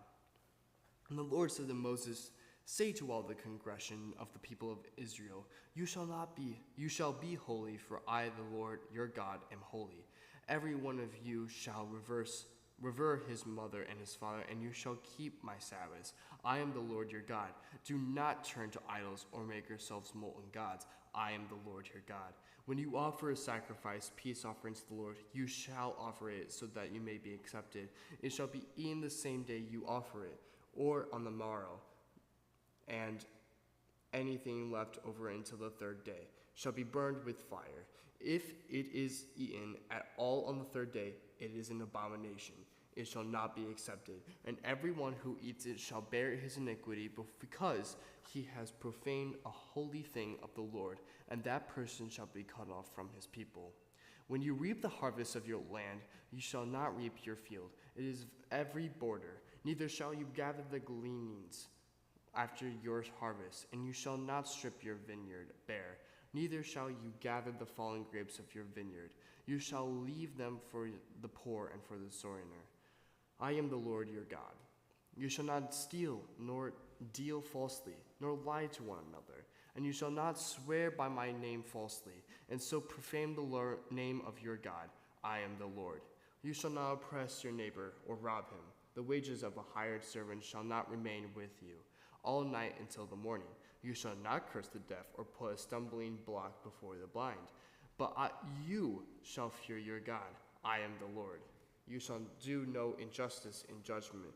You shall not be partial to the poor or defer to the great, but in righteousness shall you judge your neighbor. You shall not go up and down as a slanderer among your people, and you shall not stand forth against the life of your neighbor. I am the Lord. 17. Thank you.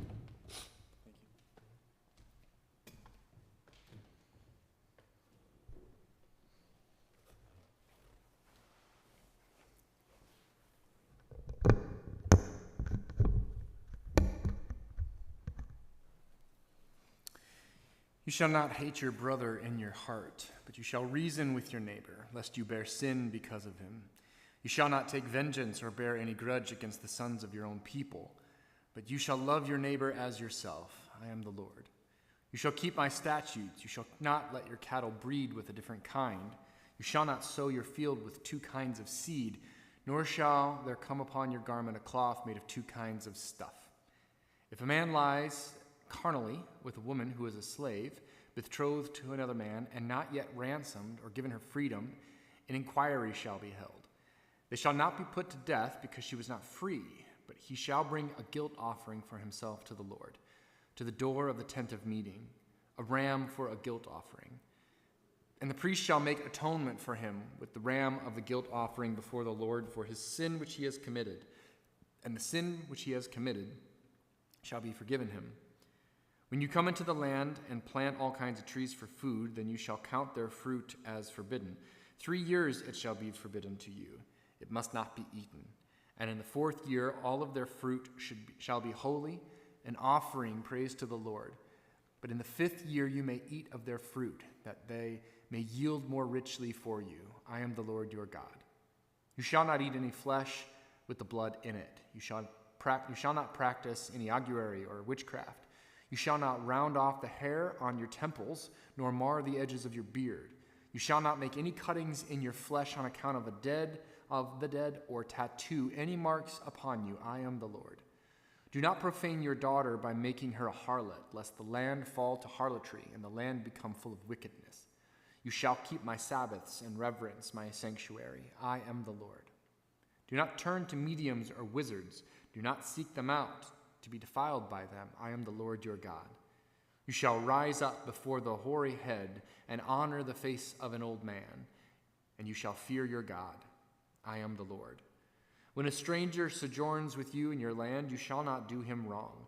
The stranger who sojourns with you shall be to you as the native among you, and you shall love him as yourself, for you are a stranger in the land of Egypt. I am the Lord your God. You shall do no wrong in judgment, in measures of length or weight or quantity. You shall have balances, just weights, and just ephah, and just hin. I am the Lord your God, who brought you out of the land of Egypt. And you shall observe all my statutes and all my ordinances, and do them. I am the Lord.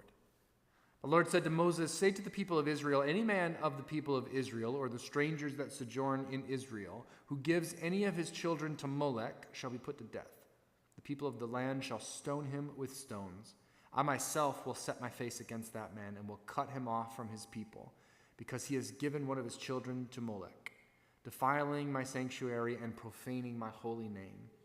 And if the people of the land do at all hide their faces and their eyes from that man when he gives one of his children to Molech, and do not put him to death, then I will set my face against that man and against his family, and I will cut them off from among their people, him and all who follow him in playing the harlot after Molech. If a person turns to mediums and wizards, playing the harlot after them, I will set my face against that person. I will cut him off from among his people. Consecrate yourselves, therefore, and be holy, for I am the Lord your God. Keep my statutes and do them. I am the Lord who will sanctify you. For everyone who curses his father or his mother shall be put to death. He has cursed his father or his mother, his blood is upon him. If a man commits adultery with the wife of his neighbor, both the adulterer and the adulteress shall be put to death.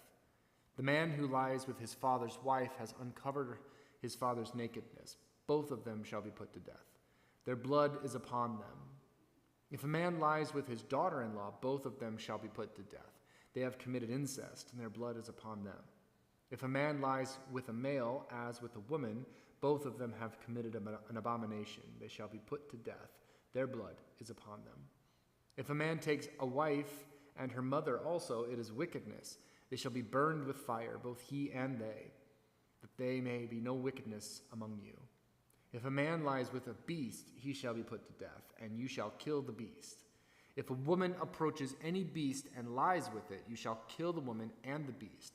They shall be put to death, and their blood is upon them. If a man takes his sister, a daughter of his father or a daughter of his mother, and sees her nakedness, and she sees his nakedness, it is a shameful thing, and they shall be cut off from the sight of the children of their people. He has uncovered his sister's nakedness. He shall bear his iniquity. If a man lies with a woman having her sickness and uncovers her nakedness, he has made naked her fountain, and she has uncovered the fountain of her blood. Both of them shall be cut off from among their people. You shall not uncover the nakedness of your mother's sister or of your father's sister, for that is to make naked one's near kin. They shall bear their iniquity. If a man lies with his uncle's wife, he has uncovered his uncle's wife's nakedness, and they shall bear their sin, and they shall die childless. If a man takes his brother's wife, it is an impurity. He has uncovered his brother's nakedness, and they shall be childless. You shall therefore keep all my statutes and all my ordinances and do them, that the land where I am bringing you to dwell may not vomit you out. And you shall not walk in the customs of the nation which I am casting out before you, for they did all of these things, and therefore I abhorred them. But I have said to you, you shall inherit their land, and I will give it to you to possess, a land flowing with milk and honey. I am the Lord your God, who you have separated from your peoples. You shall therefore make a distinction between the clean beast and the unclean, and between the unclean bird and the clean. You shall not make yourselves abominable by beast or by bird or by anything with which the ground teems, which I have set apart for you to hold unclean. You shall be made holy to me, for I, the Lord, am holy, and have separated you from the peoples, that you should be mine. A man or a woman who is a medium or a wizard shall be put to death. They shall be stoned with stones. Their blood shall be upon them. And the Lord said to Moses, speak to the priests, the son of Aaron, and say to them that none of them shall defile himself or the dead among his people, except for his nearest of kin, his mother, his father, his son, his daughter, his brother, or his virgin sister, who is near to him because she has had no husband. For her he may defile himself. He shall not defile himself as a husband among his people and so profane himself. They shall not make tonsures upon their heads, nor shave off the edges of their beards, nor make any cuttings of their flesh. They shall be made holy to their God, and not profane the name of their God. For they offer the offerings by fire to the Lord. The bread of their God therefore shall be holy. They shall not marry a harlot or a woman who has been defiled. Neither shall they marry a woman divorced from her husband, for the priest is holy to his God. You shall consecrate him, for he offers the bread of your God. He shall be holy to you. For I, the Lord, who sanctify you, am holy. And the daughter of any priest, if she profanes herself by playing the harlot, profanes her father. She shall be burned with fire. The priest who is chief among his brethren, upon whose head the anointing oil is poured, and who has been consecrated to wear the garments, shall not let the hair of his head hang loose, nor rend his clothes. He shall not go into any dead body, nor defile himself, even for his father or for his mother. Neither shall he go out of the sanctuary, nor profane the sanctuary of his God. For the consecration of the anointing oil of his God is upon him. I am the Lord. And he shall take a wife in her virginity, a widow or one divorced, or a woman who has been defiled, or a harlot. These he shall not marry, but he shall take a wife, a virgin of his own people, that he may not profane his children among his people. For I am the Lord who sanctified him. And the Lord said to Moses, say to Aaron, none of your descendants throughout the generations who has had a blemish may approach to offer the bread of his God. For no one has had blemish shall draw near him. A man blind or lame, or one who has a mutilated face, or a limb too long, or a man who has an injured foot, or an injured hand, or a hunchback, or a dwarf, or a man with a defect in his sight, or an itching disease, or scabs, or crushed testicles, no man of the descendants of Aaron, the priest who has a blemish, shall come near the Lord, offerings by fire. Since he has a blemish, he shall not come near to offer the bread of his God. He may eat the bread of his God, both of the most holy and the holy things, but he shall not come near the veil or approach the altar, because he has a blemish, that he may not profane my sanctuaries. For I am the Lord who sanctify them. So Moses spoke to Aaron and his sons and to all the people of Israel. And the Lord said to Moses, tell Aaron and his sons to keep away from the holy things of the people of Israel, which they dedicated to me, so that they may not profane my holy name. I am the Lord. Say to them, if any one of you or of your descendants throughout the generations approaches the holy things which the people of Israel dedicate to the Lord, while he has an uncleanness, then the person shall be cut off from my presence. I am the Lord. None of the line of Aaron who is a leper or suffers a discharge may eat of the holy things until he is clean. Whoever touches anything that is unclean through the contact with the dead, or a man who has emissions of semen, or whoever touches a creepy thing by which he has been made unclean, or a man for whom may take uncleanliness, whatever his uncleanliness may be, the person who touches any such shall be unclean until the evening, and shall not eat of the holy things unless he is bathed in a body of water. When the sun is down, he shall be clean, and afterward he may eat the holy things, because such are his food. That which dies of itself, or is torn by beasts, shall not be eaten, defiling himself by it. I am the Lord. They shall therefore keep my charge, lest they bear sin for it, and die thereby when they profane it. I am the Lord who sanctifies them. An outsider shall not eat of any holy thing. A sojourner of the priests or a hired servant shall not eat of a holy thing. But if a priest buys a slave as his property for money, the slave may eat of it, and those that are born in his house may eat of his food. If a priest's daughter is married to an outsider, she shall not eat of the offering of the holy things. But if a priest's daughter is a widow or divorced and has no child and returns to her father's house, as in her youth, she may eat of her father's food. Yet no outsider shall eat of it. And if a man eats of a holy thing unwittingly, he shall add the fifth of its value to it and give the holy thing to the priest. The priests shall not profane the holy things of the people of Israel, which they offer to the Lord, and so cause them to bear iniquity and guilt by eating their holy things. For I am the Lord who sanctify them. And the Lord said to Moses, say to Aaron and his sons and all the people of Israel, when any one of the house of Israel or of the sojourners of Israel presents his offering, whether in payment of a vow or as a freewill offering which is being offered to the Lord as a burnt offering, to be accepted you shall offer a male without blemish, of the bulls or the sheep or the goats. You shall not offer anything that has a blemish, for you will not be acceptable for you. And when anyone offers a sacrifice of peace offerings to the Lord, to fulfill a vow or as a freewill offering from the herd or from the flock, to be accepted, it must be perfect. There shall be no blemish on it. Animals blind or disabled or mutilated or having a discharge or an itch or scabs, you shall not offer to the Lord or make of them an offering by fire upon the altar of the Lord. A bull or a lamb which has a part too long or too short, you may present for a freewill offering, but for a votive offering it cannot be accepted. Any animal which has its testicles bruised or crushed or torn or cut, you shall not offer to the Lord or sacrifice within your land. Neither shall you offer as the bread of your God any such animals gotten from a foreigner. Since there is a blemish in them because of their mutilation, they will not be accepted for you. And the Lord said to Moses, when a bull or sheep or goat is born, it shall remain 7 days with its mother. And from the 8th day on, it shall be acceptable as an offering by fire to the Lord. And whether the mother is a cow or a ewe, you shall not kill both her and her young in 1 day. And when you sacrifice a sacrifice of thanksgiving to the Lord, you shall sacrifice it so that you may be accepted. It shall be eaten on the same day. You shall leave none of it until morning. I am the Lord. So you shall keep my commandments and do them. I am the Lord, and you shall not profane my holy name, but I will be hallowed among the people of Israel. I am the Lord who will sanctify you, who brought you out of the Egypt, and to be your God. I am the Lord. The Lord said to Moses, say to the people of Israel, the appointed feasts of the Lord which you shall proclaim as holy convocations, my appointed feasts are these.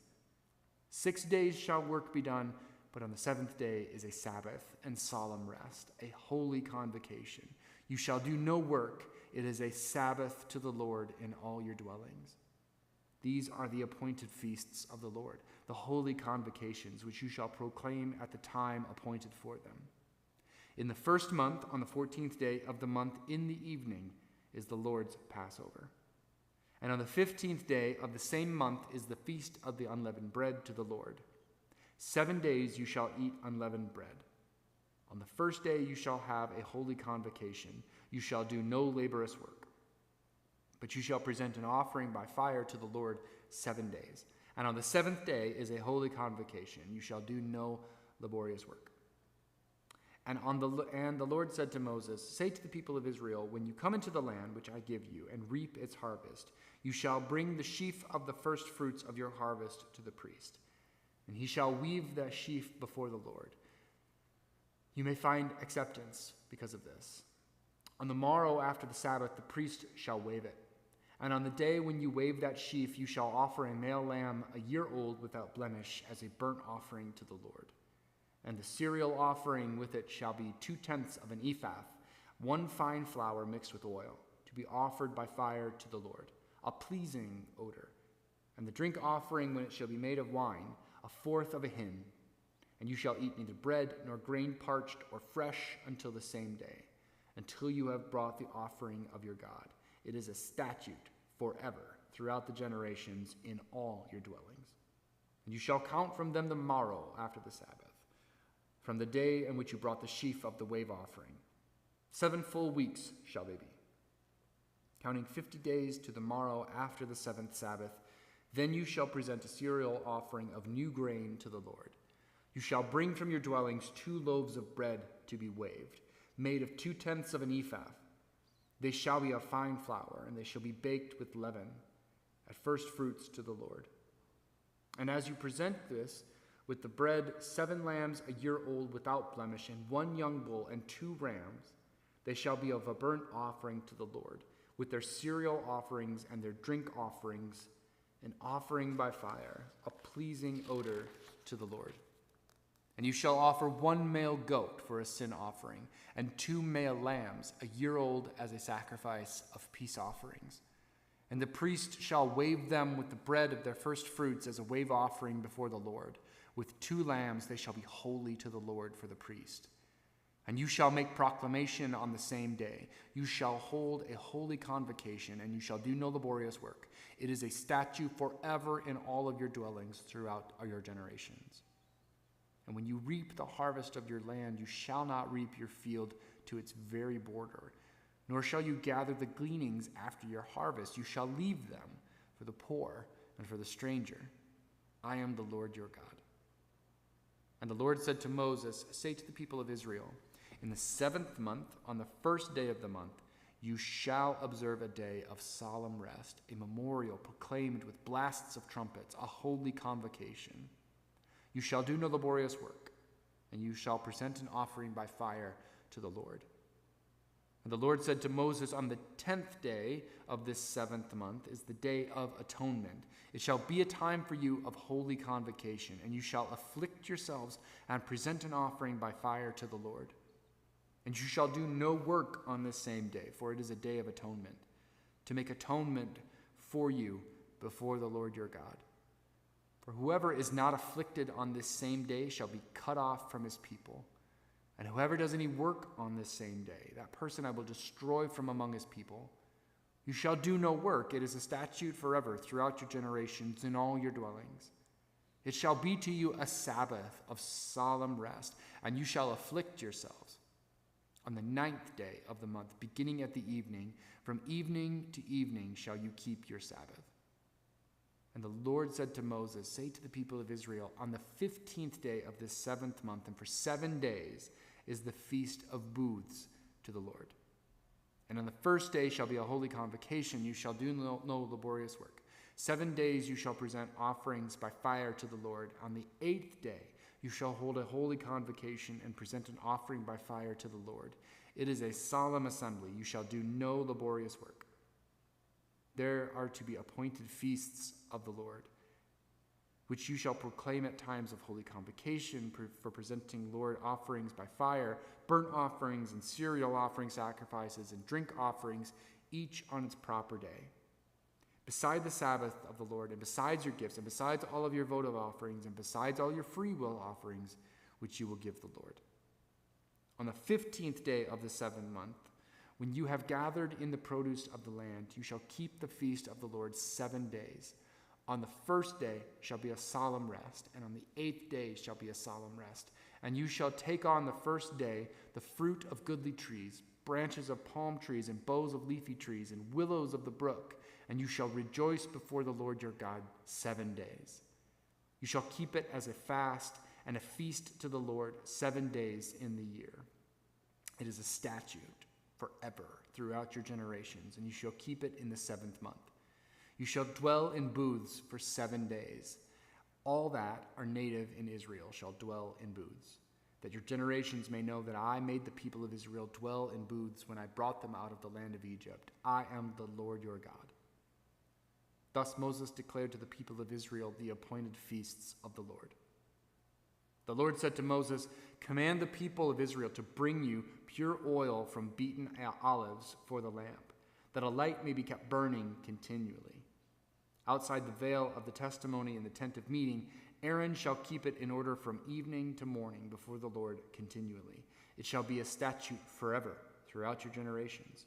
You shall keep the lamps in order upon the lampstand of pure gold before the Lord continually. And you shall take fine flour and bake 12 cakes on it. 2/10 of an ephah shall be of each cake. And you shall set upon it in 2 rows, 6 in a row, upon the table of pure gold. And you shall put pure frankincense with each row, that it may go with the bread as a memorial portion, to be offered by fire to the Lord. Every Sabbath day Aaron shall set it in order before the Lord continually on behalf of the people of Israel, as a covenant forever. And it shall be for Aaron and his sons, and they shall eat in a holy place, since it's for him a most holy portion out of the offering by fire to the Lord, a perpetual due. Now an Israelite woman's son, whose father was an Egyptian, went out among the people of Israel, and the Israelite woman's son and a man of Israel quarreled in the camp. And the Israelites' woman's son blasphemed the name and cursed. And they brought him to Moses. His mother's name was Shelomoth, and the daughter Dibri, of the tribe Dan. And they put him into custody till the will of the Lord should be declared to them. And the Lord said to Moses, "Bring out of the camp him who cursed, and let all who heard him lay their hands upon his head, and let all the congregation stone him. And say to the people of Israel, whoever curses his God shall bear his sin. He who blasphemes the name of the Lord shall be put to death. All the congregation shall stone him, the sojourner as well as the native, when he blasphemes the name, shall be put to death. He who kills a man shall be put to death. He who kills a beast shall make it good, life for life. When a man causes a disfigurement in his neighbor, as he has done it, he shall be done to him. Fracture for fracture, eye for eye, tooth for tooth. As he has disfigured a man, he shall be disfigured. He who kills a beast shall make it good, and he who kills a man shall be put to death. You shall have one law for the sojourner and for the native, for I am the Lord your God." So Moses spoke to the people of Israel, and they brought to him he who had cursed from the camp, and stoned him with stones. Thus the people of Israel did as the Lord commanded Moses. The Lord said to Moses on Mount Sinai, "Say to the people of Israel, when you come into the land in which I give you, the land shall keep a Sabbath to the Lord. 6 years you shall sow your field, and for 6 years you shall prune your vineyard and gather in its fruits. But in the 7th year there shall be a Sabbath of solemn rest for the land, a Sabbath to the Lord. You shall not sow your field or prune your vineyard. What grows of itself in your harvest you shall not reap, and the grapes of your undressed vine you shall not gather. It shall be a year of solemn rest for the land. The Sabbath of the land shall provide food for you, for yourself and for your male and female slaves, and for your hired servant and the sojourner who lives with you, for your cattle also, and for the beasts that are in your land. It is your yield, it shall be for food. And you shall count 7 weeks of years, 7 times 7, so that the time of the 7 weeks of years shall be to you 49 years. Then you shall send abroad the loud trumpet on the 10th day of the 7th month, on the day of atonement. You shall send abroad the trumpet throughout all of your land.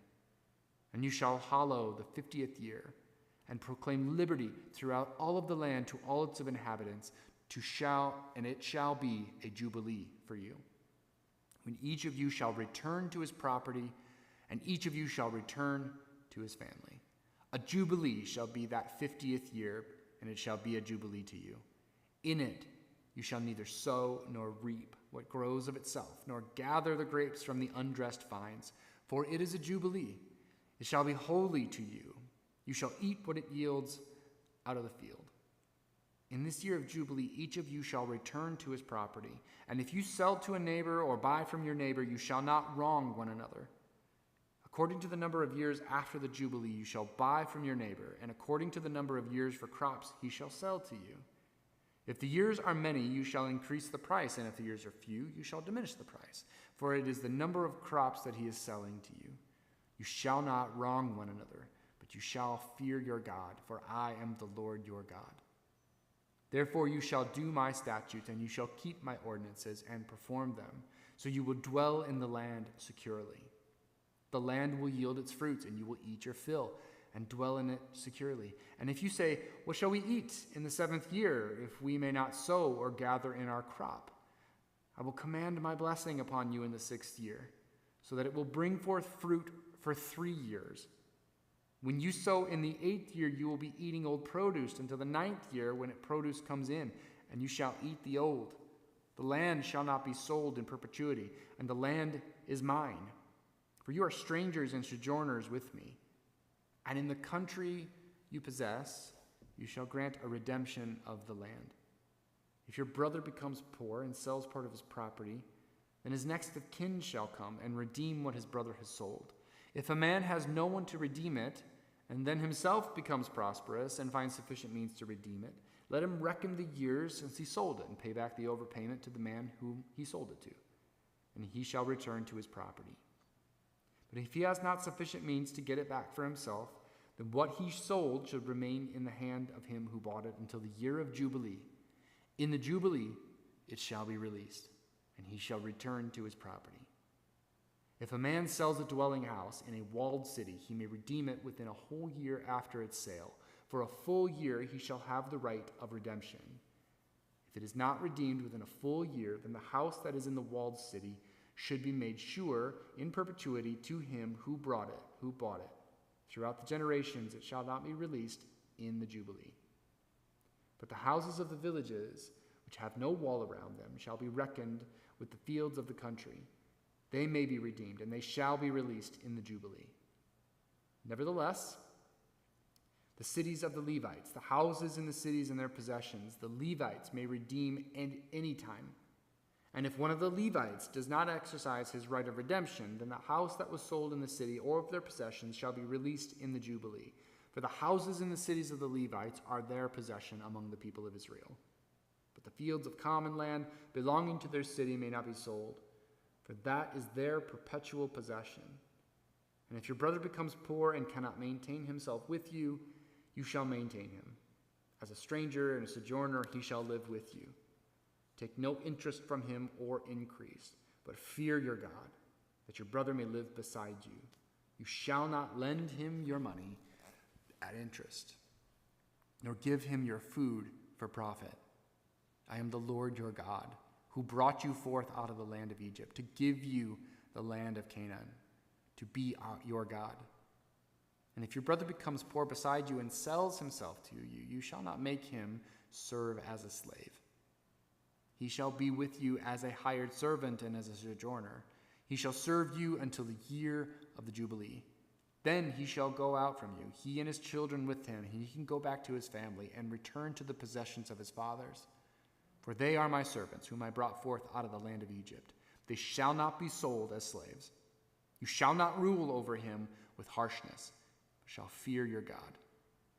As for your male and your female slaves whom you may have, you may buy male and female slaves from among the nations that are around you. You may also buy from among the strangers who sojourn with you and their families that are with you. You have borne into your land, and they may be your property.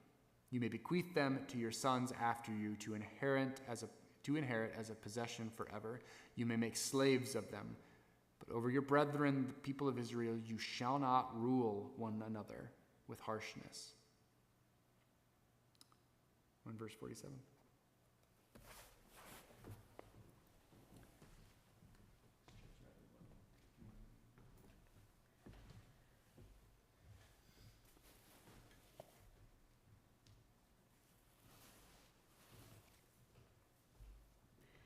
If a stranger or sojourner with you becomes rich, and your brother beside him becomes poor and sells himself to the stranger or sojourner with you, or to a member of the stranger's family, then after he is sold, he may be redeemed. One of his brothers may redeem him, or his uncle or his cousin may redeem him, or a near kinsman belonging to his family may redeem him. Or if he grows rich, he may redeem himself. He shall reckon with him who bought him from the year when he sold himself to him until the year of Jubilee. And the price of his release shall be according to the number of years. The time he was with his owner shall be rated as the time of a hired servant. If there are still many years according to them, he shall refund out of the price paid for him the price for his redemption. If there remain but a few years until the year of Jubilee, he shall make a reckoning with him. According to the years of service due from him, he shall refund the money for his redemption. As a servant hired year by year shall be with him, he shall not rule with harshness over him in your sight. And if he is not redeemed by these means, then he shall be released in the year of Jubilee, he and his children with him. For to me the people of Israel are servants. They are my servants whom I brought forth out of the land of Egypt. I am the Lord your God. You shall make for yourselves no idols and erect no graven image or pillar. And you shall not set up a figured stone in your land to bow down to them, for I am the Lord your God. You shall keep my Sabbaths and reverence my sanctuary. I am the Lord.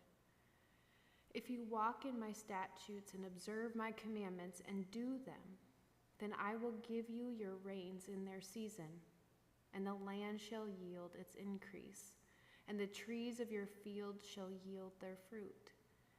And your threshing shall last to the time of vintage, and the vintage shall last the time for sowing. And you shall eat your bread to the full, and dwell in your land securely. And I will give peace in the land, and you shall lie down, and none shall make you afraid. And I will remove evil beasts from the land, and the sword shall not go through your land. And you shall chase your enemies, and they shall fall before you by the sword. 5 of you shall chase 100, and 100 of you shall chase 10,000. And your enemies shall fall before you by the sword. And I will have regard for you, and make you fruitful, and multiply you, and will confirm my covenant with you. And you shall eat old store long kept, and you shall clear out the old to make way for the new. And I will make my abode among you, and my soul shall not abhor you. And I will walk among you, and will be your God, and you shall be my people. I am the Lord your God, who brought you forth out of the land of Egypt, that you should not be their slaves. And I have broken the bars of your yoke and made you walk erect. But if you will not hearken to me, and will not do all these commandments, if you spurn my statutes, and if your soul abhors my ordinances, so that you will not do all of my commandments, but break my covenant, I will do this to you. I will appoint over you sudden terror, consumption, and fever that waste the eyes and cause life to pine away. And you shall sow your seed in vain, for your enemies shall eat it. I will set my face against you, and you shall be smitten before your enemies. Those who hate you shall rule over you, and you shall flee when none pursues you. And if in spite of this you will not hearken to me, then I will chastise you against sevenfold for your sins. And I will break the pride of your power, and I will make your heavens like iron and your earth like brass. And your strength shall be spent in vain, for your land shall not yield its increase, and the trees of the land shall not yield their fruit. Then if you walk contrary to me, and will not hearken to me, I will bring more plagues upon you, sevenfold, as many as your sins.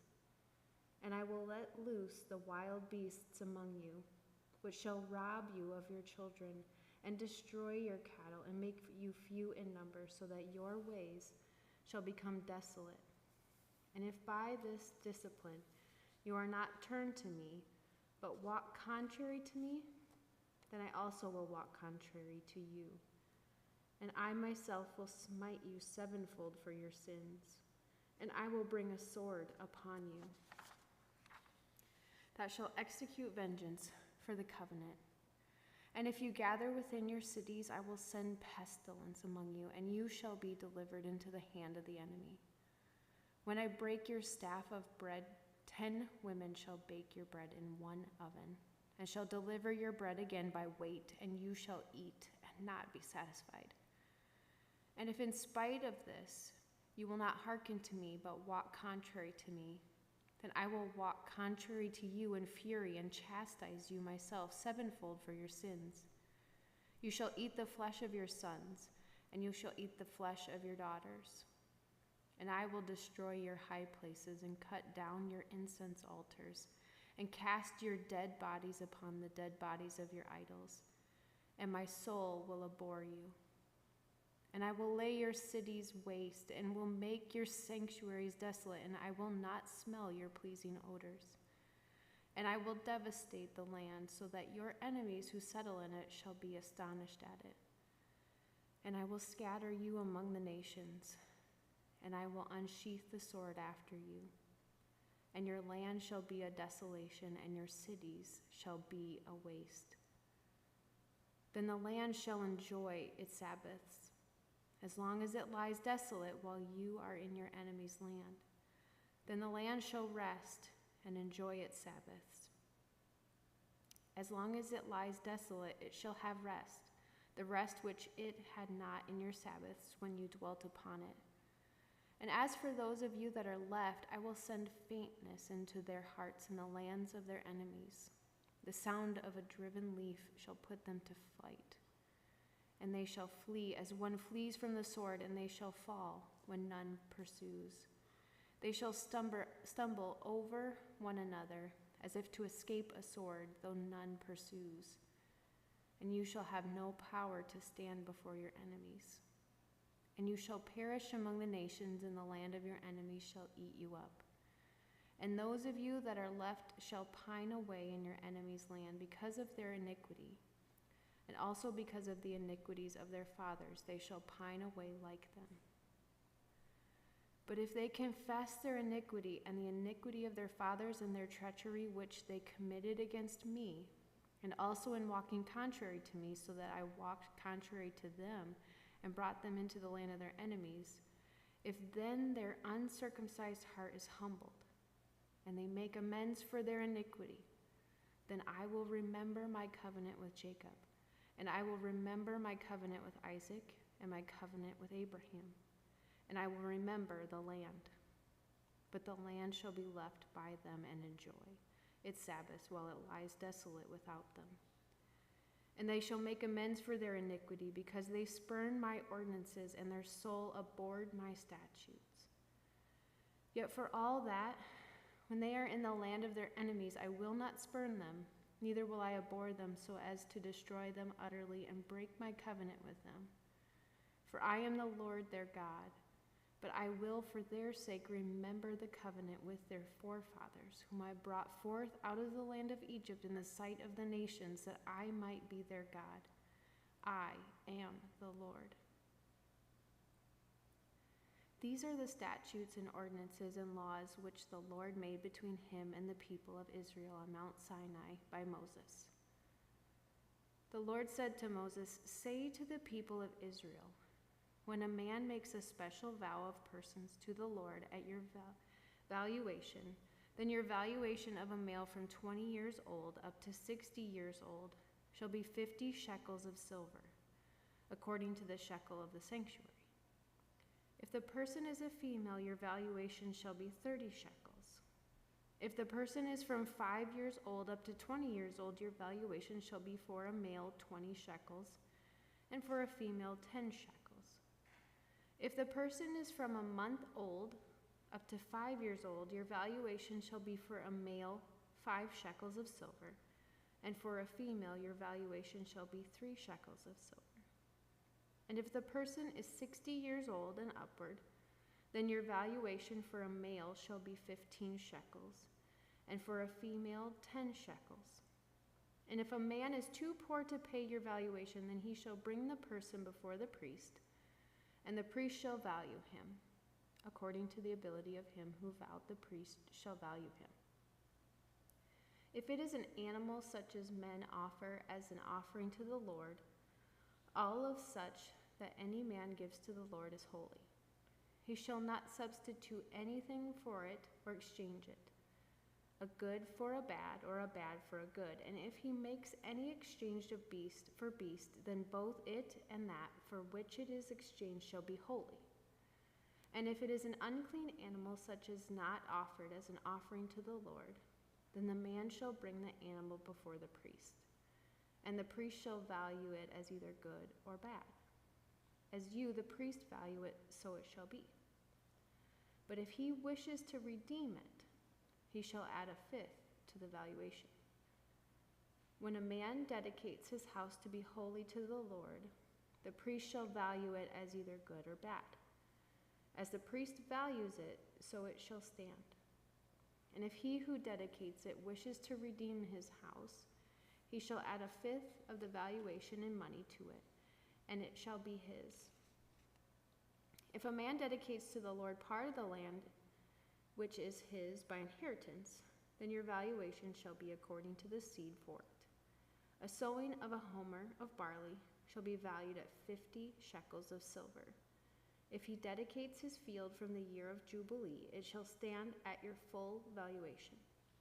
But if he dedicates his field after the Jubilee, then the priest shall compute the money value for it according to the years that remain until the year of Jubilee, and a deduction shall be made from your valuation. And if he who dedicates the field wishes to redeem it, then he shall add a fifth of the valuation in money to it, and it shall remain his. But if he does not wish to redeem the field, or if he has sold the field to another man, it shall not be redeemed any more. But the field, when it is released in the Jubilee, shall be holy to the Lord, as a field that has been devoted. The priest shall be in possession of it. If he dedicates to the Lord a field which he has bought, which is not a part of his possession by inheritance, then the priest shall compute the valuation for it up to the year of Jubilee, and the man shall give the amount of valuation on that day as a holy thing to the Lord. In the year of Jubilee the field shall return to him from whom it was bought, to whom the land belongs as a possession by inheritance. Every valuation shall be according to the shekel of the sanctuary. 20 gerahs shall make a shekel. But a firstling of animals, which is a firstling, belongs to the Lord. No man may dedicate. Whether ox or sheep, it is the Lord's. And if it is an unclean animal, then he shall buy it back at your valuation and add a fifth to it. Or if it is not redeemed, it shall be sold at your valuation. But no devoted thing that a man devotes to the Lord of anything that he has, whether of man or beast, or of his inherited field, shall be sold or redeemed. Every devoted thing is most holy to the Lord. No one devoted who is to be utterly destroyed from among men shall be ransomed. He shall be put to death.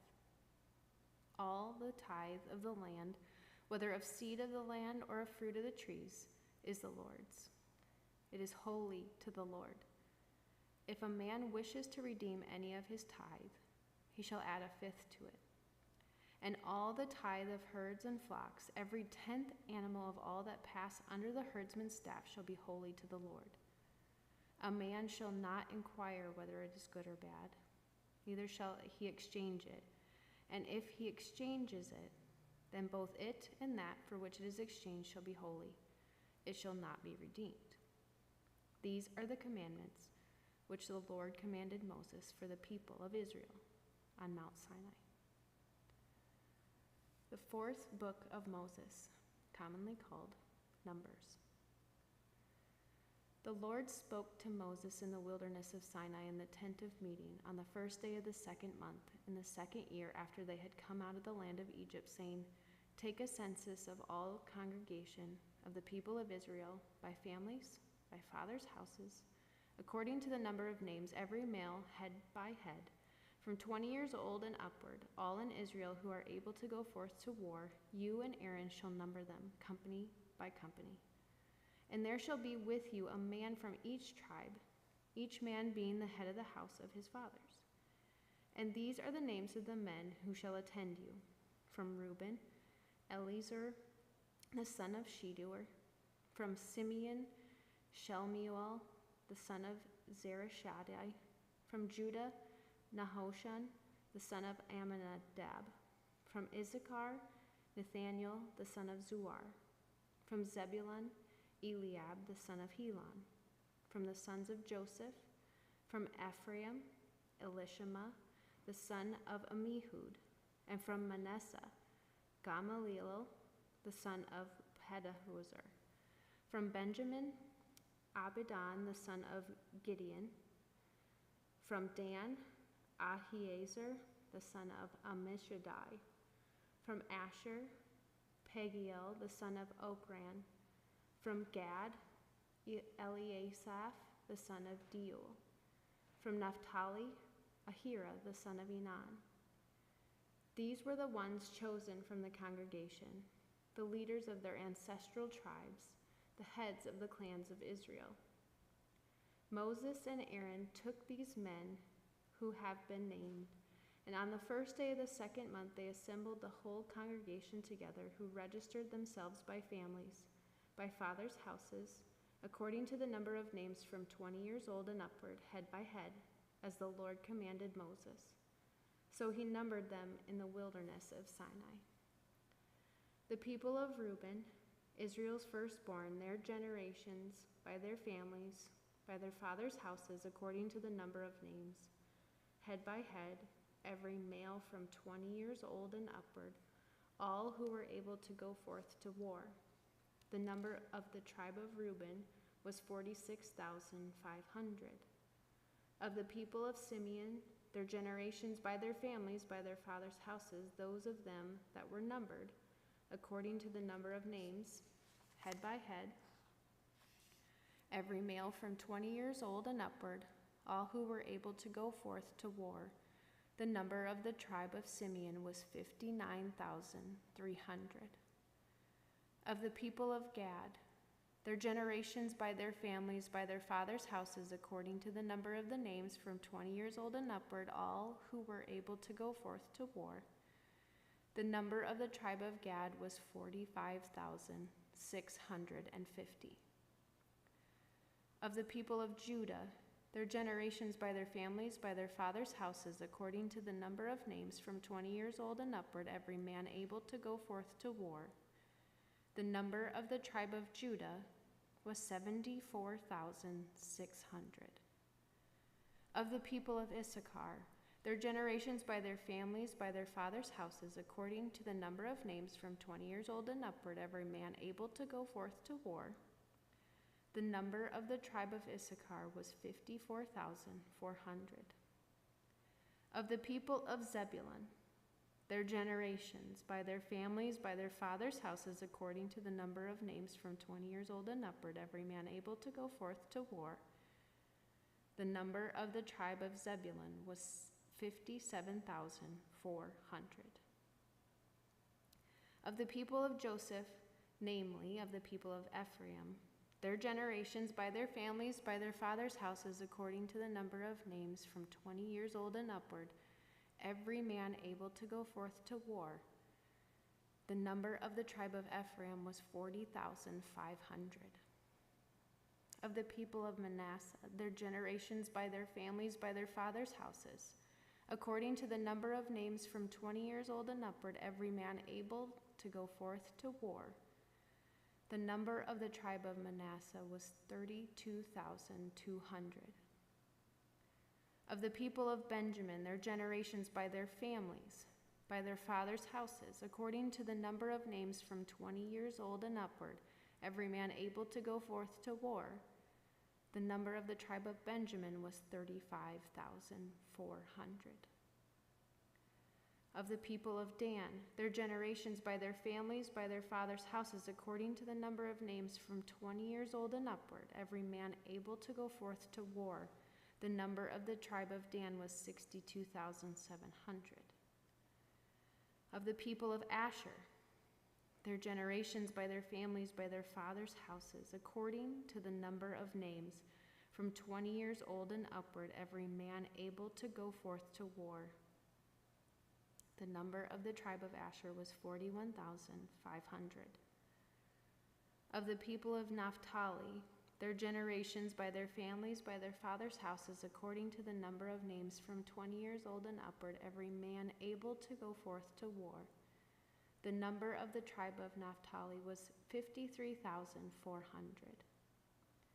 These are those who were numbered, whom Moses and Aaron numbered with the help of the leaders of Israel, 12 men, each representing his father's house.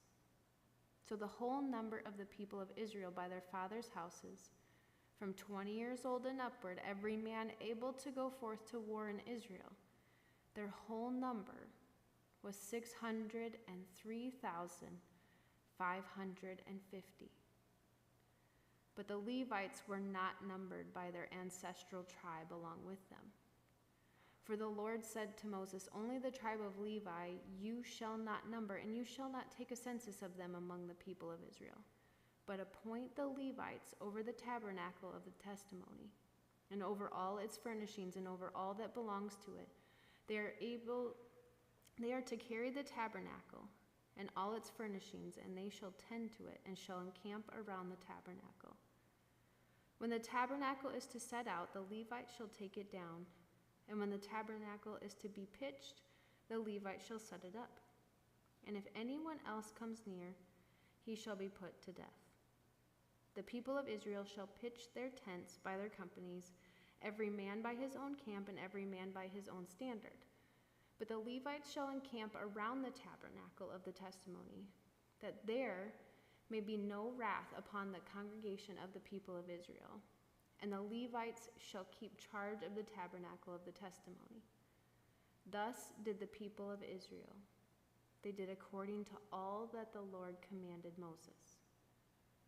The Lord said to Moses and Aaron, "The people of Israel shall encamp each by his own standard with the ensigns of their fathers' houses. They shall encamp facing the tent of meeting on every side. Those who encamp on the east side toward the sunrise shall be on the standard of the camp of Judah by their companies. The leader of the people of Judah being Nahashon, the son of Amminadab. His host is numbered, being 74,600. Those who encamp next to him shall be the tribe of Issachar. The leader of the people of Issachar being Nathaniel, the son of Zuar. His host is numbered, being 54,400. Then the tribe of Zebulun. The leader of the people of Zebulun being Eliab, the son of Helon. His host is numbered, being 57,400. The whole number of the camp of Judah by their companies is 186,400. They shall set out first on the march. On the south side shall be the standard of the camp of Reuben. By their companies, the leader of the people of Reuben being Elizur, the son of Shedeur. His host is numbered, being 46,500. And those two encamp next to him shall be the tribe of Simeon. The leader of the people of Simeon being Shelumiel, the son of Zurishaddai. His host is numbered, being 59,300. Then the tribe of Gad. The leader of the people of Gad being Eliasaph, the son of Reuel. His host is numbered, being 45,650. The whole number of the camp of Reuben by their companies is 151,450. They shall set out second. Then the tent of meeting shall set out with the camp of the Levites in the midst of the camps. As they encamp, so shall they set out, each in position, standard by standard. On the west side shall be the standard of the camp of Ephraim. By their companies, the leader of the people of Ephraim being Elishama, the son of Ammihud. His host is numbered, being 40,500. And next to him shall be the tribe of Manasseh, the leader of the people of Manasseh being Gamaliel, the son of Pedahuzur. His host is numbered, being 32,200. Then the tribe of Benjamin, the leader of the people of Benjamin being Abidan, the son of Gideoni. His host is numbered, being 35,400. The whole number of the camp of Ephraim by their companies is 108,100. They shall set out third on the march. On the north side shall be the standard of the camp of Dan. By their companies, the leader of the people of Dan being Ahiezer, the son of Ammishaddai. His host is numbered, being 62,700. And those two encamp next to him shall be the tribe of Asher, the leader of the people of Asher being Pagiel, the son of Okran. His host is numbered, being 41,500. Then the tribe of Naphtali, the leader of the people of Naphtali being Ahira, the son of Enan. His host is numbered, being 53,400. The whole number of the camp of Dan is 157,600. They shall set out, standard by standard. These are the people of Israel as numbered by their fathers' houses. All in the camps who were numbered by their companies were 603,550.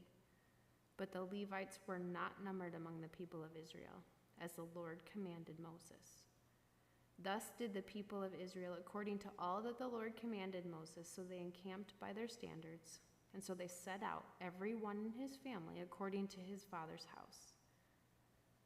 These are the generations of Aaron and Moses at the time when the Lord spoke with Moses on Mount Sinai. These are the names of the sons of Aaron: Nadab, the firstborn, and Abihu, Eleazar, and Ithamar. These are the names of the sons of Aaron, the anointed priests, whom he ordained to minister in the priest's office. But Nadab and Abihu died before the Lord when they offered unholy fire before the Lord in the wilderness of Sinai, and they had no children. So Eleazar and Ithamar served as priests in the lifetime of Aaron their father. And the Lord said to Moses, "Bring the tribe of Levi near, and set them before Aaron the priest, that they may minister to him. They shall perform duties for him and for the whole congregation before the tent of meeting as they minister at the tabernacle. They shall have charge of all the furnishings of the tent of meeting and attend to the duties for the people of Israel as they minister at the tabernacle. And you shall give the Levites to Aaron and his sons.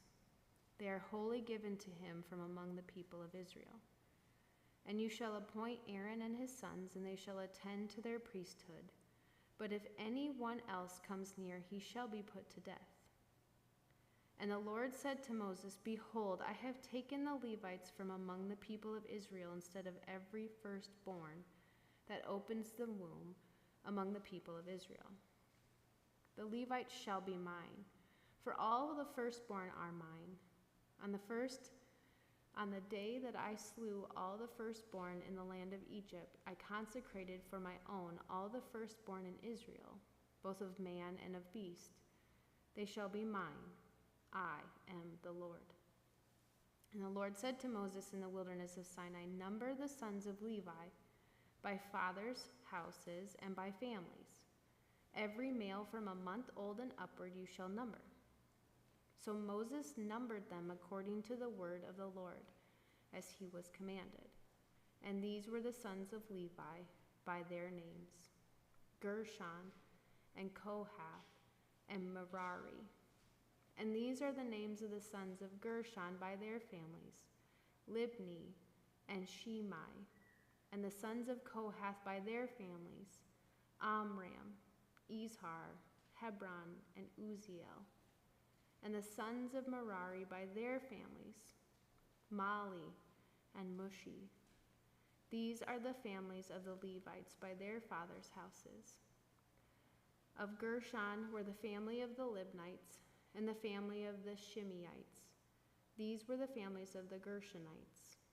Their number, according to the number of all the males from a month old and upward, was 7,500.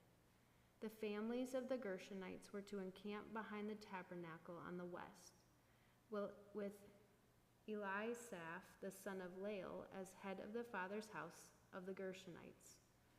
And the charge